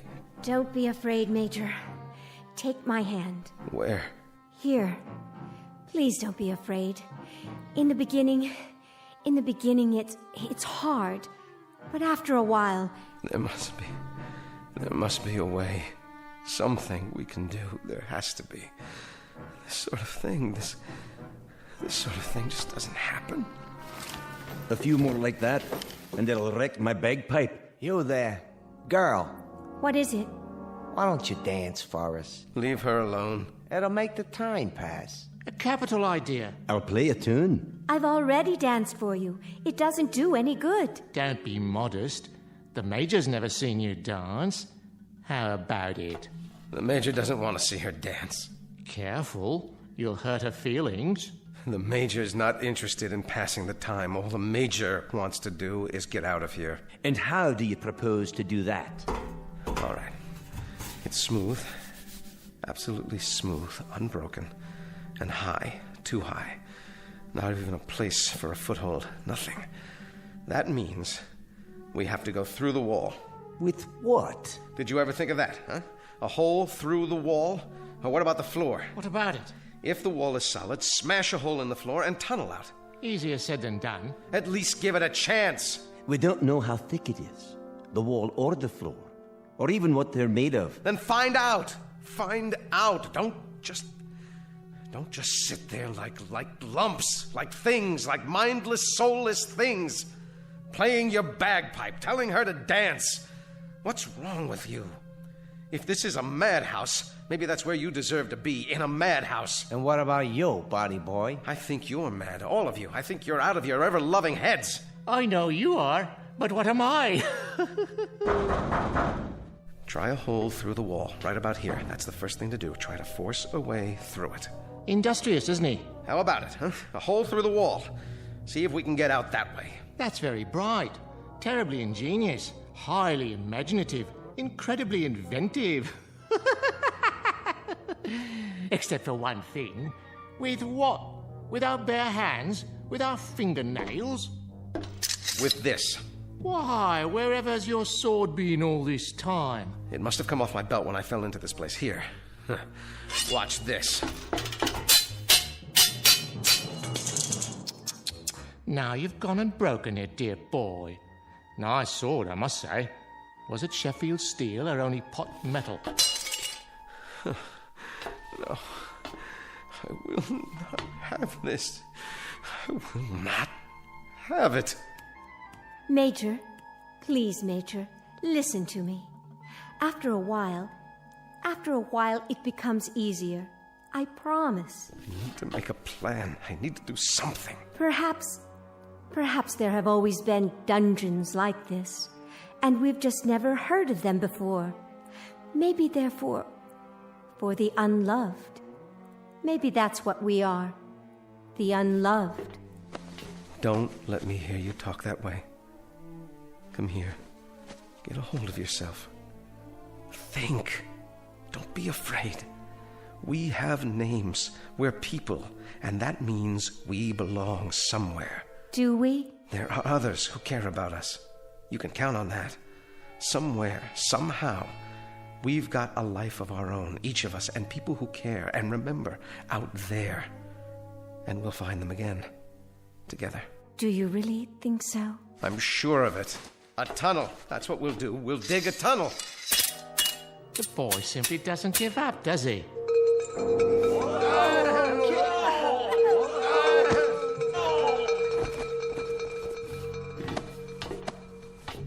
I've got it. Got what, pal? I know where we are. It suddenly occurs to me. It's funny none of you ever thought of it, but it has to be. Where? Where are we? Why, my dear young lady, how unobservant of you. When the whole thing fits together so perfectly, do you need me to draw you a picture? Please tell me.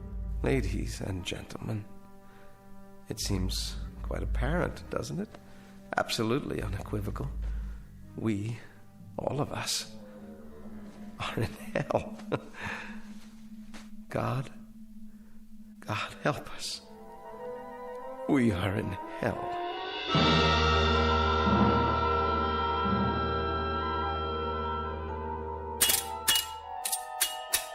Never say die, that one. He'll come to accept it eventually, just as we did. Let him be. If he gets some satisfaction out of banging a broken sword on the floor, well, let him have his fun. At least he's trying. He is indeed. He's been trying for several hours now. You can't help but admire that kind of persistence, even though it's a little like trying to empty an ocean with a cup, or count the grains of sand in a desert, or reach up to touch the stars. So, let him dip and count and reach all he wants. Of course, it won't help, but I fail to see how it could hurt under the circumstances. It's metal, or the hardest wood I've ever come across. Circular, perfectly smooth, with no breaks anywhere. All of which we could have told you some hours ago. Which we did tell you, if you'd bothered to listen. We've got to figure out something else. Oh, do. Maybe we could wish it all away using the power of positive thinking. That's enough. Or bore through it with our X-ray eyes. Anyone have a laser beam handy? I said that's enough. Or make believe we're acrobats. You know all about that, right? Clowns, acrobats? Most definitely. Alley-oop and over the top to freedom. Now you got it. Yeah, you got it all right. Dreaming and wishing, wishing and dreaming. Hold on. Listen to the man. Oh, come now. In the final analysis, this is all rather idiotic. Is it? It only requires a moment's reflection to see... Why not? Why not what? What you said.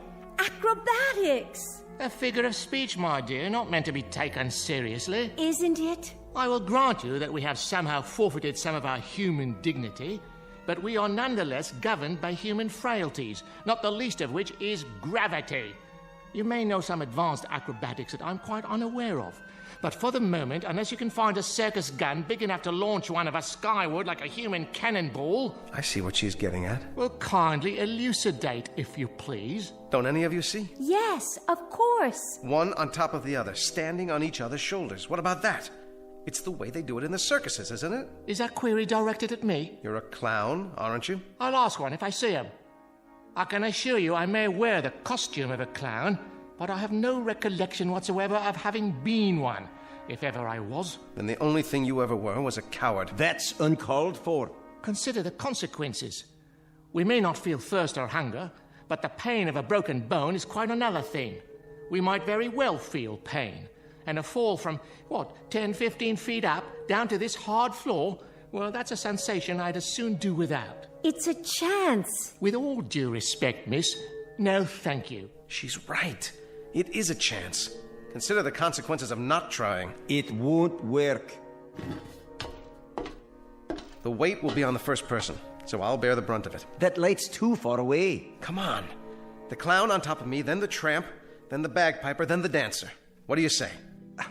We'd never reach it. Well, never say never. We don't know how high it is. That's the point. We'd be exerting ourselves for nothing. It could be 100 feet up there for all we know, or 200 or 300. But we got nothing to lose, right? Why don't we sit down and have some entertainment instead? A much safer course of action. Why don't we go for it? Come on, clown, up on my shoulders. Oh, observation. Things were far simpler before you arrived. However, I suppose I must go with the majority. Get a foot on my shoulder. I'll boost you up. Careful now. That's it. My turn? Not yet. The bagpiper next. Give me a hand, laddie. Use the wall for leverage. I can barely manage. But it's holding. All right, miss. It's up to you. How high is it? Can you see an edge or anything yet? I'd guess 7 or 8 feet to the top. Maybe more. Maybe less. Come on. I can't hold this weight forever. Go very carefully, one step at a time. You'll make it. Thank God she's so light. Whoa! That's my nose you're stepping on. Now stretch. I am stretching. All the way up. Now, what do you see? I can't quite reach it. It's still, about 8 or 10 inches above me. Up on your toes. That's it. I'm almost there. Everybody straighten. All I need is a few more inches. No! No!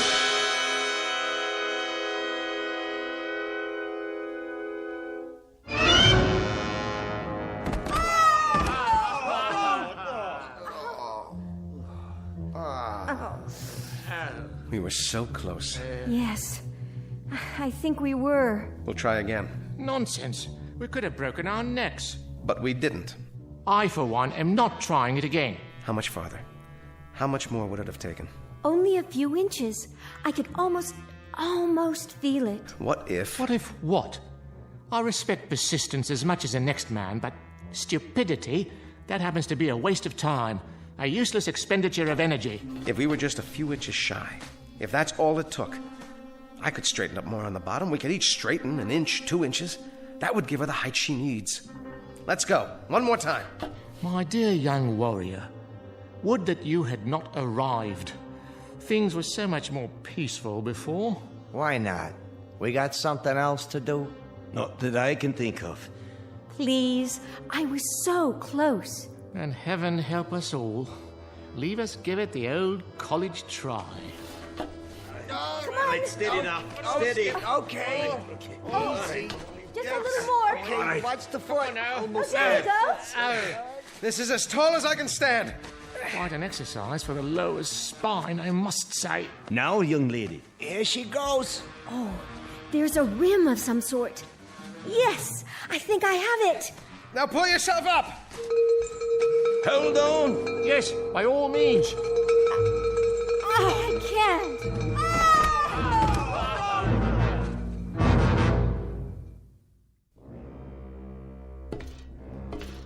How's the leg, miss? The knee's twisted, I think. But it'll be all right. You were almost there. You had your fingers over the ledge. A miss is as good as a mile. Not in this case. A miss by about 2 or 3 inches? That's hardly a mile. This is what we do next. Oh, share your plan, pray tell. The same thing, without the dancer. Then we'll be several feet short. No, we won't. Hear me out. The clown, the tramp, the bagpipe player, and then I'll climb to the top.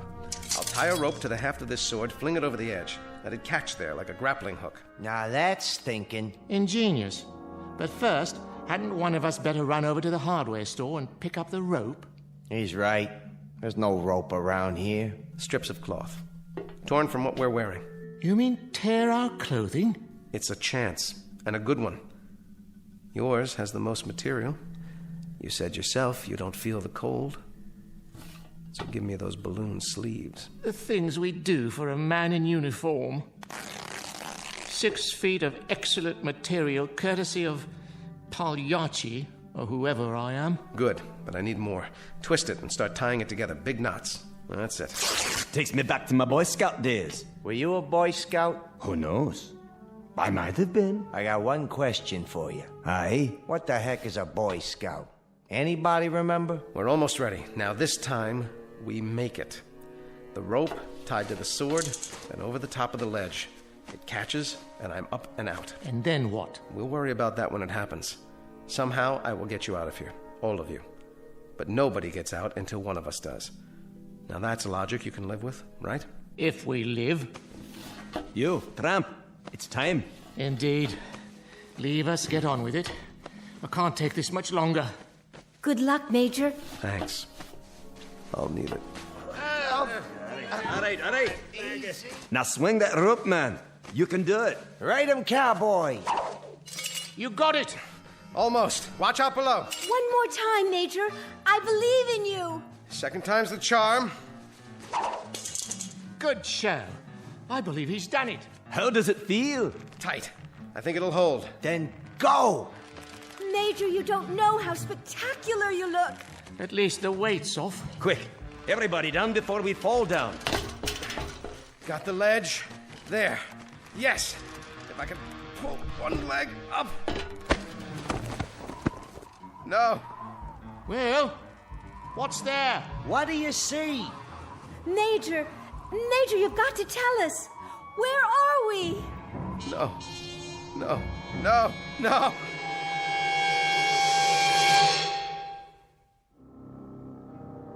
And I knew then what I had known all along but didn't want to face. Some things, I guess, are too fierce to handle in one bite. I heard the wind and I finally saw where I was, where we all are. I wished the 4 of them well. If you see my friends, will you tell them I love them? Because the truth is this. There are only 3 questions worth asking. 1, where did we come from? 2, what are we supposed to do while we're here? And 3, what happens next? All the rest aren't important. I didn't get it at first, but then, who does? Maybe it's better that way. No!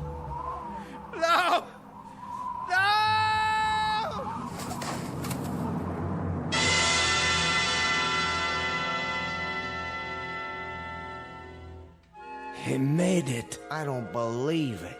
I do. A brave man. Very brave. But not a very bright one. I wonder if we'll see him again. He'll be back. I know he'll be back. And then what, dear lady? He'll come and get us. You think so? He may be back, but it won't be to get us.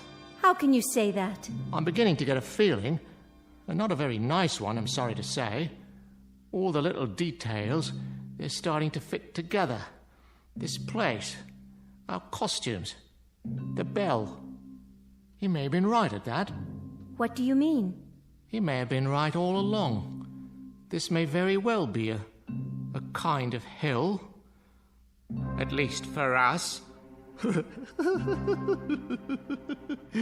One from which there really is no escape.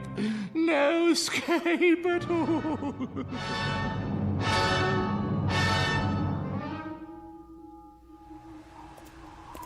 Look, What do you have there? I found it in the snow. Someone must have dropped it. Oh, thank you, dear.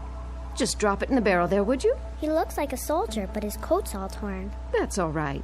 Someone will sew him a new one. I'm sure he'll make some little boy very happy. Wow, you got lots of dolls in there. Not as many as we'd like. They're for the orphans, you know. But it's early and we've just started. Can I have one? Are you an orphan? Well, no, but I like the ballerina. She's so pretty. Oh, yes, she is, isn't she? What's that on her face? See, on her eye. It looks like a real tear. Is she crying? Now, why would she be crying? It's just a snowflake that started to melt. I suppose you could have her, if you promised to give her a good home. No. I think I better leave her here. Are you sure? She doesn't want to go. See? She's holding hands with that soldier doll. Why, aren't you the nicest little girl? Toys for Christmas! Toys for Christmas! Open your hearts, friends, and bring in your old dolls so the underprivileged little ones can have a happy Christmas, too. Help the Salvation Army. Dolls for Christmas! Dolls for Christmas! Dolls for Christmas!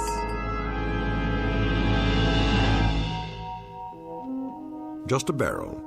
A dark depository in which reside counterfeit, make-believe pieces of plaster and cloth and plastic wrought in the distorted image of human life. But this added hopeful note. Perhaps they are unloved only for the moment. In the arms of children, there can be nothing but love. A clown, a tramp, a bagpipe player, a ballet dancer, and a major. Our cast of players on a very odd stage known as the Twilight Zone.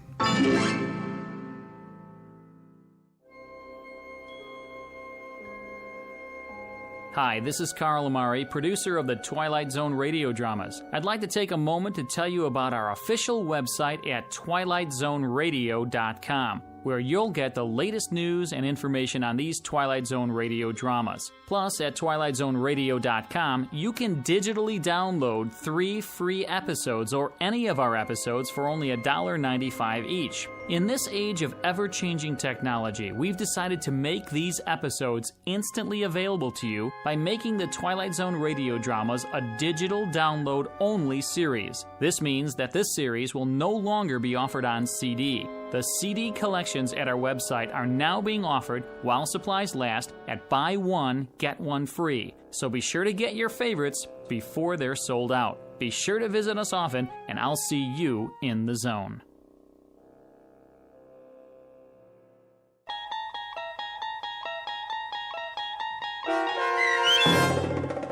Five Characters in Search of an Exit, starring Jason Alexander, with Stacy Keach as your narrator, was adapted for radio by Dennis Etchison and written for The Twilight Zone by Rod Serling, based on a story by Marvin Peddle. Heard in the cast were Kathy Garver, David Darlow, Doug James, Christian Stolte, Frenette Lebo, and Amanda Amari. To learn more about the Twilight Zone radio dramas and to obtain audio cassettes and CDs of these programs, visit our website at twilightzoneradio.com. This copyrighted radio series is produced and directed by Carl Amari and Roger Wolski for Falcon Picture Group. Doug James speaking.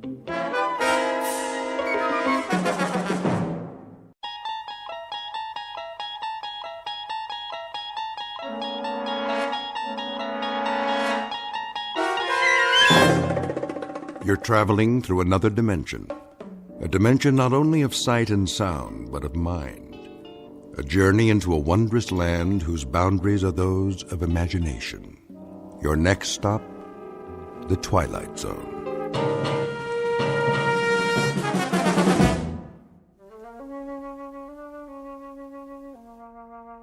There. Nice and creamy. Anthony? Hi, Aunt Amy. I just knew that was you. What's that in your hand? My Jack-in-the-Box. Oh, yes. That's such a funny toy. Where's my mother? In the bedroom, lying down. She'll cook the rest of the dinner soon as I'm finished. But I wanted to get this done first. What you making? Well, what do you think? A cake, of course. for my favorite little boy. Is it a good one? Oh, yes. A very good one. Very, very good. I just took it out of the oven a while ago. Chocolate on the inside with little yellow swirls? What else? I know what my Anthony wants. See? Doesn't that smell good? Where's the frosting? Right here in the bowl. It's chocolate, too. I blended in a lot of butter to make sure it's smooth. 100 times. By hand. Milk chocolate? You bet. We don't like that dark chocolate, do we? Ugh. No. Hurry up, Aunt Amy. Don't you worry. It'll be ready in a jiffy. Put the frosting on. Plenty of time for that. Besides, we have to let the cake cool first. Put it on. Now. Oh, I know what you want. You want to lick the bowl. Well, you'll just have to wait. I don't want to wait. Be a good boy now. I am a good boy. I know you are. I know that. Of course I do. A very, very good boy. I'll just go ahead and frost it now. Why not? No problem, Anthony. None at all. I want lots on the top. Surely. Lots and lots. See how thick I'm putting it on? Swirls of chocolate butter frosting, and all of it for my favorite nephew. There. Some more around the sides. We don't want to forget the sides, do we, Anthony? The sides are good, too. So good. Anthony, stop that. Get your finger out of the bowl. Ow! There'll be plenty left for you to lick when I'm finished. When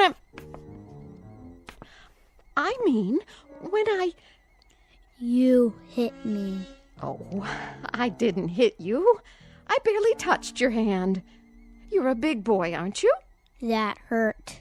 Why, it didn't. I only meant for you to wait till I've finished frosting the cake. Then I'll give you the entire bowl. All of it.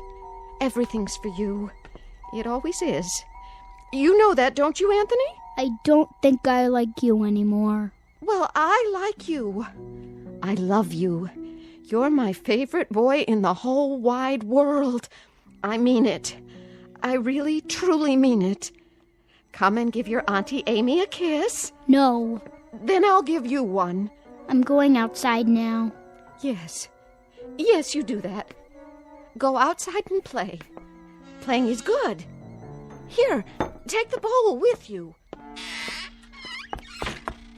Anthony? Anthony, come back! Don't you want your frosting? You can have the whole bowl. Everything all right? Oh, Anthony. Nice day, isn't it, Amy? Very nice. Something the matter? No, nothing's the matter. Nothing at all. Did anything happen? Oh, I was just frosting the cake, and Anthony couldn't resist tasting it. Well, who could? I used to love frosting when I was his age. Didn't you? It's good, isn't it? So good. Why wait? We can go ahead and have the cake now if Anthony wants. It's perfectly fine with me. Now, Amy, why don't you apologize to the boy? You can do that, can't you? Anthony, I'm sorry. Come on back, boy. Anthony, please. Anthony.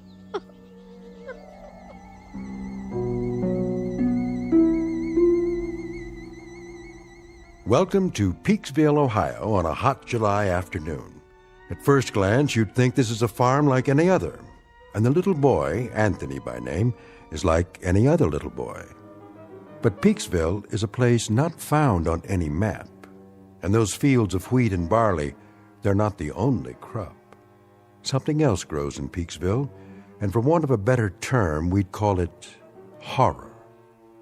One day, exactly 6 years ago, a boy was born. And as far as the people are concerned, that's all that matters.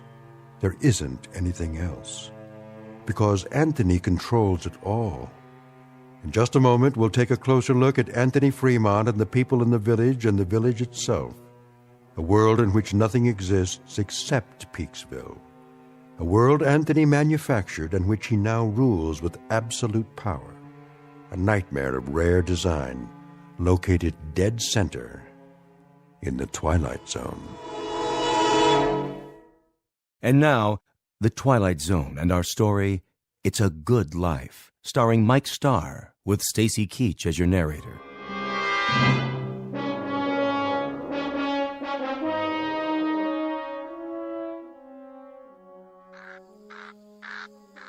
I'll see he gets it, Amy. Would you? Don't you worry none. Look, boy. Look what Aunt Amy's got for you. Your own bowl of chocolate frosting. You like chocolate, don't you, Anthony? I know I do. Chocolate's good. I don't like her. Of course you do. She's your Aunt Amy, and she loves you. You know that. I hate her. Oh, that's a good joke. A very good joke. It's all for you, Anthony, all of it. And after you've finished, I'll make some more if you like. As much as you want. Get away.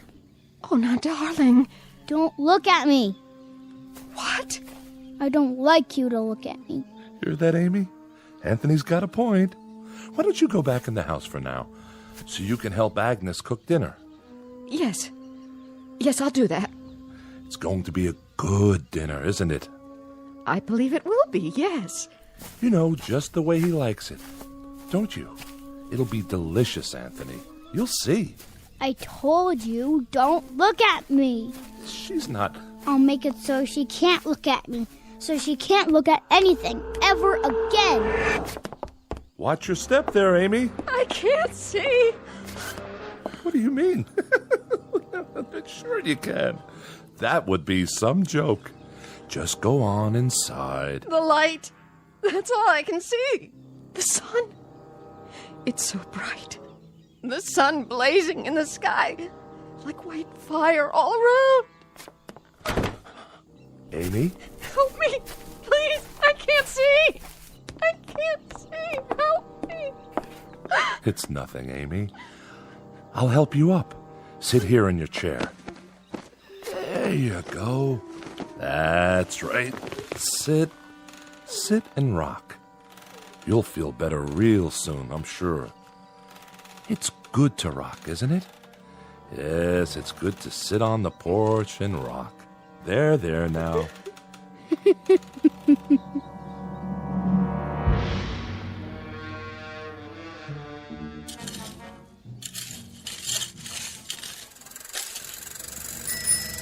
Hi there, Bill. Afternoon, Mr. Fremont. I brought the groceries from town.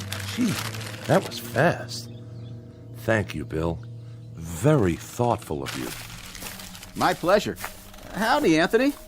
Hi, Mr. Soames. Mighty good to see you today. Mighty good. It's such a good day. A real good day, isn't it, Anthony?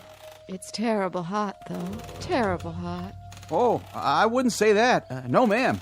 I wouldn't say that at all. It's fine. Just fine. A real good day all around.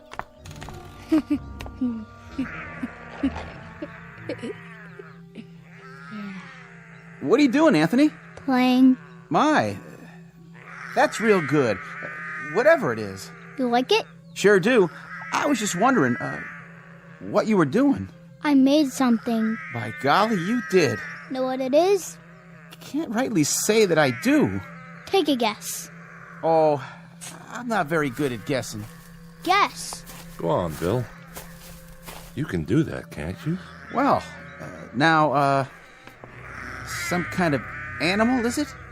It's a gopher with 3 heads. See? Oh, yeah. He's a real fine one. I ain't ever seen a gopher with 3 heads before. He's alive, huh? Must be, the way he's moving around. He was. I'll make him dead now. I'm tired of playing with him. Be dead, gopher. You be dead. Now, that's real fine, Anthony. That's real fine, what you done. Sure is. Yeah. You made him dead, all right. Look at him laying there. It's good that you done that. Real good. Tell me what it looked like. Well, it was like a regular gopher, only more interesting. Was it ugly, though? Oh, I wouldn't say that. I wouldn't either. I'll bet it was ugly. grotesque looking. That's the way Anthony likes things. What a good joke. You'd better bury him now. Okay. Want some help? No, I'll wish him into the cornfield. You do that. Gopher, go into the cornfield. Go be in the cornfield. Well, what do you know? Ain't that something? What are you doing here anyway? Me? What do you mean, Anthony? I'm delivering the groceries.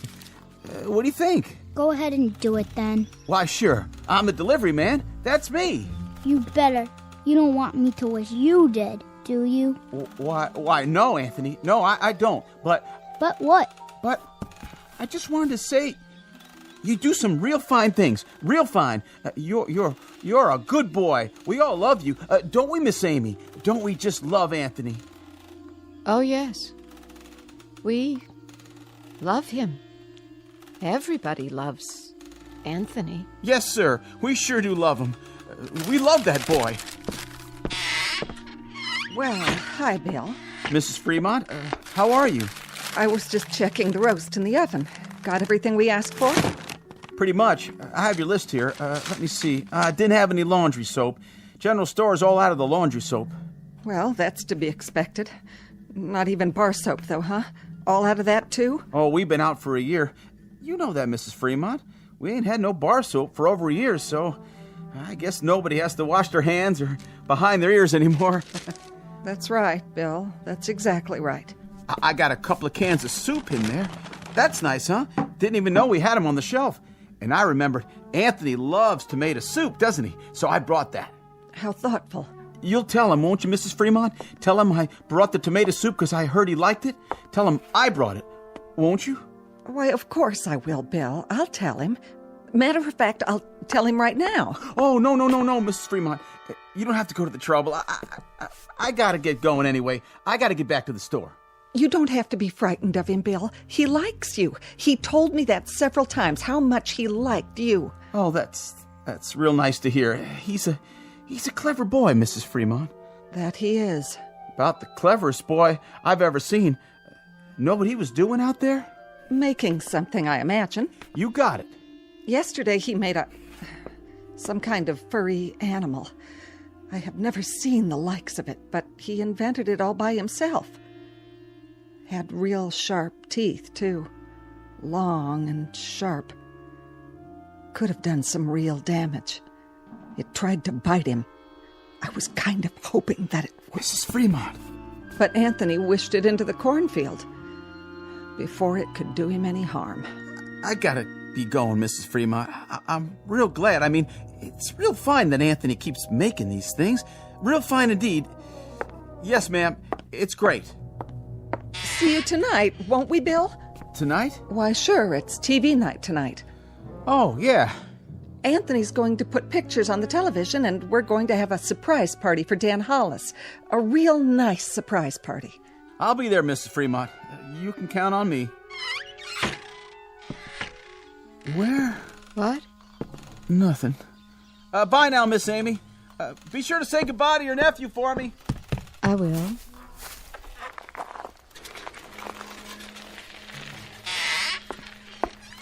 Where's Anthony? I think he went into the barn. Oh. Leastways, I heard the door open. I keep telling him he shouldn't go in there, but... Amy, why, it's real nice that Anthony goes into the barn. A real good thing. But Agnes, he isn't even around now. You don't have to say that. But even so, Amy, even so, it's nice that he goes into the barn when he wants to. It's real nice. We mustn't even think anything bad about him, Amy. Do you understand? But he isn't around. Amy, dear, you know as well as I do. Sometimes he can hear what we're thinking, no matter where he is. He doesn't even have to hear it with his ears. It's like when you lost your temper. That was only for a second. 1 second. I know, but look what he did to your eyes. Now you can't even see. So you just think nice things, Amy. Real nice things about how good it is that Anthony's going into the barn to to do whatever he does in there. And tonight we'll have Dan Hollis's birthday party, and we'll have a nice time. A very nice time. But it's such a hot day. I hope it cools off tonight. Oh, I wouldn't say it was hot, Amy. It's just right. It's a good day. Don't you think so, too? A real good day.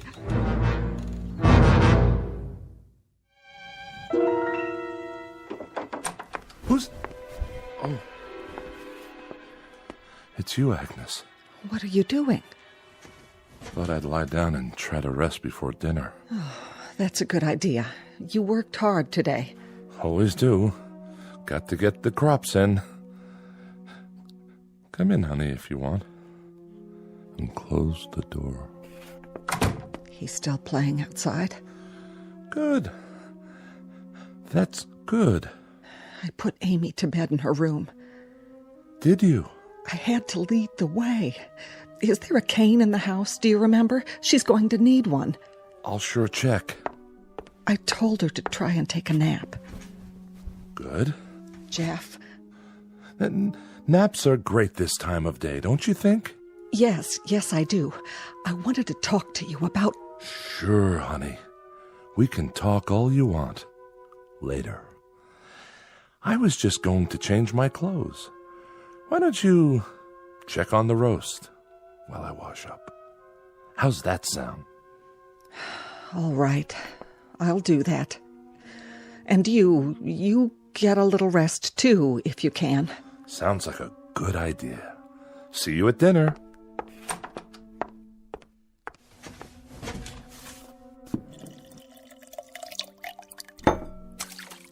Oh. Well, howdy, son. You crept up on me. You look funny. Do I?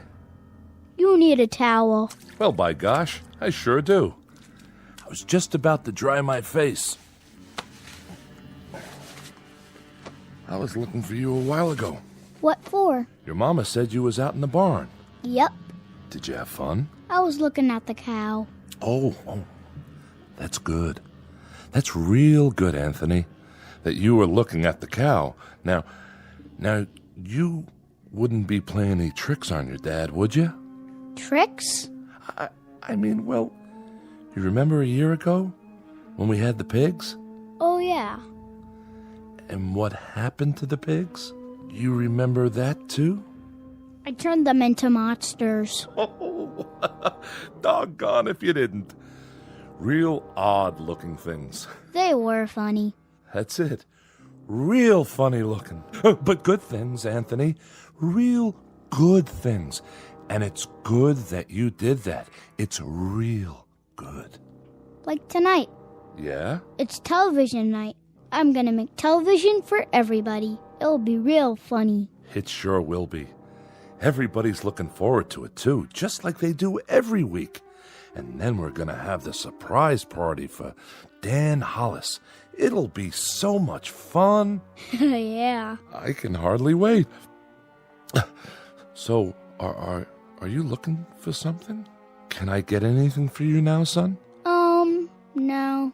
Don't you want to play some more? I don't like playing alone all the time. Well, I can understand that.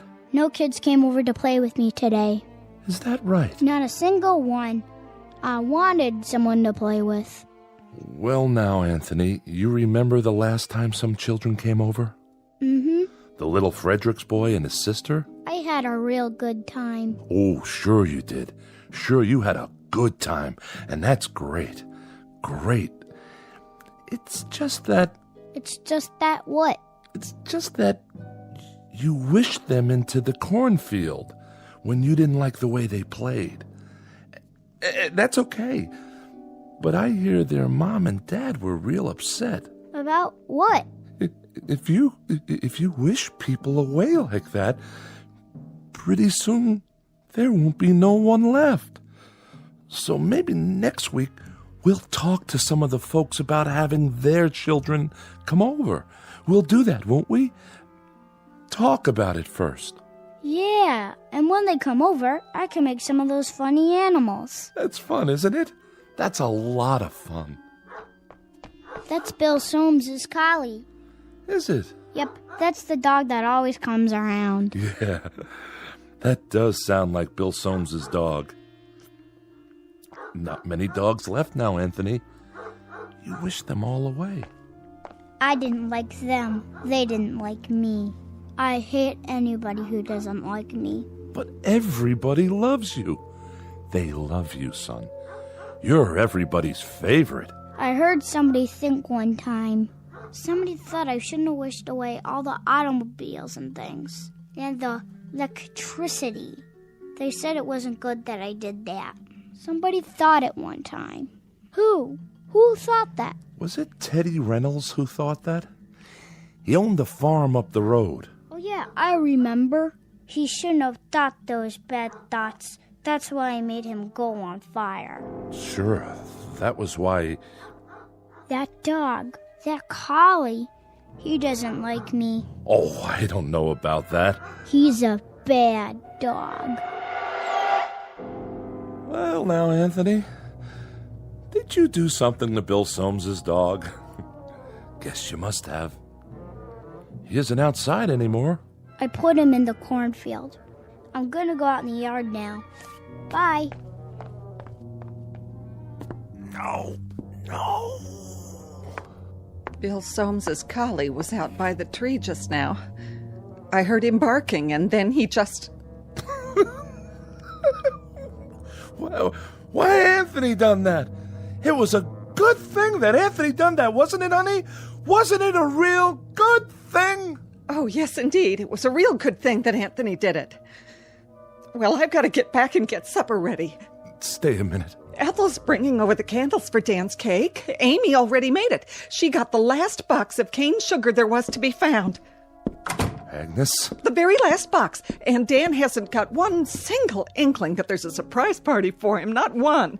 Glad to hear it. And you know how much Dan likes music? Well, last week, Thelma Dunn found a record in her attic. That a fact? Yes, and she's going to give it to him tonight.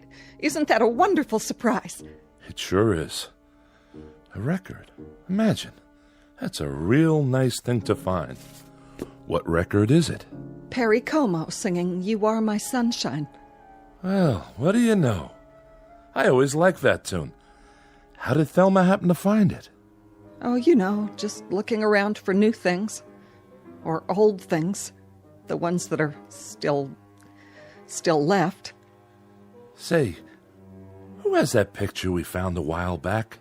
I kind of liked it. That old clipper ship sailing along. The Smiths. Next week, the Sipaches get it, and they give the Smiths the old McIntyre music box, and we give the Sipaches... I know. That's the way of things now. There's so little left.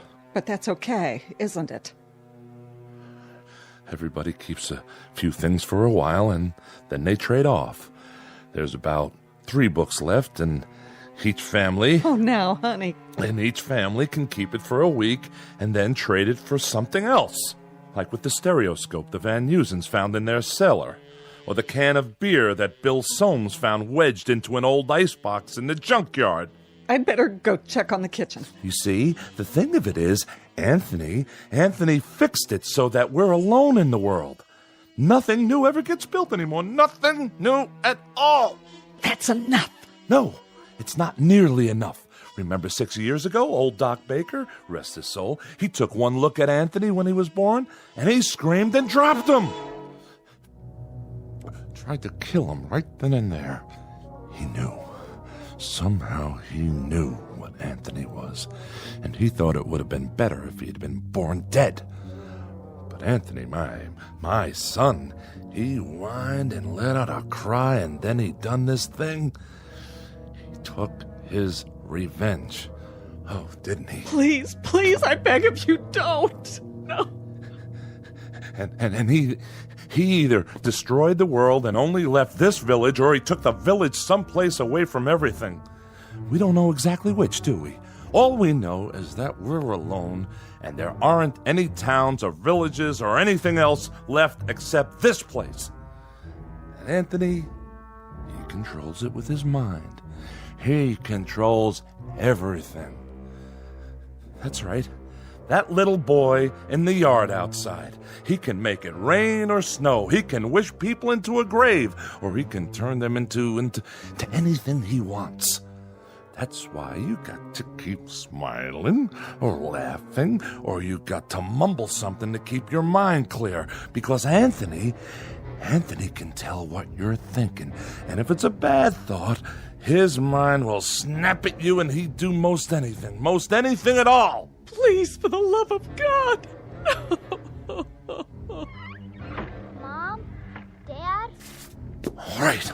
All right. But it's good. It's good that it turned out this way, isn't it? It's real good. That's what it is. Really, really, really good.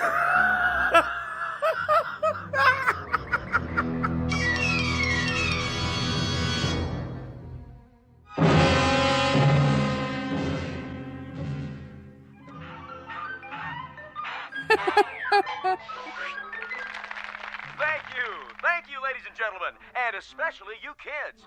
And now for our next act. It's time for Stupid Animal Tricks. And here's some film we thought you'd like to see. First up is Rocco the Squirrel in Crossing the Road.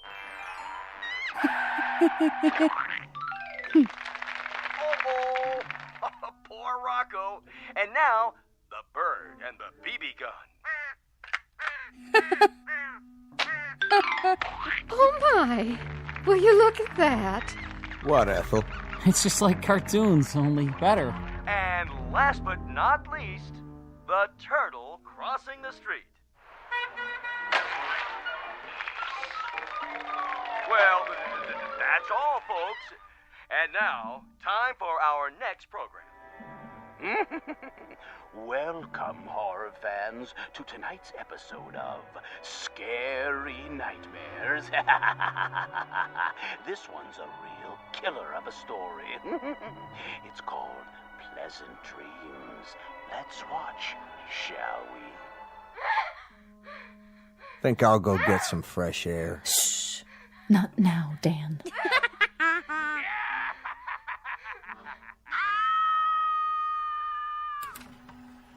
That's all the TV there is. Oh, that was wonderful, Anthony. Wasn't it, everyone? Wasn't Anthony's television wonderful? Yeah. Just wonderful. Even better than last week. Yeah, great. It was much better than the old television. Oh, the best yet. You can say that again. You'll have to come around next week. Oh, I will. I will. And now, everyone, is it time? I guess so, honey. The surprise for Dan's birthday. Oh, you shouldn't have done anything. Go ahead, Ethel. Give your hubby the big surprise. All right. Here you go, Dan. I wrapped it for you special. What's this? Open it. Yeah, go ahead. Well, if you say so. I hope you like it. What's this, a record? It's Perry Como. A real collector's item, you might say. No kidding. I haven't heard Perry Como in years and years. Such a great crooner. You know what a crooner is, don't you, son? No. It's a singer. Someone who sings the old songs. What a great voice he had. Oh, didn't he? Happy birthday, darling. Happy birthday. Hey, you better not hug me too hard. I'm holding a priceless object here. You certainly are. Wow. Do you think we could play it? You mean right now? I'd love to hear some new music.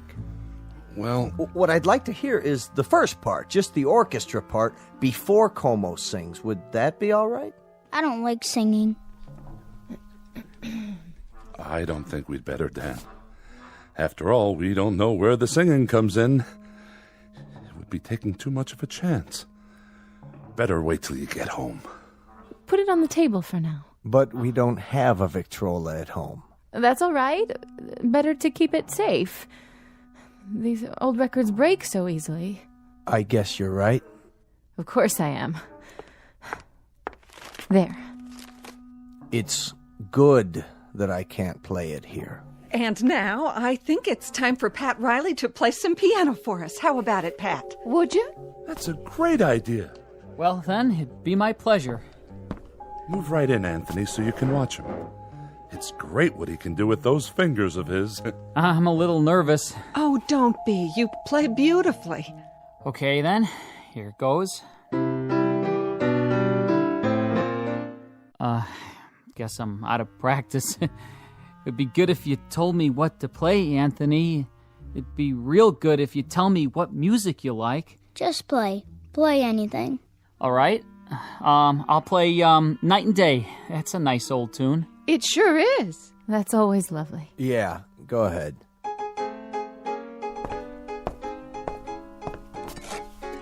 What are you doing? What does it look like? Having another brandy? You've had enough. Not hardly. Stop it. Leave me alone. Put the glass down. Take your hands. Don't make any noise. I don't like noise when the music is playing. I'll drink to that. Oh, don't worry. I'll clean it up. Go on, Riley. Finish the song. Yes, please. It's so pretty. Pretty, all right. Dan, please. Please what? I'm not doing anything. No, darling. But I'm just drinking this peach brandy on my birthday. That's all I'm doing. Please, Dan.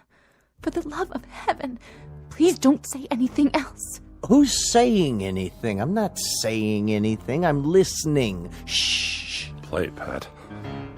This is real good brandy. Real good. You people know something? There's only 5 bottles of real liquor in the whole village. 5. 1 rye, 2 scotch, 1 after-dinner cordial, and this here. And when that's gone, there won't be any left at all. None. Keep playing. Nuts. Nuts! Can't even play my record. Can't even play Perry Como. Don't play that anymore, Pat. That's not what I want you to play. Play this. Happy birthday to me. Happy birthday to me. Dan! Happy... Please, stop! Oh, please, Ethel, be quiet! Dan! Ethel, you have to stop now. Happy birthday, dear Danny. Happy birthday to me. Play it, Pat. Play it so I can sing it right. You know, I can't carry a tune unless somebody plays it. I'll do my best. That's enough. I said that's enough. Go outside for a while, Dan. Get a breath of fresh air. You and her, you had 'em. You had to go have 'em, didn't you? If there's any fault, it's yours. You are my sunshine, my only sunshine. You make me happy when I am blue. You monster. You dirty little monster. You murderer. Hey, what you thinking, Anthony? You go ahead. You think about me. You think bad thoughts about me and maybe some man in this room. Some man with guts.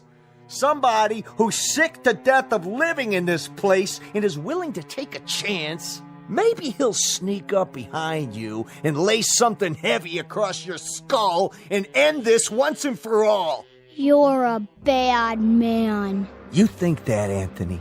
You go ahead. I'm a bad man. Keep thinking that. Somebody get behind him. That's all it takes. Somebody end this now. Pick up a bottle or a stick or something, anything, and... You're a very bad man, and you keep thinking bad thoughts about me. But now you can't anymore. You can't even see me.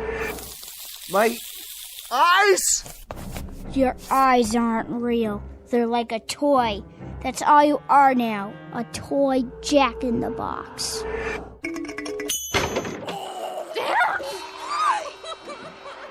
Anthony, push it away. Wish it into the cornfield. We've all looked at it enough. Please, son. Wish it into the cornfield. All right. That's better. He was a bad man, so I turned him into a clown jack-in-the-box. A clown that still had his face. You shouldn't think bad thoughts either, lady, or I'll do the same thing to you. It's a good thing you did that to Dan. It's a very good thing. Play some more music, Mr. Riley. Oh, yeah, it was swell. Just swell. A real good thing. I like that song. Come on, Anthony, I'll lift you up so you can sit on the piano. Would you like that? You know something? What's that, Amy? Careful, watch your step. Why don't you sit down again? I kind of liked it a little bit better when there were cities outside. And we could get real television and radio and things like that. Didn't you? Why, Amy, it's good for you to say such a thing. Very good, but you must be making a joke.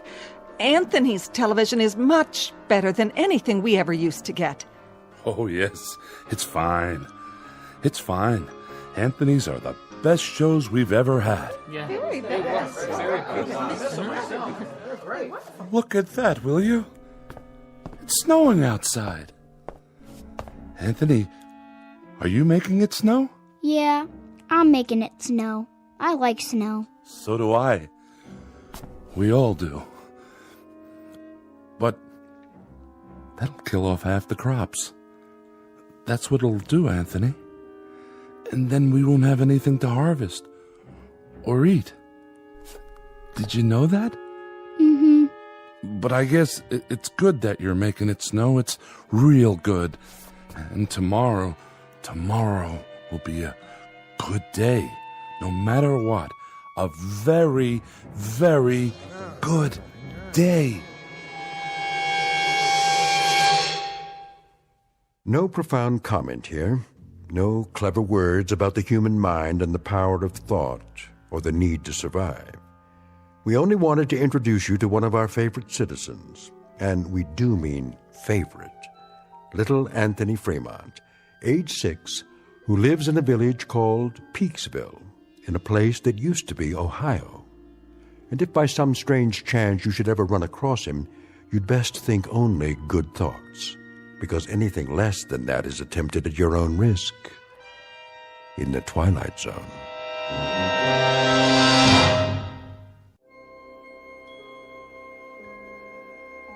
Hi, this is Carl Amari, producer of the Twilight Zone Radio Dramas. I'd like to take a moment to tell you about our official website at twilightzoneradio.com, where you'll get the latest news and information on these Twilight Zone radio dramas. Plus, at twilightzoneradio.com, you can digitally download 3 free episodes or any of our episodes for only $1.95 each. In this age of ever-changing technology, we've decided to make these episodes instantly available to you by making the Twilight Zone radio dramas a digital download-only series. This means that this series will no longer be offered on CD. The CD collections at our website are now being offered, while supplies last, at buy one, get one free. So be sure to get your favorites before they're sold out. Be sure to visit us often, and I'll see you in the zone.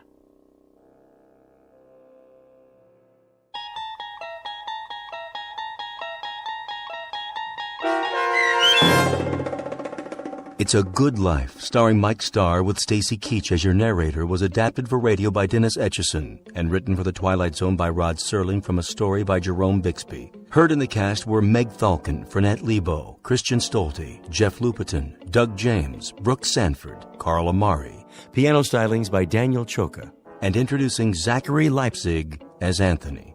To learn more about the Twilight Zone radio dramas and to obtain audio cassettes and CDs of these programs, visit our website at twilightzoneradio.com.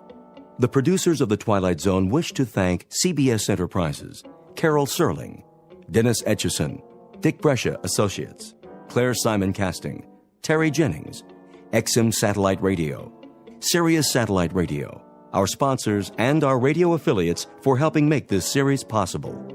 This copyrighted radio series is produced and directed by Carl Amari and Roger Wolski for Falcon Picture Group. Doug James speaking.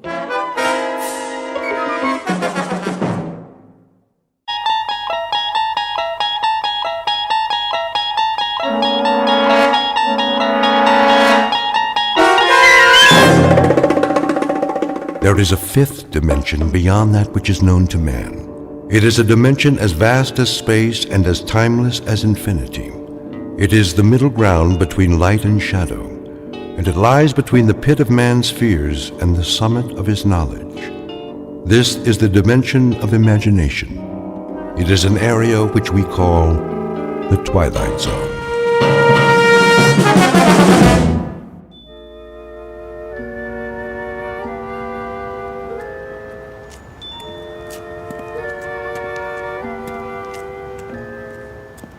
This must be the place. Okay, Rocky, quit stalling and do it. Yes. Hiya. Sorry, we're closed. Is this the Southside Loan Company? I said we're closed. Well, it don't look like it. Well, I was about to turn the sign around. This'll just take a minute. Come back tomorrow. Well, see, that's just it. I can't come back tomorrow. 9 to 6, Monday through Saturday. Say, you got a nice shop here. A little bit of everything, huh? Bring in the merchandise. No radios, typewriters, or fishing poles. I pay top dollar. You do, huh? I have to lock up now. Bet you got a lot of rings, jewelry, watches, stuff like that. All in the safe. Bye now. The safe, huh? What about this vase?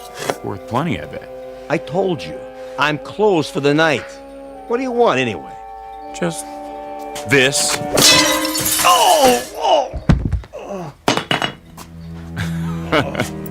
Don't worry about it. I'll close up for you. Now just point me at the safe and I'm out of here. Probably in the back room. Didn't even lock it yet. What a loser. Now you're talking. Diamonds, gold, this is worth a fortune. 911. Police, I'm being robbed. What? What are you doing? Calling the cops? That ain't very nice now, is it? Should have finished you off when I had the chance. Oh! Now I gotta use the back door.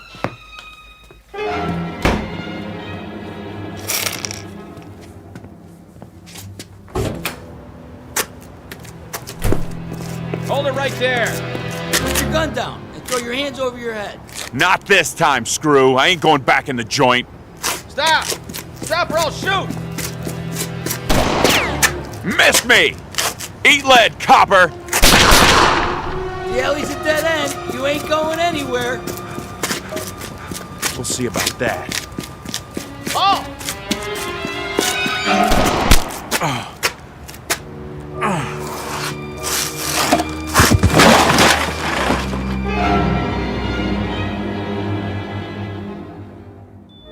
Portrait of a man at work. The only work he's ever done. The only work he knows. His name is Henry Francis Valentine, but he calls himself Rocky because that's the way his life has been. Rocky and perilous and uphill, at a dead run all the way. A thin, pale, stubby fox of a man who has eluded the hunter until tonight. He's tired of running, of wanting, of waiting for the breaks that came to others but never to him. Now he thinks it's all over, but he's wrong. For Rocky Valentine, a new career is just beginning in the Twilight Zone.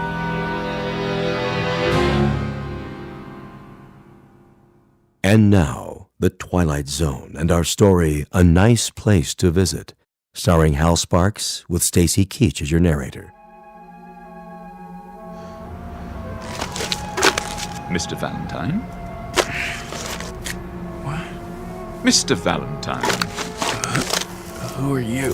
I'm known as Mr. Pip. Can I help you? Get your hands off me. Didn't do it. How do you know my name? It's my job to know everything about you, Mr. Valentine. I hope you don't consider me presumptuous, but I see that you're in need of... You a cop? Oh, no, no, no. I guess not. White shoes, white suit, white hair, some outfit. Never saw a cop dressed like that. I'm your guide, as it were. Guide? What? Whatever you may desire. I'm at your service. That I need like a hole in my head. I'm dizzy. What happened? You had an accident. Lost your step, so to speak. Some accident? Must have fell flat on my face. Don't worry. Soon you'll be as fit as a fiddle. Come along now. I'm sure you'll want to get out of those rumpled clothes. Clean up a bit. I told you, keep your hands off the merchandise. If I've said anything to offend you... Answer the question. Question? I want to know how come you know my name.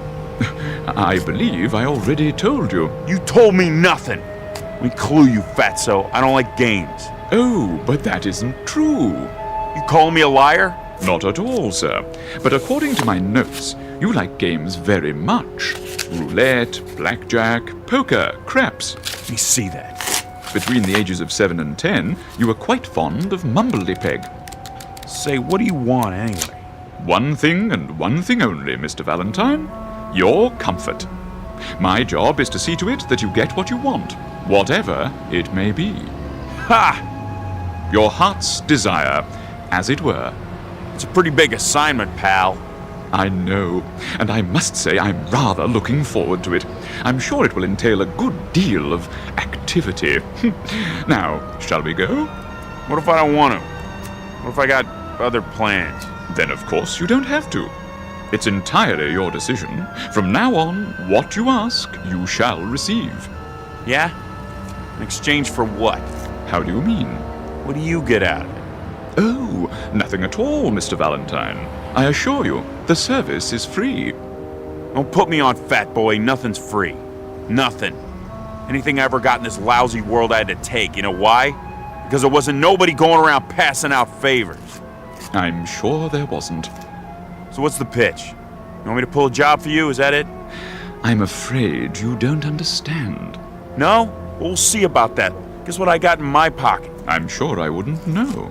A 38, that's what. Take my word for it. If you like.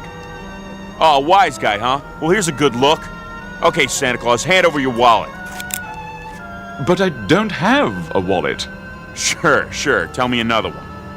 Honestly. Wait, Mr. Valentine. It isn't really a wallet you want, is it? I do carry petty cash. Take it out. Real slow. Certainly. Here you are. Give me that. 3, 4, 5, $700. Will that be enough for now? You got more where that came from? Oh dear, yes. As much as you want. I don't believe this. Now, shall we go? Yeah. Oh, and Fats. Yes? Won't try nothing funny. I wouldn't think of it.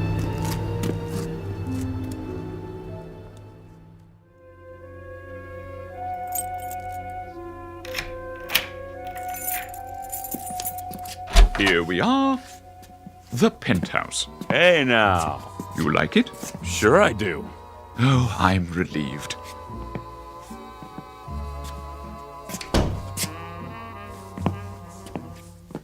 Some pad, all right. Lots of mirrors, a bar. Look at that stereo. This is class, man. Real class. Chinese modern, I believe they call it. I was afraid you might find the red velvet walls a bit much. Not on your life. Who's it belong to? Some crooked politician? Why, it belongs to you, Mr. Valentine. That is, if you approve. You kidding? This is to die for. Of course, we can make any changes you wish. I wasn't sure about the pool table, but I thought we'd give it a try. Mr. Valentine, are you all right? You mean all this gets thrown into the deal? There's no need to negotiate. It's already in the deal. Look here. What? Didn't you notice what it says outside the door? Read the nameplate. Henry Francis Valentine. You see? This is now your residence. No kidding. Now, if you'll please follow me. And this is the master bedroom. Wow! That's a real king-size bed, huh? Emperor size. I dig the mirrors in the ceiling. Bathroom in there. Now then, I'm sure you'd like a change of clothes, freshen up a bit. Yeah, sure, but first you gotta give me the pitch. I thought I explained. Come on! The gimmick, the angle, the catch! What do I gotta do for all this? Nothing. I can't tell you any more than I already have, honestly. All right, I get it. You're just a goon. I am? A messenger boy, servant. You work for somebody, right? Well, yes, in a way. When do I get to see him? See? Mr. Big, your boss. Oh, I really couldn't say. Okay, goon. That's fine by me. I can wait. So what's next? As I was saying, this is your wardrobe. I hope you'll find something that suits you. That's pretty funny. Suits. Regular comedian. How many you got in here? Oh, dozens, hundreds perhaps. I haven't counted them. Something for every occasion. Any particular color or style? Nah, I don't care. You pick it. Oh, I could hardly presume to do that, sir. However, keeping in mind your taste, let me see. Perhaps a nice pinstripe, if the lapels that you're liking. It'll do. And to go with the dark material, a nice tie. I believe your favorite color is yellow. Mm-hmm. Splendid. It should go well with, let me see, a new pair of brown shoes, like the ones you have on. Well, sir? Make up your mind. What's the matter? You got no taste? My taste doesn't matter. Perhaps these, a smart black and white pair with tassels and pointed toes. Fine. I'll just lay your selections on the bed. Shirts, socks, and underclothes in the drawer. Quite a large stock. And in this ebony case, a selection of jewelry and accessories. Jewelry, huh? Let me see. Cufflinks, tie tacks, rings, watches, a little bit of everything. I'll draw your bath. Yeah, you do that. You do that.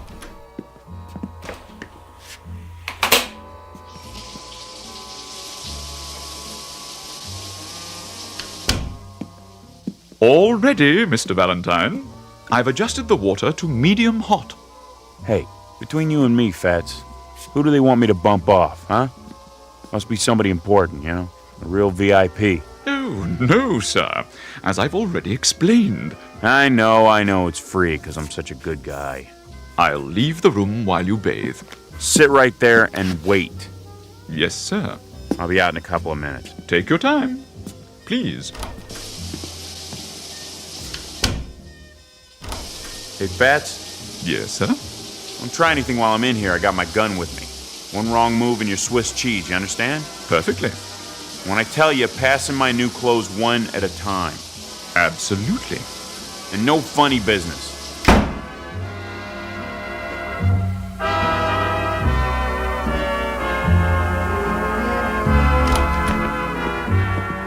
Hey, check out the new duds. Very impressive, sir. Everything fits. Of course. I'll say this, your guy sure knows his threads. Now, Mr. Valentine, if you'll follow me to the living room. What's all this? I took the liberty of calling room service. I thought you must be getting hungry. So? What'd you order, the whole menu? A little bit of everything. All your favorites.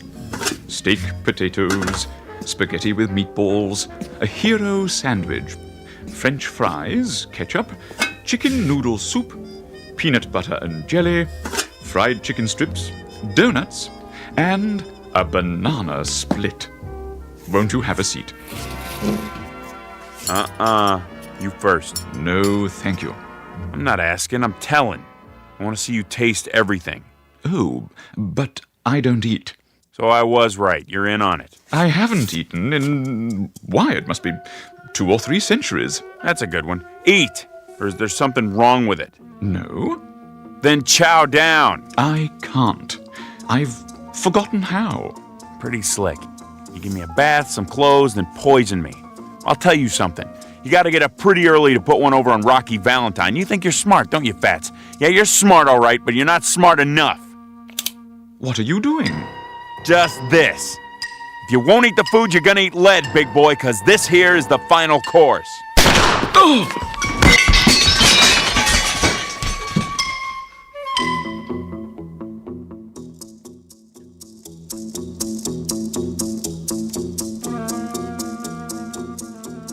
You have me at a disadvantage, sir. I didn't expect the bullets to have such impact. I'll clean up the broken dishes. You got a bulletproof vest under that white suit, huh? Pretty slick. Okay, let's see how your head holds up right between the eyes. Mr. Valentine, please. Huh? I couldn't have missed, not at this range. That's just it. You didn't miss. Maybe there's something wrong with the bullets. Try that mirror over there. Mr. Valentine, perhaps you'd like a drink. Yeah, good idea. Where's the scotch? Here. Hold on. Where'd this whiskey come from? It wasn't here a minute ago. I know. I provided it in case. What do you mean you provided it? What are you, a magician? What's going on? This ain't no regular apartment. Where am I? You might want to sit down. Yeah. Okay. Mr. Valentine, do you remember when we met earlier this evening? I told you I was, in a sense, your guide. And you said you needed a guide like a hole in the head? Yeah. Well, as a matter of strict fact, you had a hole in your head only a short time ago. What are you talking about? A bullet hole. The policeman, remember? In the alley. They yelled for me to stop. And I didn't, but they... You mean I'm dead? Why, yes! By Jove, you've got it! Then if I'm dead, all this stuff, the penthouse, the booze, the free clothes... I must be in heaven. You're my guardian angel, right? Something like that? Yes, Mr. Valentine, something like that. But And I can have anything I want. Anything. Big talk, Fatso. Let's see some proof. Proof? Real proof. Right now. I want money, moolah, simoleons, cold hard cash. I gave you what I had in my pocket. Chump change. I'm talking about real money. Make it $1 million. $1 million? And 5G bills. As you wish. Okay, where is it? Look in that drawer, under the desk.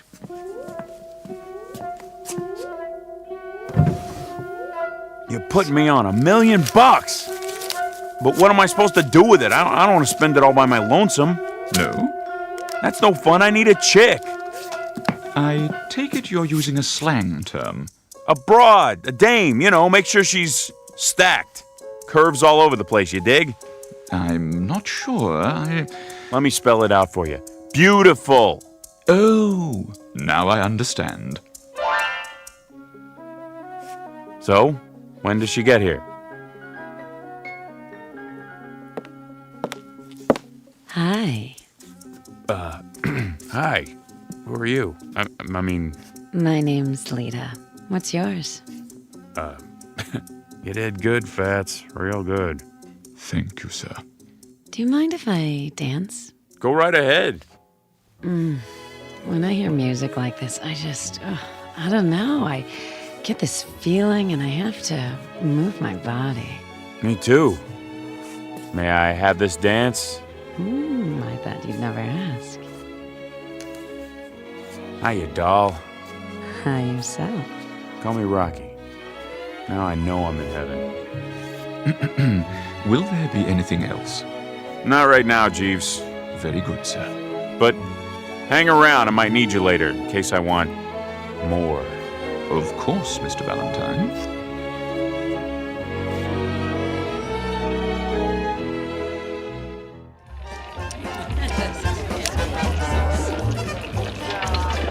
No more bets, please. No more bets. Hurry up, Rocky. Yeah, what are you gonna do? Are you all finished? Not on your life, sweetheart. How about 33 red?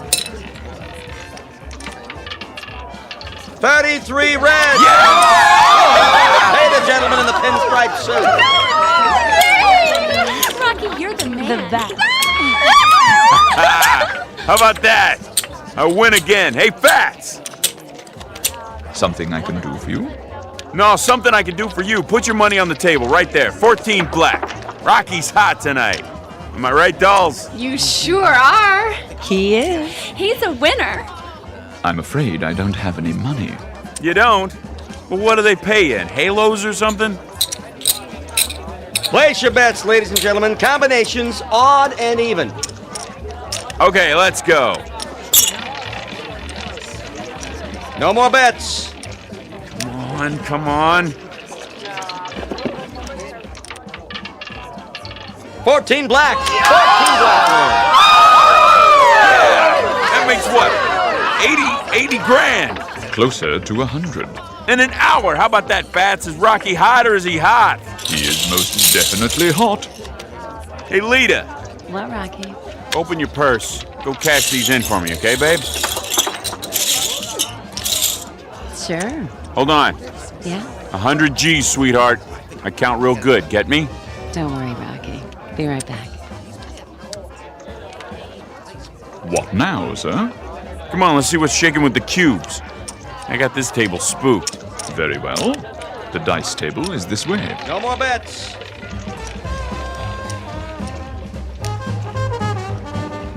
Oh, there's a slot machine. You want to play, doll? Can I? Sure. Here's a silver dollar. Wait a minute. I'll put it in for you. I got the magic.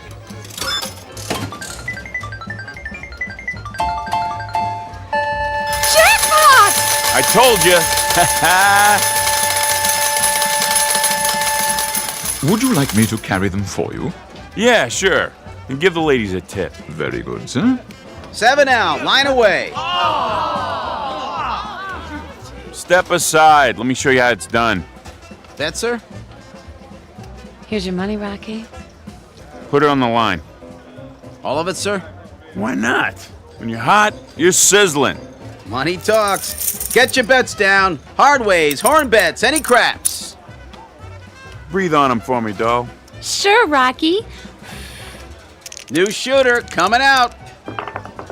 Yo, 11. Frontline winner. Here you go, doll. Go get yourself a new dress or something. Something skimpy. Gee, thanks, Rocky. How much loot we got? Approximately 200,000. Bet, sir? Let me see. Give me a proposition. How much for another 11? 16 to 1. Put everything on 11. Maybe you should hold some back, Rocky. Don't make me laugh. I'm gonna buy and sell this joint. Same dice. Yes, sir. Guess them for me. If you say so. Same good shooter coming out, looking for a point. Yo, 11. Winner, frontline winner. I'll have to get you a briefcase for your winnings, sir. You do that, Fats. Get 2. Get a whole bunch of them. I ain't stopping now, not the way my luck is running. Never had a night like this. Place your bets. Okay, buddy, let's do it again. Same bit, same bet. Hey, I'm dry as a bone. Anybody get me a drink or what? I'll get it for you, Rocky. Me! Pressing 11, all bets down. Come on now. Like the song says, luck be a lady.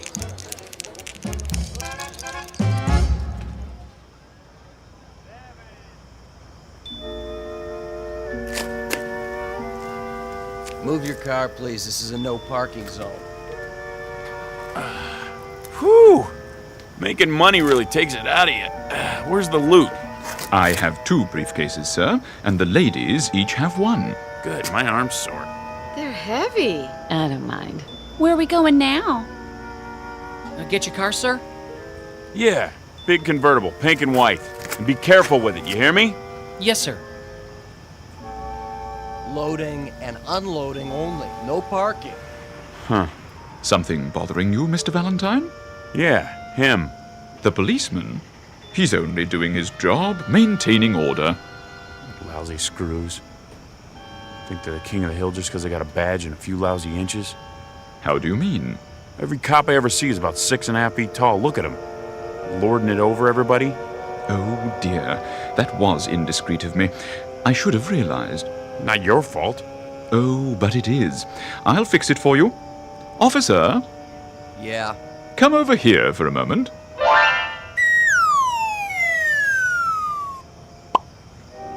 Yeah, what do you want, mister? Better? Sure is. Hey, Screw! May I help you? Your hat's on, crooked trooper. Now get out of my sight, your mother's calling you. Here's a kick in the pants to get you moving. I'm going. I'm going. Look at him running on those little legs. I sure showed him, didn't I?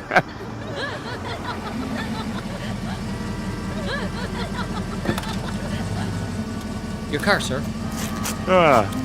Okay, kid. Here, you keep the change. Oh, that's $100 bill. Knock yourself out. Come on, let's blow this joint. I'll drive if you like, sir. I like. Okay, Fats, put the pedal to the metal. Whatever you wish, Mr. Valentine. You broads in the back seat, hang on. Should we fasten our seatbelts? Maybe we better. It wrinkles my dress. Hey, what do you say we open her up and see what this baby will really do? Very well. We're gonna crash. Not on your life. I got all the luck tonight. Punch it, Pip. Man, this is really living, huh? In a manner of speaking, Mr. Valentine. In a manner of speaking.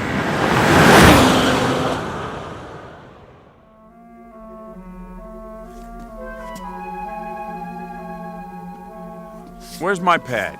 Just at the end of the hall. Fats, do me a favor. Yes? I want to get rid of that heap we've been driving. Is anything wrong? It seems to go fast enough. Yeah, but the ashtrays are full. I'll make a note. Change car. Wait a minute. What is it, Mr. Valentine? We forgot the suitcases full of dough. Oh, yeah. He's right. I set mine down and... No need to worry. After all, you can win it back tomorrow. Yeah, that's right. Hey, girls, go on inside. I want to talk to Fats. Okay. Sure, Rocky. We'll wait up for you. What's on your mind? How about tomorrow we look up some of my old buddies, like Mike Fink and Matt Gorman and Silky Armstrong? What's the matter? Didn't they make it? Oh, it isn't that, Mr. Valentine. It's... Well, you see, all of this is your own private domain, as it were. It was made for you alone. What about the broads? I mean, they're extras, like in a movie? In a sense, yes. Everyone here is, except, of course, you and me. Oh. Well, we'll just party it up tonight anyway. You too, of course. I'm not permitted, sir. Why? Angels ain't supposed to have fun? Come on, who's to know?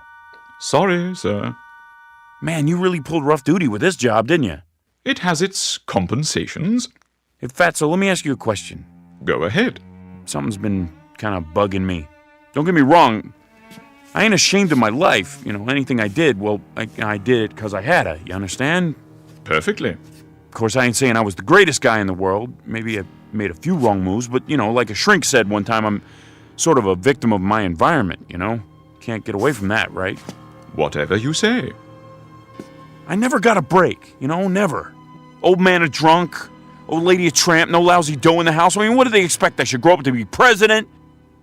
The thing I want to know is, how come they let me in here? I thought this place was for school teachers and like that. Oh, we have some school teachers here, Mr. Valentine. Well, must have been something real good I did once, something that made up for everything else, huh? Yeah, maybe that's it, but what was it? What'd I ever do that was good? So, how do I find out? We have a hall of records. It isn't far. Perhaps you would like me to take you there. They open now? They're always open. Let's go. Wait, what about the dolls? Don't worry, sir. Something tells me they'll fend for themselves till you get back. Right this way. I'll ring for the elevator. Will you look at this? The files are over here, sir. It's the biggest room I've ever been in. You can't even see the ceiling. Strictly speaking, there isn't one. Valentine. The V's should be in one of these cabinets. How'd they get all the fog on the floor, like some kind of movie? I'm afraid the movies are only a pale imitation. Here, this should be the one. V. Here it is. Henry Francis Valentine. That's me.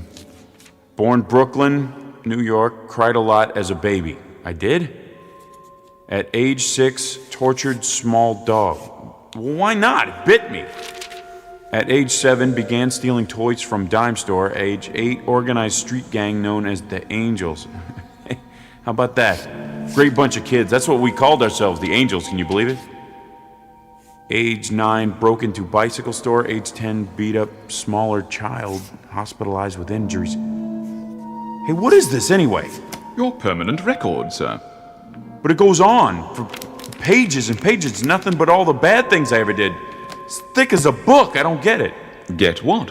You don't think there was a mistake, do you? Not likely. Then don't figure. Where's the good stuff? I wouldn't worry, sir. I'm sure the record is quite complete. Well, hey, if it don't bother him, then I guess I ain't gonna let it bother me, you know what I mean? I believe I do. Seen enough? Yeah, plenty.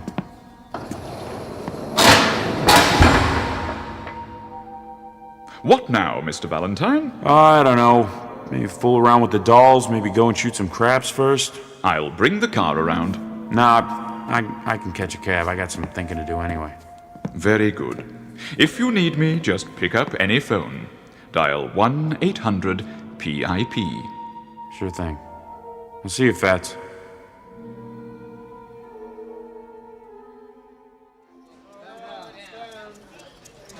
Place your bets, hard ways, any craps. Put it all on double sixes. All of it? You heard me. Yes, sir. All bets down. Same good shooter coming out.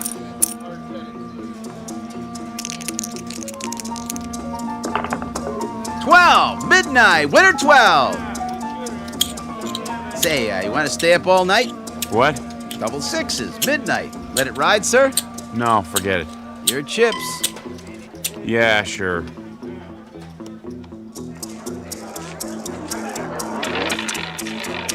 Lucky 13. 13 it is. No more bets. 13 red. Pay the gentleman with the yellow tie. Can't believe it. How to shoot a man son. Don't you want your chips, sir? Mail them to me.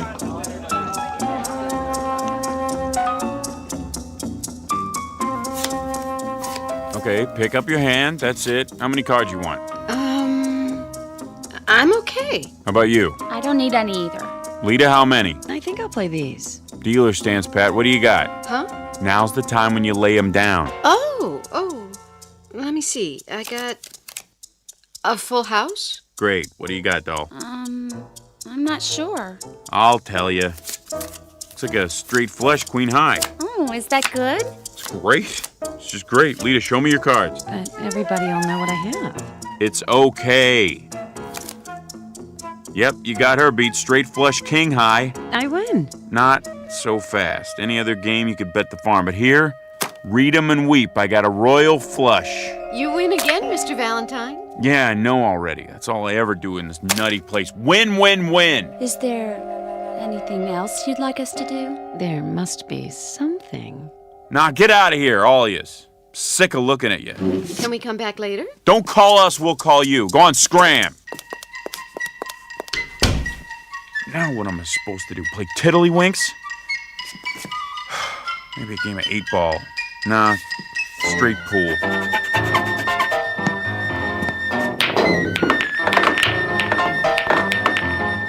What's the good of that? One shot and I run the whole table. Where's the phone?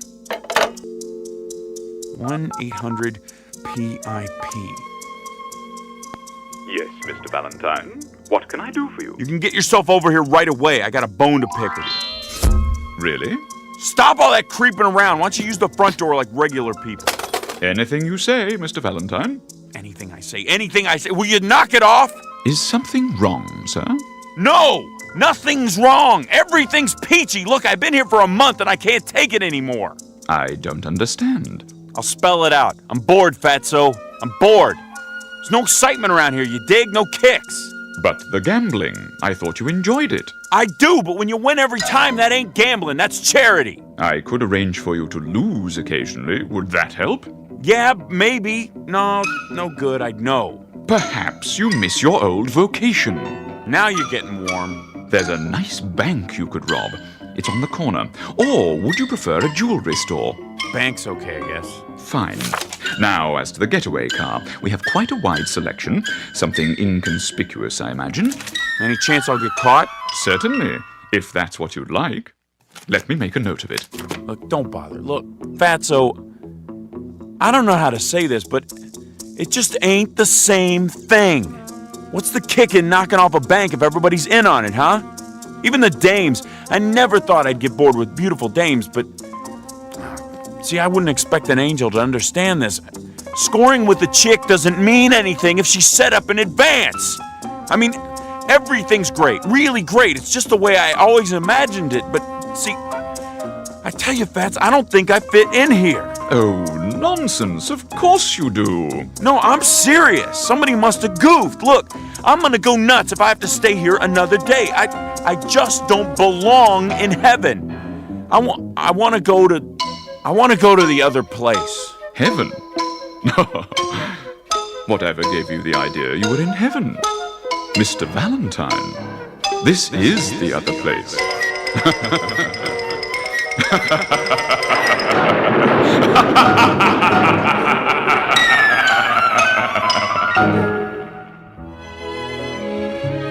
Portrait of Henry Francis Valentine.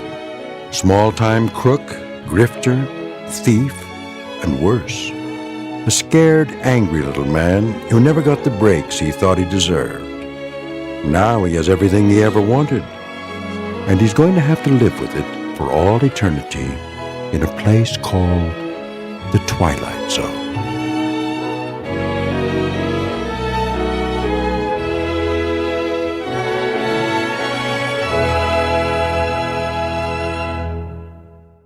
More from the Twilight Zone after this.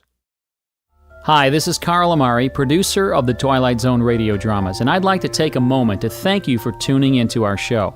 We've been producing these radio versions of the classic Twilight Zone TV series since 2002, and if you're a regular listener, you know that our radio versions are based on the original TV shows we've all come to know and love. But I'm excited to announce that very soon you'll start to hear brand new stories that are not based on the original TV shows. We're commissioning writers to produce fresh, new story ideas that will star many of your favorite Hollywood stars, so be sure to stay tuned for them.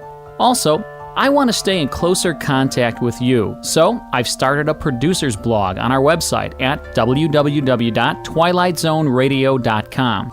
On my blog, you'll get weekly updates and the latest news and information on our Twilight Zone radio dramas, the stars we've recently signed, the new story ideas you can look forward to hearing, when your favorite episode will be aired, and much, much more. Plus, at twilightzoneradio.com, you can download 3 free shows or any of our past shows for only $1.95 each. Plus, you can purchase CDs of all of our shows in our Twilight Zone store. Find a radio station in your area playing our broadcasts, ways to contact me, and much, much more. So be sure to log on to www.twilightzoneradio.com, and I'll see you in the zone. A Nice Place to Visit, starring Hal Sparks with Stacy Keach as your narrator, was adapted for radio by Dennis Etchison and written for the Twilight Zone by Charles Beaumont. Heard in the cast were Nick Sandys, Doug James, Laura Russell, Fernette Lebo, Amber Lake, Jeff Lupetin, Vince Amari, Kurt Nabig, Rosalind Alexander, and Carl Amari. To learn more about the Twilight Zone radio dramas and to obtain audio cassettes and CDs of these programs, visit our website at twilightzoneradio.com. The producers of The Twilight Zone wish to thank CBS Enterprises, Carol Serling, Dennis Etchison, Dick Brescia Associates, Claire Simon Casting, Terry Jennings, XM Satellite Radio, Sirius Satellite Radio, our sponsors, and our radio affiliates for helping make this series possible. This copyrighted radio series is produced and directed by Carl Amari and Jason Mallow for Falcon Picture Group. Doug James speaking.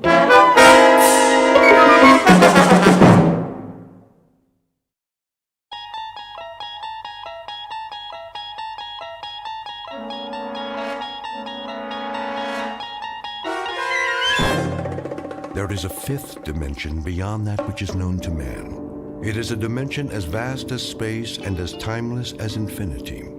It is the middle ground between light and shadow, and it lies between the pit of man's fears and the summit of his knowledge. This is the dimension of imagination. It is an area which we call the Twilight Zone.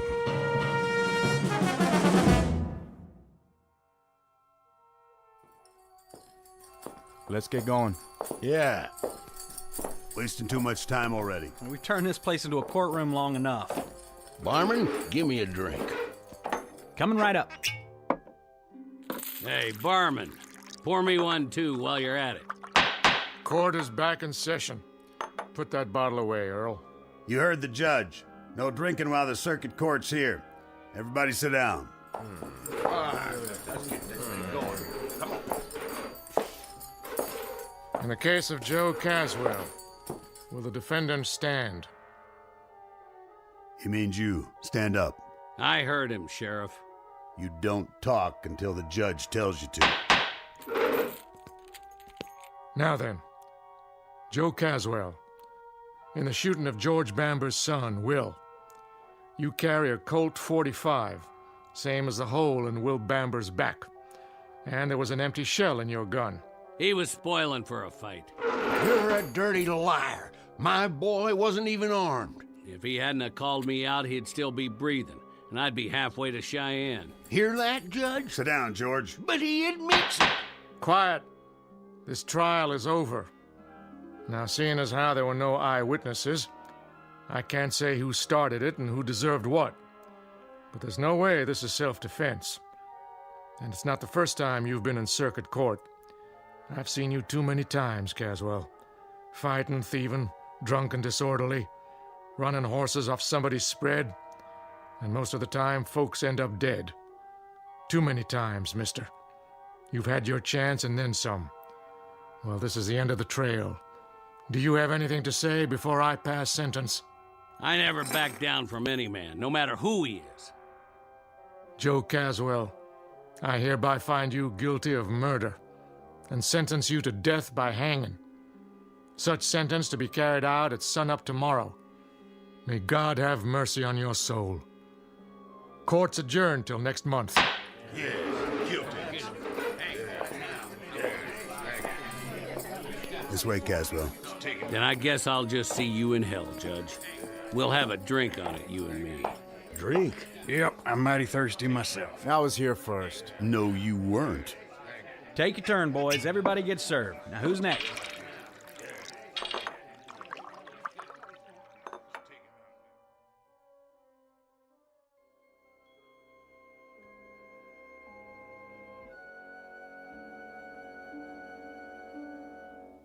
Prelude to a commonplace, if somewhat grim, unsocial event known as a necktie party. The year is 1880, the guest of dishonor, a cowboy named Joe Caswell, now just a few hours away from a date with a rope. He's headed for a short dance, to be performed several feet off the ground, before moving on to the dark eternity that awaits evil men. Mr. Joe Caswell, who, when the good Lord passed out a conscience, a heart, and a regard for others, must have gone off for a beer and missed his. Mr. Joe Caswell, whose time is about to run out in the Twilight Zone.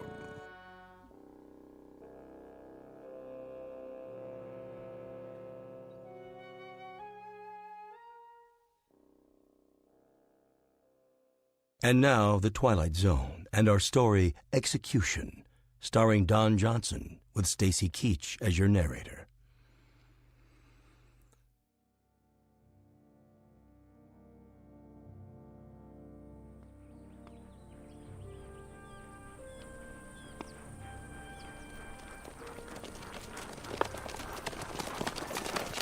This'll do right here. That tree hold him, Sheriff? Sure it will. It ain't that much. Give me the rope, boys. Right here. Throw it over the top branch. Yeah, hold his horse steady.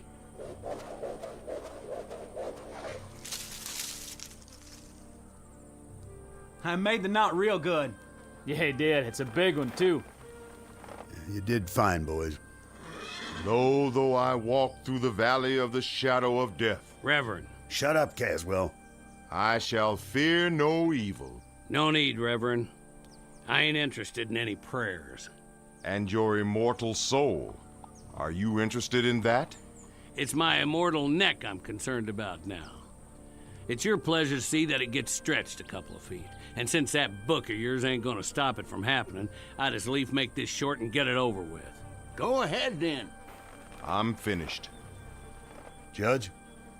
You got any last words, Caswell? What would you like to hear? It's up to you. Then I'd like to say something about the young man I put a hole in. Yes?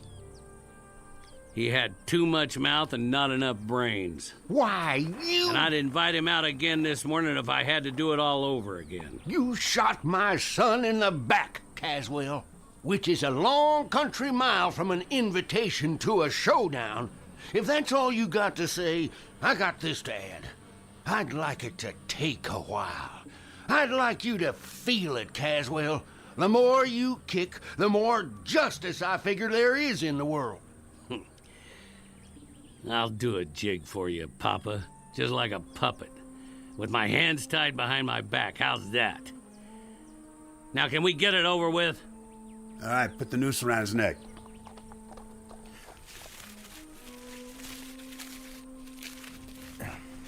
All set. Smoke, Caswell? Why bother? I wouldn't get to finish it anyway. All right, then. That's it. By the authority vested in me... Hurry up! I'll tell you this, Caswell. I've been a judge for 35 years, and the one question that always rests heavy in my gut is whether any human being has the right to condemn another. Maybe this is what should come from God. But in your case, Caswell, you're an evil man, plain and simple. You're a disease. When we hang you, it's a service to humanity. I have no doubt. No doubt at all. Gentlemen, do your job. Go ahead, you heard him. Ho! Go on, horse.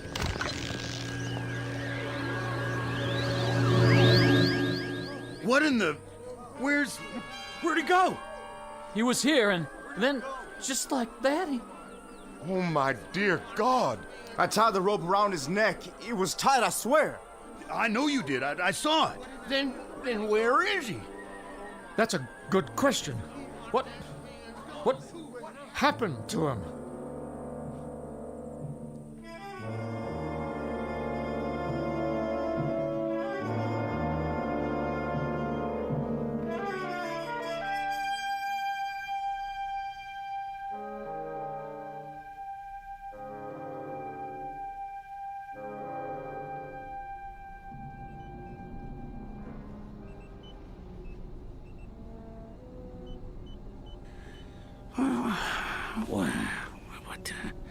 What? Stay down. Who are you? Just try to relax. You're going to be all right.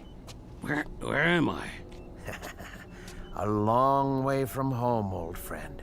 A very long way. I ain't outdoors no more. No, you sure aren't. My name's Dr. Mannion. You're in my lab in New York. How'd I get here? That, I'm afraid, will take some explaining. Is it day or night? That hardly matters. The truth is, it's more than a full century after your last moment of consciousness. But how? By this, an invention of mine. I wasn't sure it would work, but now I have the proof. I gotta get out of here. I suggest you stay where you are. You're in no condition to go anywhere just yet.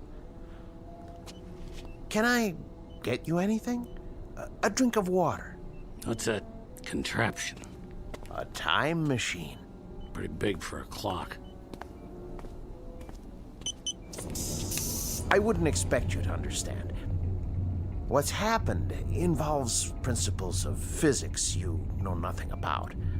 A few minutes ago, you were inside this machine. Where's my horse?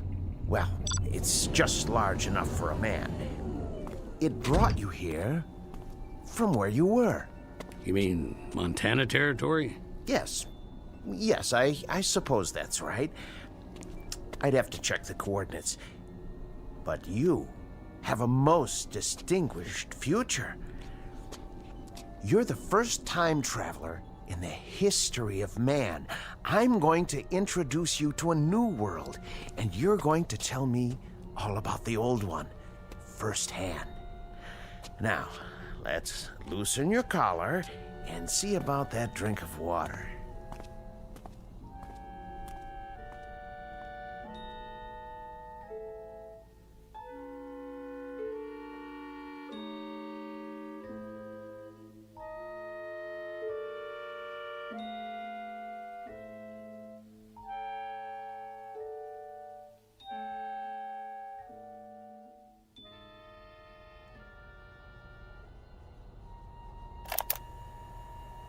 Continuation of the previous entry. I offered the subject food and water, especially the latter. He seems quite parched. His clothing appears to be authentic in every detail, including the leather chaps and cowboy boots. After several attempts at conversation, he appeared desperately tired, and I showed him to the bed in my inner office. But I managed to learn the following. His name is Joseph Caswell. He claims to be a trail boss on a cattle ranch in the territory of Montana. His last moment of consciousness was on November 14th, 1888. He says he was on his horse when he suddenly blacked out. He awoke to find himself on the cot in my laboratory after I'd carried him out of the machine. He claimed to remember no other sensations, and he has no real grasp of what has occurred.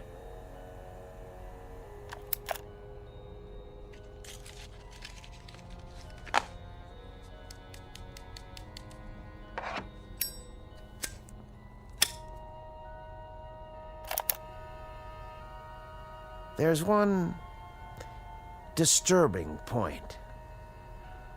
The marks of a rope are etched deeply into his neck. He offers no explanation for this. And I have one other observation, hardly scientific. I don't like his looks. I don't like the face or the eyes or the expression. The overall appearance is disquieting, even disturbing. I can't escape the feeling that I've taken a 19th century primitive and transported him to a modern-day jungle. Heaven help whoever gets in his way. That's all for now.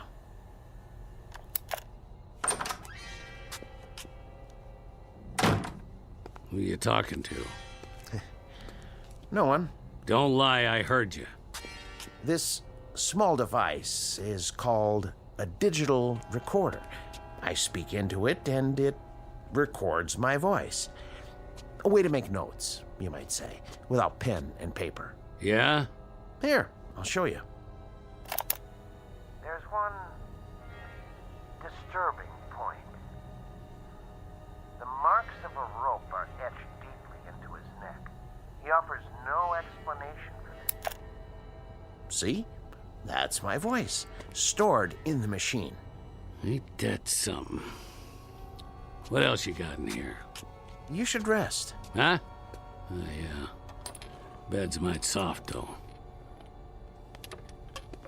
Yeah, it would be better if you don't touch anything. Sure, Doc. I smelt smoke. Spare some tobacco? What? Oh, of course.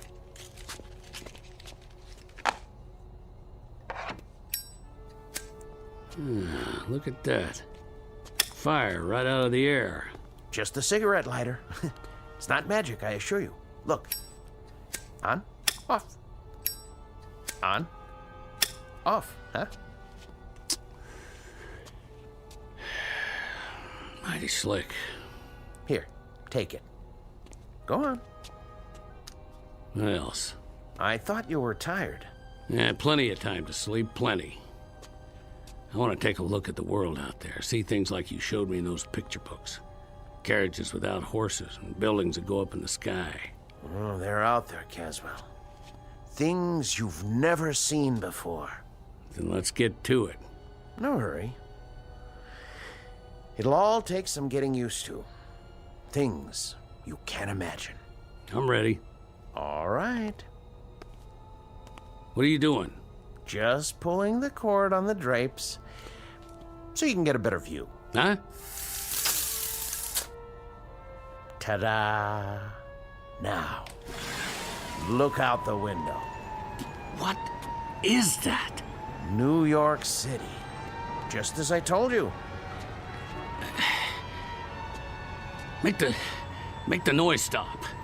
Here, settle down. Must be quite a shock for you. Where'd all those lights come from? That is what night looks like now, in the big city. But not everything's changed. Like what? Ideas, Caswell. Concepts like right and wrong. I know about that. Do you? I had a deputy sheriff in Dodge City try to beat the difference into me with a wet rope. I know all about right and wrong. And what about justice, Caswell? What about that? I'm supposed to know about justice? More than most men, probably. Right and wrong, they could try to beat into you, but justice... Those marks came at the end of a rope, didn't they? Don't you worry about my neck. That's where you were when I reached back in time. You were at the end of a rope, weren't you?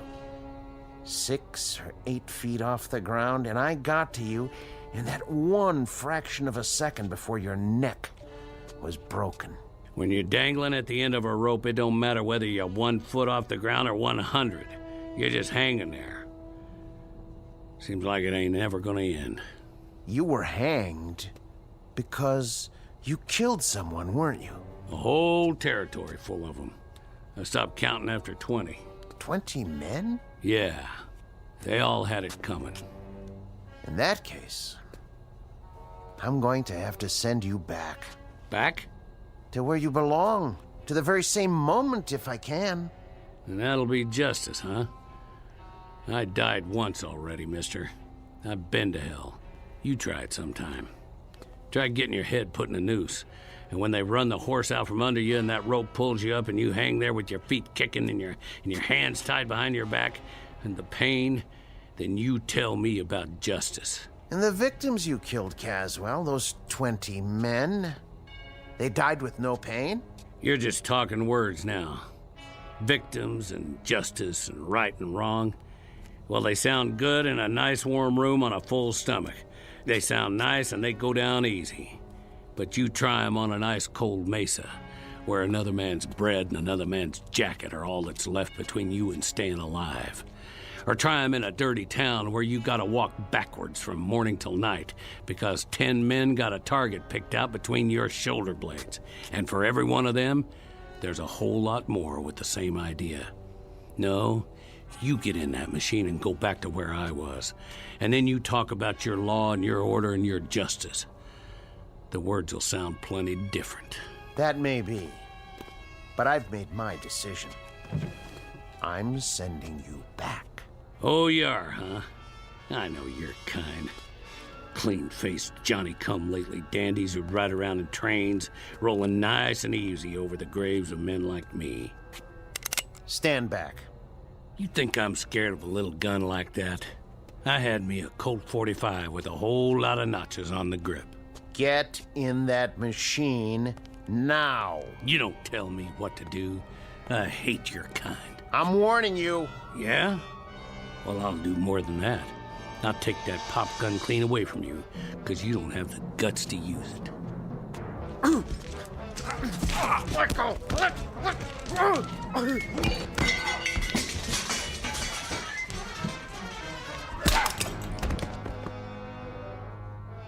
Don't you ever draw on me. Now that's what I think of your note-taking machine. You stay down, if you know what's good for you. I'm gonna go out and get some of that northern hospitality.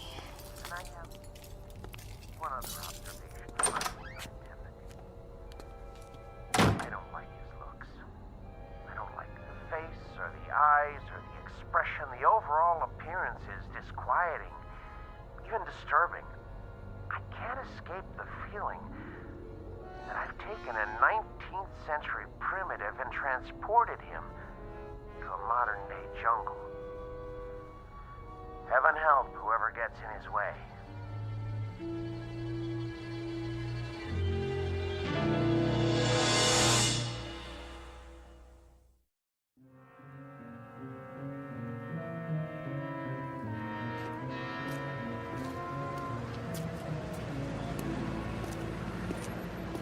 Paper! Evening paper! Hey, cab! I need a cab. Get your Franks here! Hot pretzels! Too much noise. Look at that guy. Who does he think he is? Hey, man, nice costume. Get out of my way. Who are you, a drugstore cowboy? Hey, move it, pal. Look at his eyes. What's wrong with him? Another crazy. I gotta get away.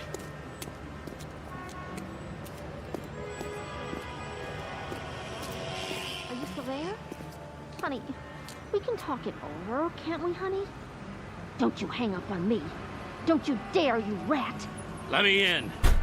Let me in. I'm making a call. Do you mind? Get out. Take your hands off me. Right now. Okay, I'm going. What are you, nuts? I can't think.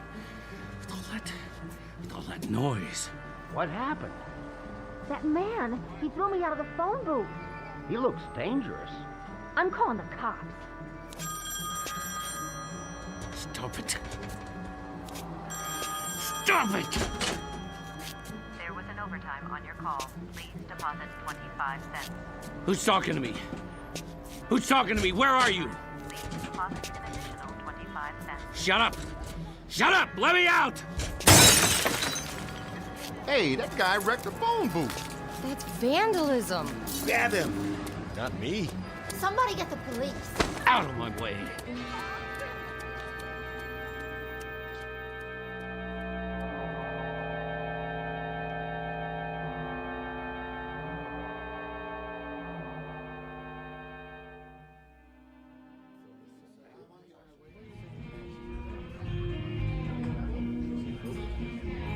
Hey, Artie, another draft over here? Coming right up.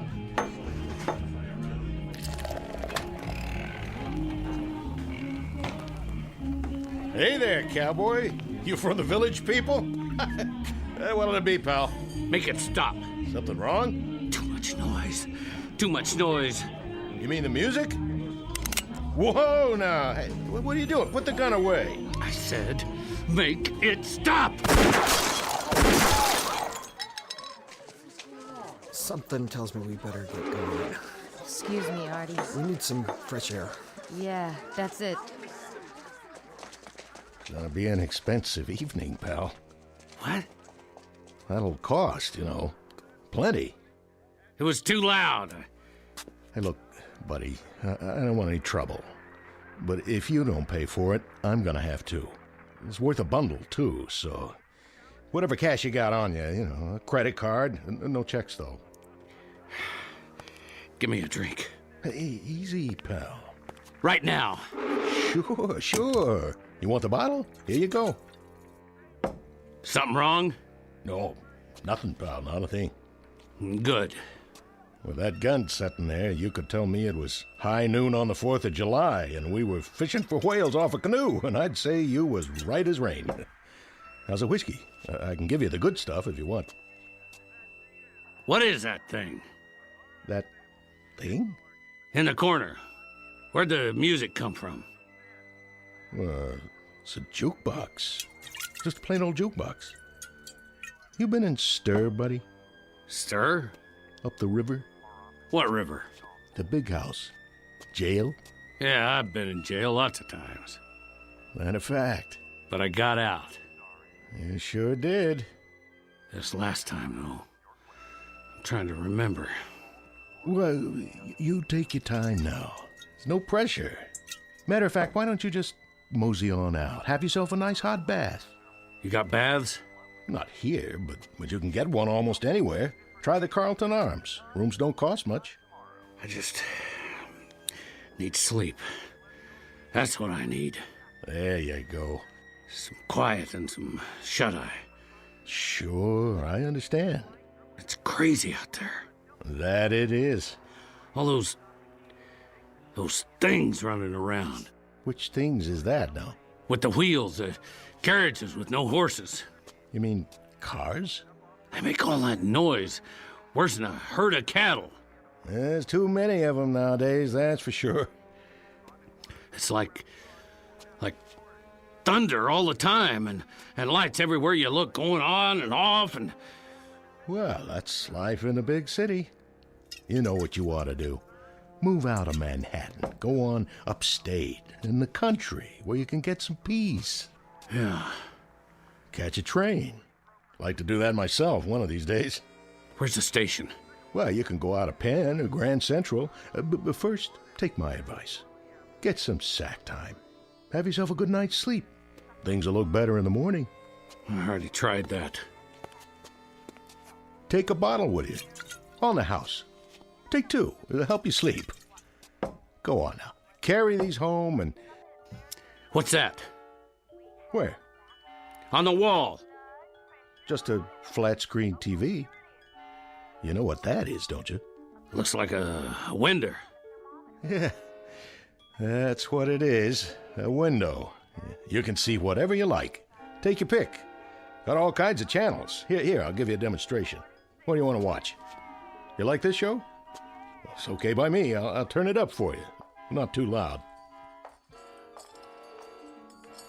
All right, hombre. I'm giving you a chance to draw. You better make your move. Missed. What'd you do that for? He drew first. All right, cowboy, that's it. You gotta pay me for the TV, too. Police! Police!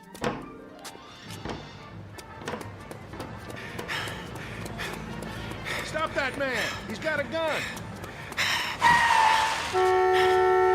Hey, get out of the street! Aren't you drunk? Keep away!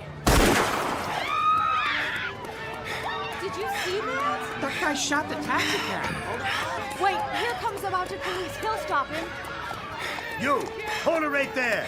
He's going in the park, officer! I said hold! Leave me be. Hold up. Put your hands in the air. I was just trying to get him. You're not going anywhere. Hands where I can see him. This is Hendricks. I need backup. Central Park West. You the sheriff? Yeah, that's right, partner. Spread them. You ain't taking me in. Your hands behind your back. Not this time. Put your hands behind your back. Put it away. Stop.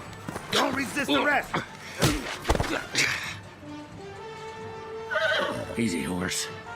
This place is worse than Montana territory. Let's go. Get up.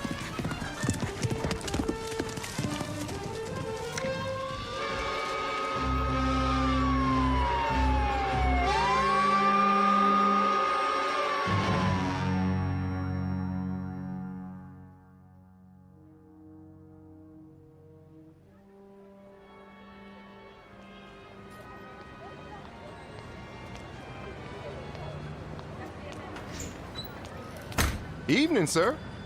Evening. I'll get the door for you. Thanks. Sir? Yeah. Are you a tenant? Me? I haven't seen you before. I have to drop something off. Which floor? What? Most of the offices are closed now. Oh, yeah, I know that. Except for Dr. Mannion. Right. He likes to work late. Stays all night sometimes. Mannion? Yeah, that's it. I have to drop something off for Dr. Mannion. He's still here? Maybe. Maybe not. What does that mean? Never can tell. He could have gone down the back stairs. Worth a try. How's that? I say I'll see if he's still here. 3rd floor. You can't miss it. Thanks.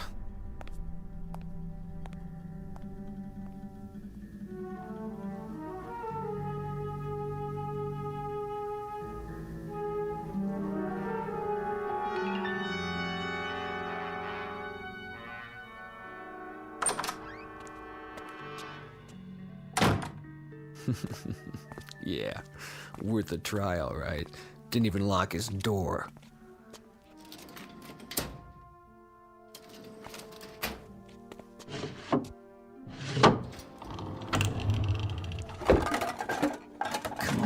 Come on, where's the cash box? Maybe in the back office.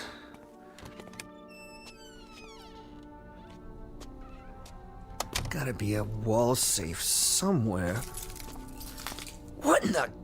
Ah, jeez. Somebody else had the same idea. This guy's been beat up good. If he dies, I ain't gonna take the rap for this.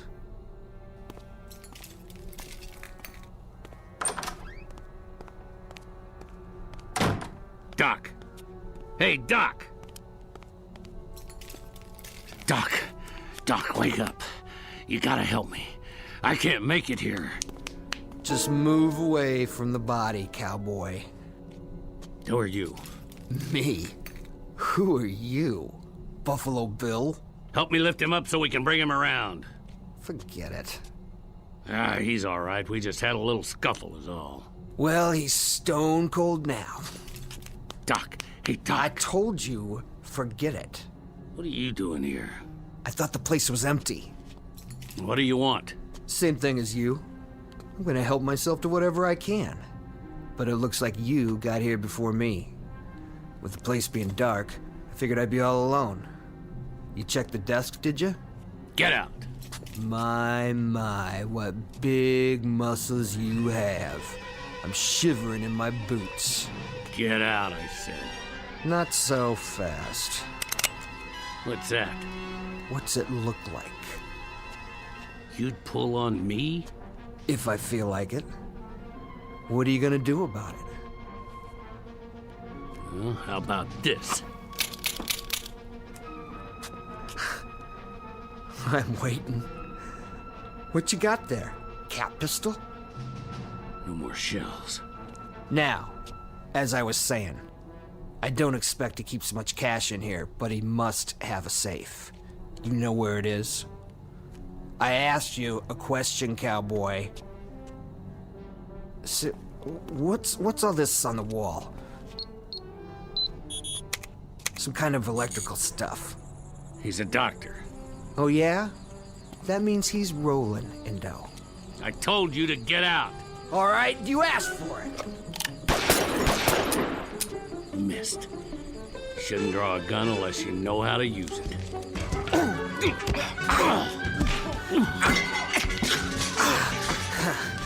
I don't need a gun. I got my bare hands. Sure, cowboy. Once I choke the life out of you. How do you like this? Window cord around your neck. Feel good? Huh? Huh? Can't fight if you can't breathe. And your time's just about run out.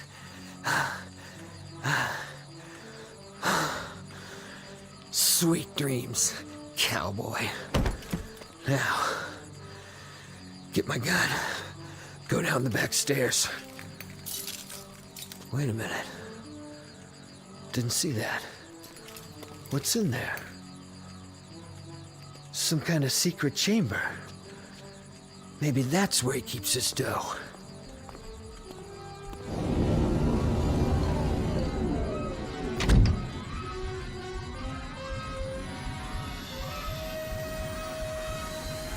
Hey.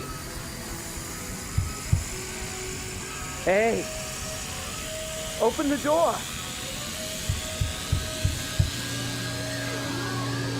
Open the door.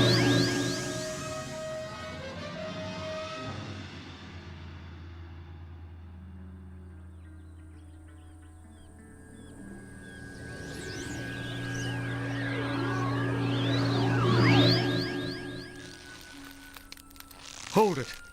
He's back. What? How? That's not him. No, it's not. Then who? Cut him down. Hurry up, cut him down. I got it, Sheriff. Help him. Yes, sir. Here, use my knife. Let him down easy. It don't matter now, his neck's broke. But that ain't Joe Caswell. No, sir. Sure ain't the man we hanged. Then, who is it? Look at his clothes. What kind of clothes are they? I don't know. Some kind of city get-up. Fancy shoes and all. Then who is he? It's not Caswell, Reverend. It's a stranger. Someone I've never seen before. Me neither. I put the noose around his neck myself. Around Caswell's neck. I don't know who this is. What kind of devil's work is this? I don't know if it is the devil's work. Did we hang an innocent man, then? I hope not. I pray to God not. Amen. Put the body across one of the horses. We'll take him back to town for now. Yes, sir.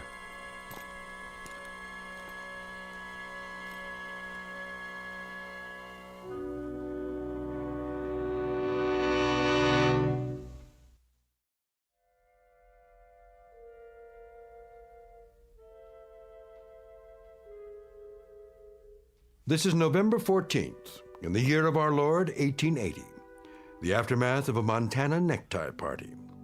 The victim's name? Paul Johnson, a minor league criminal from the city of New York and the taker of another human life. No comment on his peculiar death save this: justice can span years, and there's no statute of limitations on retribution. It can happen in an instant or across centuries, which is really the same thing in the Twilight Zone.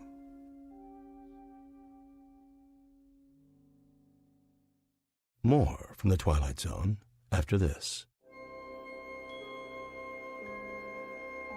Hi, this is Carl Amari, producer of the Twilight Zone Radio Dramas. I'd like to take a moment to tell you about our official website at twilightzoneradio.com, where you'll get the latest news and information on these Twilight Zone radio dramas. Plus, at twilightzoneradio.com, you can digitally download 3 free episodes or any of our episodes for only $1.95 each. In this age of ever-changing technology, we've decided to make these episodes instantly available to you by making the Twilight Zone radio dramas a digital download-only series. This means that this series will no longer be offered on CD. The CD collections at our website are now being offered while supplies last at buy one, get one free. So be sure to get your favorites before they're sold out. Be sure to visit us often, and I'll see you in the zone.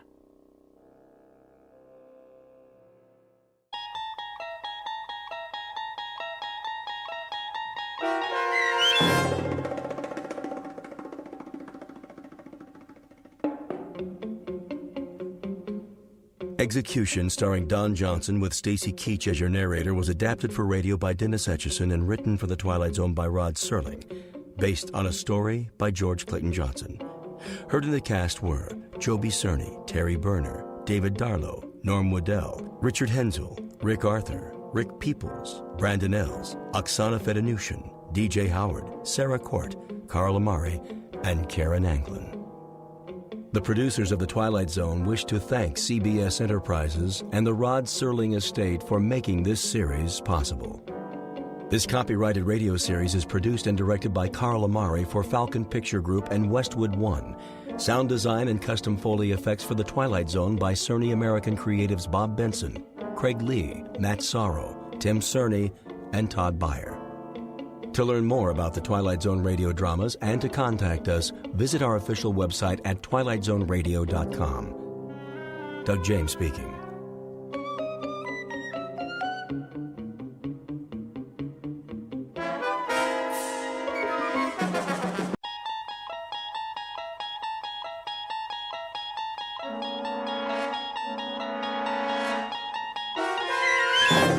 You're traveling through another dimension. A dimension not only of sight and sound, but of mind. A journey into a wondrous land whose boundaries are those of imagination. Your next stop, the Twilight Zone.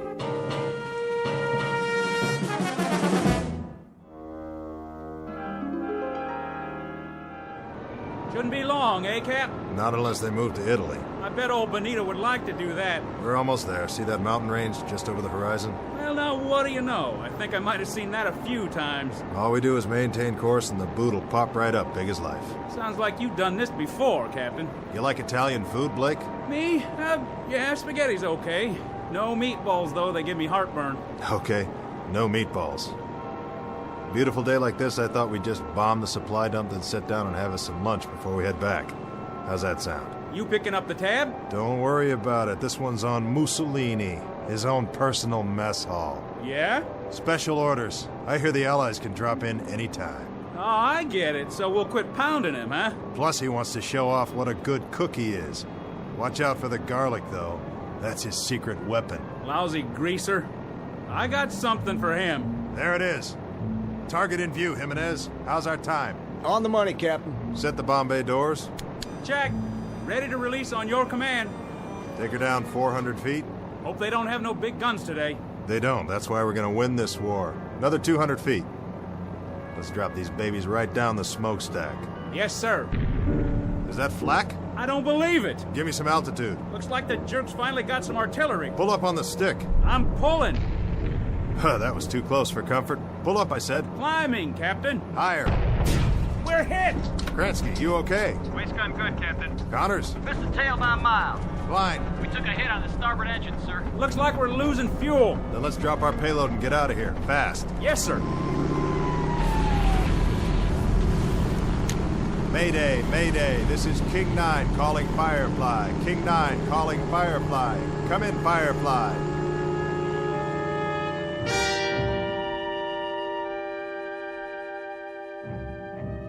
This is the war in Europe, 1943. The air spits out violence and destruction, and the sandy graveyard of North Africa swallows it up.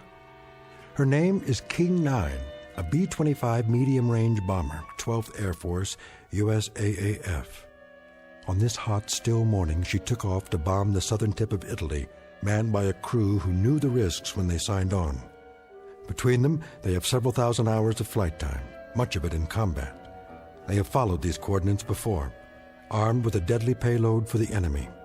A fairly routine run, certainly not her first, but unfortunately, it may be her last. Because this time she's taken a hit that's forced her off course and into a region not listed on any map. She won't return to home base on this day or any other. But as Captain Robert Embry is about to find out, like a resilient human being, she dies hard. Especially in the Twilight Zone. And now, The Twilight Zone and our story, King 9 Will Not Return, starring Adam Baldwin with Stacy Keach as your narrator.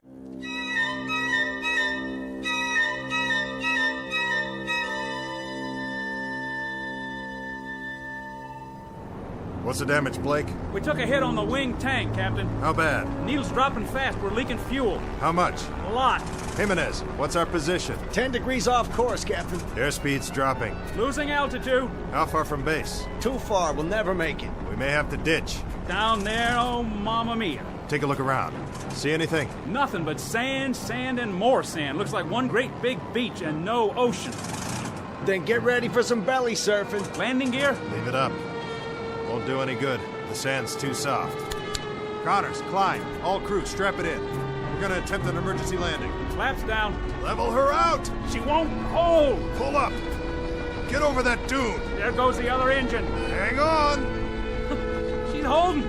We're gonna belly in like a glider, nice and easy. Piece of cake, Captain, piece of cake! Watch it! Watch it! We're coming in too fast. I can do this, I promise you. Captain, look out!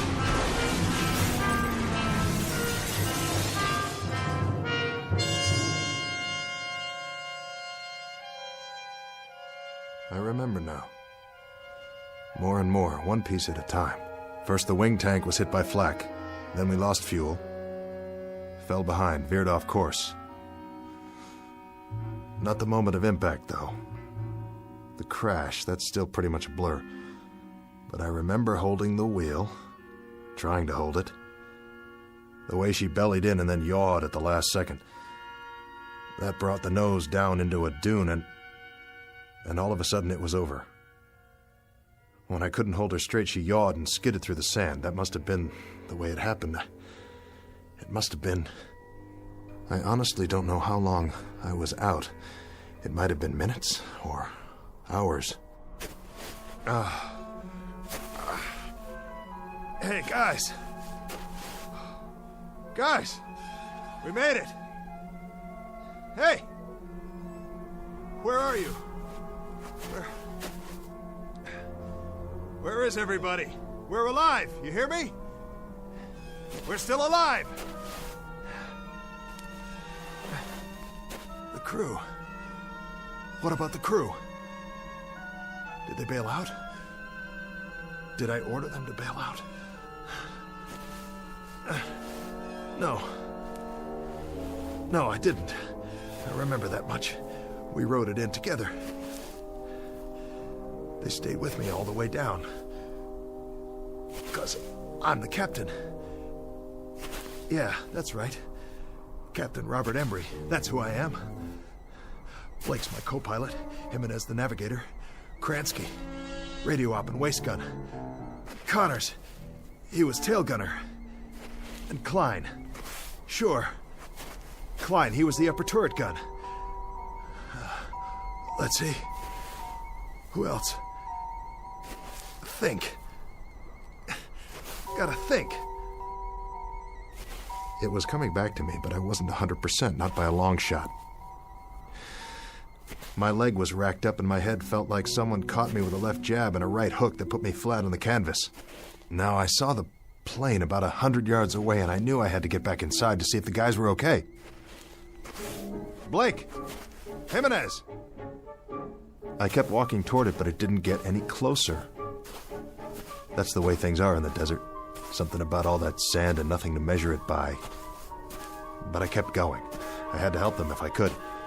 If there was any way, any hope. Are you all right? Connors! I climbed up on the wing and finally got in through the gun turret. I dropped down inside. Blake? Blake, answer me. That's an order. And there was Blake's cap on the co-pilot's seat. I knew it was his, but I turned it over and looked inside anyway.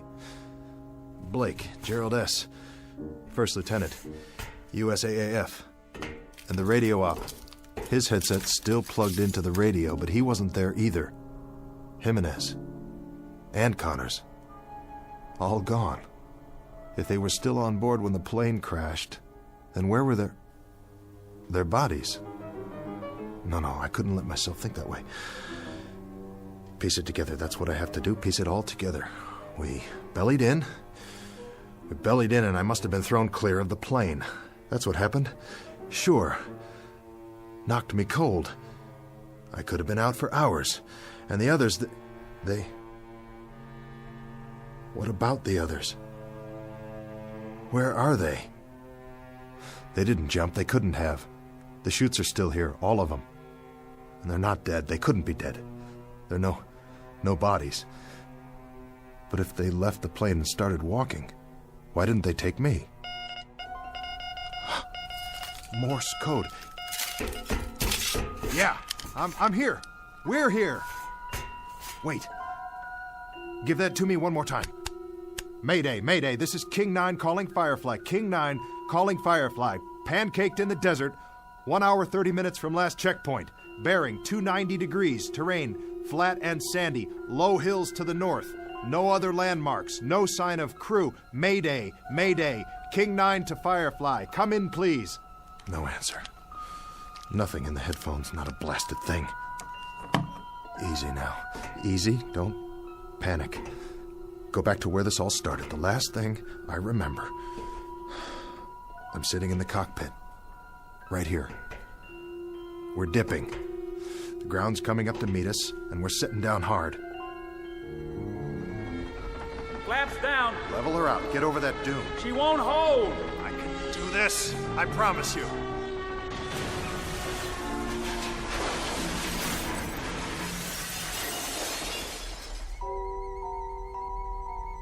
The crew. The whole crew was in the plane. And now they're gone, all of them. And I'm here with a king-size headache. So what? I got off easy. Nothing to worry about. But the main thing is not to forget. I'm responsible for this crew. I'm in charge. As far as it's within my power, I've got to keep them alive. I've got to keep them out of this. Every last man. I command this aircraft, and I'm responsible. I'm in charge. Nobody else. I'm responsible for all of them. Klein, Jimenez, Connors, Blake, Kransky, every last man. Who's out there? Blake? Is that you? Blake? Blake!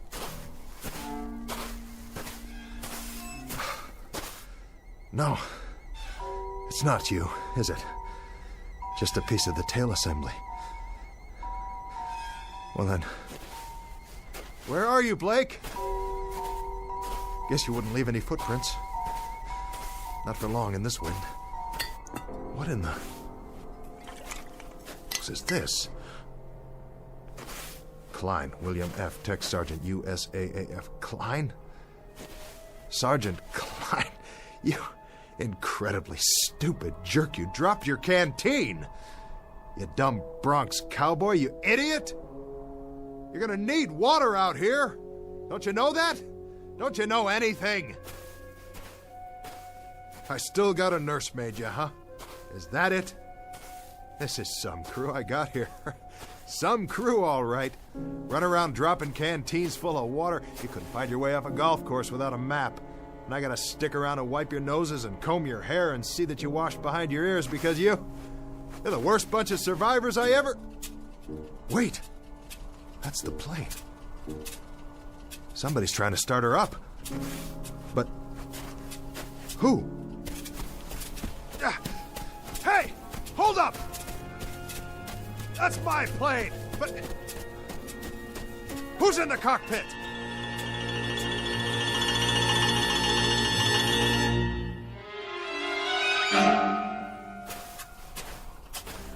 Who's in my plane? Is that you, Blake? Blake!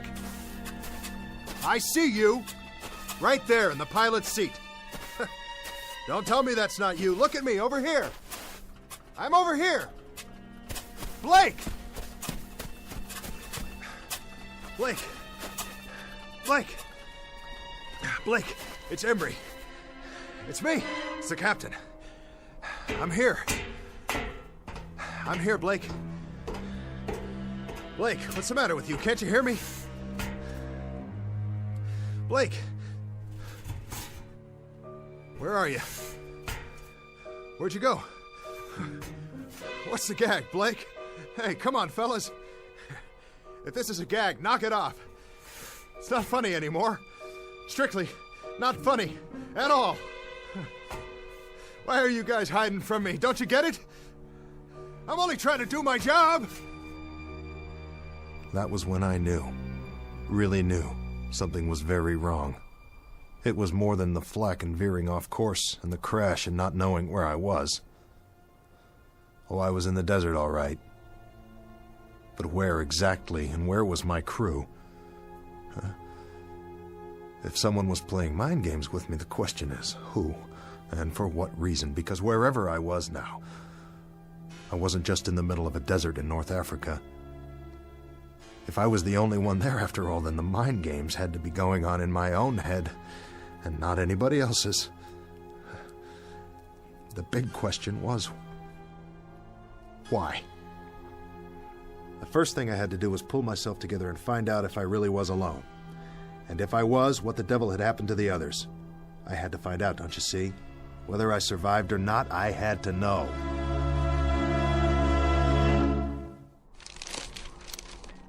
Gonna be a long night. Get a campfire going, then they'll see where I am. Hey! You out there, guys? Sure you are. You started walking, didn't you? With or without your canteens and your rations. But you won't get very far. You couldn't have. I wasn't out that long. You watch it, boys. The animals are restless tonight. Whatever kind of animals live in the desert. Blake! Jimenez! Connors! Klein! The whole lot of you! This is your captain speaking. Look over your shoulder. Here I am! I'm waiting!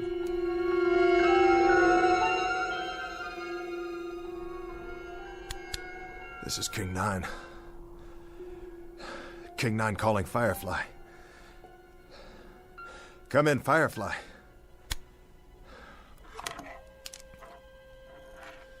Let me tell you something, Firefly, if you're still out there. Now listen up. You better respond before the batteries run out, because I might not be here when you fly over. I might not even be here now. For all I know, I'm already dying out there. Lying in the sand with a fractured skull. This is all going on inside my brain-damaged head. For all I know, this whole thing is one big hallucination. Sure. Think about it. If I see something, or if I only think I see something, how can I tell the difference? How could I be sure? Could you? You ever have a nightmare, Firefly? Huh? Really bad nightmare? Well, you were scared, weren't you? Just the same as if it really happened. Sure you were. Yeah. Your eyes moved around and you were breathing fast and your heart was beating a mile a minute. So what's the difference? I mean, really, what's the answer? The only way you ever found out was when you woke up. This whole time, I could be sleeping, having a dream. Maybe I'll wake up and I'll be back at the base, or I tied one on and I'm in a booth right now with a girl I met in a bar someplace. Oh, wouldn't that tear it? Wouldn't that really, truly tear it?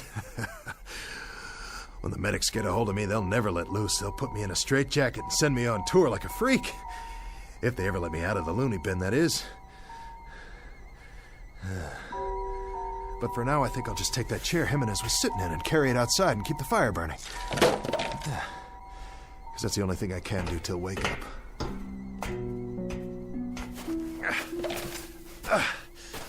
Hallucination, hell. I saw Blake. I saw my co-pilot sitting in that cockpit. That was no hallucination. I saw him. Nobody can tell me any different. Maybe I'm a little woozy, but I'm not that far gone yet. Concentrate. Gotta keep my head clear. Piece it together. I'm Robert Embry, captain. I fly a B-25 bomber. It's called King 9. It crash-landed in the desert. This desert right here.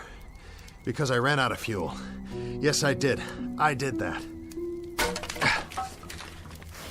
And now I gotta keep the fire going. So they'll see. And come back. You're responsible for the ship and the men. You, mister. Now you gotta pick up the dice and you gotta throw until you make a pass. That's the hand and you gotta make it. 6 the point. 6 crewmen. They're in your hands.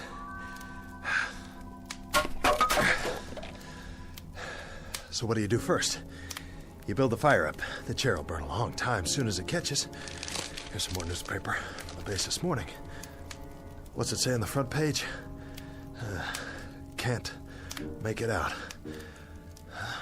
Picture of a plane. B-25 Mitchell aircraft found. Just like this one. Whose plane is that? Another one went down. Well, at least they found it. Maybe they'll find this one too. Sure they will. Just gotta wait a while.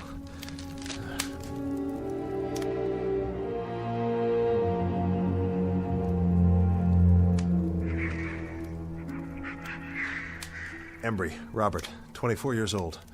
I took pre-flight training at Amarillo, and then I took multiple engine at Randolph, and I went to England. And then to Africa. And now we're based in We're based in Tunisia. And we were on a routine mission to southern Italy, and we caught some stray flak where there wasn't supposed to be any. And then we ran out of fuel. And I got the poor devils off. Of course. I did that too. It was my fault. I got that much down, no question about it. It was my fault. But where are they? Where'd they all go? Hey! Hey, fellas! No more hide and seek, okay? Time to come home now. Dinner's ready. Come to Papa. Fellas! Fellas! What's this? A cross? Made out of metal? From the plane. And a flak helmet hanging down. But who? Who put it here? Somebody wrote something. Tech Sergeant William F. Klein died of wounds received in crash April 5th, 1943. Rest in peace, buddy. The crew. Oh, Klein, I didn't know. I didn't know. I'm sorry. I had no idea. Rest in peace, kid. Rest in peace. Captain! Huh. Who goes there? Blake! Is that you, Blake? Captain M. Connors? Hello, Captain. Kransky! It's you, and who's that? Here, sir. Jimenez! And the man next to you, what's the matter with his face? Is that blood? All present and accounted for, sir. Klein, I don't believe it. You're not dead. Well, neither am I. Neither am I. I'm here, fellas.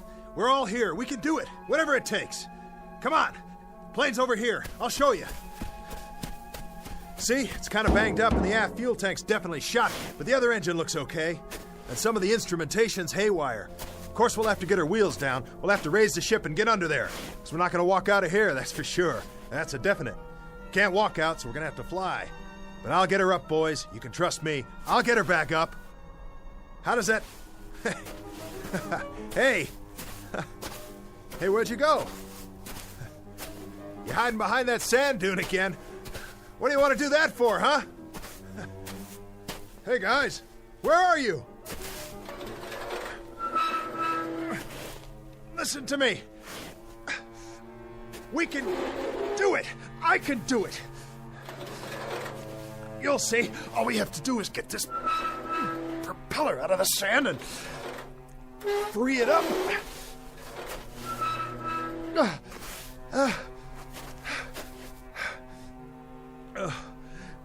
Hey, team. You can talk, you know. Talk to me. Yell at me if you want. Tell me off. But say something. Where are you? Where are you? Where are you? It doesn't matter.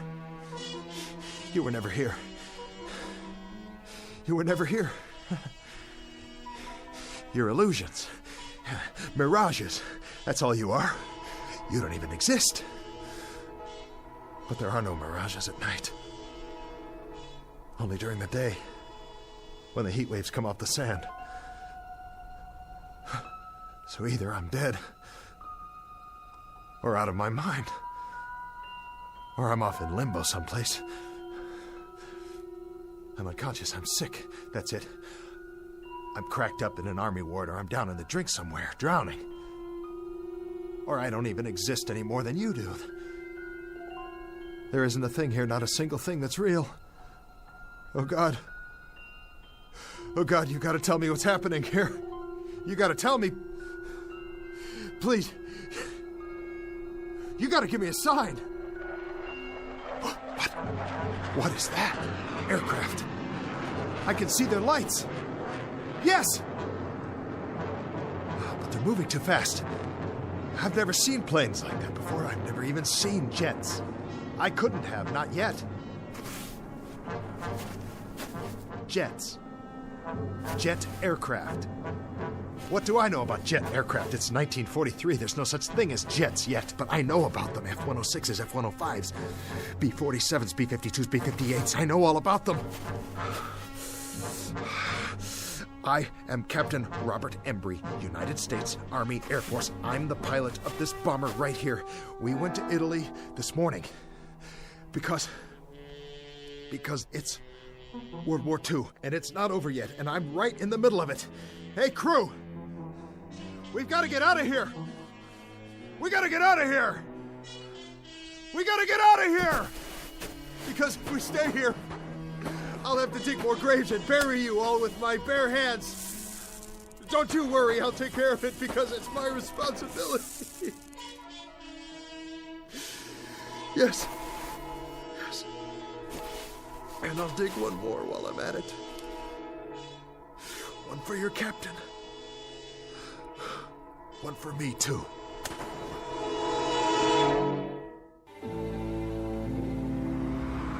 It's your Tribune here. All the news. Latest on the Kennedys. Big changes in Cuba. Mystery plane found in the desert. Read all about it. I'll take one. 10 cents. Get your latest news right here.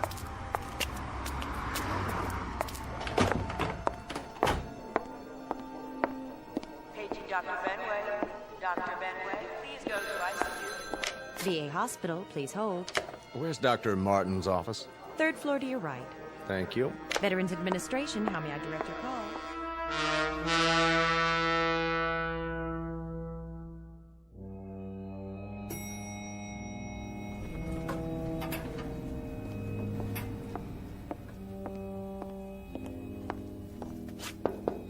Come in. Dr. Martin. Yes? Stephen Markham. Oh, thanks for coming over on such short notice. Not a problem. Your patient, Embry, is that his name? Robert Embry, age 41. He was admitted a few hours ago. May I see his chart? Happened this morning. He went by a newsstand, looked at a paper, and went into shock. When the ambulance got there, he was almost catatonic. This newspaper? Yes, that's the one. And that's what set him off the front page? That's why I thought we should have a psychiatrist in on it. Odd. I thought so, too. So after he came around and told me the story, I spent the day digging into the fellow's background. I checked with the Pentagon in Washington. It's all confirmed. The information's in the file. He was a captain in the Air Force. Flew a B-25, Africa and Italy. 37 missions. Discharged in August 1943. Recurrent fevers. Any trouble since? Nothing. But if you look back at his original record, there is some suggestion of a psychological disturbance early on. He was discharged before they could find out much about it. It was all brought out in a Squadron MO's report just before his discharge. And this was his plane? That's the one. B-25 Mitchell bomber found. World War II bomber found intact in the desert. Lies 17 years in sand. Remains of crew not yet located. Hard to believe, isn't it? His plane and his crew, the King of Hearts. They took off for Italy on what was supposed to be a routine bombing mission. They'd done it many times before. But Embry never went on that last mission. He reported to sickbay that morning, and someone else flew the plane for him, his co-pilot, Blake. It never returned. And for 17 years, he's known that and carried it around with him buried deep in his gut. Not deep enough. When he saw the picture of his plane on the front page, he wasn't able to keep himself from letting out one scream, and then going into shock. The mind is a very delicate thing. Sometimes there's an infinitely fragile balance. We never know how fragile until something sets it off and tips the balance one way or the other. Something like this, completely out of left field. How's he doing? I was just going to check on him again. Why don't you come along?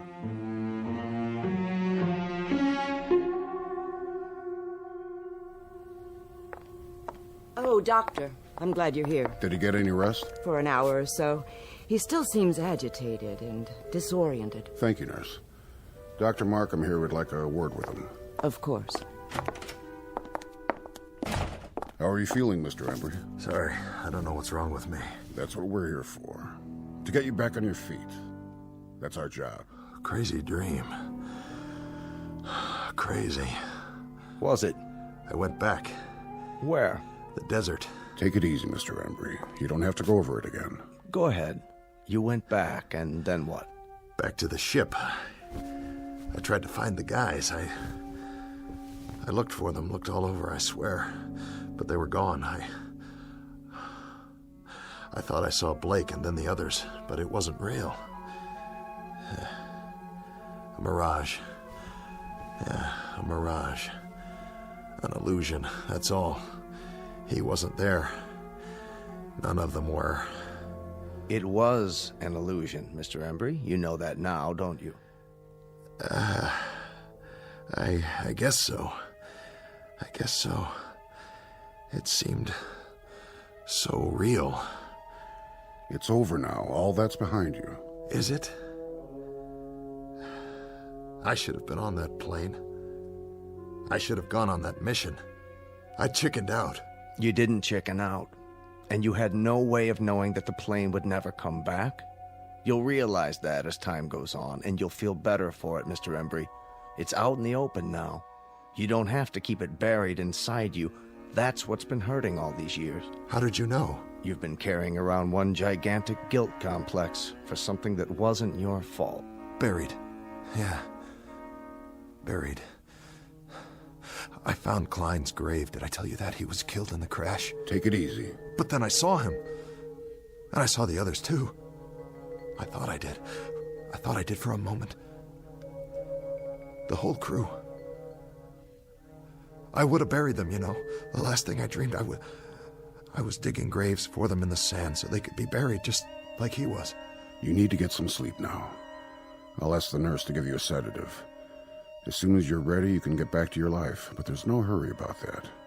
What you need right now is rest. Another crazy thing.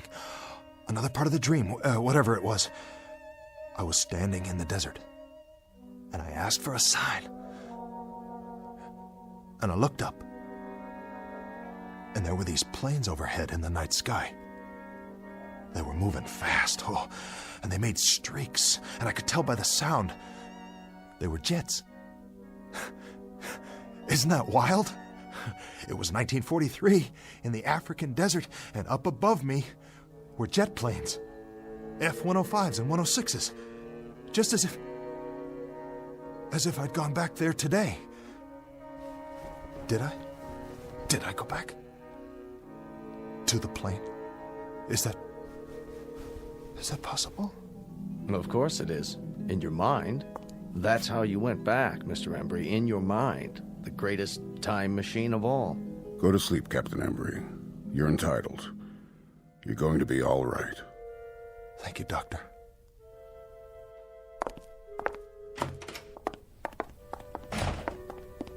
So, what do you think? I'd like to talk to him again in a couple of days, start a treatment plan on a regular basis. I can set that up for you. But I think the worst part of it's already over.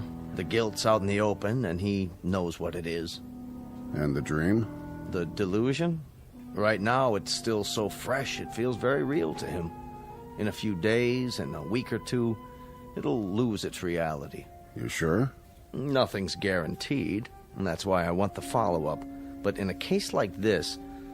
Actually, I've never seen a case quite like this one. So much information coming back to him in a rush and generating a new set of memories he'd never had before. It's going to be one for the case books. Absolutely fascinating. He seems like a decent man. Yes, he does. And that's exactly what got him into this state. His fundamental decency. He has a conscience. If he weren't a good man, he wouldn't be vulnerable. And would have one less patient. I'd have a whole lot fewer. Is that Mr. Embry's room, Doctor? That's right. His clothes are in this bag. It was left in the examination room. You can give it to me, nurse. I'm going back in. Thank you, Doctor. What's that? I really don't know. Looks like sand. Yes, it does. Sand? Now, where in the world did that come from? I wish I knew. It was in one of his shoes. Could be from the seashore, Jones Beach. Or? Where else could it be from? It could come from a desert. Really, now? I read the article in the paper. It said there were no bodies found in the area, not a single one. Well, the sand would have covered them over. The sand didn't cover the plane. It was sitting there, perfectly preserved. There would have been something left of the crew, too, their bones at least. Unless... Unless what? Unless someone dug graves and buried them.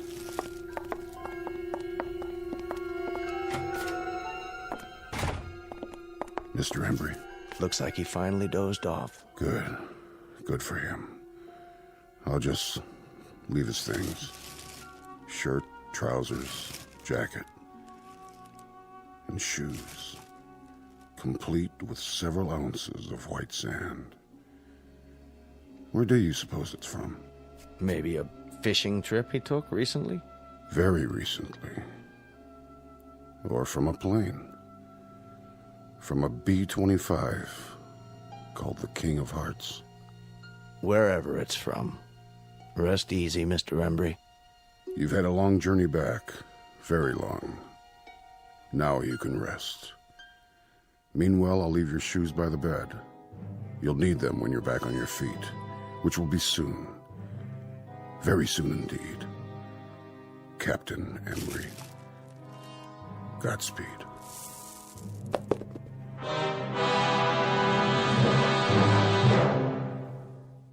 Portrait of an enigma buried in the sand. A question mark with broken wings that lies in silent grace. A marker in a distant desert shrine. Odd how the real consorts with the shadows. How the present fuses with the past. How could it happen? The question is on file in a barren desert. And the answer? The answer is waiting for us in the Twilight Zone.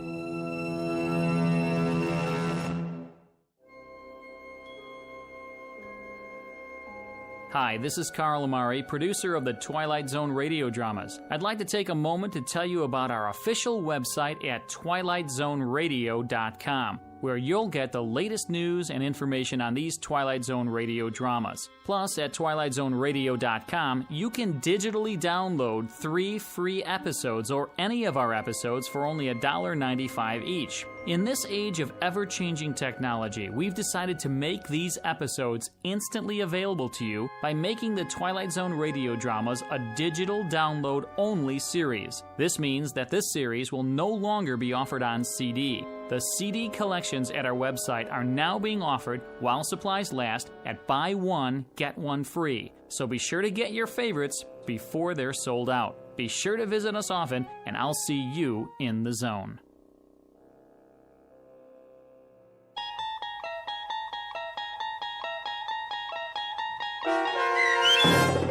King 9 Will Not Return, starring Adam Baldwin with Stacy Keach as your narrator, was adapted for radio by Dennis Etchison and based on a script by Rod Serling. Heard in the cast were Rich Kominick, Christian Stolte, Craig Wickman, Doug James, Linda Ryder, Michelle Graff, Paul Patch, Carl Amari, Roger Walski, and Vince Amari. To learn more about the Twilight Zone radio dramas and to obtain audio cassettes and CDs of these programs, visit our website at twilightzoneradio.com. This copyrighted radio series is produced and directed by Carl Amari and Roger Wolski for Falcon Picture Group. Doug James speaking.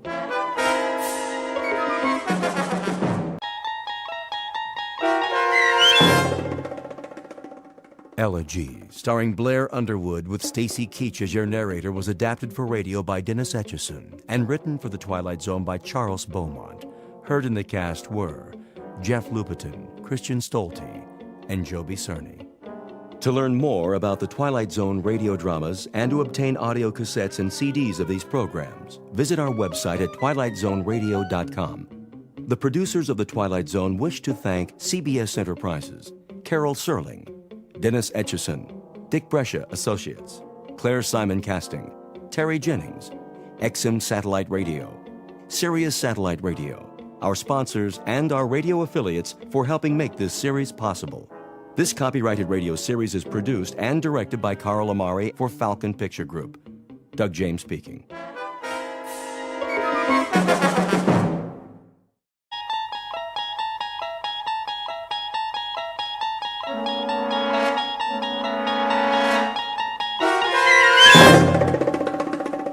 There is a fifth dimension beyond that which is known to man. It is a dimension as vast as space and as timeless as infinity. It is the middle ground between light and shadow, and it lies between the pit of man's fears and the summit of his knowledge. This is the dimension of imagination. It is an area which we call the Twilight Zone.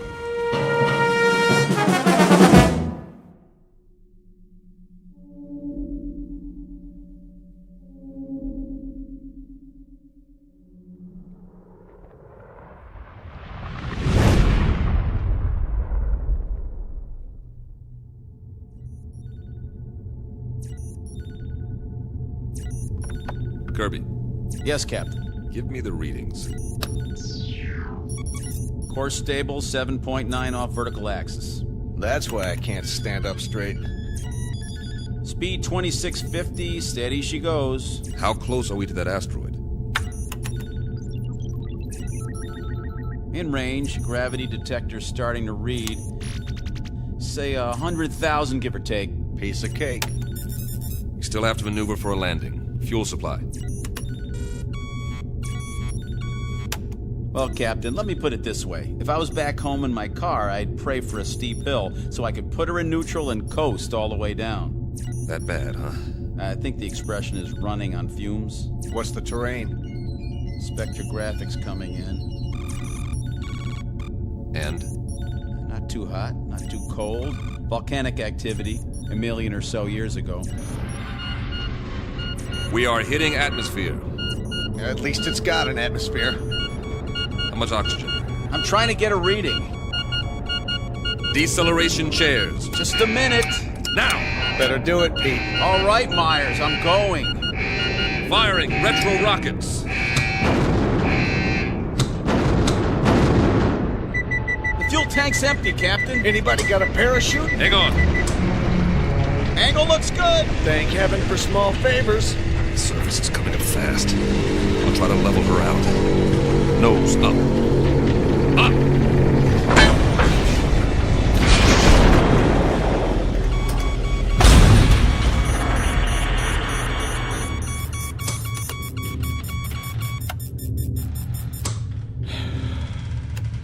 Nobody say anything.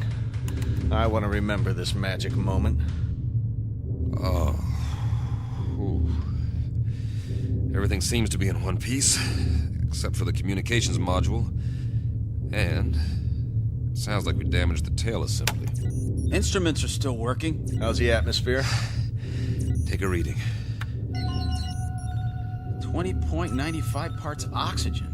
Yeah, right. 78.09 parts nitrogen. That's impossible. I don't get it. That's air. Don't look a gift horse in the chops. Gravity?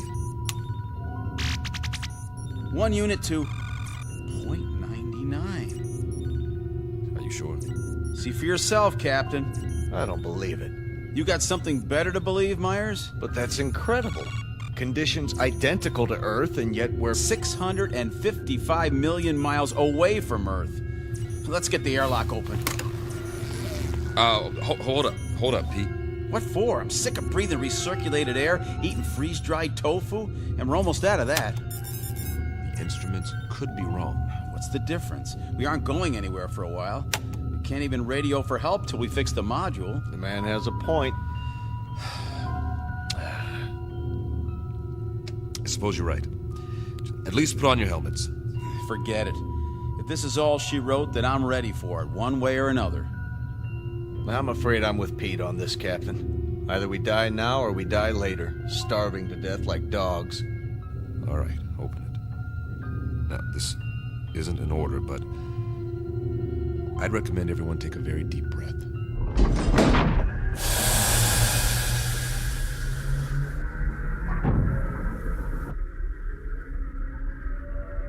Time, the future. Place, a dark corner of the universe millions of miles from planet Earth. The main characters, 3 men. William Weber, captain. Peter Kirby, navigator. Carl Myers, geologist and science consultant. Each distinct from the others, but all sharing a common dilemma. They are lost. And like any long-haul explorers, they want to go home. Not their home necessarily, that would be too much to hope for. But at this point, Any old port in a storm will do, especially for those who have veered off course and into the Twilight Zone. And now, The Twilight Zone, and our story, Elegy, starring Blair Underwood, with Stacy Keach as your narrator.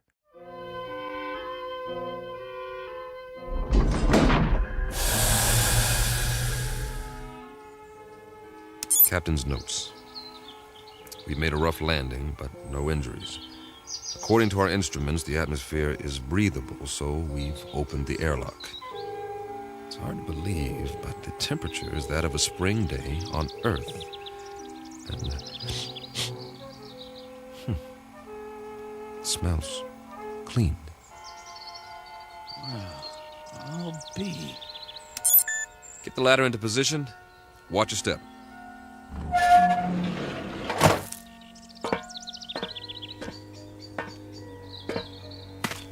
How many miles did you say we were from Earth? Too many. Time for a reality check. You see the same thing I see, Captain? What do you see? Open country, farmland. Kirby? Affirmative. Acres of grass, trees. I grew up in a place like this, in the Midwest. And those hills? They're settled granite, I'm sure. Eroded over thousands of years of wind, rain. I don't get it. Neither do I. Wait a minute. I do. Don't you see? We're back on Earth. Come off it, Kirby. I'm serious. The instruments are all screwed up. Some way or another. Don't ask me how. We got turned around, and now here we are, right back where we started. Oh, man. That is rich. Only one thing's missing. A brass band. Maybe they forgot about us. It's an interesting theory. Except for one thing. As far as I know, Earth has never had two suns in the sky.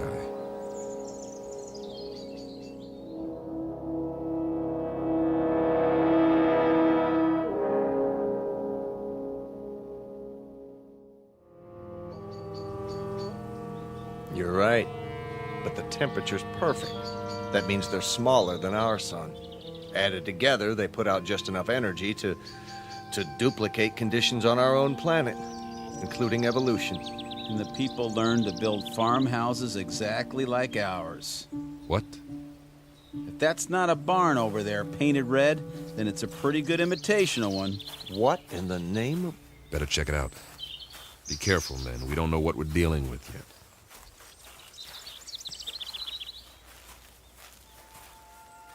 What do you call this? A Martian? I'd call it a hound dog. Hey there, boy. How come he's not moving? He's taking a nap in the shade. I don't blame him, do you? What the heck is that? By the barn, it's called a tractor. They were internal combustion vehicles used in the 20th and 21st centuries before the Total War. So we are on Earth 300 years ago. Negative. We're not equipped for time travel. Okay, you explain it. I can't. The only thing I know for sure is that we're not on Earth. Mm-hmm. And we are not alone. What do you... Hey! Hey, you over there, by the barn! What's the matter? Can't he see us? He's turned the other way. Looks like he's taking a rest. Leaning on his... It's a pitchfork. He was using it to load hay into the wagon. Some outfit. Overalls. Farmers wore them with straw hats, just like that one. He even has a red bandana in his back pocket. Well, I suggest we ask him the way to the Emerald City.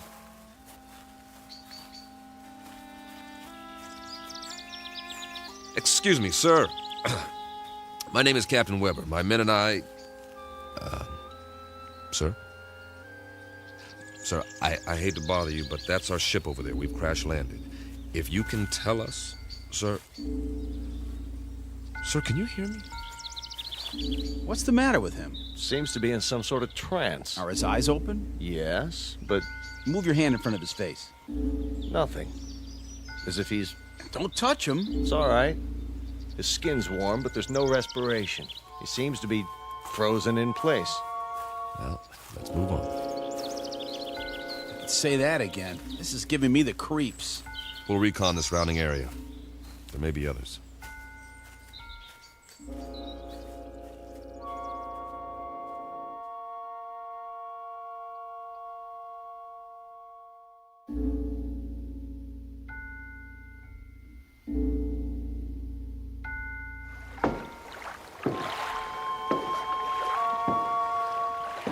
Now this is what I call a lake. That's what anyone would call it, Pete.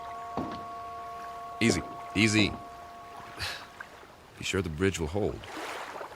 Feels solid to me. We ought to take off these flight suits and jump in. No, thanks. Why not? Well, go on, say it. You can't swim, can you? Not as such. Oh, the big scientist. Wait a minute. Maybe we can find some water wings for you. Let's get a move on. We have a lot of ground to cover. Back home, we had a swimming hole. Man, on a hot day, I thought I was in heaven. We'd go skinny dipping. Right in all that pollution. Nah, before the government closed the rivers. They were even fishing it. You could even see them jumping in the air. You ever go fishing, Captain? Yeah, as a matter of fact, I did. In the mountains. The runoff from the snow was clean. Yeah, you could eat the fish if you wanted to and not get sick. I don't see any fish in this water. We better keep moving. We don't know when the suns go down. We should be back at the ship before dark, just to be safe. Good point. Maybe they don't have fish here. That's a possibility, if the planet's evolution took a different turn. Hey, there's somebody. I don't see anything. On the opposite bank, clad shirt. See him? Sitting there with a fishing pole? Hey, mister! Hey, mister! Kirby's right. Folding chair, wicker basket, the whole setup. Looks like the guy's got it made. Let's hope this one talks to strangers.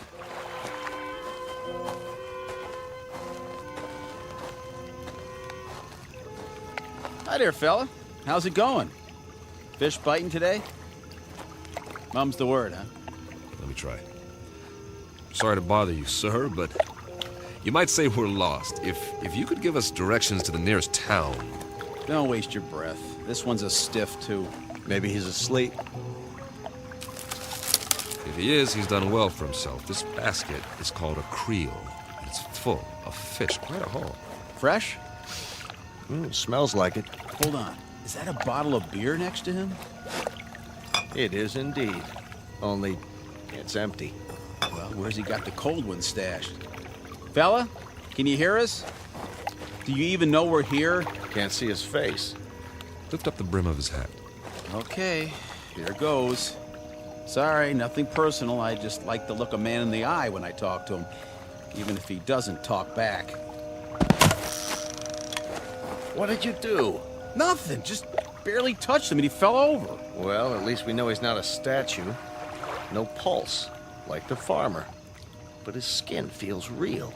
Sit him up again, exactly the way we found him. I get it. Get what? He's off the clock. Way off. What's that supposed to mean? Pete and I used to joke about it in flight school. Now, there are 24 hours in a day, but sometimes that's not enough. You're not kidding. All my life, I've wanted extra time to read a book, write a novel. Or go fishing, spend some time in the country, meet a girl and get married, or just take a nap, for crying out loud. But I was too busy. We all were. So the only answer is to fit some extra hours into the day. Hours that don't show up on the clock. That don't count. I don't see... Look at it like this.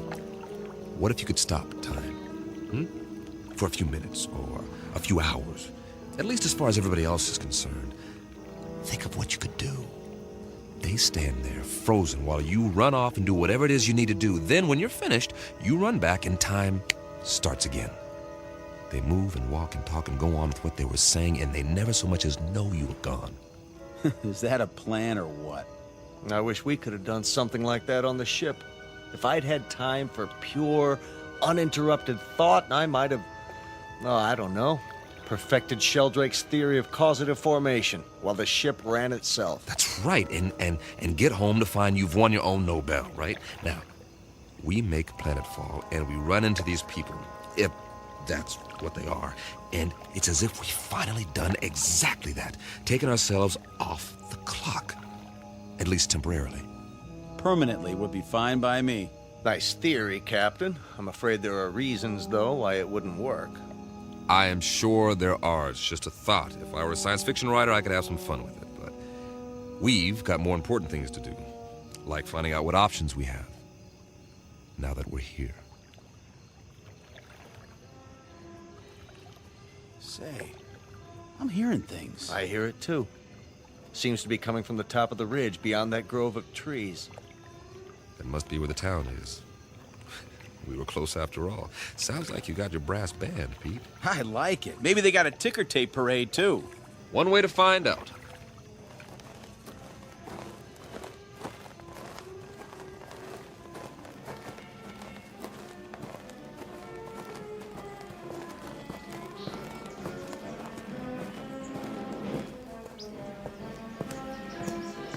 Captain's Journal. We appear to be on the main street of a Midwestern American town. Ahead of us is the square, complete with steeple, clock, and ivy-covered walls. Captain, did you notice? What's that? There are no hands on the clock. Duly noted. The music's louder. I hope this recorder can pick it up. Sounds like a Sousa march. There's a bandstand, flags, bunting, and a sign that says, Inauguration Ceremony. Welcome, Mayor Finch. The musicians are all in uniform. Just one thing. They're not really playing. Kirby's right. Nobody's moving. Not even Mayor Finch. He's holding a silk hat. Photographers in front of the crowd about to take his picture, but nothing's happening. It's like a movie set with 100 extras all waiting for someone to yell action. The question is, who's directing? I'm going to look around. Weber, out. The music's coming from that loudspeaker near the platform. It's being piped in from somewhere. Pre-recorded, no doubt. Concert's over. I wonder who turned it off. Any ideas, Professor? Well, I suppose it could all be part of a carefully orchestrated illusion. That's as good an explanation as any. Now, maybe we're being made to see and hear what we hoped we'd find here. The sights and sounds of home. But they got it wrong. It's 300 years before our time. Who's they? Or it could be that time itself is somehow suspended in this place. So we really are off the clock. It's all relative. Time may have, in a sense, speeded up for us or slowed down for them. You mean they might actually be moving? It's possible. Then why can't we see it? You can't see the movement of a clock's hands. Nevertheless, they move. Yeah, when there are hands. Do you believe what you're saying? Of course not. Hey, everybody. Sir, ma'am, what's the matter with you people? Are we invisible or something? Don't take it personally. By the looks of them, they don't see anything. They might as well be statues. But they're not statues. Here, feel one. You, sir, shake hands with the captain. See what I mean? They feel like flesh and blood. Yeah, Kirby's right. More of the same. Whoever, or whatever, is responsible, they've created a perfect imitation of the real thing all over this asteroid. For what purpose? I don't have a clue. The expenditure of time and effort is considerable. Not to mention the science involved. The skin on these pseudo-people must be a new polymer compound. And the clothing, all duplications of Earth fabrics. I wonder...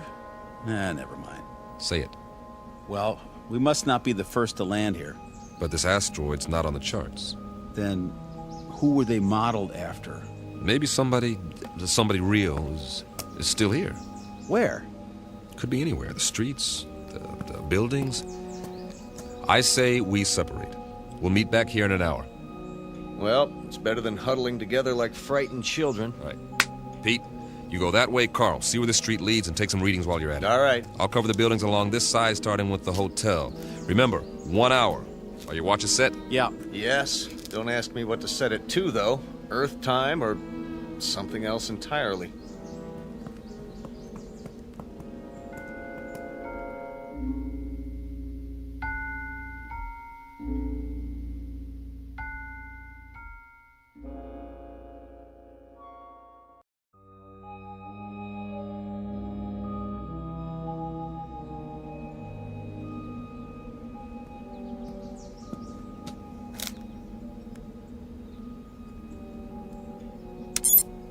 Captain's notes. The awning says the hotel is called the Ritz Arms. Kind of quaint. It would be considered ritzy, I guess, in a small town. Glass front. Nothing moving inside that I can see.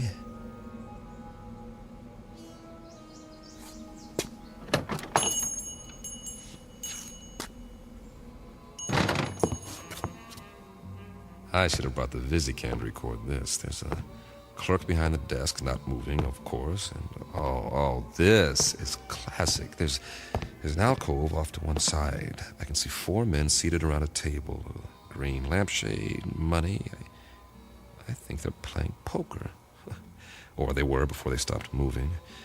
And there's a waitress with a tray full of drinks. The big winner seems to be a little man with a gray mustache. Not your typical gambler, but he's all set to rake in the chips. He looks mighty happy. Hey, fella. Wonder what cards he's got here. I don't think he'll mind if I take a peek.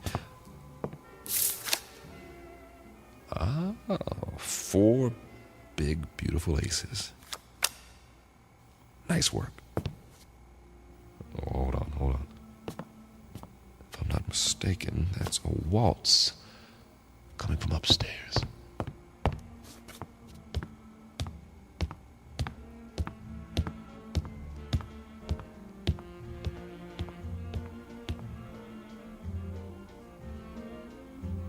Music seems to be in one of the rooms. Hello? Hello? Anybody here?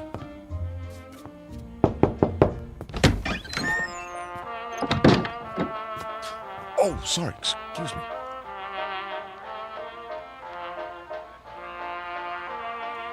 This room is definitely occupied. There's a candlelit table, I see an ice bucket, and a bottle of champagne. The music is canned. The couple is posed in a slow dance. She has a rose in her teeth, and he's got her bent back in a dip, kissing her throat. But what is she doing with him? A short, ugly man. Looks like he's never had a girlfriend in his life.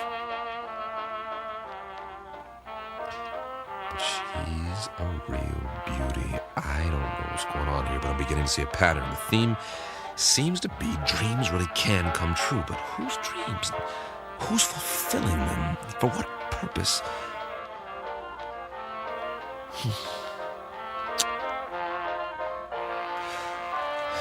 Web around. For now.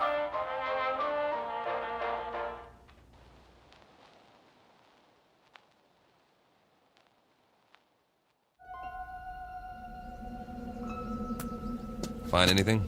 Nope. At least nothing that moves. Pete? Not really, except for... What? You guys better see this for yourselves. Come with me. Where is it? Just around the corner. You're not going to believe this, but I think it's what they called a carnival.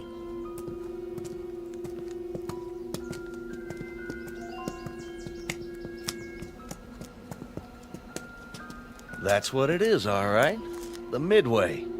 Those booths along either side, people could win various trinkets of low value by throwing baseballs at steel milk bottles or firing toy rifles at targets. I was wondering. A test of skill for amusement.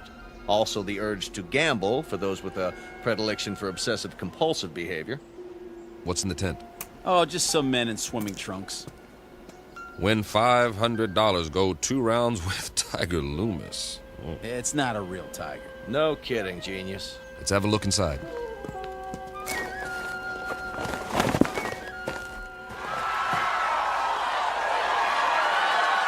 That must be Tiger with the stripes on his trunks. Yeah, the one lying down in the ring. Boy, some crowd, huh? Almost as many as the town hall, complete with sound effects. 2 pugilists, duking it out, as they say. A primitive display of testosterone poisoning. Check out the other guy with his hand raised. That, my friends, is what's known as a potbelly. Yes, but why? Too many carbohydrates, not enough exercise, plus a certain genetic predisposition. But why would he be the one who wins? Must have been a lucky punch. Looks like old Tiger's down for the count. Interesting.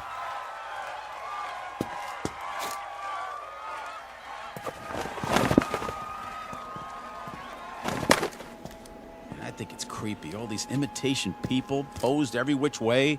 What do we have over there? I believe it's called a sideshow. Scantily clad young ladies who dance for the crowd, which is primarily male. That's nothing. Check out the stage at the end. See? I was saving the best for last. Get an eyeful of this. Some sort of contest, a sign. Beauty queen chosen today. Step right up, gents. You got your blondes, your brunettes, your redheads, your tall ones, your short, stubby ones. Take your pick. I'd say the judges have already made their selection. Cast your eyes on Miss Lakewood County. Some bathing suit, huh? Mm-hmm. It was called a bikini, after the location of the first atom bomb test. Of course, if you like them a little more curvy, there's always Miss Midvale. A little on the hefty side for me. Personally, I like Miss Vernon County in the strapless white two-piece. And they all lost. Kind of breaks your heart, don't it? The one they've chosen with the ribbon and the crown. Miss Wanda Bertolini from Stockton, California. A little long in the tooth, isn't she? 39 if she's a day. Freckles, frizzy hair, the whole bit. And yet, she's won against all those beauties. There ain't no accounting for taste. Perhaps the competition was rigged. Yes. But why? Your Majesty, my compliments to the judges. I don't blame them. They think you're the prettiest one of all. Wear it with pride, but tell me something, Your Majesty. What's wrong with you? I mean, you can't even move a muscle, like everybody else in this crazy asteroid. Answer me. Go on. What's the matter? Cat got your tongue? Answer me. Easy, Pete. Ah, you can have it. Everything about this place is nuts. Where are you going? Wait!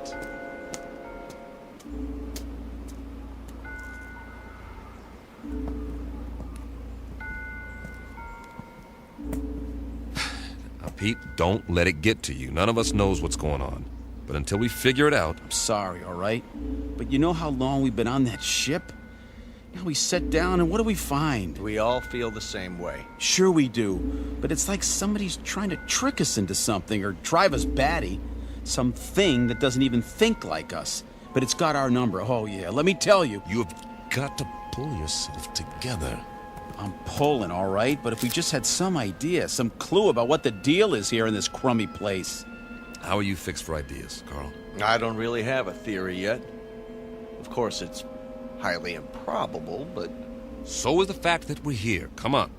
Any theory is better than none. Well, I've begun to think that all of this... it just might be some sort of museum. Come again, Professor? We're millions of miles from Earth. It's possible that the inhabitants of this planet, whoever they are or were, developed a very advanced technology. Let's say they had a super powerful scanning device based on some new principle. Over the years, they observed Earth and decided to build replicas of what they observed. Perhaps they even took specimens to use as models. That would explain the accounts of alien abductions. If that's true, where are these inhabitants now? Gone, perhaps, having moved on and left all this behind. They could be in hiding. Then we'd better explore the rest of it. Or as much as we can in one day. At least they had taste. Take the residential street we're on now. It's right out of the late 19th century. Old-growth trees, Victorian houses. Why this era? Why any of it? It must have interested them. Though for what practical purpose, I can't imagine. Maybe just to please themselves. This is the way it was on Earth a few centuries ago. I've seen pictures, the streets, the houses, everything laid out so peacefully. You guys like it here? I would, if I knew it was real. If I could be sure it wasn't all going to vanish in a puff of pink smoke. It's an okay place to visit, but I wouldn't want to live here. Well, you better get used to it. This is going to be home for a while. Charming. Which one? The largest house, there across the street. Well, that one's a mansion. Isn't it lovely? Think of the freedom, the space to move about. You want it, it's yours. Yes, that's true, isn't it? Why not? I don't think anyone will mind, least of all the old fella in the chair on the porch. Another stiff. It's actually quite realistic, the way they've got him sitting there reading the paper. What's the date on the front page? Hey there, old-timer. You don't care if we look around, do you? Check out the inside. Not at all, gentlemen. You are most welcome.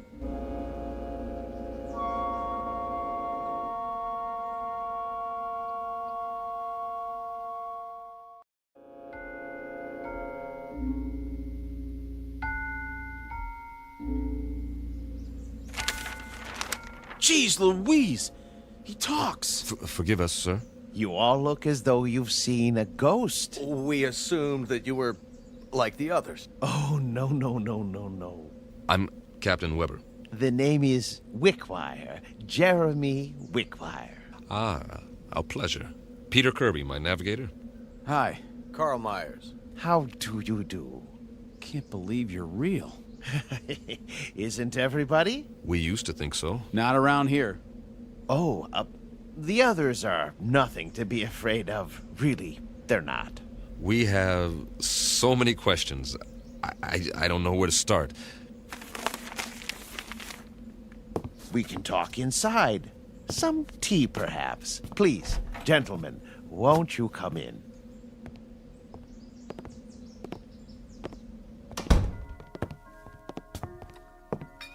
One lump or two? Oh, don't go to any trouble. It's better than what we're used to. Believe me.